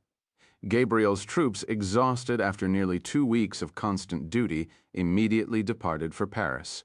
All but Dina Sarid, who remained at the villa in Gassine to serve as Gabriel's eyes and ears in the south. It soon became clear to the DST, and to nearly everyone else in Saint-Tropez for that matter, that a pall had descended over the Villa Soleil. There were no more parties by the vast swimming pool, no more drunken day trips aboard October, and the name Kharkov did not grace the reservation sheets of Saint-Tropez's exclusive restaurants. Indeed, for the first 3 days of the French watch, Ivan and Elena were not seen at all. Only the children, Anna and Nikolai, ventured beyond the villa's walls, once to attend a carnival on the outskirts of town, and a second time to visit Pampelon Beach, where they spent 2 miserable hours in the company of Sonia and their sunburned Russian bodyguards before demanding to be taken home again. Because the DST was operating on home soil, they were highly attuned to the gossip swirling through the bars and cafes. According to one rumor, Ivan was planning to put the villa up for sale and then put to sea to heal his wounded pride, according to another. He was planning to subject Elena to a Russian divorce and leave her begging for kopecks in the Moscow metro. There was a rumor he had beaten her black and blue. A rumor he'd drugged her and shipped her off to Siberia. There was even a rumor he had killed her with his bare hands and dumped her body high in the Maritime Alps. All such speculation was put to rest, however, when Elena was spotted strolling along the Rue Gambetta at sunset, absent any signs of physical or emotional trauma. Ivan did not accompany her, though a large contingent of bodyguards did. One DST watcher described the security detail as presidential in size and intensity. At the little apartment in the 16th arrondissement of Paris, the events in the South were taken as confirmation that the phase of the operation known as the small lie to cover the big lie had worked to perfection. Unbeknownst to the neighbors, the flat was by then a beehive of hushed activity. There were surveillance photos and watch reports taped to the walls, a large-scale map of Moscow with flags and stick pins and routes marked in red, and a grease board covered in Gabriel's stylish left-handed Hebrew script. Early in the preparation, Shamron seemed content to play the role of eminence grise, but as time drew short and his patience thin, he began to assert himself in ways that might have bred resentment in men other than Gabriel and Uzi Nevot. They were like sons to Shamron and were therefore accustomed to his bellicose outbursts. They listened when other officers might have covered their ears and took advice. Others might have discarded for no reason other than pride, but more than anything, thought Adrian Carter, they seemed to cherish the opportunity to be in the field one more time with the legend. So did Carter himself. For the most part, they remained prisoners of the flat, but once each day Gabriel would take Shamron outside to walk the footpaths of the Bois de Boulogne. By then, the cruelest heat of the summer had passed, and those August afternoons in Paris were soft and fine. Gabriel pleaded with Shamron not to smoke, but to no avail. Nor could he convince him to relinquish, even for a few moments, his obsession with every detail of the operation. Alone in the park, he would say things to Gabriel he dared not say in front of Nevot or the other members of the team. His nagging concerns, his unanswered questions and unresolved doubts, even his fears. On their final outing together, Shamron was moody and distracted. In the Bagatelle Gardens, he spoke words. Gabriel had never heard the night before an operation words warning of the possibility of failure. You must prepare yourself for the prospect she won't come out of that building. Give her the allotted time plus a 5-minute grace period. But if she doesn't come out, it means she's been caught. And if she's caught, you can be sure Arkady Medvedev and his goons will start looking for accomplices. If Heaven forbid she falls into their hands. There's nothing we can do for her. Don't even think about going into that building after her. Your first responsibility is to yourself and your team." Gabriel walked in silence, hands in the pockets of his jeans, eyes on the move. Shamron talked on, his voice like the beating of distant drums. "Ivan and his allies in the FSB let you walk out of Russia alive once, but you can be sure it won't happen again. Play by the Moscow rules, and don't forget the 11th commandment. Thou shalt not get caught, Gabriel, even if it means leaving Elena Kharkov behind. If she doesn't come out of that building in time, you have to leave. Do you understand me?" "I understand." Shamron stopped walking and seized Gabriel's face in both hands with unexpected force. "I destroyed your life once, Gabriel, and I won't allow it to happen again. If something goes wrong, get to the airport and get on that plane." They walked back to the apartment in silence through the fading late afternoon light. Gabriel glanced at his wristwatch.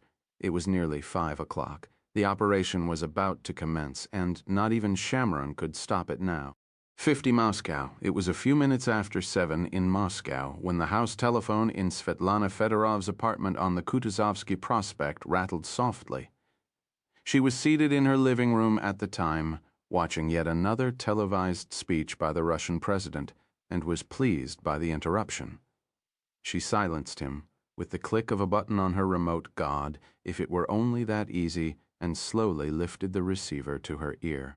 The voice on the other end of the line was instantly familiar. Pavel, the loathsome evening concierge. It seemed she had a visitor. "A gentleman caller," added Pavel, his voice full of insinuation. "Does he have a name? Calls himself Felix? Russian? If he is, he hasn't lived here in a long time. What does he want?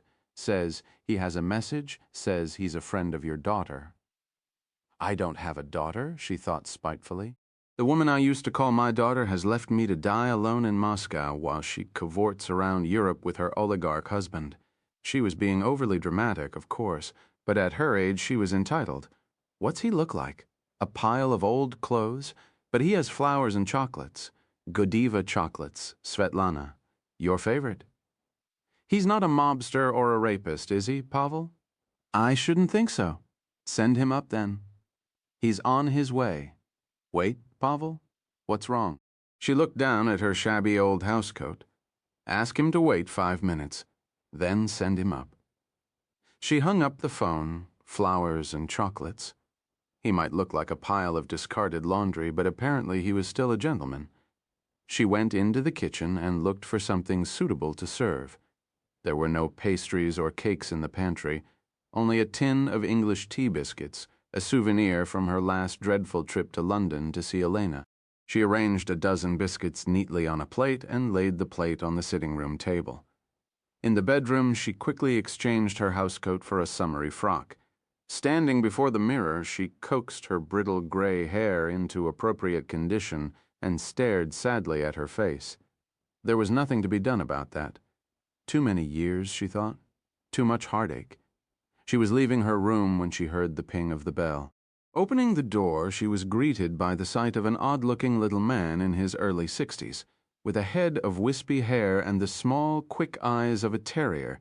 His clothing, as advertised, was rumpled, but appeared to have been chosen with considerable care. There was something old-fashioned about him, something bygone.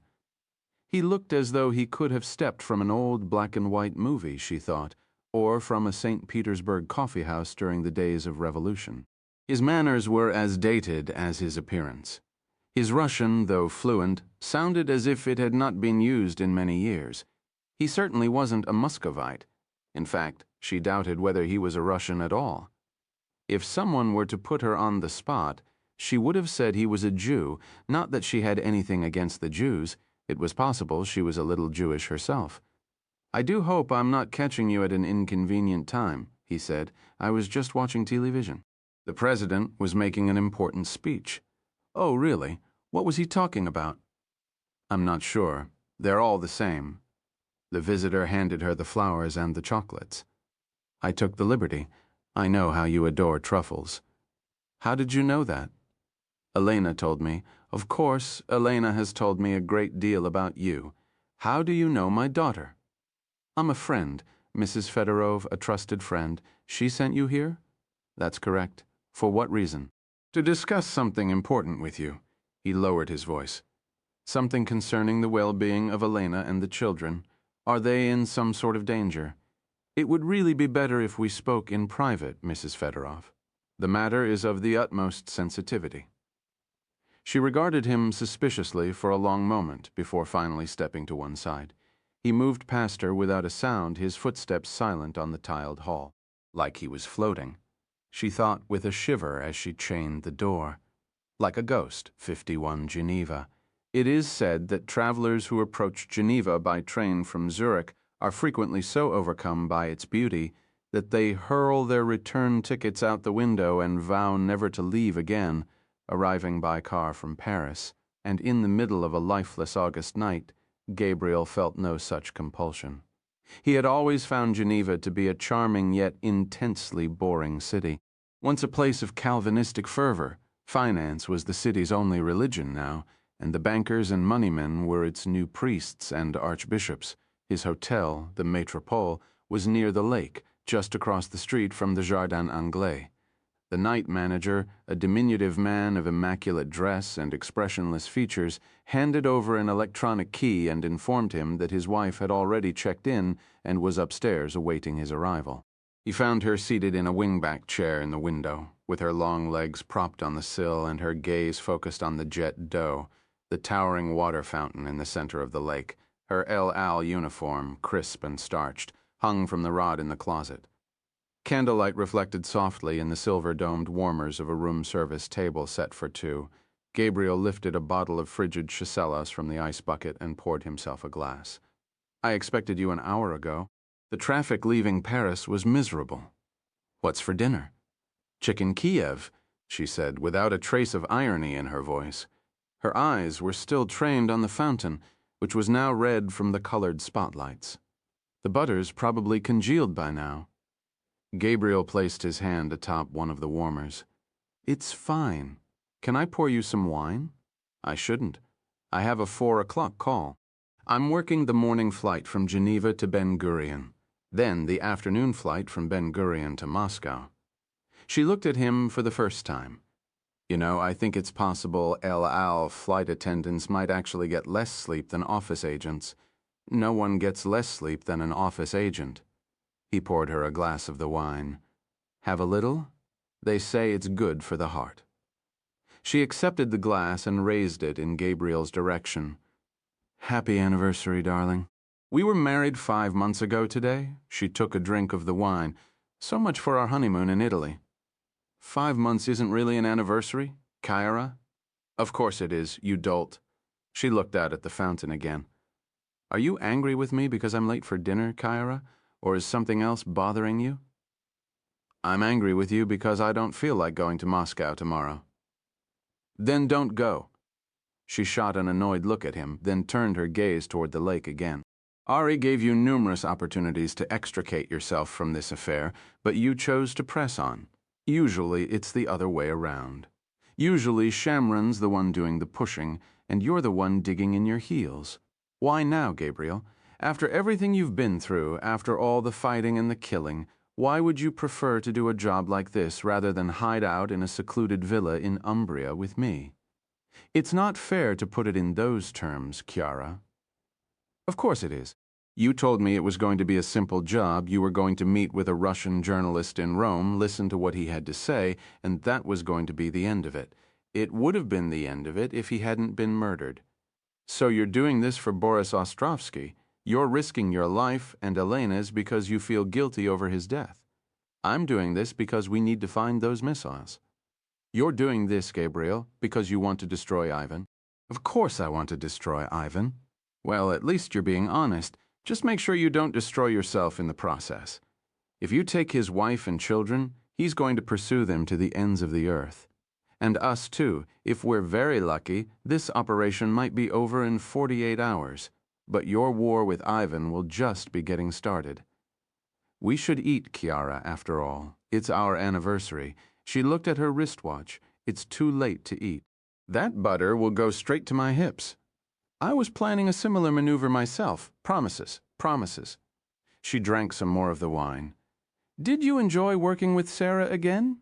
You're not going to start that again, are you? Let the record show, Your Honor, that the witness refused to answer the question. Yes, Kara, I did enjoy working with Sarah again. She performed her job admirably and with great professionalism. And does she still adore you? Sarah knows I'm unavailable.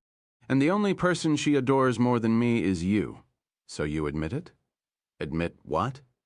That she adores you. Oh, for God's sake. Yes, Sarah had feelings for me once. Feelings that surfaced in the middle of a very dangerous operation. I don't happen to share those feelings because I'm quite madly in love with you. I proved that to you, I hope, by marrying you in spectacular fashion, I might add. If memory serves, Sarah was in attendance. She was probably hoping you were going to leave me stranded at the chuppah. Chayara. He took her face in his hands and kissed her mouth. Her lips were cool and tasted of the chasellas. This will all be over in 48 hours. Then we can go back to Italy, and no one, not even will be able to find us there. No one but Shamran. She kissed him again.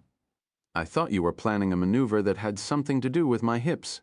You have a very long day tomorrow. Put the table outside in the hall, Gabriel. I can't make love in a room that smells like chicken Kiev. Afterward, she slept in his arms, her body restless, her mind troubled by dreams. Gabriel did not sleep. Gabriel never slept the night before an operation. At 3:59, he called the front desk to say a wake-up call would not be necessary, and gently woke Chiara with kisses on the back of her neck. She made love to him one final time, pleading with him throughout to send someone else to Moscow in his place. At 5 o'clock, she left the room in her crisp El Al uniform and headed downstairs to the lobby where Ramona and Yakov were waiting along with the rest of the crew. Gabriel watched from his window as they climbed into a shuttle bus for the ride to the airport and remained there long after they had gone. His gaze was focused on the storm clouds gathering over the distant mountain peaks. His thoughts, however, were elsewhere. He was thinking of an old woman in a Moscow apartment reaching for a telephone, with Eli Lavon, the man she knew only as Felix, calmly reminding her of her lines. 52 Villa Soleil, France. They had arrived at an uneasy truce. It had taken 72 hours of screaming, 72 hours of threats of malicious divorce. 72 hours of on-and-off interrogation. Like all those who have been betrayed, he demanded to be told the details. She had resisted at first, but under Ivan's withering assault, she had eventually surrendered. She paid the information out slowly, inch by inch. The drive into the hills, the lunch that had been waiting on the table, the wine, the little bedroom with its tacky Monet prints, her baptismal shower. Ivan had demanded to know how many times they had made love. Twice, she confessed. He wanted to do it a third time, but I told him I had to be going. Mikhail's predictions had proven accurate. Ivan's rage, while immense, had subsided quickly once he realized he had brought the mess upon himself. He sent a team of bodyguards to Cannes to eject Yekaterina from her suite at the Carlton Hotel, then began to deluge Elena with apologies, promises, diamonds, and gold. Elena appeared to accept the acts of contrition and made several of her own. The matter was now closed. They declared jointly over dinner at Villa Romana. Life could resume as normal. Many of Ivan's gestures were surely hollow, many others were not. He spent less time talking on his mobile phone and more time with the children. He kept his Russian friends at bay and canceled a large birthday party he had been planning to throw for a business associate, whom Elena did not like. He brought her coffee each morning and read the papers in bed instead of rushing into his office to work, and when her mother called that morning at 7 o'clock, he did not grimace the way he usually did, but handed Elena the phone with genuine concern on his face. The conversation that followed was brief. Elena hung up the phone and looked at Ivan in distress. "What's wrong?" he asked. "She's very sick again, darling. She needs me to come right away." In Moscow, Svetlana Fedorov gently returned the receiver to its cradle and looked at the man she knew as Felix. "She says she'll be here later this evening. And Ivan? He wanted to come with her, but Elena convinced him to stay in France with the children. He was kind enough to let her borrow his airplane. Did she happen to say what time she was departing? She's leaving Nice Airport at 11 o'clock, provided there are no problems with the plane, of course. He smiled and withdrew a small device from the breast pocket of his rumpled jacket. It had a tiny screen and lots of buttons, like a miniature typewriter. Svetlana Fedorov had seen such devices before. She did not know what they were called, only that they were usually carried by the sort of men she did not like.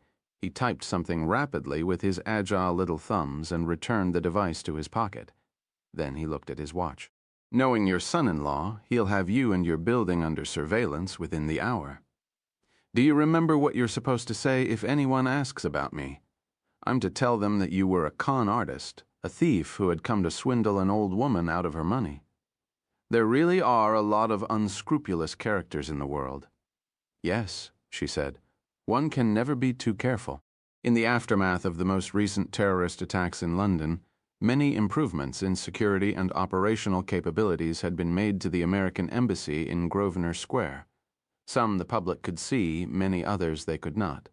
Among those that fell into the second category was a sparkling new operations center located in a bunker-like annex beneath the square itself, at precisely 6:04 a.m.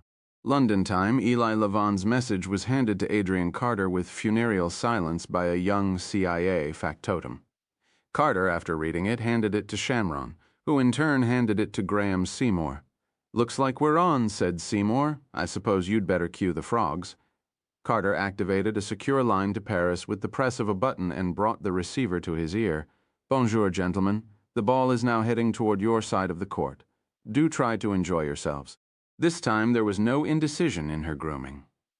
Elena bathed hastily, expended little effort on her hair and makeup, and dressed in a rather simple but comfortable Chanel pantsuit. She put on more jewelry than she might otherwise have worn on such an occasion and slipped several more expensive pieces into her handbag. Finally, she placed 2 additional changes of clothing in an overnight bag and took several $1,000s worth of euros and rubles from the wall safe. She knew that Ivan would not find this suspicious. Ivan always encouraged her to carry a substantial amount of cash when traveling alone. She took a final look around the room and started downstairs with as much detachment as she could summon. Sonia and the children had gathered to see her off. She held the children for longer than she should have and ordered them with mock sternness to behave for their father. Ivan was not a witness to their farewell. He was standing outside in the drive, scowling impatiently at his wristwatch. Elena kissed each child one final time, then climbed into the back of the Mercedes with Ivan. She glanced once over her shoulder as the car shot forward and saw the children weeping hysterically. Then the car passed through the security gate and they disappeared from sight. Word of Ivan and Elena Kharkov's departure from Villa Soleil arrived at the operations room in London at 7:13 a.m. local time.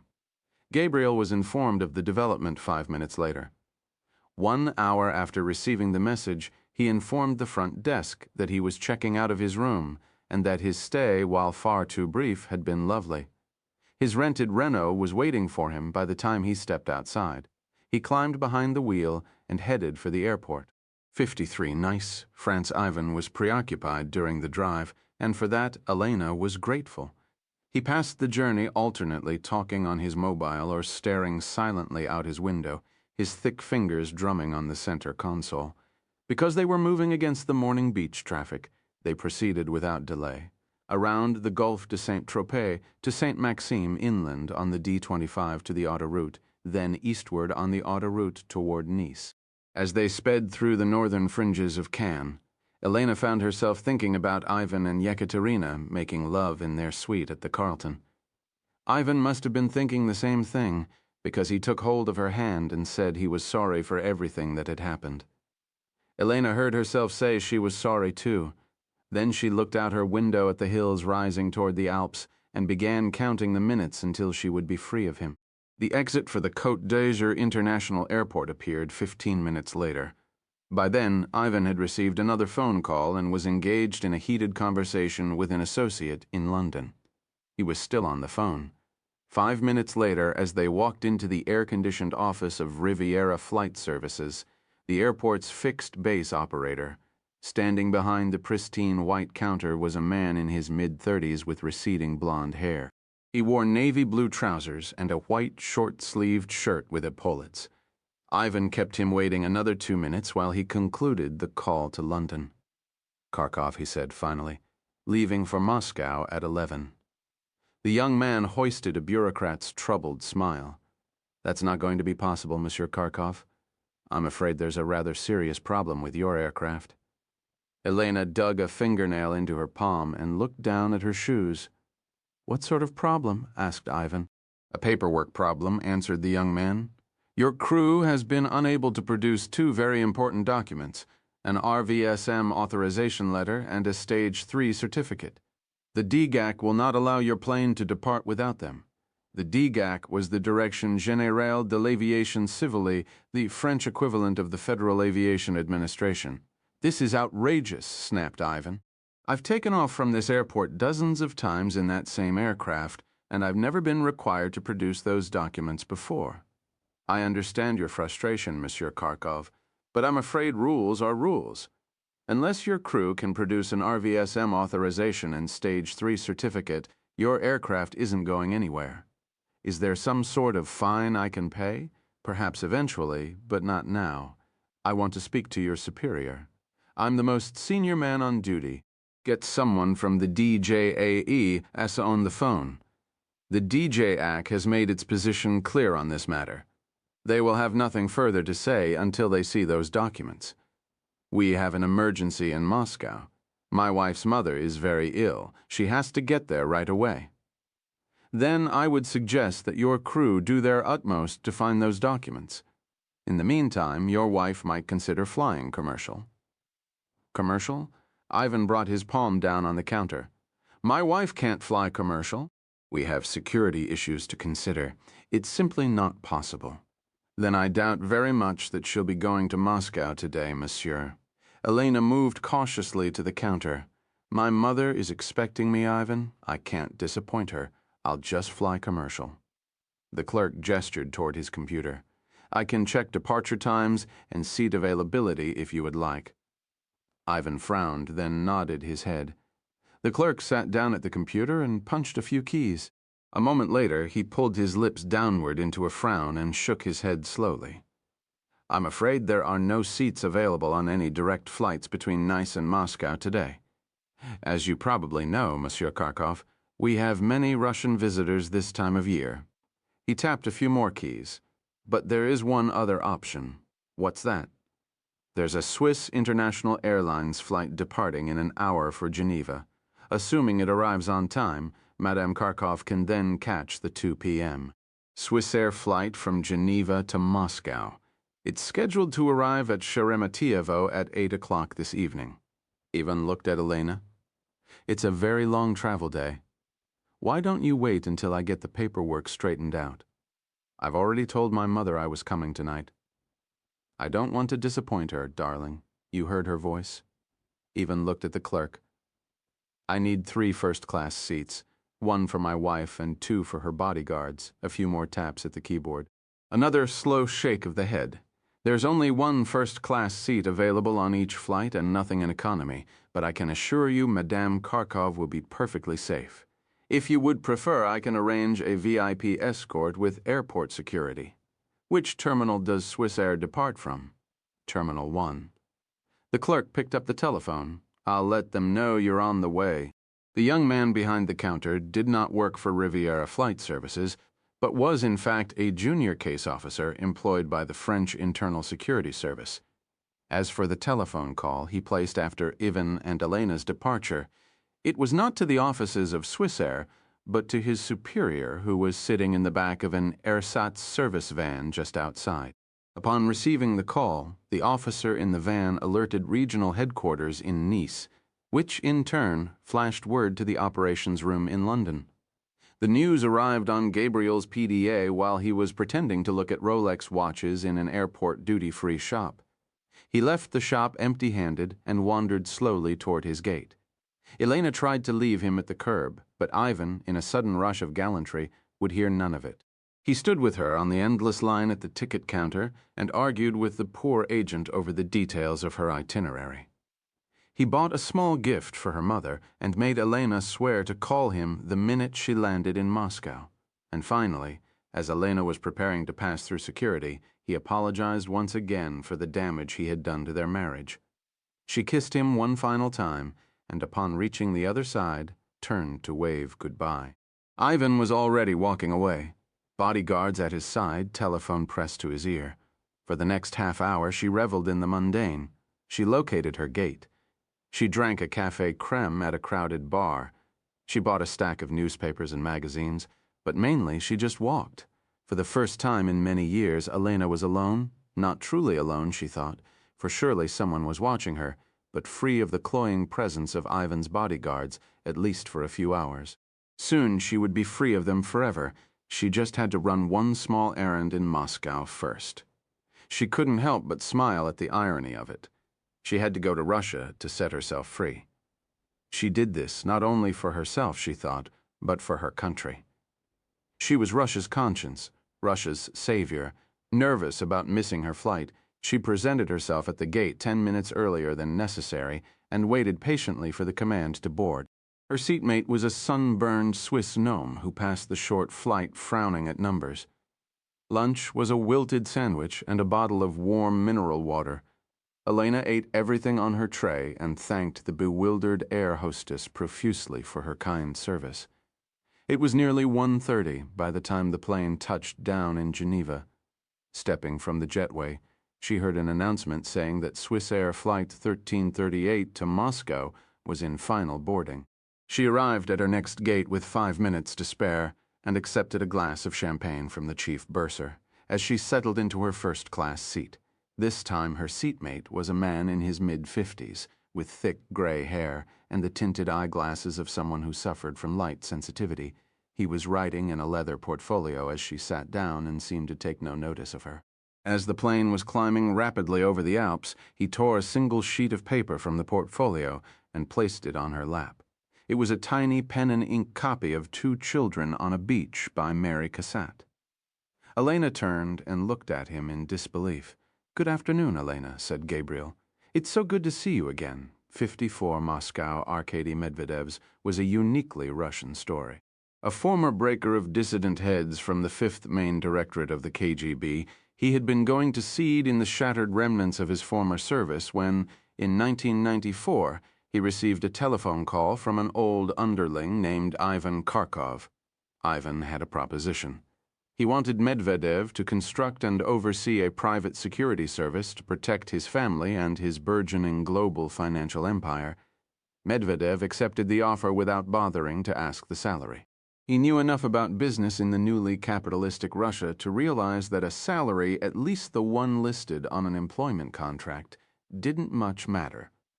For 15 years, Arkady Medvedev had served Ivan well, and Ivan had been more than generous in return. Arkady Medvedev's base earnings now stood at more than $1 million a year, not bad for a former secret policeman who hadn't had 2 rubles to rub together after the fall of communism. But the money was only part of his compensation package. There was a generous expense account and clothing allowance. There was a Bentley automobile, apartments in London, the south of France, and the exclusive Sparrow Hills of Moscow. And then there were the women like Oksana, a 23-year-old beauty from the provinces whom Medvedev had plucked from a sushi bar 2 weeks earlier. She had been living at his apartment ever since, in varying states of undress. If there was one drawback to working for Ivan, it was his knack for telephoning at the absolutely worst moments. True to form, the call came just as Medvedev and Oksana were about to jointly scale a summit of pleasure.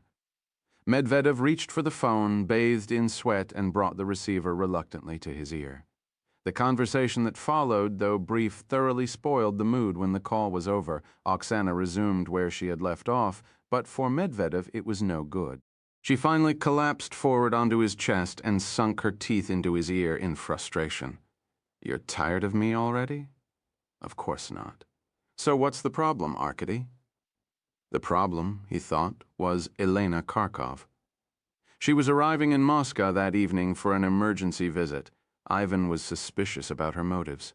Ivan wanted her under full-time watch. Ivan wanted no more stunts like the one in Saint-Tropez, and neither did Arkady Medvedev. He looked at Oksana and told her to get dressed. 5 minutes later, as she was slipping out of his apartment, he snatched up the phone again and started moving his teams into place. Elena ordered white wine, Gabriel black coffee.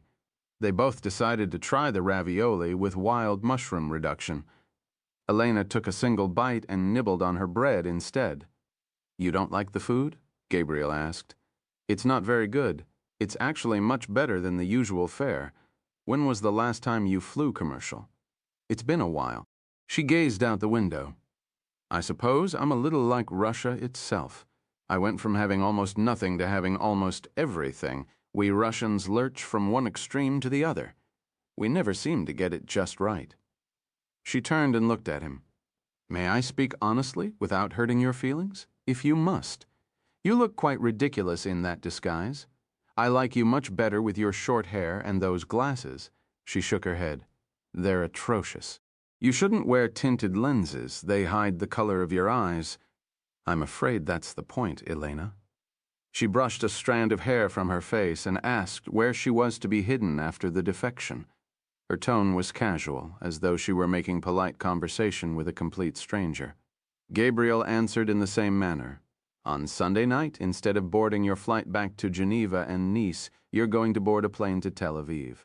Your stay in Israel will be brief, a day or two at most. And then the Americans have assumed responsibility for your resettlement. It's a bigger country with far more places to hide than Israel. The man who is in charge of the case is a friend of mine. I'd trust him with my life, Elena. And I know he'll take very good care of you and the children. But I'm afraid it won't be anything like the lifestyle to which you've become accustomed. Thank God for that. You might think that now, but it's going to be a rude awakening. You should anticipate that Ivan will file for divorce in a Russian court, because you won't be able to appear to contest the case. He'll be able to divorce you in absentia and leave you and the children penniless."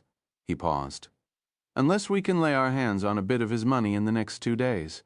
I don't want any of Ivan's money. It's blood money. Then do it for your children, Elena." She looked at the sketch he had given her, the 2 children on a beach. "I have access to joint accounts in London and Moscow," she said softly. "But if I make any large withdrawals, Ivan will know about it. He didn't salt away any funds in Switzerland for a rainy day. There's a safe deposit box in Zurich where he usually keeps a couple of million in cash. You would have to empty it out for me before Ivan has a chance to put a freeze on it. Do you know the number and password?" She nodded her head. "Give them to me, Elena, for the children." She recited them slowly, then looked at him curiously. "Don't you want to write them down? It's not necessary. You have a spy's memory, just like Ivan." She picked at her food without appetite. "I must say, your performance today was quite extraordinary. You should have seen Ivan's face when he was informed his plane couldn't take off." She looked at him. "I assume you have the next act well choreographed, too." "We do, but all the choreography in the world isn't worth a damn if the performer can't pull it off. A pause, last chance to bow out Elena, and no hard feelings if you do." "I'm going to finish what I started," she said. "For Alexander Lubin, for Boris Ostrovsky, and for Olga." Gabriel signaled the flight attendant and asked her to remove their food. Then he placed his briefcase on the tray table and opened the combination locks. He removed 4 items: a small plastic spray bottle, a device that looked like an ordinary MP3 player, a second rectangular device with a short USB connector cord, and a boarding pass for El Al Flight 1612, departing Moscow for Tel Aviv at 6:15 p.m. on Sunday. As you can probably tell by now, Elena, timing is everything. We've put together a schedule for your final hours in Moscow, and it is important you adhere to it rigorously. Pay close attention to everything I tell you. We have a lot of ground to cover in very little time. The flight touched down at Sheremetyevo punctually at 8:05 p.m. Elena left the plane first and walked a few paces ahead through the terminal, with her handbag over her left shoulder and her overnight bag rolling along the cracked floor at her side. Arriving at passport control, Gabriel joined a line for unwanted foreigners, and by the time he was finally admitted into the country, Elena was gone. Outside the terminal, he joined another endless line, this one for a taxi. He eventually climbed into the back of a rattling Lada, driven by a juvenile in mirrored sunglasses. Uzi Nouveau climbed into the car behind him. "Where are you going?" asked Gabriel's driver. "Ritz-Carlton Hotel. Your first time in Moscow?" "Yes. Some music?" "No, I have a terrible headache. How about a girl instead?" "The hotel would be just fine, thank you. Suit yourself." "How old are you?" 15. "Are you sure you can drive?" "No problem." "Is this car actually going to make it to the Ritz?" "No problem." "It's getting dark out." "Are you sure you need those sunglasses? They make me look like I have money. Everyone with money in Moscow wears sunglasses at night. I'll try to remember that, it's true. Can this car go any faster? I'd like to get to the Ritz sometime tonight." "No problem." Word of Gabriel and Elena's arrival in Moscow reached the operations center in Grosvenor Square at 6:19 p.m. local time. Graham Seymour stood up from his chair and rubbed the kinks out of his lower back. "Nothing more to be done from here tonight. What say we adjourn to the grill room of the Dorchester for a celebratory supper? My service is buying. I don't believe in mid-operation celebrations," Shamron said, "especially when I have 3 of my best operatives on the ground in Moscow and 3 more on the way." Carter placed a hand on Shamron's shoulder. "Come on, Ari. There's nothing you can do now except sit there all night and worry yourself to death." "Which is exactly what I intend to do." Carter frowned and looked at Graham Seymour. "We can't leave him here alone. He's barely housebroken. How would you feel about Indian takeaway?" "Tell them to take it easy on the spices. My stomach isn't what it used to be, 55 Moscow, with just 1 week remaining until Election Day." There was no escaping the face of the Russian president. It hung from every signpost and government building in the city center. It stared from the front pages of every Kremlin-friendly newspaper and flashed across the newscasts of the Kremlin-controlled television networks. It was carried aloft by roving bands of Unity Party youth and floated godlike over the city on the side of a hot-air balloon. The president himself acted as though he were waging a real election campaign rather than a carefully scripted folly. He spent the morning campaigning in a Potemkin village in the countryside before returning to Moscow for a massive afternoon rally at Dynamo Stadium. It was, according to Radio Moscow, the largest political rally in modern Russian history. The Kremlin had allowed 2 other candidates the privilege of contesting the election, but most Russians could not recall their names, and even the foreign press had long ago stopped covering them. The Coalition for a Free Russia, the only real organized opposition force in the country, had no candidate but plenty of courage. As the president was addressing the throng in Dynamo Stadium, they gathered in Arbat Square for a counterole. By the time the police and their plainclothes helpers had finished with them, 100 members of Free Russia were in custody, and another 100 were in the hospital. Evidence of the bloody melee was still strewn about the square late that afternoon, as Gabriel, dressed in a dark corduroy flat cap and Barber raincoat, headed down the boulevard ring toward the river. The Cathedral of Christ the Savior rose before him, its 5 golden onion domes dull against the heavy gray sky. The original cathedral had been dynamited by Kaganovich in 1931 on orders from Stalin, supposedly because it blocked the view from the windows of his Kremlin apartment. In its place, the Bolsheviks had attempted to erect a massive government skyscraper called the Palace of Soviets, but the riverside soil proved unsuitable for such a building, and the construction site flooded repeatedly. Eventually, Stalin and his engineers surrendered to the inevitable and turned the land into a public swimming pool, the world's largest, of course. Rebuilt after the fall of communism at enormous public expense, the cathedral was now one of Moscow's most popular tourist attractions. Gabriel decided to skip it and made his way directly to the river instead. 3 men were standing separately along the embankment, gazing across the water toward a vast apartment building with a Mercedes-Benz Star revolving slowly atop the roof. Gabriel walked past them without a word. One by one the men turned and followed after him. Upon closer inspection, it was not a single building, but 3, a massive trapezium facing the riverfront, with 2 L-shaped appendages running several hundred yards inland. On the opposite side of Serafimovich's street was a melancholy patch of brown grass and wilted trees known as Bolotnaya Square. Gabriel was seated on a nearby bench next to a fountain when Uzi Navot, Yakov Rossman, and Eli Levan came over the bridge. Navot sat next to him while Levan and Yakov went to the edge of the fountain. Levan was chattering away in Russian like a movie extra in a cocktail party scene. Yakov was looking at the ground and smoking a cigarette. "When did Yakov take up smoking again?" asked Gabriel. "Last night? He's nervous. He spent his career operating in the West Bank and Gaza, and he's nervous being in Moscow?" "You're damn right, he's nervous being in Moscow, and you would be too if you had any sense. How's our local station chief?"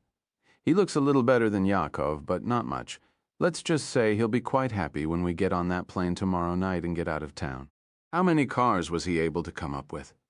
"4, just like you wanted, 3 old Ladas and a Volga." "Please tell me they run, Uzi. The last thing we need is for the cars to break down tomorrow." "Don't worry, Gabriel, they run just fine. Where did he get them?" "The station picked up a small fleet of old Soviet cars and trucks for a song after the fall of communism and put them on ice. All the papers are in order.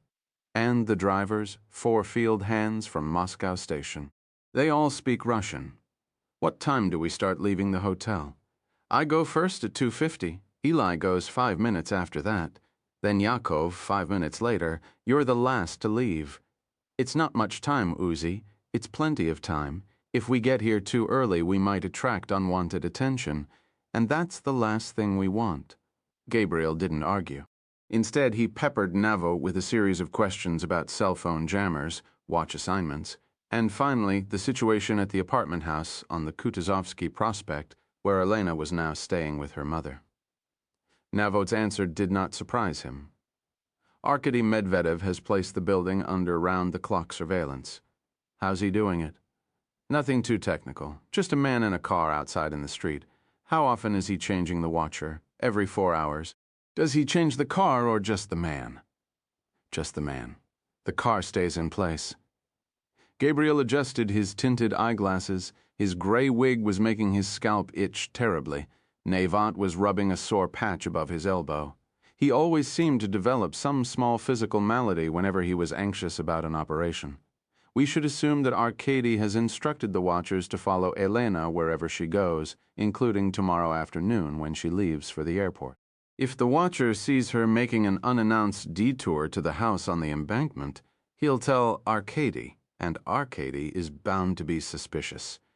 Do you see my point, Gabriel?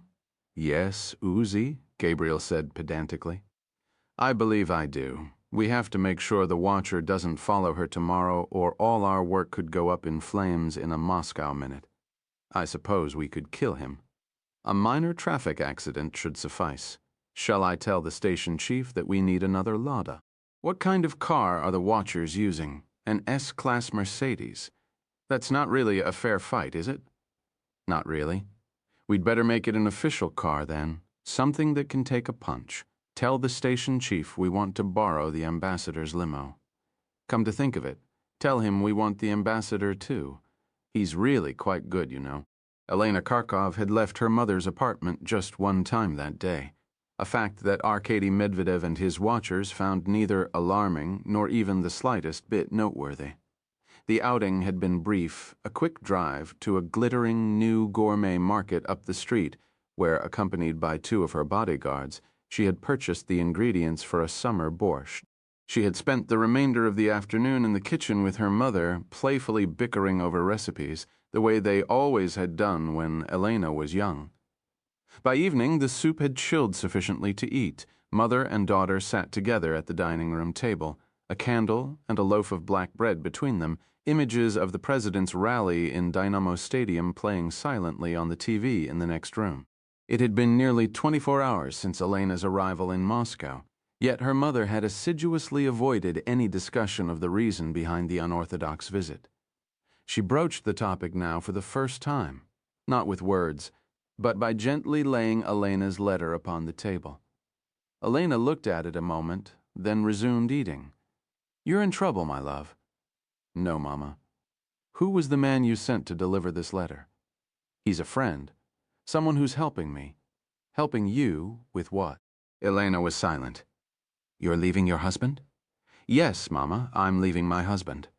Has he hurt you? Badly. Did he hit you? No, never. Is there another woman?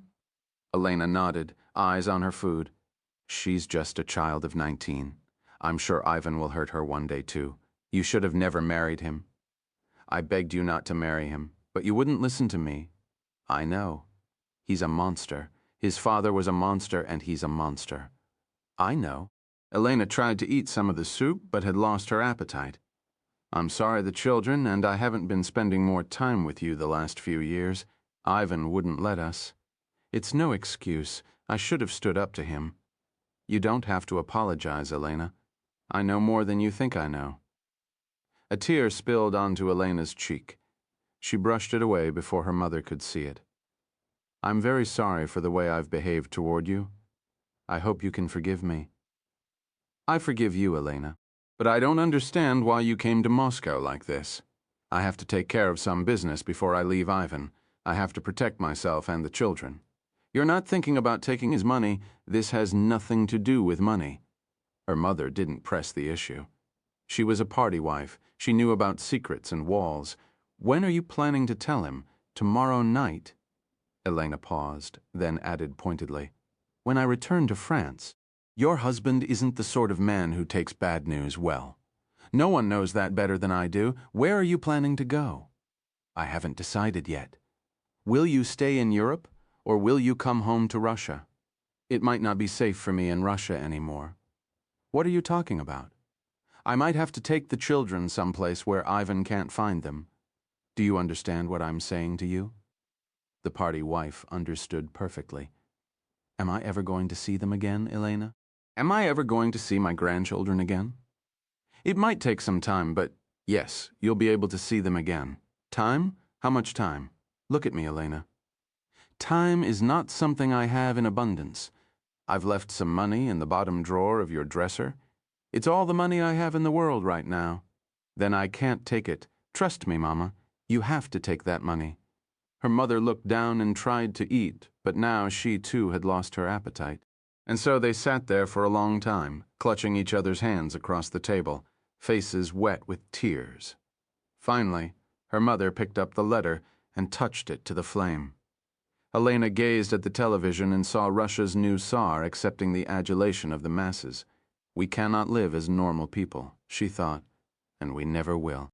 Against all his considered judgment, and in violation of all operational doctrine, written and unwritten, Gabriel did not immediately return to his room at the Ritz-Carlton Hotel. Instead, he wandered farther south, to the colony of apartment houses looming over October Square, and made his way to the building known to the locals as the House of Dogs. It had no view of the Moscow River or the Kremlin, only of its identical neighbor, and of a parking lot filled with shabby little cars, and of the garden ring, a euphemism if there ever was one, which thundered night and day on its northern flank.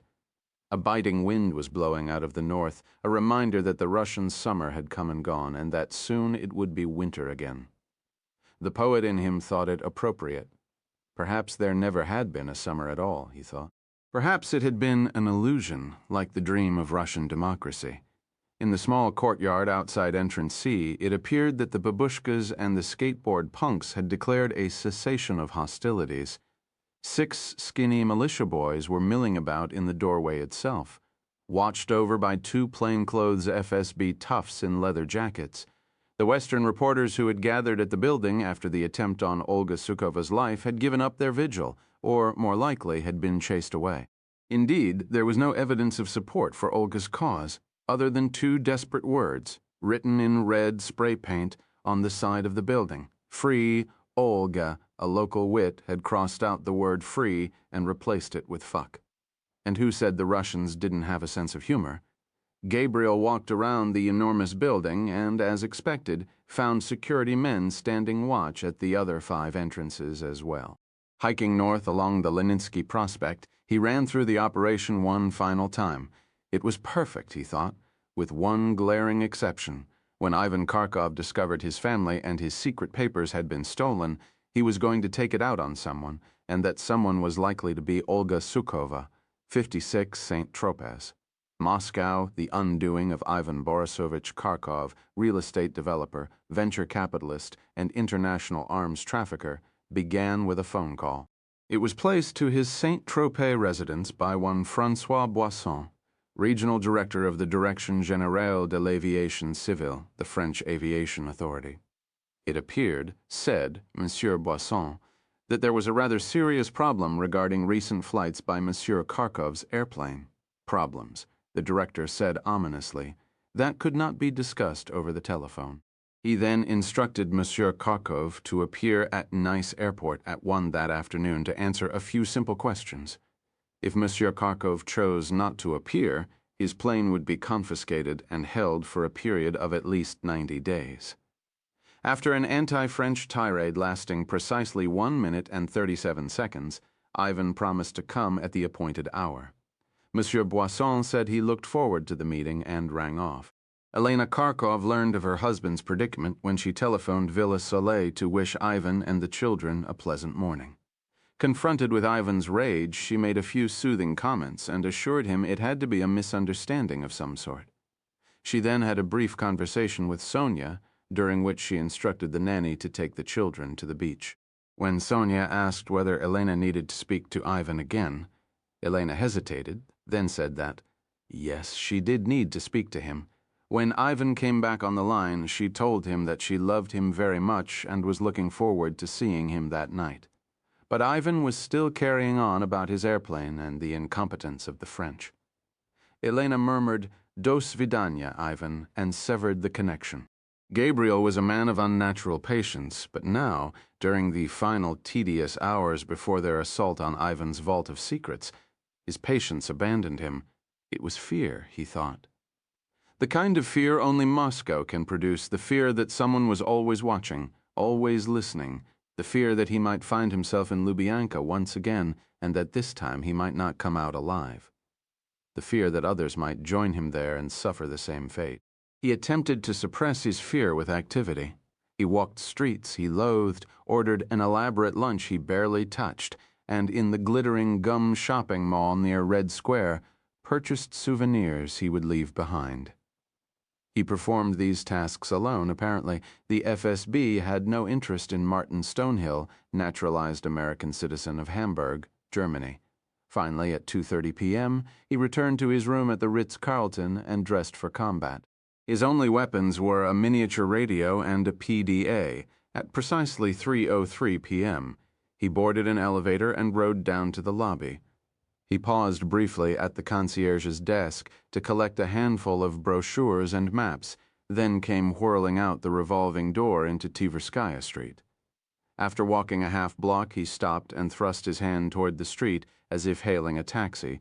A silver Volga sedan immediately pulled to the curb. Gabriel climbed inside and closed the door. "Shalom," said the man behind the wheel. "Let's hope so." Gabriel looked at his watch as the car shot forward, 3:06. "Time for one last goodbye, Elena. Time to get in the car." Elena Kharkov slipped quietly into the guest's bedroom and began to pack. The mere act of folding her clothing and placing it into her bag did much to calm her raw nerves, and so she performed this chore with far more care than was warranted. At 3:20, she dialed the number of Sonia's mobile phone. Receiving no answer, she was nearly overcome by a wave of panic. She dialed the number a second time, slowly, deliberately, and this time, Sonia answered after 3 rings in the most placid voice Elena could summon. She informed Sonia the children had had enough sun and that it was time to leave the beach. Sonia offered mild protest. The children, she said, were the happiest they had been in many days, but Elena insisted. When the call was over, she switched on the device that looked like an ordinary MP3 player and placed it in the outer compartment of her overnight bag. Then she dialed Sonia's number again. This time, the call wouldn't go through. She finished packing and slipped into her mother's bedroom. The money was where she had left it, in the bottom of the dresser, concealed beneath a heavy woolen sweater. She closed the drawer silently and went into the sitting room. Her mother looked at Elena and attempted to smile. They had nothing more to say. They had said it all last night, and no more tears to cry. "You'll have some tea before you leave?" "No, Mama, there isn't time." "Go, then," she said, "and may the angel of the Lord be looking over your shoulder." A bodyguard, a former Alpha Group operative named Luca Osipo, was waiting for Elena outside in the corridor. He carried her suitcase downstairs and placed it in the trunk of a waiting limousine.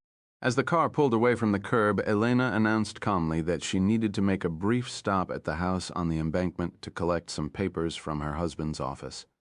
"I'll just be a moment or two," she said. "We'll still have plenty of time to get to Sheremetyevo in time for my flight." As Elena Kharkov's limousine sped along the Kutuzovsky Prospect, a second car was following carefully after it. Behind the wheel was a man named Anton Yulianov. A former government surveillance specialist, he now worked for Arkady Medvedev, chief of Ivan Kharkov's private security service. Yulianov had performed countless jobs for Medvedev, most of questionable ethics, but never had he been ordered to watch the wife of the man who paid his salary. He did not know why he had been given this assignment, only that it was important. Follow her all the way to the airport, Medvedev had told him, and don't lose sight of her. If you do, you'll wish you'd never been born. Yulianov settled 50 yards behind the limousine and switched on some music. Nothing to do now but make himself comfortable and take a nice, boring drive to Sheremetyevo. Those were the kind of jobs he liked best. The boring jobs. Leave the excitement to the heroes. He was fond of saying one tended to live longer that way. As it turned out, the journey would be neither long nor boring. Indeed, it would end at the Ukraina Hotel. The offending car came from Yulianov's right, though later he would be forced to admit he never saw it. He was able to recall the moment of impact, though, a violent collision of buckling steel and shattering glass that sent his airbag exploding into his face. How long he was unconscious was never clear to him. He reckoned it was only a few seconds, because his first memory of the aftermath was the vision of a well-dressed man yelling through a blown-out window in a language he did not understand. Anton Yulianov did not try to communicate with the man. Instead, he began a desperate search for his mobile phone. He found it a moment later, wedged between the passenger seat and the crumpled door. The first call he made was to the Sparrow Hills apartment of Arkady Medvedev. Upon his arrival at Côte d'Azur International Airport, Ivan Kharkov was escorted into a windowless conference room with a rectangular table and photographs of French-built aircraft on the wall. The man who had summoned him, François Boisson, was nowhere to be seen. Indeed, a full 30 minutes would elapse before Boisson finally appeared. A slender man in his 50s with small eyeglasses and a bald head, he carried himself, like all French bureaucrats, with an air of condescending authority. Offering neither explanation nor apology for his tardiness, he placed a thick file at the head of the conference table and settled himself behind it. He sat there for an uncomfortably long period, fingertips pressed thoughtfully together, before finally bringing the proceedings to order. 2 days ago, after your aircraft was refused permission to take off from this airport, we began a careful review of your flight records and passenger manifests. Unfortunately, in the process, we have discovered some serious discrepancies. What sort of discrepancies? It is our conclusion, Monsieur Kharkov, that you have been operating your aircraft as an illegal charter service, unless you can prove to us that is not the case. And I must stress, in France, the burden of proof in such matters is entirely on you. Then I'm afraid your aircraft will be confiscated immediately. Your accusation is complete nonsense, Ivan countered. Boisson sighed and slowly lifted the cover of his impressive file. The first item he produced was a photograph of a Boeing business jet. For the record, Monsieur Kharkov, is this your aircraft? He pointed to the registration number on the aircraft's tail. N7287IK? Of course it's my plane. Boisson touched the first character of the tail number. The N your aircraft carries American registry, he pointed out. When was the last time it was in the United States? I couldn't say for certain. 3 years at least. Do you not find that odd, Monsieur Kharkov? No, I do not find it the least bit odd. As you well know, Monsieur Boisson, aircraft owners carry American registry because American registry ensures a high resale value. But according to your own records, Monsieur, you are not the owner of N7287IK. What are you talking about? Your own aircraft registration lists the owner of N7287IK as a Delaware-based firm called, oddly enough, N7287 LLC. Obviously, N7287 LLC is a corporate shell maintained for no other reason than to give your plane the illusion of American ownership. Technically, you have no relationship with this company. The president of N7287 LLC is a man named Charles Hamilton. Monsieur Hamilton is an attorney in Wilmington, Delaware. He is also the owner by proxy of the aircraft you claim is yours. Monsieur Hamilton actually leases the plane to you. Isn't that correct, Monsieur Kharkov? Technically, snapped Ivan, that is correct. But these sorts of arrangements are common in private aviation. Common, perhaps, but not entirely honest. Before we continue with this inquiry, I must insist you prove that you are the actual owner of the Boeing business jet with the tail number N7287IK. Perhaps the easiest way for you to do that would be to telephone your attorney and put him on the phone with me. But it's Sunday morning in America. Then I suspect he'll be at home. Ivan swore in Russian and picked up his mobile phone. The call failed to go through after 2 more futile attempts. He looked at Boisson in frustration. I sometimes have trouble in this part of the building myself, the Frenchman said apologetically. He pointed toward the telephone at the opposite end of the conference table. Feel free to use ours. I'm sure it's working just fine. Arkady Medvedev received the call from an obviously dazed Anton Ulyanov while he was relaxing in the study of his apartment in the Sparrow Hills. After hanging up, he immediately dialed the number for Elena's driver and received no answer. After a second unsuccessful attempt, he twice tried to reach Luka Osipov, the head of Elena's small security detail, but with the same result. He slammed down the receiver in frustration and stared glumly out the window toward central Moscow. A summons to appear at Nice Airport. A crash on the Kutuzovsky Prospect, and now Elena's bodyguards weren't answering their phones. It wasn't a coincidence. Something was going on, but for the moment there wasn't a damn thing he could do about it. The departure of the Kharkov children from Pampelon Beach did not go according to schedule, which surely would come as no surprise to any parent of small children. First, there were the demands for a final swim. Then there was the struggle to get 2 sand-covered 7-year-olds into dry clothing suitable for the journey home. And finally, there were the obligatory histrionics during the long walk to the cars. For Sonya Cherkasov, the Kharkovs' long-suffering nanny, the task was not made any easier by the fact that she was accompanied by 4 armed bodyguards. Experience had taught her that, at times like these, the bodyguards were usually more trouble than the children themselves. As a result of the delays, it was 1:45 p.m. before the Kharkov party had boarded their cars. They followed their usual course, inland on the Route des Tamaris, then south along the D93 toward the Baie de Cavalier. As they emerged from the traffic circle east of Ramatuelle, a gendarme stepped suddenly into the roadway ahead of them and raised a white-gloved hand. The driver of the lead car briefly considered ignoring the command. But when the gendarme gave 2 fierce blasts on his whistle, the driver thought better of it and pulled onto the shoulder, followed by the second car. The gendarme, a veteran of the Saint-Tropez post, knew it was pointless to address the Russian in French. In heavily accented English, he informed the driver that he had been traveling well in excess of the posted speed limit. The driver's response that everyone speeds in the south of France in summer did not sit well with the gendarme, who immediately demanded to see the driver's operating permit along with the passports of every occupant of the 2 vehicles. We didn't bring the passports. Why not? Because we were at the beach.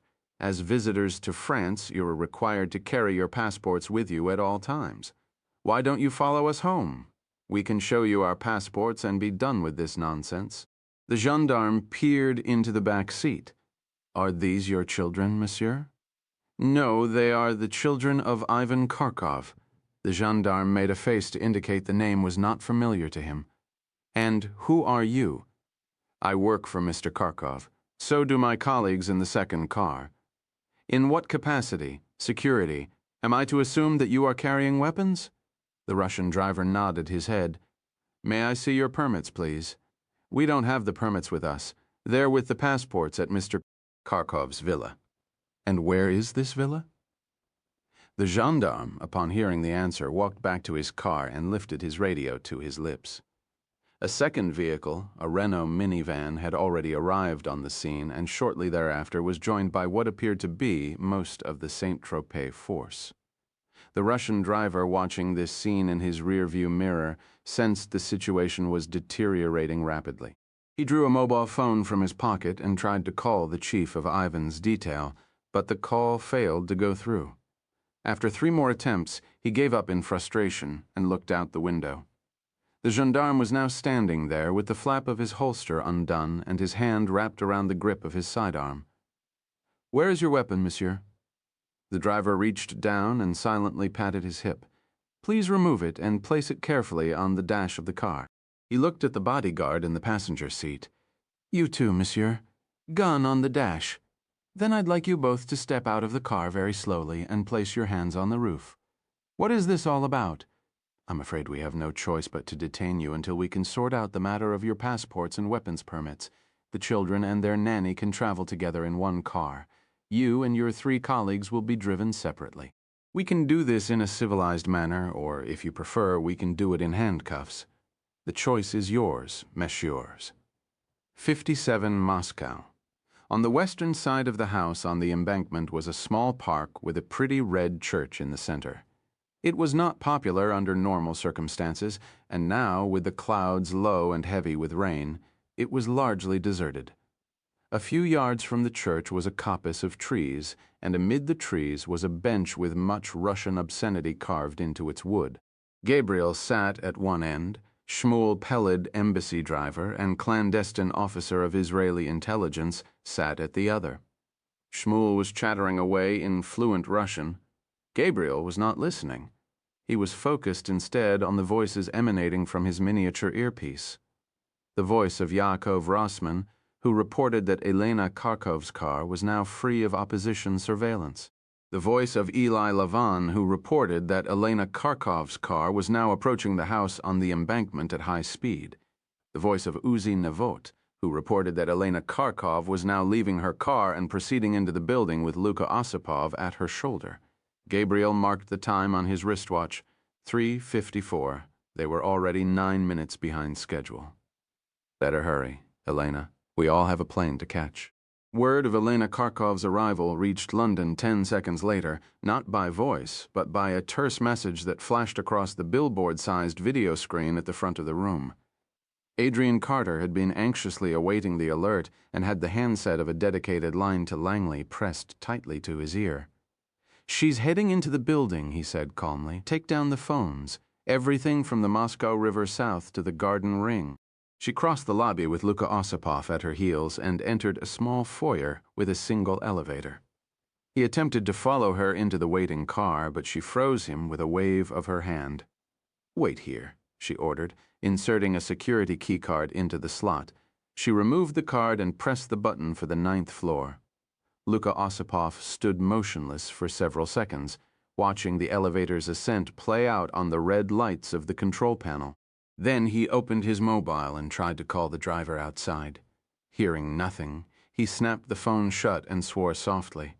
The whole Moscow network must have crashed, he thought. We Russians can't do anything right. When the doors opened on the 9th floor, another bodyguard was waiting in the vestibule. His name was Pyotr Lushkov, and like Luka Osipov, he was a former member of the elite Alpha group. The expression on his pasty, dull face was one of surprise. Because of the cell phone jammer concealed in Elena's luggage, her security detail had been unable to alert him that she would be stopping by. Elena greeted him absently, then pushed past him into the entrance hall without offering any explanation for her presence. When the security man reflexively placed his hand on her arm, Elena whirled around, eyes wide with anger. What are you doing? How dare you touch me? Who do you think you are? Lushkov removed his hand. I'm sorry. You're sorry what? I'm sorry, Mrs. Kharkov. I shouldn't have placed my hand on you. No, Pyotr. You should not have placed your hand on me. Wait until Ivan finds out about this. She set out down the hallway toward the office. The bodyguard followed. I'm sorry, Mrs. Kharkov, but I'm afraid I can't allow you to enter the office unless your husband is with you, except in the event of an emergency. That's correct, and I'm telling you this is an emergency. Go back to your post, you fool. I can't punch in the code with you looking over my shoulder. If there is an emergency, Mrs. Kharkov, why wasn't I notified by Arkady Medvedev? You might find this difficult to believe, Pyotr, but my husband does not tell Arkady everything. He asked me to collect some important papers from his office and bring them to France. Now, ask yourself something, Pyotr. How do you think Ivan is going to react if I miss my plane because of this? The bodyguard held his ground. I'm just doing my job, Mrs. Kharkov, and my instructions are very simple. No one is allowed to enter that office without clearance from Mr. Kharkov or Arkady Medvedev, and that includes you. Elena looked toward the ceiling and sighed in exasperation. Then I suppose you'll just have to call Arkady and tell him that I'm here. She pointed to the telephone resting on a small decorative table. Call him, Pyotr, but do it quickly. Because if I miss my flight to France, I'm going to tell Ivan to cut out your tongue. The guard turned his back to Elena and snatched up the receiver. A few seconds later, he reached down, brow furrowed, and rattled the switch several times. Something wrong, Pyotr? The phone doesn't seem to be working. That's odd. Try my cell phone. The guard placed the receiver back in the cradle and turned around, only to find Elena with her arm extended and a spray bottle in her hand. The spray bottle that Gabriel had given her on the plane. She squeezed the button once, sending a cloud of atomized liquid directly into his face. The guard struggled for several seconds to maintain his balance, and for an instant Elena feared the sedative hadn't worked. Then he fell to the floor with a heavy thud, toppling the table in the process. Elena stared at him anxiously as he lay sprawled on the floor. Then she sprayed his face a second time. That's what you get for touching me, she thought. Swine, 9 floors beneath her. A fat man in a gray fedora entered the foyer for the private elevators, quietly cursing his mobile phone. He looked at Luka Osipov with an expression of mild frustration and shrugged his lumpy shoulders. The damn thing was working a minute ago, but when I got near the building, it stopped. Perhaps it's the ghost of Stalin. My neighbor claims to have seen him wandering the halls at night. I've never had the misfortune of meeting him. The elevator doors opened. The tubby Russian disappeared inside. Luka Osipov walked over to the lobby windows and gazed into the street. At least 2 other people, a woman walking along the sidewalk and a taxi driver standing next to his car, were having obvious difficulty with their cell phones. The damn thing was working a minute ago, but when I got near the building, it stopped. Though Comrade Stalin was a man of great power, Luka Osipov doubted whether his ghost had anything to do with the sudden interruption in cellular communications. He suspected it was something far more tangible, something like a signal jammer. He tried his mobile one more time without success, then walked over to the porter's desk and asked to use his landline telephone. After ascertaining that Osipov intended to make a local call, the porter turned the instrument around and told the bodyguard to make it quick. The admonition was unnecessary. The phone wasn't working. "It's dead," Osipov said. "It was working a minute ago. Have you received any complaints from anyone in the building about trouble with their phones?" "No, nothing." Luka left the porter's desk and stepped outside. By the time he reached the limousine, the driver had his window down. Luka poked his head through the opening and told the man in the passenger seat to go inside and stand guard in the foyer. Then he turned toward the Kremlin and started walking. By the time he reached the middle of the Bolshoi-Kameny Bridge, his phone was working again. The first call he made was to the Sparrow Hills, 58, Moscow. The floor was hardwood and recently polished. Even so, it took every bit of Elena's strength to drag the 200-pound unconscious body of Pyotr Lushkov into the bathroom of the master bedroom suite. She locked the door from the inside, then made her way back to the entrance of Ivan's office. The keypad was mounted at eye level on the left side. After punching in the 8-digit access code, she placed her thumb on the scanner. An alarm chirped 3 times and the armored door eased slowly open. Elena stepped inside and opened her handbag.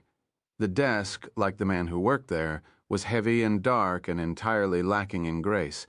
It also happened to be one of Ivan's most prized possessions, for it had once belonged to Yuri Andropov, the former head of the KGB who had succeeded Leonid Brezhnev as Soviet leader in 1982. The computer monitor and keyboard sat next to a silver-framed photograph of Ivan's father in his KGB general's uniform. The CPU was concealed beneath the desk on the floor. Elena crouched down and pressed the power button, then opened a small door on the front of the unit and plugged in the USB device that Gabriel had given her on the plane. After a few seconds, the drive engaged and the computer began to whir. Elena checked the monitor, a few characters of Hebrew, a time bar indicating that the job of copying the data files would take 2 minutes. She glanced at her wristwatch, then walked over to the set of ornate bookcases on the opposite side of the room. The button was hidden behind Ivan's first edition of Anna Karenina, the second volume, to be precise. When pressed, the button caused the bookcases to part, revealing the door to Ivan's vault. She punched the same 8-digit code into the keypad and again placed her thumb on the scanner pad. 3 chirps sounded, followed this time by the dull thud of the locks. The interior light came on automatically as she pulled open the heavy door. Ivan's secret disks, the gray matter of his network of death, stood in a neat row on a shelf. One shelf below were some of the proceeds of that network: rubles, dollars, euros, Swiss francs. She started to reach for the money but stopped when she remembered the blood. The blood shed by men wielding Ivan's weapons, the blood of children forced to fight in Ivan's wars. She left the money on the shelf and took only the discs that would help Gabriel find the missiles. The discs that Gabriel would use to destroy her husband. At the edge of Serafimovich Street lies a broad traffic island. Like most in Moscow, it is cluttered day and night with parked cars.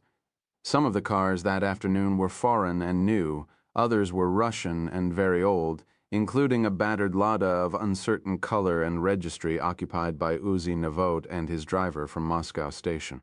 Navot did not appear happy, having witnessed several developments that had led him to conclude the operation was rapidly unraveling. He had shared that view with the rest of his teammates in the calmest voice he could manage. But now, as he watched Luka Osipov coming back over the Bolshoi-Kameny Bridge at a dead sprint, he knew that the time for composure had passed. "He's on his way back," he murmured into his wrist. "Mike, and it looks like we're in serious trouble." Though Shmuel Peled had no radio, the steadily darkening expression on Gabriel's face told him everything he needed to know. "Are we losing her, boss?" "Tell me we're not losing her. We'll know soon enough. If she comes out of that building with her handbag over her left shoulder, everything is fine. If she doesn't." He left the thought unfinished. "What do we do now? We wait, and we hope to God she can talk her way back into her car. And if she doesn't come out? Speak Russian, Shmuel. You're supposed to be speaking Russian." The young driver resumed his ersatz Russian monologue. Gabriel stared at the western facade of the house on the embankment and listened for the sound of Uzi Navot's voice. Luka Osipov had gained 15 pounds since leaving the Alpha Group and lost much of his old physical fitness. As a result, he was breathing heavily by the time he arrived back at the porter's desk in the lobby.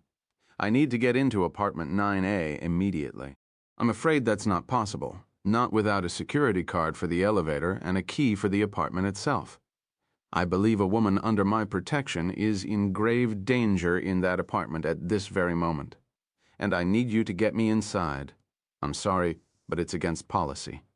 "Do you know who I work for, you fool? You work for Mrs. Kharkov. No, I work for Ivan Kharkov. And do you know what Ivan Kharkov is going to do if anything happens to his wife?" The porter swallowed hard. "I can get you up to the 9th floor, but I can't get you into that apartment. Mr. Kharkov doesn't let us keep a key on file. Leave that part to me." "Good luck," the porter said as he came out from behind his desk. "From what I hear, you're going to need a Red Army tank to get into that place." Elena closed the bookcases, removed the USB device from the computer, and switched off the power. Stepping into the hallway, she glanced at her watch, 4:02.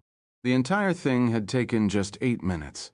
She shoved the device into the bag and closed the zipper, then punched the 8-digit code into the keypad.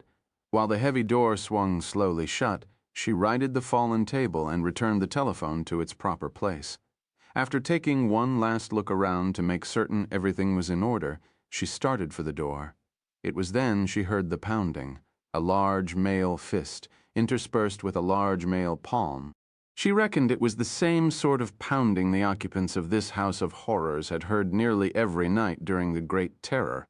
How many had been dragged from this place to their deaths? She couldn't remember the exact number now. 100? 1,000? What difference did it make? She only knew she might soon join them. Perhaps one day she would be the answer in a macabre Russian trivia question. Who was the last person to be taken from the house on the embankment and murdered? Elena Kharkov, first wife of Ivan Borisovich Kharkov. Like all those who had heard the dreaded knock, she entertained thoughts of not answering it. But she did answer. Everyone answered eventually. She did so not in fear, but in a fit of feigned outrage. With her handbag over her left shoulder and her right hand wrapped around the plastic spray bottle in her coat pocket. Standing in the vestibule, his face pale with anger and damp with sweat, was Luka Osipov. A gun was in his hand, and it was pointed directly at Elena's heart. She feared the gun might go off if she attempted to deploy the spray bottle, so she drew her empty hand slowly from her pocket and placed it on her hip, frowning at her bodyguard in bewilderment. "Luka Ustinovich," she said, using his patronymic. "Whatever's gotten into you? Where's Pyotr? Who's Pyotr? The guard who's supposed to be on duty at this flat. There was no one here when I arrived, you idiot. Now, let's go." She tried to step into the vestibule. The bodyguard blocked her path. "What game do you think you're playing, Luka? We have to get to the airport, trust me. Luka Ustinovich, the last thing you want is for me to miss my plane." The bodyguard said nothing. Instead, he reached into the elevator with the gun still aimed at her abdomen and sent the carriage back down to the lobby. Then he pushed her into the apartment and slammed the door. 59 G.R. Osvenor Square. London Shamron's lighter flared in the gloom of the ops center, briefly illuminating his face. His eyes were focused on the large central display screen at the front of room, where Uzi Navot's last transmission from Moscow flashed with all the allure of a dead body lying in a gutter. BG entering Haute. Trouble. BG stood for bodyguard. Haute for house on the embankment. Trouble required no translation. Trouble was trouble. The screen went black. A new message appeared. A entering Haute. Advise. The initials AIM stood for Arkady Medvedev. The word advise meant that Gabriel's meticulously planned operation was in serious danger of crashing and burning, with significant loss of life a distinct possibility. "They're your boys," Carter said. "It's your call." Shamron flicked ash into his coffee cup. "We sit tight. We give her a chance." Carter looked at the digital clock. "It is now 4:15, Ari. If your team is to have any chance of getting on that plane, they need to be in their cars and heading to the airport in the next 10 minutes. Airplanes are complicated machines, Adrian. A lot of little things can go wrong with an airplane. It might be a good idea to get that over and done with." Shamron picked up a secure telephone connected to the operations desk at King Saul Boulevard, a few terse words in Hebrew, a calm glance at Carter. "It appears a cabin pressure warning light is now flashing in the cockpit of El Al Flight 1612. Until that problem is resolved to the satisfaction of the captain, a man who happens to be a decorated former IAF fighter pilot, that aircraft isn't going anywhere." "Well played," said Carter. "How long can our French friends keep Ivan tied up in Nice?" "Monsieur Bosson is just getting started. The children, however, are another matter entirely. We have a decision to make, Ari." "What do we do about the children?" "I wouldn't want my children sitting around a gendarmerie station, would you, Adrian?" "Can't say I would." "Then let's take them. Who knows? Depending on what happens inside the apartment building in the next 10 minutes, we may need them for what? I'm not going to give her up without a fight, Adrian, and you can be sure Gabriel isn't either." Shamron dropped his cigarette into his coffee cup and gave it a swirl. Call the French. Get me Ivan's children. Carter picked up the secure line connected to the French Ops Center in Paris. Shamron looked at the message screen, where Uzi Navos' last message flashed incessantly. Am entering Haute. Advise. Am entering Haute. Advise. Am entering Haute. Advise. Am entering Haute. Advise. They had placed Sonia and the children in a pleasant holding room and plied them with cold fruit, juice, and ice cream. A pretty young female gendarme remained with them at all times, more for company than for reasons of security. They watched cartoons and played a noisy game of cards that made no sense to anyone, least of all the children themselves. The chief duty officer made them honorary gendarmes for the day and even allowed Nikolai to inspect his firearm. Later, he would tell his colleagues that the boy knew rather too much about guns for a child of 7. After receiving a telephone call from headquarters in Paris, the duty officer returned to the holding room and announced that it was time for everyone to go home. Anna and Nikolai greeted this news not with joy but tears. For them, the arrest and detention had been a great adventure, and they were in no hurry to return home to their palace by the sea. They were finally coaxed into leaving with a promise they could come back to play any time they wished. As they headed down the central corridor of the station, Anna held the hand of the female gendarme while Nikolai lectured the duty officer about the superiority of Russian-made weapons. Sonia asked after the whereabouts of the bodyguards but received no response. They left the station not through the front entrance, but through a rear door that gave onto an enclosed courtyard. Several official Renaults were parked there, along with an older model Peugeot wagon. Seated behind the wheel, wearing a white Lacoste polo, was a man with gray hair. Seeing the children, he climbed out of the car with a tranquil smile on his face and opened the rear door. Sonia froze and turned to the duty officer in confusion. "What's going on? Who is this man?" "This is Monsieur Henri. He's a good man. He's going to take you and the children somewhere safe. I don't understand. I'm afraid Mr. Kharkov is in a bit of trouble at the moment, Mrs. Kharkov has made arrangements to place the children in the care of Monsieur Henri until she returns. She has asked that you remain with them. She promises you will be extremely well compensated. Do you understand what I'm saying to you, mademoiselle?" "I think so. Very good. Now get into the car, please, and try not to look so frightened. It will only upset the children, and that is the last thing they need at a time like this."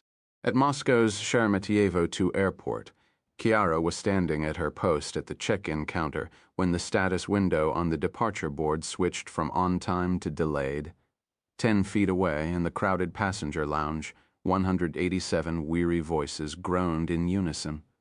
One brave soul, a bearded Orthodox Jew in a dark suit, approached the counter and demanded an explanation.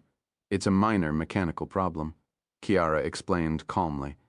"The delay shouldn't be more than a few minutes." The man returned to his seat. Skeptical he had been told the truth, Chiara turned and looked up at the board, delayed. "Walk away, Gabriel," she thought. Turn around and walk away. 60 Moscow. The clouds opened up at the same instant Gabriel's earpiece crackled with the sound of Uzi Nevot's voice. "We're history. What are you talking about? The old man just issued the order to abort. Tell him I want 10 more minutes. I'm not telling him anything. I'm following his order. You go. I'll meet you at Sheremetyevo. We're out of here now. I'm not leaving. Get off the radio and into your car." Gabriel and Peled rose in unison and walked calmly from the park in the driving rain. Peled headed to the Volga, Gabriel to Bolotnaya Square. Nevot and Levon joined him. Nevot was wearing a waxed cap, but Levon was hatless. His wispy hair was soon plastered to his scalp. "Why are we here?" Nevot demanded. "Why are we standing in the rain in this godforsaken park when we should be in our cars heading to the airport?" "Because I'm not leaving yet, Uzi." "Of course you are, Gabriel." Nevot tapped the PDA. "It says right here you are, a BART at 5 p.m. Moscow time and board flight at SVO. That's what the message says. I'm quite certain it's not a suggestion. In fact, I'm sure it is a direct order from the Memune himself." Memune was a Hebrew word that meant the one in charge. For as long as anyone in the office could remember, it had been reserved for a single man, Ari Shamran. You can stand here in the park and shout at me until you're hoarse, Uzi, but I'm not leaving her behind. It's not your call, Gabriel. You made a promise to Shamran in Paris. If she doesn't come out of that building within the allotted period of time, you leave. Gabriel wiped the rain from his tinted glasses. You'd better get moving, Uzi. The traffic to Sheremetyevo can be terrible this time of night. Naveau seized Gabriel's upper arm and squeezed it hard enough for Gabriel's hand to go numb. What do you intend to do, Uzi? Drag me to the car, if I have to? That might cause a bit of a spectacle, don't you think? At least it will be brief, and unlike your desire to stay here in Moscow, chances are it won't be fatal. Let go of my arm, Uzi. Don't tell me what to do, Gabriel. I'm the chief of special ops, not you. You're nothing but an independent contractor. Therefore, you report to me. And I'm telling you to get into that car and come with us to the airport. Eli Lavon carefully removed Naveau's hand from Gabriel's arm. That's enough, Uzi. He's not getting on the plane. Naveau shot Lavon a dark look. Thanks for the support, Eli. You Wrath of God boys always stick together, don't you? I don't want him to stay behind any more than you do. I just know better than to waste my breath trying to talk him out of it. He has a hard head. He'll need it. The rain was now streaming off the brim of Naveau's hat onto his face. Do you know what's going to happen if I get on that plane without you? The old man will line me up against the wall and use me for target practice. Gabriel held up his wristwatch so Naveau could see it. 5 o'clock, Uzi better be running along, and take Eli with you. He's a fine watcher, but he's never been one for the rough stuff. Naveau gave Gabriel a Shamronian stare. He was done arguing. If I were you, I'd stay away from your hotel. He reached into his coat pocket and handed Gabriel a single key. I've been carrying this around in case we needed a crash pad. It's an old Soviet wreck of a building near Dinamo Stadium, but it will do. Naveau recited the street address, the building number, and the number of the apartment. Once you're inside, signal the station and bar the door. We'll put in an extraction team with a bit of luck. You'll still be there when they arrive. Then he turned away without another word and pounded across the rain-swept square toward his car. Lavon watched him for a moment, then looked at Gabriel. Sure you don't want some company? Get to the airport, Eli. Get on that plane. What would you like me to tell your wife? Gabriel hesitated a moment, then said, Tell her I'm sorry, Eli. Tell her I'll make it up to her somehow. It's possible you might be making a terrible mistake. It won't be the first time. Yes, but this is Moscow. And it could be the last. Naveau's transmission appeared on the screen of the London Ops Center at 5:04 Moscow time, leaving for SVO, -1. Adrian Carter swore softly and looked at Shamran, who was turning over his old Zippo lighter in his fingertips. 2 turns to the right, 2 turns to the left. It seems you were right, Carter said. Shamran said nothing. 2 turns to the right, 2 to the left. The French say Ivan is about to blow Ari. They say the situation at Nice is getting tenuous. They would like a resolution, one way or the other. Perhaps it's time to let Ivan see the scope of the dilemma he is now facing. Tell your cyber warriors to turn the phones back on in Moscow, and tell the French to confiscate Ivan's plane, and while they're at it, take his passport too. That should get his attention. Shamran closed his eyes, 2 turns to the right, 2 to the left. By the time Ivan Kharkov emerged from the airport conference room at the Côte d'Azur International Airport, his anger had reached dangerous levels. It exploded into mild physical violence when he found his 2 bodyguards dozing on the couch. They stormed down a flight of stairs together, Ivan ranting in Russian to no one in particular, and climbed into the armored Mercedes limousine for the return trip to Saint-Tropez. When the car was 200 feet from the building, Ivan's phone rang. It was Arkady Medvedev calling from Moscow. Where have you been, Ivan Borisovich? Stuck at the airport dealing with my plane. Do you have any idea what's been going on? The French are trying to steal my plane and my passport. That's what's going on, Arkady. They're trying to steal more than that. They've got your children, too. It's part of some elaborate operation against you. And it's not just going on there in France. Something's happening here in Moscow, too. Ivan made no response. Arkady Medvedev knew it was a dangerous sign. When Ivan was merely angry, he swore violently. But when he was mad enough to kill, he went dead silent. He finally instructed his chief of security to tell him everything he knew. Medvedev did so in a form of colloquial Russian that was nearly indecipherable to a Western ear. "Where is she now, Arkady?" "Still in the apartment." "Who put her up to this?" "She claims she did it on her own." "She's lying. I need to know what I'm up against, and quickly. You need to get out of France. With no plane and no passport? What do you want me to do?" "Throw a party, Arkady, somewhere outside the city. See if anyone shows up without an invitation. And if they do, give them a message from me. Let them know that if they fuck with Ivan Kharkov is going to fuck with them." 61 Sheremetyevo 2 Airport, Moscow. They arrived at intervals of 5 minutes and made their way separately through security and passport control. Uzi Nevo came last, hat pulled low over his eyes, raincoat drenched. He walked the length of the terminal twice, searching for watchers, before finally making his way to gate A23. Levon and Yakov were gazing nervously out at the tarmac. Between them was an empty seat. Navo lowered himself into it and rested his attaché case on his knees. He stared hard at Chiara for a moment, like a middle-aged traveler admiring a beautiful younger woman.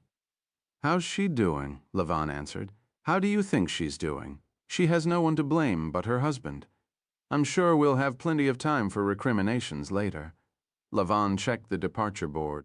"How much longer do you think Shamron is going to hold the plane?" "As long as he thinks he can." "By my estimate, she's been in the hands of Arkady Medvedev for 2 hours now. How long do you think it took him to tear her bag apart? Uzi? How long did it take him to find Ivan's discs and Gabriel's electronic toys?" Navo typed a brief message on his BlackBerry. 2 minutes later, the status window in the departure monitor changed from delayed to now boarding. 187 weary passengers began to applaud. 3 anxious men stared gloomily through the window at the shimmering tarmac. "Don't worry, Uzi. You did the right thing. Just don't ever tell Chiara. She'll never forgive me." Navot shook his head slowly. "It's never a good idea to bring spouses into the field. You'd think Gabriel would have learned that by now. There was a time in Moscow, not long ago, when a man sitting alone in a parked car would have come under immediate suspicion, but that was no longer the case. These days, sitting in parked cars or cars stuck in traffic was what Muscovites did. Gabriel was on the northern edge of Bolotnaya Square, next to a billboard plastered with a dour portrait of the Russian president. He did not know whether the spot was legal or illegal. He did not care. He cared only that he could see the entrance of the house on the embankment. He left the engine running and the radio on. It sounded to Gabriel like a news analysis program of some kind. Long cuts of taped remarks by the Russian president interspersed with commentary by a panel of journalists and experts. Their words were surely laudatory, for the Kremlin tolerated no other kind. Forward as one, as the president liked to say, and keep your criticism to yourself. 20 minutes into his vigil, a pair of underfed militia officers rounded the corner, tunics glistening. Gabriel turned up the radio and nodded cordially. For a moment he feared they might be contemplating a shakedown. Instead, they frowned at his old Volga, as if to say he wasn't worth their time on a rainy night.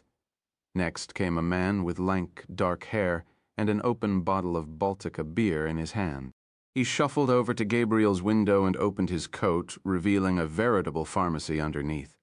Gabriel motioned for him to move on, then flicked the wipers and focused his gaze on the building, specifically on the lights burning in the 9th-floor apartment overlooking the Kremlin. They went dark at 7:48 p.m. The woman who emerged from the building soon after had no handbag hanging over her left shoulder. Indeed, she had no handbag at all. She was walking more swiftly than normal. Luka Osipov, bodyguard turned captor, held one arm while a colleague held another. Arkady Medvedev walked a few steps behind, head lowered against the rain, eyes up and on the move. A Mercedes waited at the curb. The seating arrangements had clearly been determined in advance. for the boarding process was accomplished with admirable speed and efficiency. Elena in the back seat, wedged between bodyguards, Arkady Medvedev in the front passenger seat, a mobile phone now pressed to his ear. The car crept to the end of Serafimovich's street, then disappeared in a black blur. Gabriel counted to 5 and slipped the Volga into gear. Forward as one. 6-2, Moscow. They roared southward out of the city on a road that bore Lenin's name and was lined with monuments to Lenin's folly. Apartment blocks, endless apartment blocks. The biggest apartment blocks Gabriel had ever seen. It was as if the masters of the Communist Party, in their infinite wisdom, had decided to uproot the entire population of the world's biggest country and resettle it here, along a few wretched miles of the Leninsky Prospect. And to think that by the end of September, it would be covered beneath a blanket of snow and ice. At that hour, the Leninsky was 2 different roads, inbound lanes clogged with Muscovites returning from the weekend at their dachas, outbound lanes filled with giant trucks thundering out of the capital toward the distant corners of the empire. The trucks were both his allies and enemies. One moment they granted Gabriel a place to hide, the next they obscured his view. Shmuel Peld had been right about the Volga. It did run decently for a 20-year-old piece of Soviet-made junk, but it was no match for the finest automobile Bavaria had to offer. The Volga topped out at about 85, and did so with much protest and pulling to the left. Its little wipers were altogether useless against the heavy rain and road spray, and the defroster fan was little more than a warm exhalation of breath against the glass. In order to see, Gabriel had to lower both front windows to create a cross draft. Each passing truck hurled water against the left side of his face. The rain tapered, and a few rays of weak sunlight peered through a slit in the clouds near the horizon. Gabriel kept his foot pressed to the floor, and his eyes fastened to the taillights of the Mercedes. His thoughts, however, were focused on the scene he had just witnessed at the house on the embankment. How had he managed it? How had Arkady convinced her to walk into the car without a fight? Was it with a threat or a promise? With the truth or a lie, or some combination of both? And why were they now hurtling down the Leninsky Prospect into the yawning chasm of the Russian countryside? Gabriel was pondering that final question when he felt the first impact on his rear bumper. A car, much bigger and faster than his own, headlights doused. He responded by pressing the accelerator to the floor, but the Volga had nothing more to give. The car behind gave him one more tap, almost as a warning, then moved in swiftly for the kill. What followed was the classic maneuver that every good traffic policeman knows. The aggressor initiates contact with the victim right front bumper to left rear bumper. The aggressor then accelerates hard, and the victim is sent spinning out of control. The impact of such a tactic is magnified substantially when there is a sharp imbalance in the weight and power of the two vehicles, for example, when one is an S-Class Mercedes-Benz and the other is a rattletrap old Volga, already being pushed to the breaking point. How many times Gabriel's car actually rotated, he would never know. He only knew that, when it was over, the car was resting on its side in a field of mud at the edge of a pine forest, and he was bleeding heavily from the nose. 2 of Arkady Medvedev's finest waded into the mud to retrieve him, though their motives were hardly altruistic. One was a skin-headed giant with a right hand like a sledgehammer. The hammer struck Gabriel only once, for once was all that was necessary. He toppled backward into the mud and for an instant saw upside-down pine trees. Then the trees streaked skyward toward the clouds like missiles, and Gabriel blacked out. At that same moment, El Al Flight 1612 was rapidly gaining altitude over the suburbs of Moscow and banking hard toward the south. Uzi Navo was seated next to the window in the final row of first class, hand wrapped around a glass of whiskey, eyes scanning the vast carpet of winking yellow lights beneath him. For a few seconds he could see it all clearly, the ring roads around the Kremlin, the snake-like course of the river, the thunderous prospects leading like spokes into the endless expanse of the Russian interior. Then the plane knifed into the clouds, and the lights of Moscow vanished. Navo pulled down his window shade and lifted the whiskey to his lips. I should have broken his arm, He thought. I should have broken the little bastard's arm. Gabriel opened his eyes slowly. Not eyes, he thought. Eye, the left eye only. The right eye was unresponsive. The right eye was the one that had been punched by the bald giant. It was now swollen shut and crusted over with clotted blood. Before attempting movement, he took careful stock of his situation. He was sprawled on the concrete floor of what appeared to be a warehouse, with his hands cuffed at his back and his legs in something resembling a running position, right leg lifted in front of him, left extended backward. His right shoulder was pressing painfully against the floor, as was the right side of his face. Somewhere a light was burning, but his own corner of the building was in semi-darkness. A few feet away stood a stack of large wooden crates with Cyrillic markings on the sides. Gabriel struggled to make out the words, but could not. The alphabet was still like hieroglyphics to him. The crates could have been filled with tins of caviar or vials of deadly polonium, and he would have never known the difference. He rolled onto his back and lifted his knees to his chest, then levered himself into a sitting position. The exertion of the movement, combined with the fact that he was now upright, caused his right eye to begin throbbing with catastrophic pain. He reckoned the blow had fractured the orbit around the eye. For all he knew, he no longer had an eye, just an immense crater in the side of his head where once his eye had been. He leaned against the wooden crates and looked around him. There were other stacks of crates, towering stacks of crates, receding into the distance like the apartment buildings of the Leninsky Prospect. From his limited vantage point, Gabriel could only see 2 rows, but he had the impression there were many more. He doubted they were filled with caviar. Not even the gluttonous Ivan Kharkov could devour that much caviar. He heard the sound of footsteps approaching from a distance 2 sets, both heavy, both male. One man significantly larger than the other. The big man was the bald giant who had hit him. The smaller man was several years older, with a fringe of iron-gray hair and a skull that looked as if it had been specially designed to withstand much blunt trauma. "Where are the children?" asked Arkady Medvedev. "What children?" replied Gabriel. Medvedev nodded to the giant, then stepped away as if he didn't want his clothing to be spattered with the blood. The sledgehammer crashed into Gabriel's skull a second time. Same eye, same result. Pine trees and missiles. Then nothing at all. 63 Lubyanka Square, Moscow. Like almost everyone else in Moscow, Colonel Grigory Bulganov of the FSB was divorced. His marriage, like Russia itself, had been characterized by wild lurches from one extreme to the other, glasnost one day, great terror the next. Thankfully, it had been short and had produced no offspring. Irina had won the apartment and the Volkswagen, Grigory Bulganov his freedom. Not that he had managed to do much with it. A torrid office romance or two, the occasional afternoon in the bed of his neighbor, a mother of 3 who was divorced herself.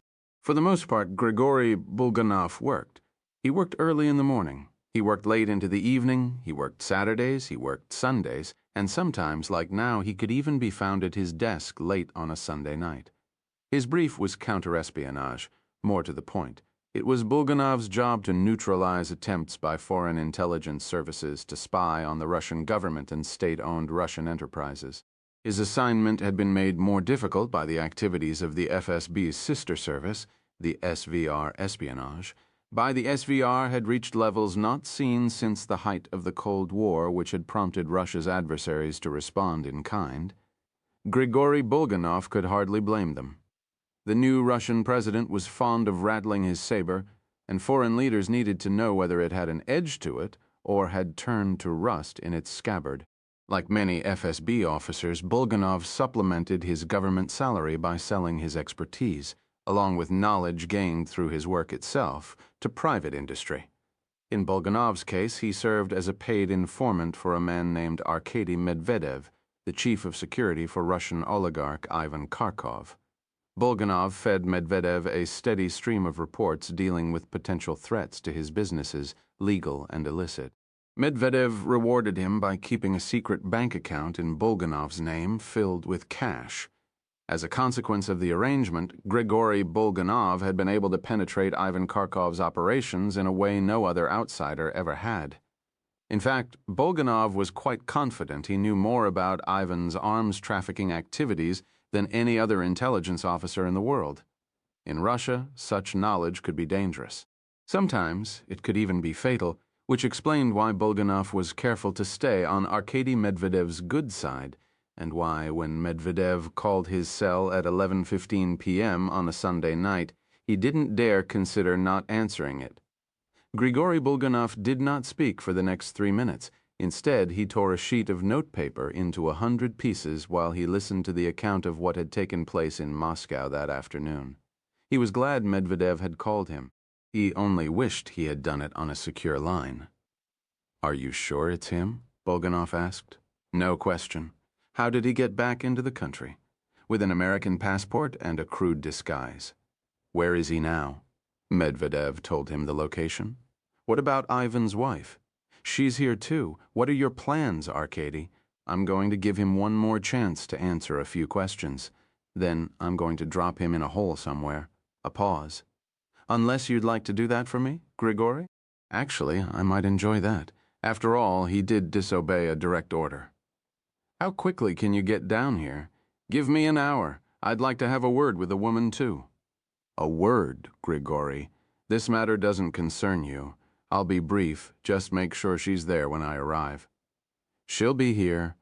How many men do you have there?" "5. That's a lot of witnesses." "Don't worry, Grigory. They're not the talkative sort." 64 calls Ushkaya Oblast, Russia. When Gabriel woke next, it was to the sensation of a dressing being applied to his wounded eye. He opened the one that still functioned and saw the task was being performed by none other than Arkady Medvedev. The Russian was working with a single hand. The other held a gun. A Stekkin, thought Gabriel, but he couldn't be sure. He had never cared much for Russian guns. "Feeling sorry for me, Arkady? It wouldn't stop bleeding. We were afraid you were going to die on us." "Aren't you going to kill me anyway?" "Of course we are, Alan. We just need a little bit of information from you first." "And who said former KGB hoods didn't have any manners?" Medvedev finished applying the bandage and regarded Gabriel in silence. "Aren't you going to ask me how I know your real name?" he asked finally. "I assume you could have got it from your friends at the FSB. Or it's possible you saved yourself a phone call by simply beating it out of Elena Kharkov. You strike me as the type who enjoys hitting women. Keep that up and I'll bring Dmitri back for another go at you. You're not some kid anymore, Alan. 1 or 2 blows from Dmitri and you might not come to again. He has a lot of wasted motion in his punch. Why don't you let me give him a couple of pointers?" "Are you serious, or is that just your Jewish sense of humor talking?" "Our sense of humor came from living with Russians as neighbors. It helps to have a sense of humor during a pogrom. It takes the sting out of having your village burned down."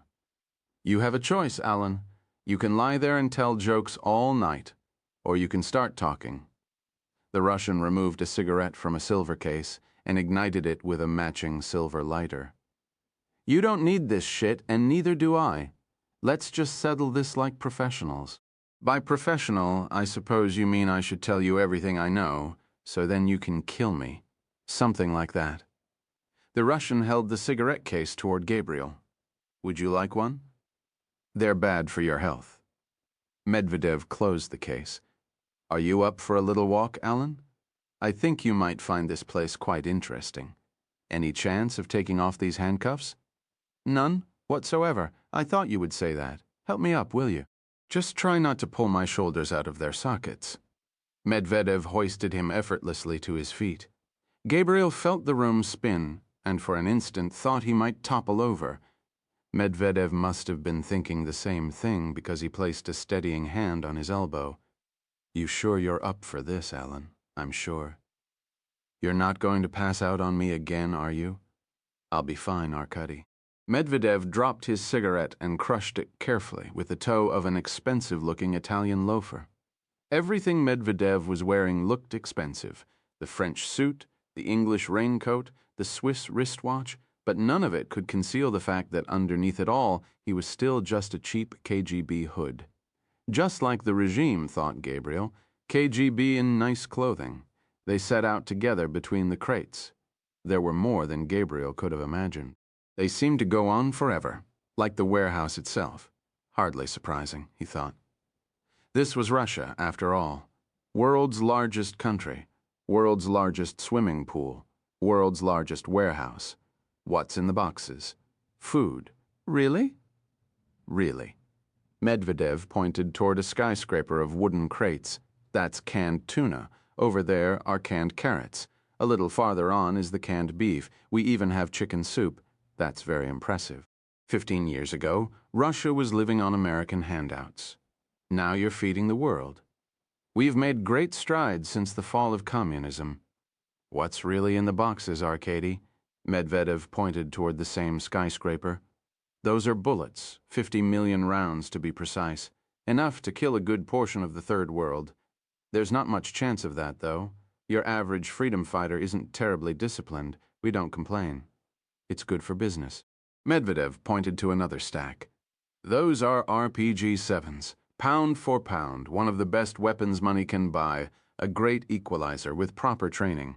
Any 12-year-old kid can take out a tank or an armored personnel carrier. And the rest? Over there are mortars. Next to the mortars is our bread and butter, the AK-47. It helped us beat the Germans, then it helped us change the world. The Kalashnikov gave power to the powerless, voice to the voiceless. I hear it's very popular in the rougher neighborhoods of Los Angeles, too. Medvedev twisted his face into an expression of mock horror. Criminals? No, Alan, we don't sell to criminals. Our customers are governments, rebels, revolutionaries. I never had you figured for a true believer, Arkady? I'm not really. I'm just in it for the money, just like Ivan. They walked on in silence. Gabriel knew this wasn't a tour, but a death march. Arkady Medvedev wanted something from Gabriel before they reached their destination. He wanted Ivan's children. You should know, Alan, that everything I'm showing you is completely legal. We've got smaller warehouses in other parts of the country closer to the old armaments plants, but this is our central distribution facility. We've done well. We're much bigger than our competition. Congratulations, Arkady. Are profits still strong, or did you grow too quickly? Profits are fine, thank you. Despite Western claims to the contrary, arms trafficking is still a growth industry. How did you make out on the missile deal? Medvedev was silent for a moment. What missiles are you referring to, Alon? The SA-18s, Arkady, the Iglis. The Igla is one of the most accurate and lethal anti-aircraft missiles ever produced. Medvedev's tone now had a briefing room quality. It is far too dangerous a system ever to be let loose into the free market. We don't deal in Iglis. Only a madman would. That's not what I'm told, Arkady. I hear you sold several hundred to an African country, a country that was planning to forward them at a substantial markup to some friends at Al-Qaeda. Gabriel lapsed into silence. When he spoke again, his tone was confiding rather than confrontational. We know all about the Iglis, Arkady. We also know that you were against the sale from the beginning. It's not too late to help us. Tell me where those missiles are. Medvedev made no response other than to lead Gabriel to an empty space in the center of the warehouse floor. The area was illuminated by a light burning high in the rafters overhead. Medvedev stood there, a performer on a stage, and extended his arms. I'm afraid it is too late. Where are they now, Arkady? In the hands of a very satisfied customer. Medvedev stepped out of the light and gave Gabriel a firm shove in the back. Apparently there was one more thing they had to see. 65 Kaluzhskaya Oblast, Russia. She was secured to a straight-backed metal chair at the far end of the vast warehouse. Luka Osipov, her former bodyguard, was standing to one side, the bald giant on the other. Her blouse was torn, her cheeks aflame from repeated slaps. She stared at Gabriel's damaged eye in horror, then lowered her gaze to the floor. Medvedev took a fistful of her dark hair. It was not the sort of gesture that suggested he intended to let her live. Before we begin, you should know that Mrs. Kharkov has been very cooperative this evening. She has given us a full and forthright accounting of her involvement in this sorry affair, beginning with the night she eavesdropped on my telephone conversation with her husband. She has admitted to us that the operation to steal Ivan's secret papers was all her idea. She said you actually tried to talk her out of it? She's lying, Arkady. We forced her into it. We told her that her husband was going down and that if she didn't cooperate with us, she was going down too. That's very chivalrous of you, Alan. But it's not going to work. Medvedev tightened his grip on Elena's hair. Elena's face remained a stoic mask. Unfortunately, Medvedev continued, Mrs. Kharkov was unable to supply us with one critical piece of information, the location of her children. We were hoping you might tell us that now so that Mrs. Kharkov might be spared additional unpleasantness. As you might expect, her husband is rather angry with her at the moment. He's ordered us to do whatever's necessary to get the answers we need. I told you, Arkady, I don't know where the children are. That information was kept from me. In case you found yourself in a situation like this. Medvedev tossed a mobile phone toward Gabriel. It struck him in the chest and clattered to the floor. Call the French, tell them to deliver the children to Ivan's villa tonight, along with Ivan's passport. Then tell them to release Ivan's airplane. He'd like to return to Russia immediately. Let her go, Gabriel said. Do whatever you want to me, but let Elena go, so she can testify against her husband in a Western courtroom. So she can publicly bemoan how Russia is becoming an authoritarian state that once again poses a grave threat to global peace. That would not only be bad for the country, but bad for business. You see, Mr. Kharkov's friends in the Kremlin might find it annoying that he allowed such a situation to occur, and Mr. Kharkov tries very hard never to annoy his friends in the Kremlin. I promise we won't let her talk. She'll raise her children and keep her mouth shut. She's innocent. Ivan doesn't see it that way. Ivan sees her as a traitor. And you know what we do to traitors? Medvedev held up his Stekkin for Gabriel to see, then placed the barrel against the back of Elena's neck. 7 grams of lead, as Stalin liked to say. That's what Elena is going to get if you don't order the French to let Ivan get on his plane tonight with his children. I'll make that call when Elena is safely on the ground in the West. She isn't going anywhere. Elena lifted her gaze from the floor and stared directly at Gabriel. Don't tell him a thing, Gabriel. They're going to kill me regardless of what you do. I would rather those children be raised by anyone other than a monster like my husband. She raised her eyes toward Medvedev. You'd better pull the trigger, Arkady, because Ivan is never getting those children. Medvedev walked over to Gabriel and slammed the butt of the Stekshkin into his right eye. Gabriel toppled sideways to the floor, blinded by excruciating pain. It was compounded when Medvedev buried an Italian loafer into Gabriel's solar plexus. He was lining up a second kick when a distant voice intervened in Russian. The voice was familiar to Gabriel. He was sure of it, but in his agony he could not recall where he had heard it before. It came to him a moment later, when he was finally able to breathe again. He had heard the voice 2 months earlier during his first trip to Moscow. He had heard the voice in Lubyanka. 66 Kalusheskaya Oblast, Russia. The 2 men had a brief but amicable debate, as if they were quarreling over whose turn it was to pay for lunch. Because it was in Russian, Gabriel could not understand it, nor could he see their faces. He was still lying on his side, with his abdomen exposed to Arkady Medvedev's size 11 loafers when the conversation concluded. 2 pairs of hands lifted him to his feet. It was then he saw the face of the man he knew only as Sergei. He looked much as he had that night in Lubyanka. The same gray suit, the same gray pallor, the same lawyerly eyes behind round spectacles. He was wearing a rather stylish raincoat. His little Lenin beard had recently been groomed. I thought I told you not to come back to Russia, Alan. If you had been doing your job, I wouldn't have had to. And which job is that? Preventing scum like Ivan from flooding the world with weapons and missiles. Sergei sighed heavily, as if to say this was the last way he had hoped to spend his evening. Then he took hold of Gabriel's handcuffs and gave them a sharp jerk. If Gabriel had had any feeling left in his wrists, he was certain it would have hurt like hell. They crossed the warehouse together, Sergei trailing a step behind, and exited through a door wide enough to accommodate Ivan's freight trucks. It was raining again. 3 of Medvedev's security men were sheltering beneath the eaves, talking quietly in Russian. A few feet away was an official FSB sedan. Sergei inserted Gabriel into the back seat and slammed the door. He drove with a Makarov in one hand and the radio on. Another speech by the Russian president, of course. What else?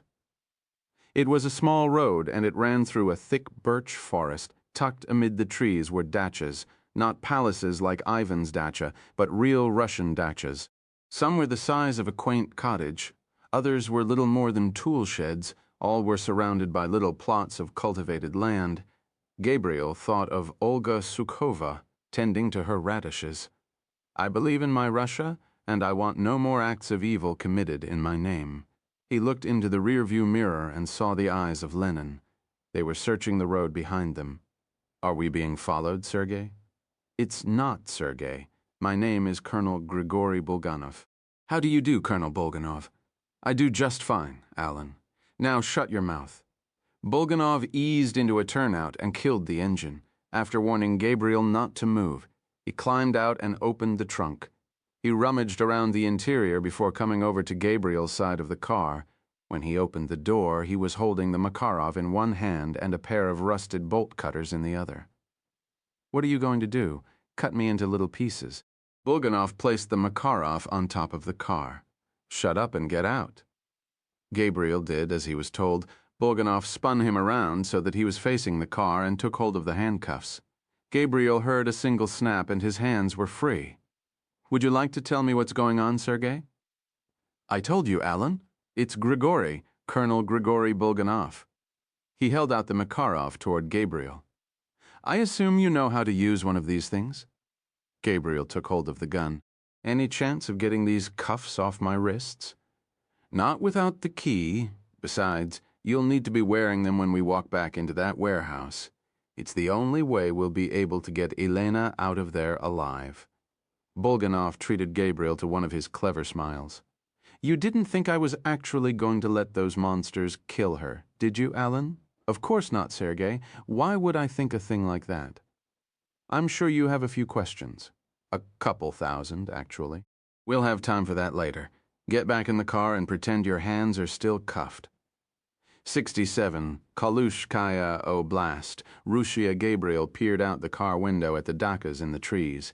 He did not see them. Instead, he saw a man who looked like Lenin, seated behind an interrogation table at Lubyanka. It was possible Bulganov was playing some sort of game. Possible, thought Gabriel, but not likely. The colonel had just freed his hands and given him a loaded gun, a gun he could use, if he were so inclined, to splatter the colonel's brains across the windshield. What were you and Arkady talking about in Russian? He told me he wanted information from you. Did he tell you what it was? No. He wanted me to take you into the woods and put a gun to your head. I was supposed to give you one more chance to talk before killing you. And you agreed to this? It's a long story. The point is, we can use it to our advantage. We'll walk in the same door we just walked out. I'll tell Arkady you've had a change of heart, that you're willing to tell him anything he wants to know then. When we're close enough, I'll shoot him. Arkady? Yes, I'll take care of Arkady. That leaves the two other guerrillas. They're both ex-special forces. They know how to handle guns. I'm just an FSB counterintelligence officer. I watch spies. Bulganov glanced into the rearview mirror. You can't walk into the building with the gun in your hand, Alan. You'll have to hide it somewhere you can get to it quickly. I hear you're not bad with a gun. Do you think you can get that Makarov out in time to keep those goons from killing us? Gabriel inserted the Makarov into the waistband of his trousers and concealed it with his coat. Keep your gun pointed at me until you're ready. When I see it move toward Arkady, I'll take that as my cue. That leaves the three boys outside. They won't stay outside for long, not when they hear the sound of gunfire inside the warehouse.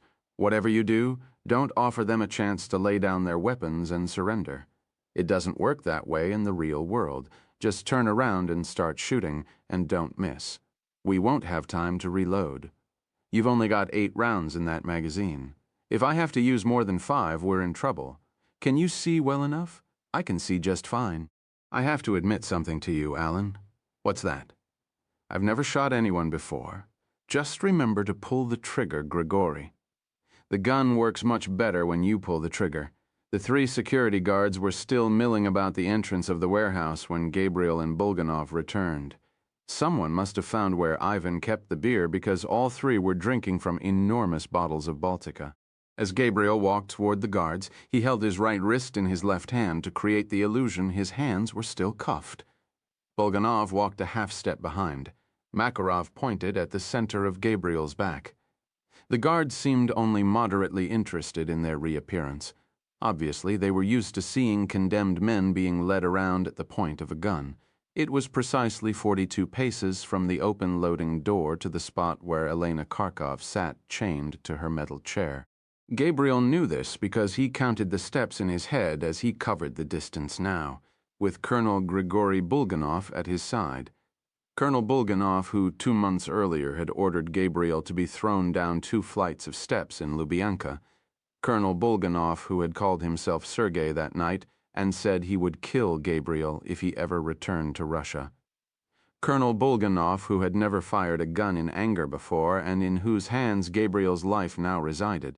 Arkady Medvedev was standing before Elena in his shirt sleeves and screaming obscenities into her face. As Bulganov and Gabriel approached, he turned to face them, hands on his hips. Stekkin shoved down the front of his trousers. Luka Osipov and the bald giant were standing directly behind Elena, each to one side. It was hardly optimal, Gabriel thought. But because Elena was still handcuffed to the chair, there was no chance of her getting into his line of fire. Bulganov spoke in Russian to Medvedev as they moved into point-blank range. Medvedev smiled and looked at Gabriel. "So you've come to your senses." "Yes, Arkady. I've come to my senses. Tell me then. Where are Ivan's children?" "What children?" Medvedev frowned and looked at Bulganov. Bulganov frowned in return and pointed his gun at Medvedev's heart. Gabriel took a step to his right while simultaneously reaching beneath his coat for the Makarov. They fired their first shots simultaneously.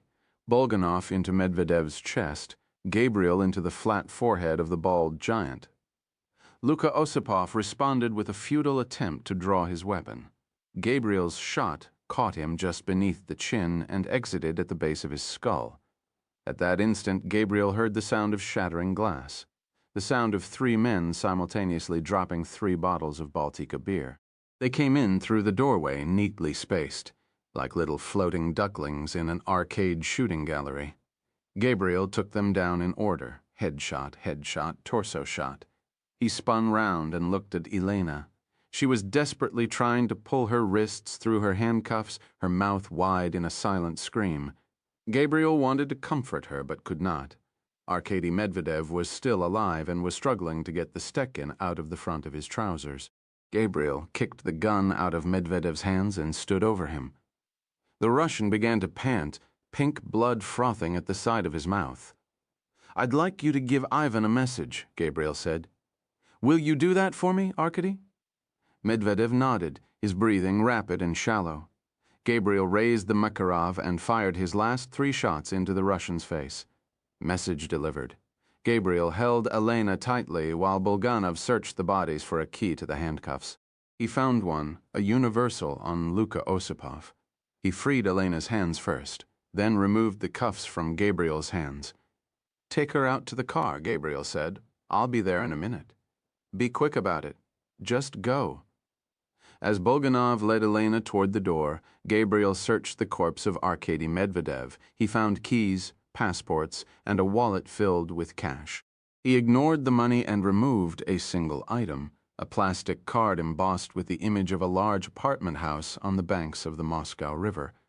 Bulganov had the Volga's engine running by the time Gabriel stepped outside. He climbed into the back next to Elena, whose screams were no longer silent. Gabriel held her tightly to his chest as Bulganov drove away. Her wailing had ceased by the time they saw the sign. It stood at the intersection of 2 dreadful roads, rusted, crooked, and pierced by bullet holes. 2 arrows pointed in opposite directions. To the left was Moskva, the Cyrillic spelling of Moscow. Bulganov explained what lay to the right. "Ukraine? How long? We can be over the border before dawn. We?" I just helped an Israeli agent kill Arkady Medvedev and 5 of his security men. How long do you think I'll live if I stay in Moscow? A week, if I'm lucky. I'm coming with you. Another defector? That's all we need. I suspect you'll find I'm worth my weight in gold. You see, I've been privately investigating the ties between men like Ivan Kharkov and the FSB for years. I also know a great deal about Ivan's little arms trafficking network. Much more than you, I suspect. Are you sure you wouldn't like me to come with you, Alan? We'd love the company, Colonel. Besides, it's a long drive, and I don't have a clue how to get out of here. Bulganov let his foot off the brake and started to turn to the right. Gabriel told him to stop. What's the problem? Bulganov asked. You're going the wrong way. We're going to Ukraine, and Ukraine is to the right. Look at the sign. We have a couple of errands to run before we leave. Where? Gabriel pointed to the left. Moskva, 68 Moscow. On the outskirts of Moscow was a supermarket that never closed. If it was not the world's largest supermarket, thought Gabriel, then it was surely a close second. 2 acres of frozen foods, a mile of cookies and crackers, another mile of American soft drinks, 1 nightmarish wall hung with thousands of pork sausages, and that was just the food. At the far end of the market was a section called Home and Garden where one could buy everything from clothing to motorcycles to lawn tractors. Who in Moscow needed a lawn tractor, thought Gabriel. Who in Moscow even had a lawn? They're for the dachas, Elena explained. Now that Russians have money, they don't like to dig with their hands anymore, she shrugged. But what's the point of having a dacha if you don't get your hands dirty? Why the market remained open all night was a mystery because at 2 a.m. it was deserted.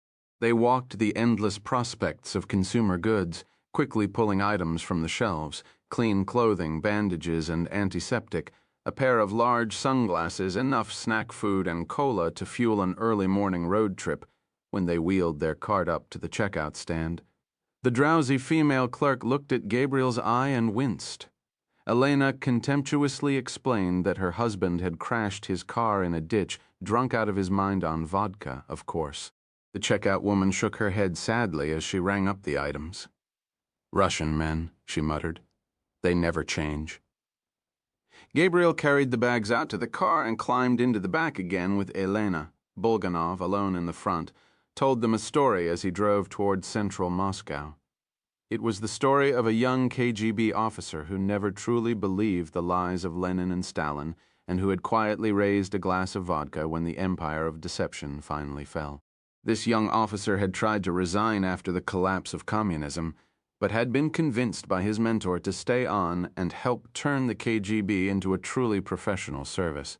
He had reluctantly agreed and had quickly risen through the ranks of the KGB's domestic successor, the FSB, only to see it deteriorate into something worse than the KGB had been.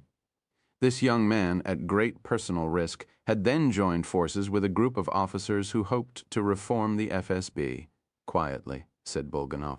From the inside, but they soon realized that the top brass and their masters in the Kremlin were not interested in reform, so the group went underground and started building a dossier.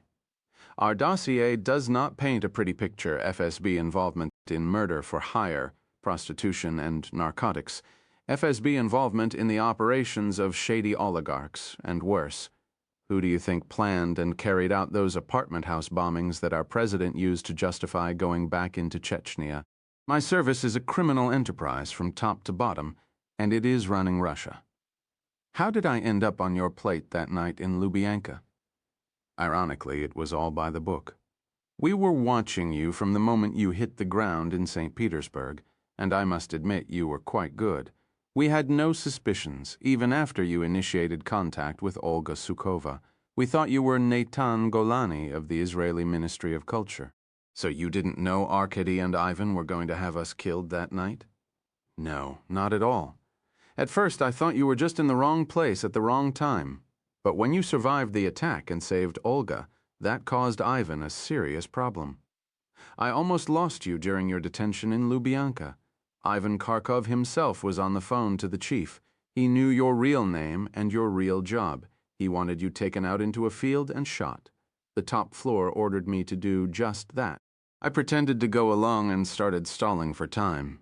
Then, thankfully, your service made such a stink.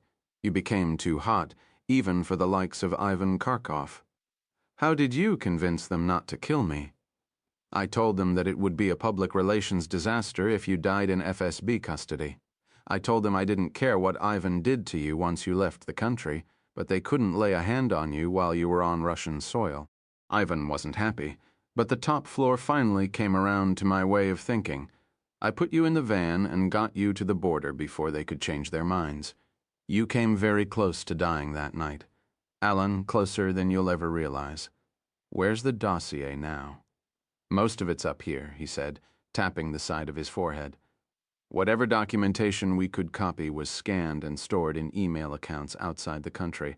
How did you end up in that warehouse tonight? I've been plying my trade on both sides of the street. You're on Ivan's payroll? Bulganov nodded. It made it much easier to gather information about the FSB's shady dealings if I actually took part in some myself. It also gave me protection. The real rotten elements thought I was one of them. I know a great deal about Ivan's operation, who knows? Maybe we know enough together to track down those missiles without going back into the house on the embankment. Even I get the creeps going into the place. It's haunted, you know. They say Stalin roams the halls at night knocking on doors. I'm not leaving Russia without Ivan's discs. You don't know if there's anything on them. You also don't know if they're even still in the apartment. Elena intervened. I saw Arkady put my handbag in the vault before we left. That was a long time ago. Ivan could have ordered someone to move them. He couldn't have. Only 3 people in the world can access that vault: Ivan, Arkady, and me. Logically, the discs have to be there. But getting them is going to cost valuable time. It also might mean another dead body. There's going to be a new guard in the apartment. He might even have a helper or 2. In the old days, the neighbors were used to the sound of a little late-night gunfire, but not now. If we have to do any shooting, it could get ugly quickly. You're still a colonel in the FSB, Grigory, and FSB colonels take shit from no one. I don't want to be an FSB colonel anymore. I want to be one of the good guys. You will be, Gabriel said, the moment you present yourself at the Ukrainian border and declare your desire to defect. Bulganov lowered his eyes from the mirror and stared straight down the Leninsky Prospect. I already am a good guy, he said quietly. I just play for a very bad team. 69 Bolotnaya Square. Moscow, the Russian president, frowned in disapproval as Gabriel, Elena, and Grigory Bulganov hurried across the street toward the house on the embankment. Bulganov placed his FSB identification on the reception desk and quietly threatened to cut off the porter's hand if he touched the telephone. We were never here, do you understand me? The terrified porter nodded. Bulganov returned his ID to his coat pocket and walked over to the private elevator, where Gabriel and Elena had already boarded a car. As the doors closed, the 2 men drew their Makarovs and chambered their first rounds. The elevator was old and slow. The journey to the 9th floor seemed to last an eternity. When the doors finally opened, Elena was pressed into one corner, with Gabriel and Bulganov guns leveled in firing positions, shielding her body. Their precaution proved unnecessary, however, because the vestibule, like the entrance hall of the apartment, was empty. It seemed Arkady Medvedev's highly trained security guard had fallen asleep on the couch in the living room while watching a bit of pornography on Ivan's large-screen television. Gabriel woke the guard by inserting the barrel of the Makarov into his ear. If you are a good dog, you will live to see the sunrise. If you are a bad dog, I'm going to make a terrible mess on Ivan's couch. Which is it going to be? Good dog or bad dog? Good, said the guard. Wise choice. Let's go. Gabriel marched the guard into Ivan's fortified office, where Elena was already in the process of opening the interior vault. Her handbag was where Medvedev had left it. The discs were still inside. Bulganov ordered the guard into the vault and closed the steel door. Elena pressed the button behind Volume 2 of Anna Karenina, and the bookshelves slid shut. Inside, the guard began shouting in Russian, his muffled voice barely audible. Maybe we should give him some water, Bulganov said. He'll be fine for a few hours. Gabriel looked at Elena. Is there anything else you need? She shook her head. Gabriel and Bulganov led the way back to the elevator, Makarov's leveled before them. The porter was still frozen in place behind the reception desk. Bulganov gave him one final reminder to keep his mouth shut, then led Gabriel and Elena out to the car. With a bit of luck, we can be across the border before dawn, Bulganov said as he shoved his key into the ignition. Unless you have any more errands you'd like to run. I do, actually. I need you to make one final arrest while you're still an FSB officer. Who? Gabriel told him. It's out of the question. There's no way I can get past all that security. You're still a colonel in the FSB, Grigory, and FSB colonels take shit from no one. 70 Moscow, and Orion's belt of lights burned on the north side of the House of Dogs. Red lamps blinked in the transmission towers high atop the roof. Gabriel sat behind the wheel of Colonel Grigory Bulganov's official car. Elena sat beside him, with Colonel Grigory Bulganov's mobile phone in her hand. The colonel was not present. He was on the 11th floor, arresting Olga Sukova, crusading journalist from the formerly crusading Moskovsky Gazeta. Do you think she'll come? Elena asked. She'll come, said Gabriel. She has no other choice.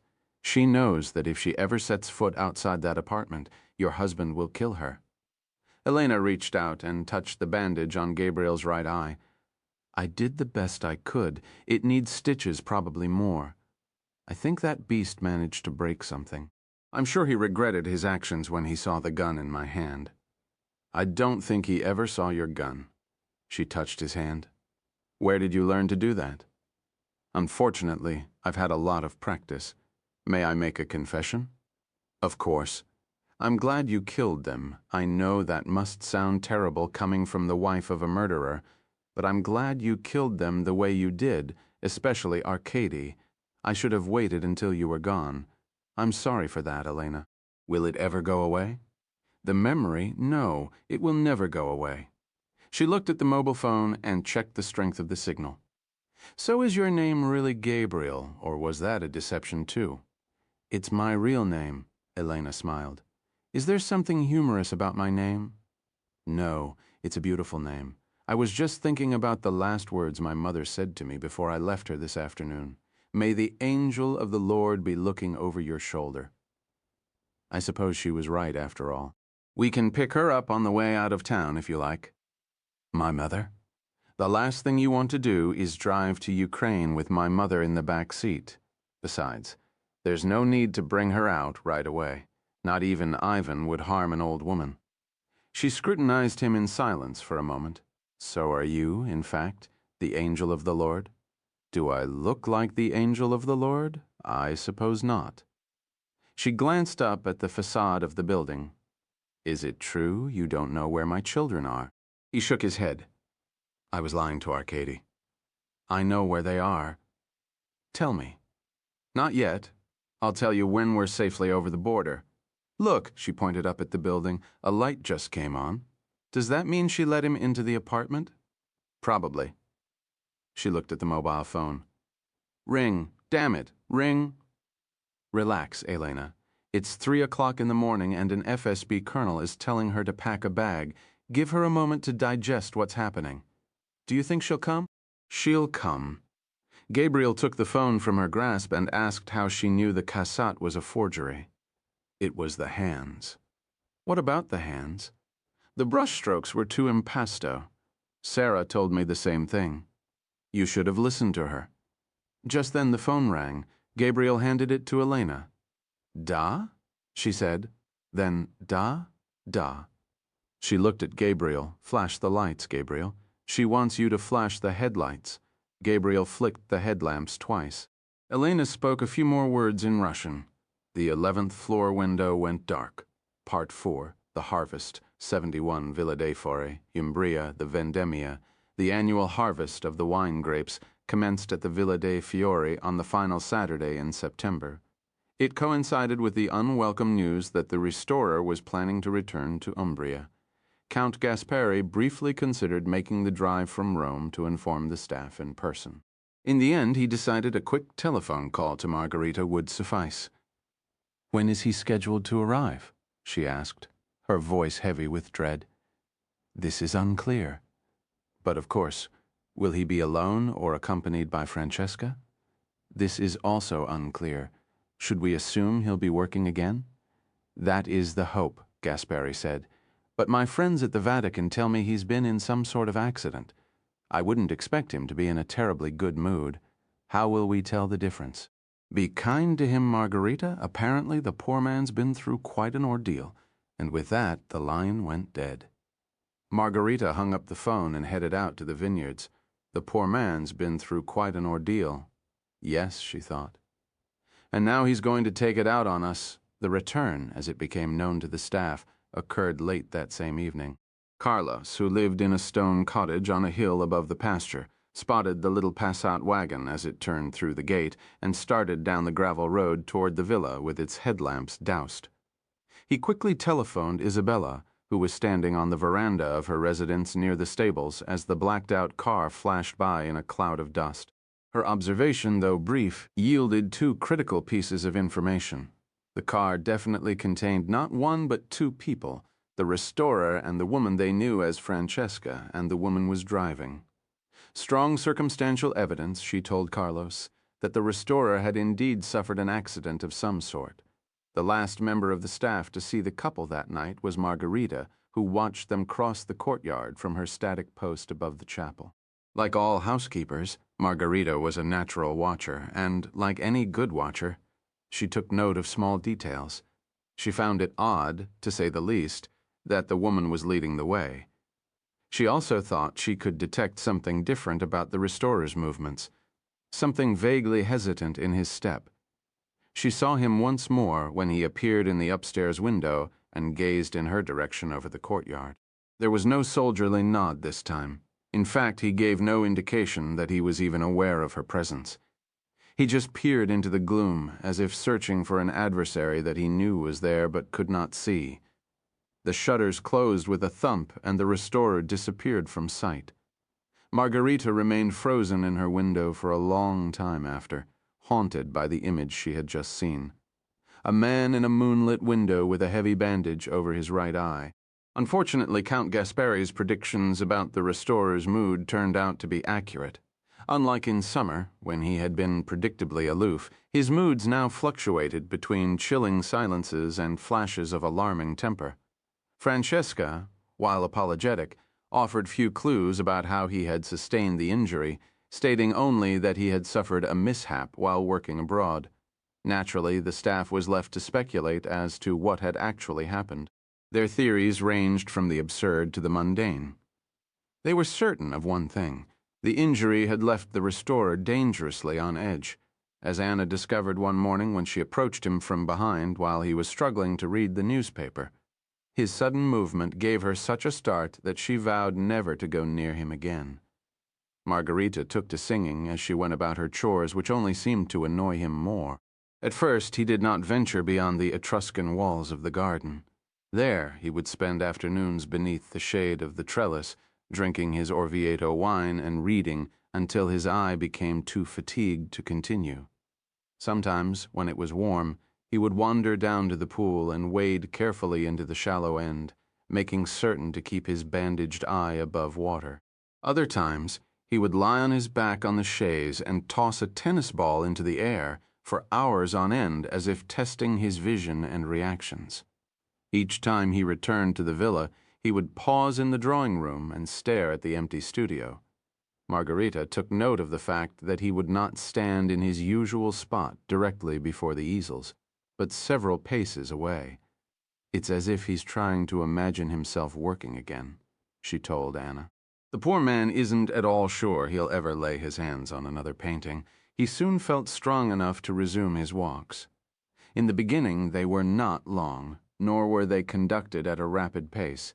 He wore wrap-around sunglasses to cover his eyes and a cotton bucket hat pulled down to the bridge of his nose. Some days, the woman accompanied him, but usually he walked alone, with only the dogs for company. Isabella greeted him pleasantly each time he passed the stables, even though she usually received only a taciturn nod in return. His mood improved with exercise, though, and once he actually stopped for a few minutes to chat about the horses.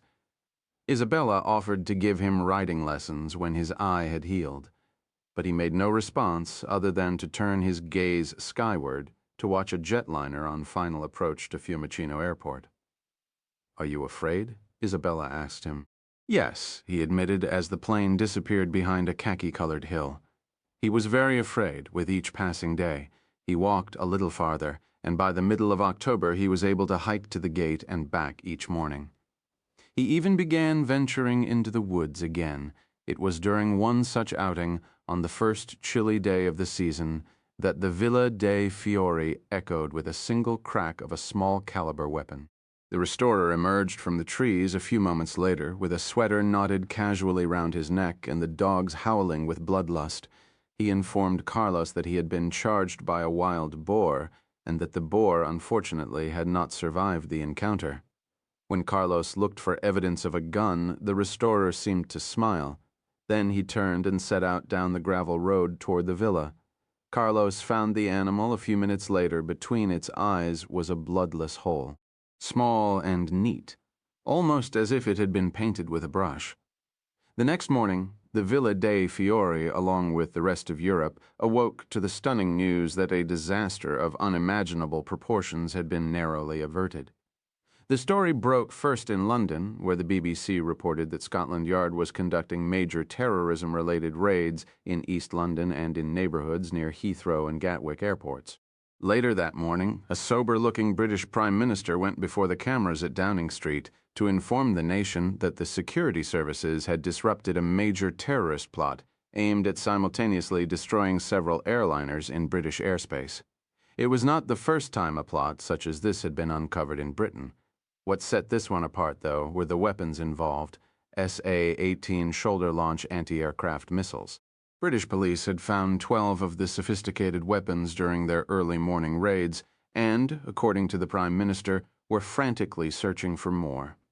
He refused to say where the terrorists had obtained the missiles, but pointedly reminded reporters of the name of the country where the weapons were manufactured: Russia. Finally, in a chilling endnote, the Prime Minister stated that the plot had been global in scope and warned reporters that they had a long day ahead. 10 minutes later, in Paris, the French president strode before the cameras at the Élysée Palace and announced that a similar round of police raids had been carried out that same morning in the suburbs of Paris and in the south of France. 20 missiles had been found thus far, 10 in an apartment near Charles de Gaulle Airport and 10 more on a fishing boat in Marseille's bustling old port. Unlike the British Prime Minister, who had been circumspect about the origin of the missiles, the French president said it was clear to him that the weapons had been supplied to the terrorists, directly or indirectly, by a Russian source. He also suggested that the French security and intelligence services had played a major role in foiling the plot. Similar scenes played out in rapid succession in Madrid, Rome, Athens, Zurich, Copenhagen, and finally, on the other side of the Atlantic, in Washington, D.C. Flanked by his senior national security staff, the president told the American people that 8 SA-18 missiles had been discovered aboard a motor yacht bound for Miami from the Bahamas, and 6 more had been found in the trunk of a car attempting to enter the United States from Canada. 4 suspected terrorists had been detained and were now undergoing interrogation based on what had been gleaned thus far, both by American and European investigators. It appeared the plot had been timed to coincide with the Christmas holidays. American and Israeli aircraft were the primary targets of the terrorists, who were hoping to maximize casualties among the Crusaders and the Jews. The president assured the American people that the plot had been fully disrupted and that it was safe to fly. The traveling public apparently did not agree. Within hours of the announcement, hundreds of flights were delayed or rescheduled due to an unprecedented wave of passenger cancellations. Airline analysts predicted the news would cause severe financial damage to an already troubled industry. By nightfall, all eyes were on Moscow, where the Kremlin had maintained a Soviet-like silence as the story unfolded. Shortly after 11 p.m., a spokesman for the Russian president finally issued a terse statement, categorically denying any link between the terrorist plot and legitimate arms sales by Russia, to its clients in the Middle East. If the missiles had indeed come from a Russian source, said the spokesman, then it was almost certainly a criminal act, one that would be investigated to the fullest extent possible by Russian authorities. Within a few hours, however, the veracity of the Russian statement was called into question by a dramatic newspaper report in London.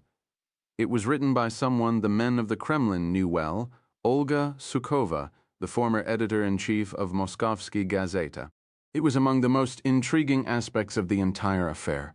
Kept under virtual house arrest in her Moscow apartment for much of the summer, Olga Sukhova had managed to slip out of Russia undetected, purportedly with the help of an FSB colonel named Grigory Bulganov. After crossing the Ukrainian border by car, the two were spirited to a safe house in England where they had worked closely with U.S. and British intelligence officers involved in the search for the SA-18 missiles. In exchange for her cooperation, Olga had been granted a period of exclusivity regarding certain details of the affair, details she published in spectacular fashion in London's Telegraph newspaper. According to her front-page story, the missiles seized by European and American officials had originally been sold to the Democratic Republic of East Africa by Russian businessman and arms trafficker Ivan Kharkov. Kharkov had reportedly concluded the sale with the full knowledge that the weapons were to be transferred to an al-Qaeda affiliate in the Horn of Africa. The article also implicated Kharkov and his now deceased chief of security, Arkady Medvedev, in the murders of Gazeta journalists Alexander Lubin and Boris Ostrovsky. For the next several days, Olga Sukhova was a fixture on European and American television. So, too, was the man credited with facilitating her escape, Colonel Grigory Bulganov of the FSB. He told tales of rampant corruption inside his old service and warned that the new masters of the Kremlin were nothing but KGB thugs who planned to confront the West at every turn. By the end of the week, he and Olga Sukhova had both signed lucrative book deals. As for the man at the center of the storm, he was nowhere to be found. Ivan Borisovich Kharkov, real estate developer, venture capitalist, and international arms trafficker, had apparently vanished into thin air. His assets were quickly seized, his bank accounts quickly frozen. For a time, his grand palaces were surrounded day and night by reporters and cameramen. Finally, when it became clear Ivan was never coming back, the reporters moved on in search of other prey. The list of countries where Ivan was suddenly wanted for arrest or questioning was long and somewhat ludicrous. There was irony in the situation, of course. Even the most jaundiced observer had to admit it. For years, Ivan had callously fueled the deadly civil wars and conflicts of the Third World, with little or no interference from the West. But only when he crossed some moral line, when he dared to sell his wares directly to the forces of global Islamic extremism, did the governments of the civilized world sit up and take notice. Even if al-Qaeda had managed to carry out its attack as planned, said one respected commentator, the death toll would have been but a tiny fraction of those killed by Ivan's guns and bullets in Africa alone. It was assumed by all that he had taken refuge somewhere inside Russia. How he had managed to get there from France, where he was last seen, was a matter of considerable contention. French aviation officials acknowledged that Ivan's private jet had departed Côte d'Azur International Airport on the morning of August 26th, though they refused repeated requests to release a flight plan or complete manifest. The press demanded to know whether French authorities had been aware of Ivan's activities at the time of the flight. If so, they asked, why had he and his party been allowed to depart? Confronted with a gathering media storm, French authorities were finally forced to admit that they were indeed aware of Ivan's involvement in the missile sale at the time of the flight in question, but certain operational exigencies required that Ivan be allowed to leave French soil. Those operational exigencies notwithstanding, French prosecutors now wanted Ivan back, as did their counterparts in Britain, where he faced a slew of criminal charges ranging from money laundering to involvement in a plot to commit an act of mass murder. A Kremlin spokesman dismissed the charges as Western lies and propaganda and pointed out that it was not possible under Russian law to extradite Mr. Kharkov to face criminal charges. The spokesman went on to say that Russian authorities were completely unaware of Mr. Kharkov's whereabouts and had no record he was even in the country. 48 hours later, when a photograph surfaced of Ivan attending a Kremlin reception for the newly re-elected Russian president, the Kremlin could not be troubled for a comment. In the West, much was made of the fact that Ivan had attended the reception with a stunning young supermodel named Yekaterina Mazurov rather than his elegant wife. A week later, he filed for divorce in a Russian court, accusing Elena Kharkov of sins ranging from infidelity to child abuse. Elena was not there to contest the charges. Elena, it seemed, had disappeared from the face of the earth, none of which seemed to concern the staff of the Villa dei Fiori in Umbria, for they had more pressing matters with which to contend. There were crops to bring in and fences that needed mending. There was a horse with an injured leg and a leak in the roof that needed fixing before the heavy rains of winter, and there was a melancholy man with a patch over one eye who feared he would never be able to work again. He could do nothing now but wait, and toss his tennis ball against the Etruscan walls of the garden, and walk the dusty gravel road with the hounds at his heels. 72 Villa dei Fiori, Umbria, Ari Shamran, telephoned a week later to invite himself to lunch. He arrived in a single embassy car with Gila at his side. The afternoon was windy and raw, so they ate indoors in the formal dining room with an olive wood fire blazing in the open hearth. Shamron referred to himself as Herr Heller, one of his many work names, and spoke only German in front of Anna and Margarita. When lunch was over, Chiara and Gila helped with the dishes.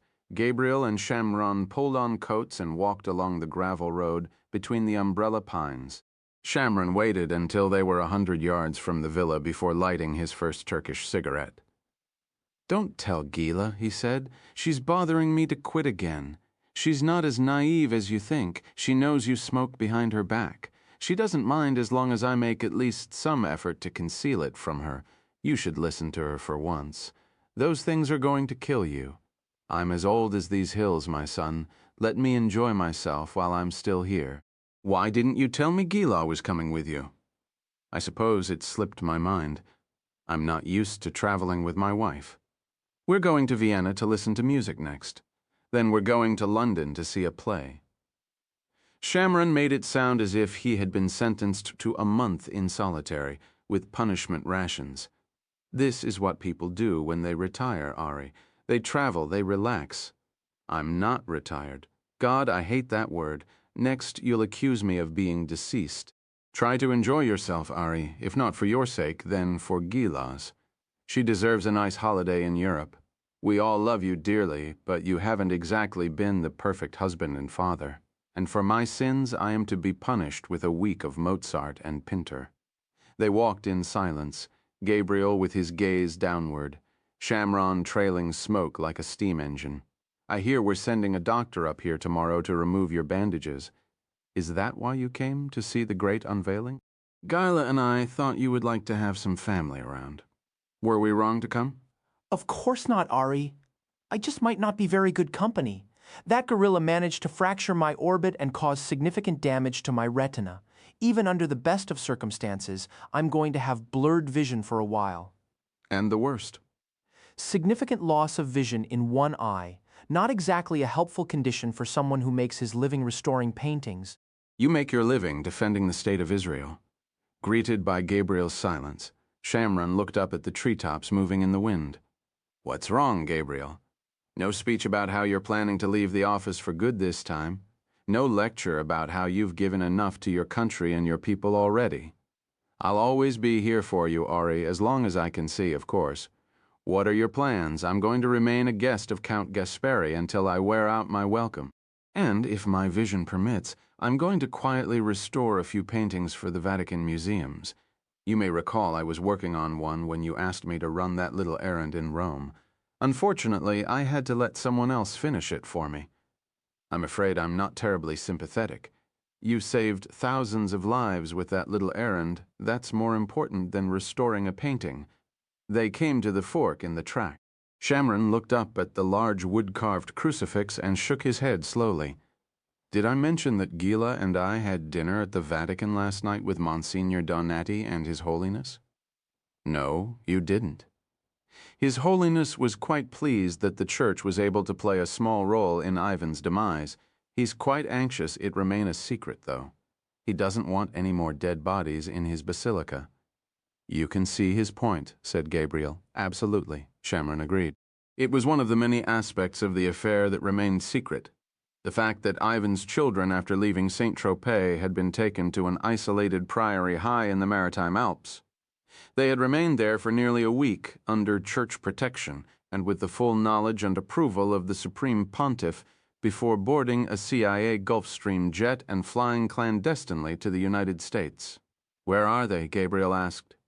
Elena and the children? Shamron dropped his cigarette and crushed it out. I have no idea. And quite frankly, I don't want to know. She's Adrian's problem now.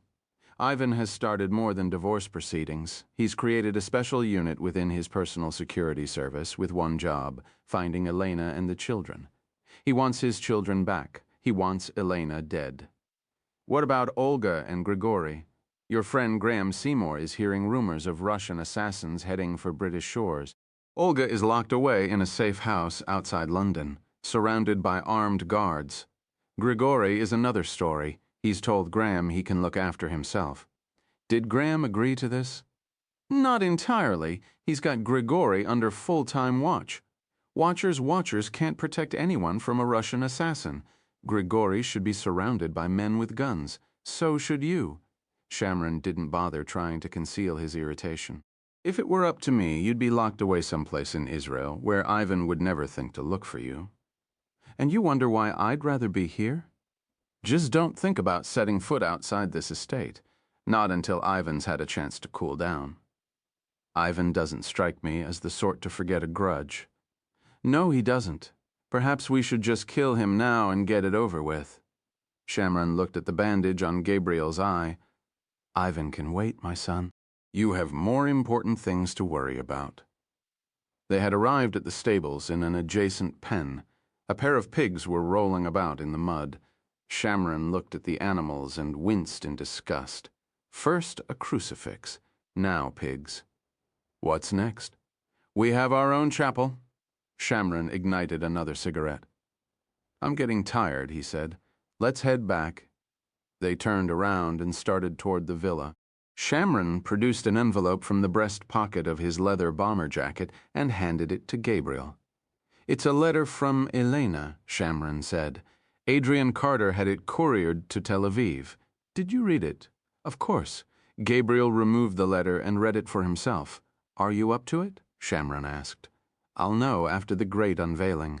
Maybe Gilla and I should stay here for a few days just in case things don't go well. What about Mozart and Pinter? I'd rather be here. He looked around theatrically with the pigs and the crucifixes. Then we'd love to have you. Do the staff really have no idea who you are? They think I'm an eccentric restorer who suffers from melancholia and mood swings. Shamron placed his hand on Gabriel's shoulder. It sounds to me as if they know you quite well.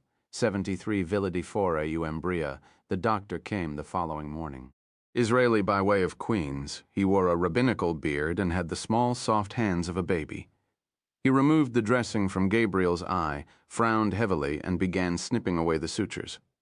Let me know if anything I do hurts. Trust me, you'll be the first to know.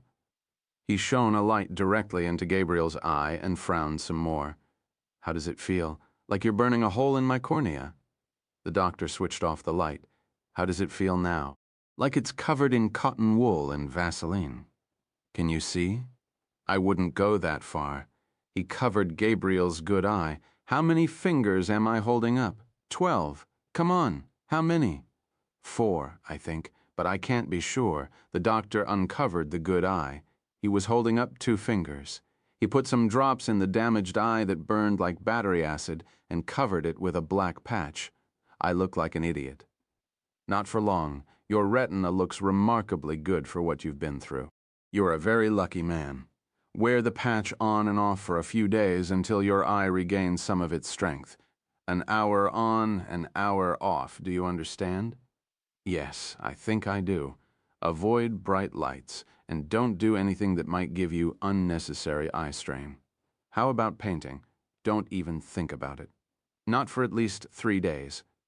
The doctor put his light and suture cutters back in his bag and pulled the zipper closed.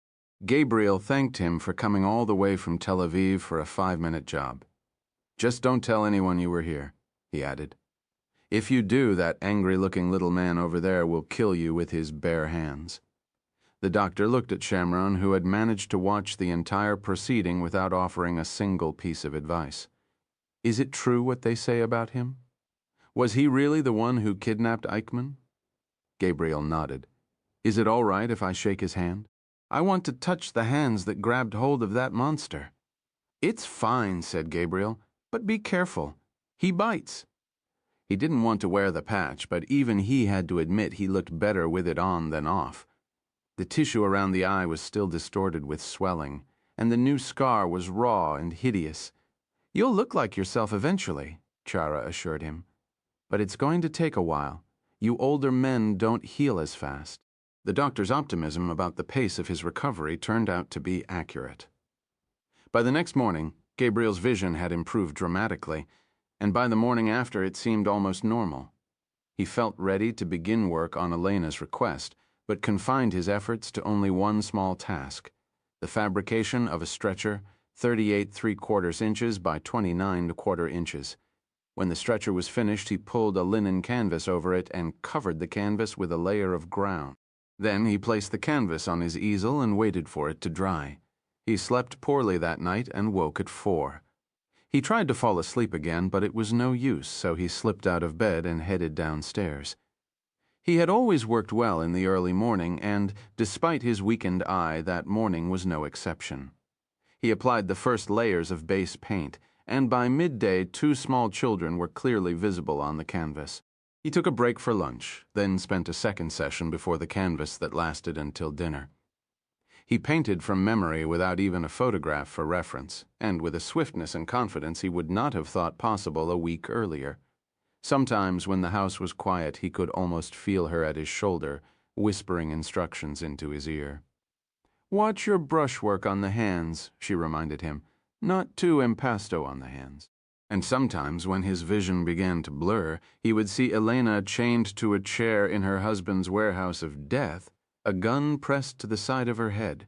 "You'd better pull the trigger, Arkady, because Ivan is never getting those children.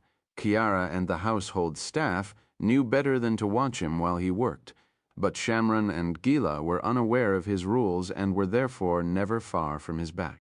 Gila's visits were brief in duration, but Shamron, with nothing else to occupy his time, became a permanent fixture in Gabriel's studio. He had always been mystified by Gabriel's ability to paint to Shamron.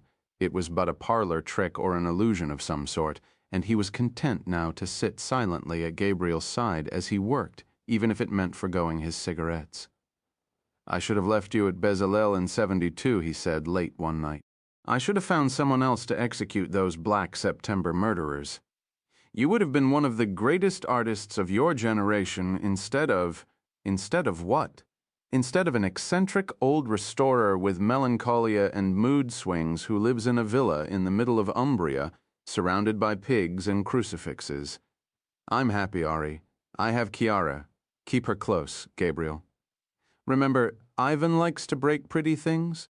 Gabriel laid down his brush, then stepped back and examined the painting for a long time, hand pressed to his chin, head tilted to one side. Chiara, who was watching from the top of the stairs, said, "Is it finished, Signore Vianelli?" Gabriel was silent for a moment.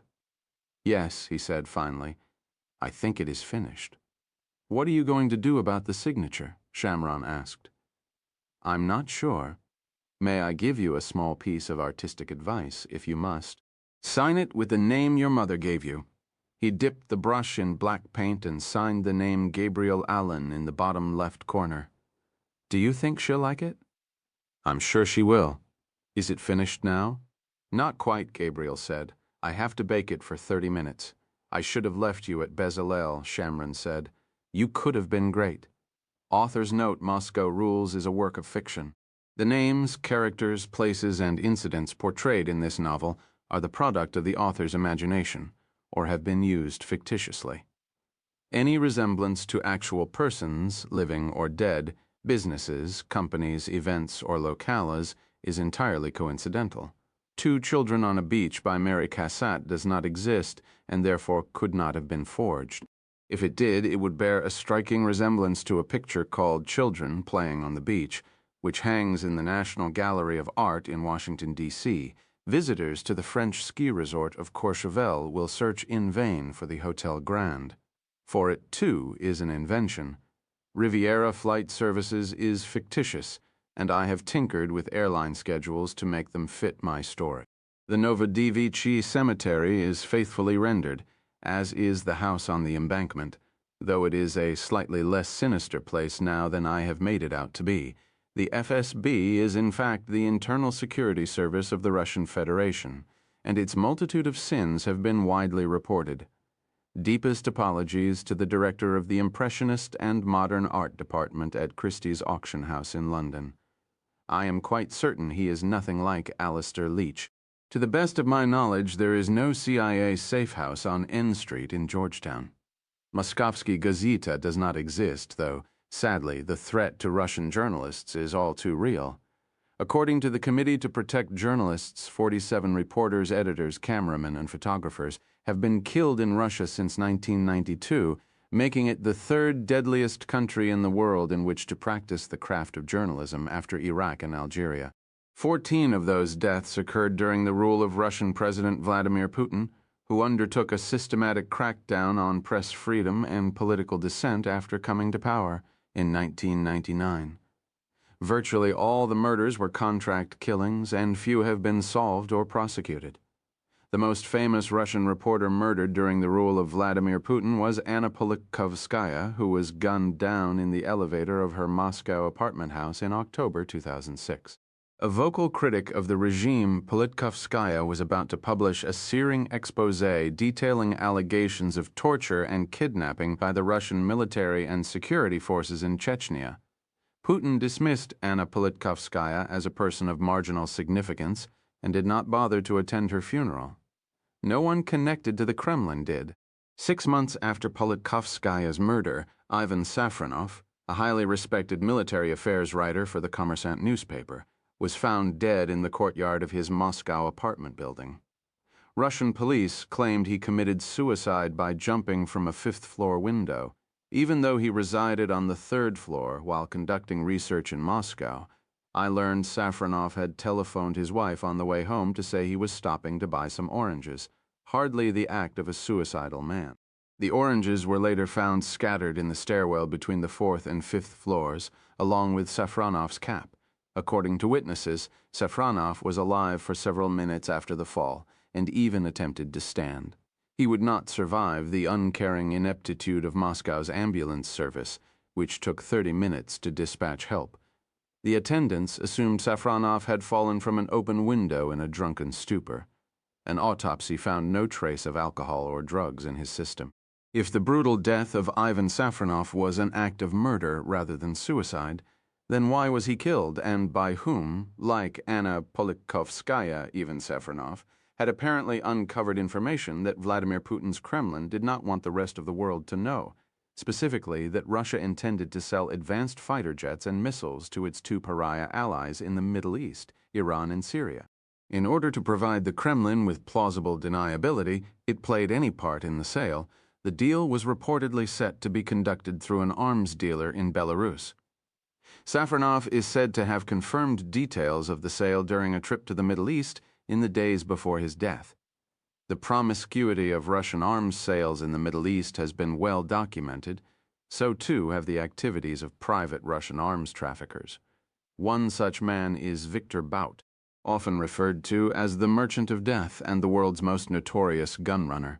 Bout is alleged to have sold weapons to a diverse set of clients that include the likes of Hezbollah, the Taliban, and even elements of Al-Qaeda. In 2006, the U.S. Treasury Department seized some of Bout's aircraft and froze his assets.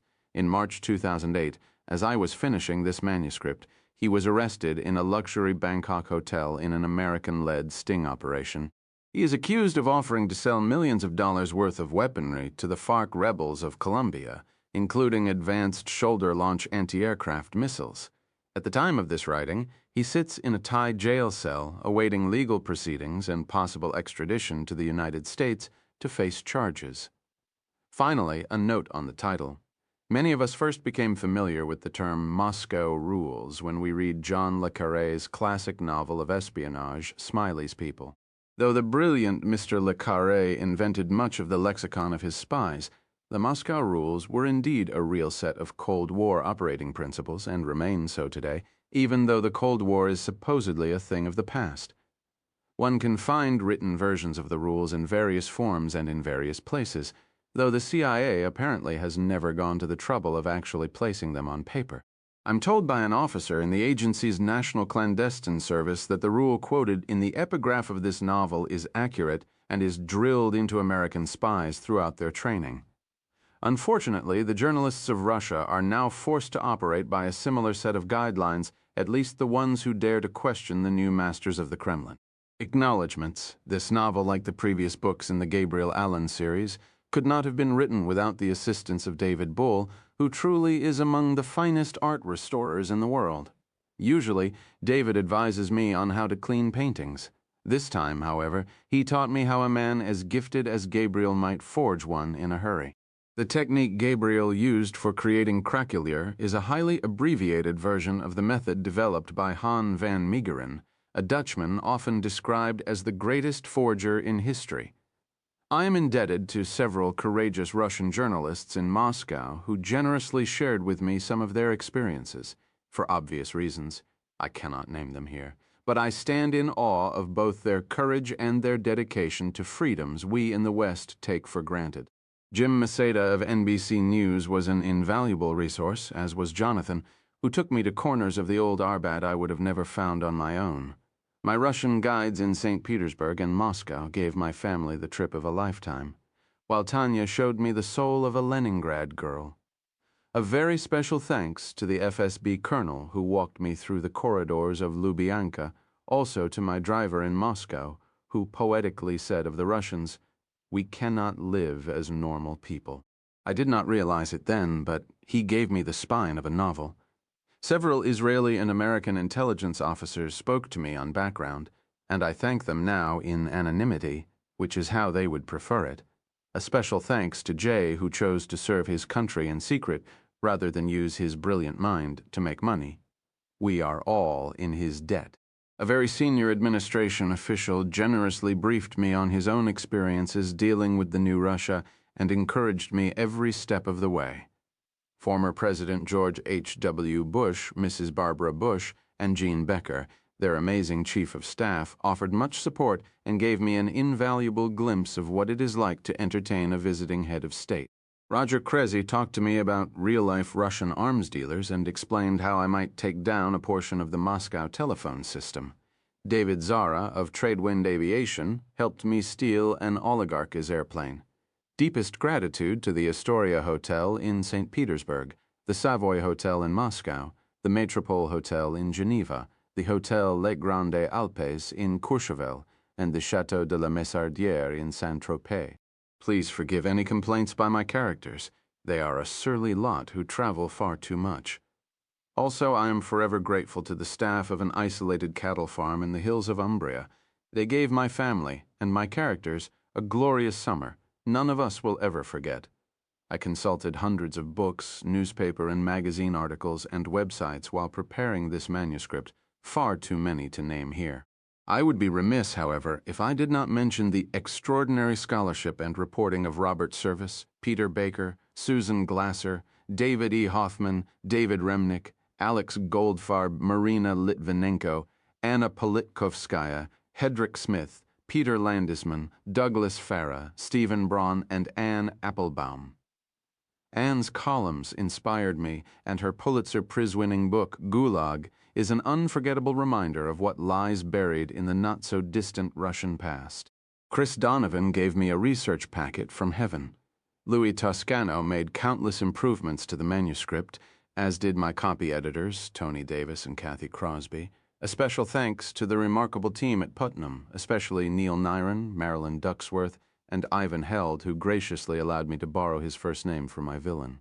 It goes without saying that none of this would have been possible without their support, but I shall say it in any case. You are all simply the best in the business. We are blessed with many friends who fill our lives with love and laughter at critical junctures during the writing year, especially Henry and Stacy Winkler, Andrea and Tim Collins, Greg Craig and Derry Noyes, Enola Aird and Stephen L. Carter, Lisa Myers and Marcia Harrison, Mitch Glazer and Kelly Lynch, and Jane and Burt Bacharach. I listened constantly to Painted from Memory, Burt's brilliant collaboration with Elvis Costello, while finishing the manuscript, and even managed to slip the title into the final chapter. The members of the Peloton were great friends and company during a long, hard winter of writing. My study partners David Gregory, Jeffrey Goldberg, Stephen Weissman, Martin Indyk, Franklin Foer, Noah Oppenheim, and Erica Brown kept my heart focused on what is truly important, even if my thoughts were sometimes elsewhere. I wish to extend the deepest gratitude and love to my children, Lily and Nicholas, who were at my side throughout this journey, as they have been from the beginning. Finally, my wife, Jamie Gangel, helped find the essence of the story when it eluded me and skillfully edited my early drafts. Were it not for her patience, attention to detail, and forbearance, Moscow Rules would not have been completed. My debt to her is immeasurable, as is my love.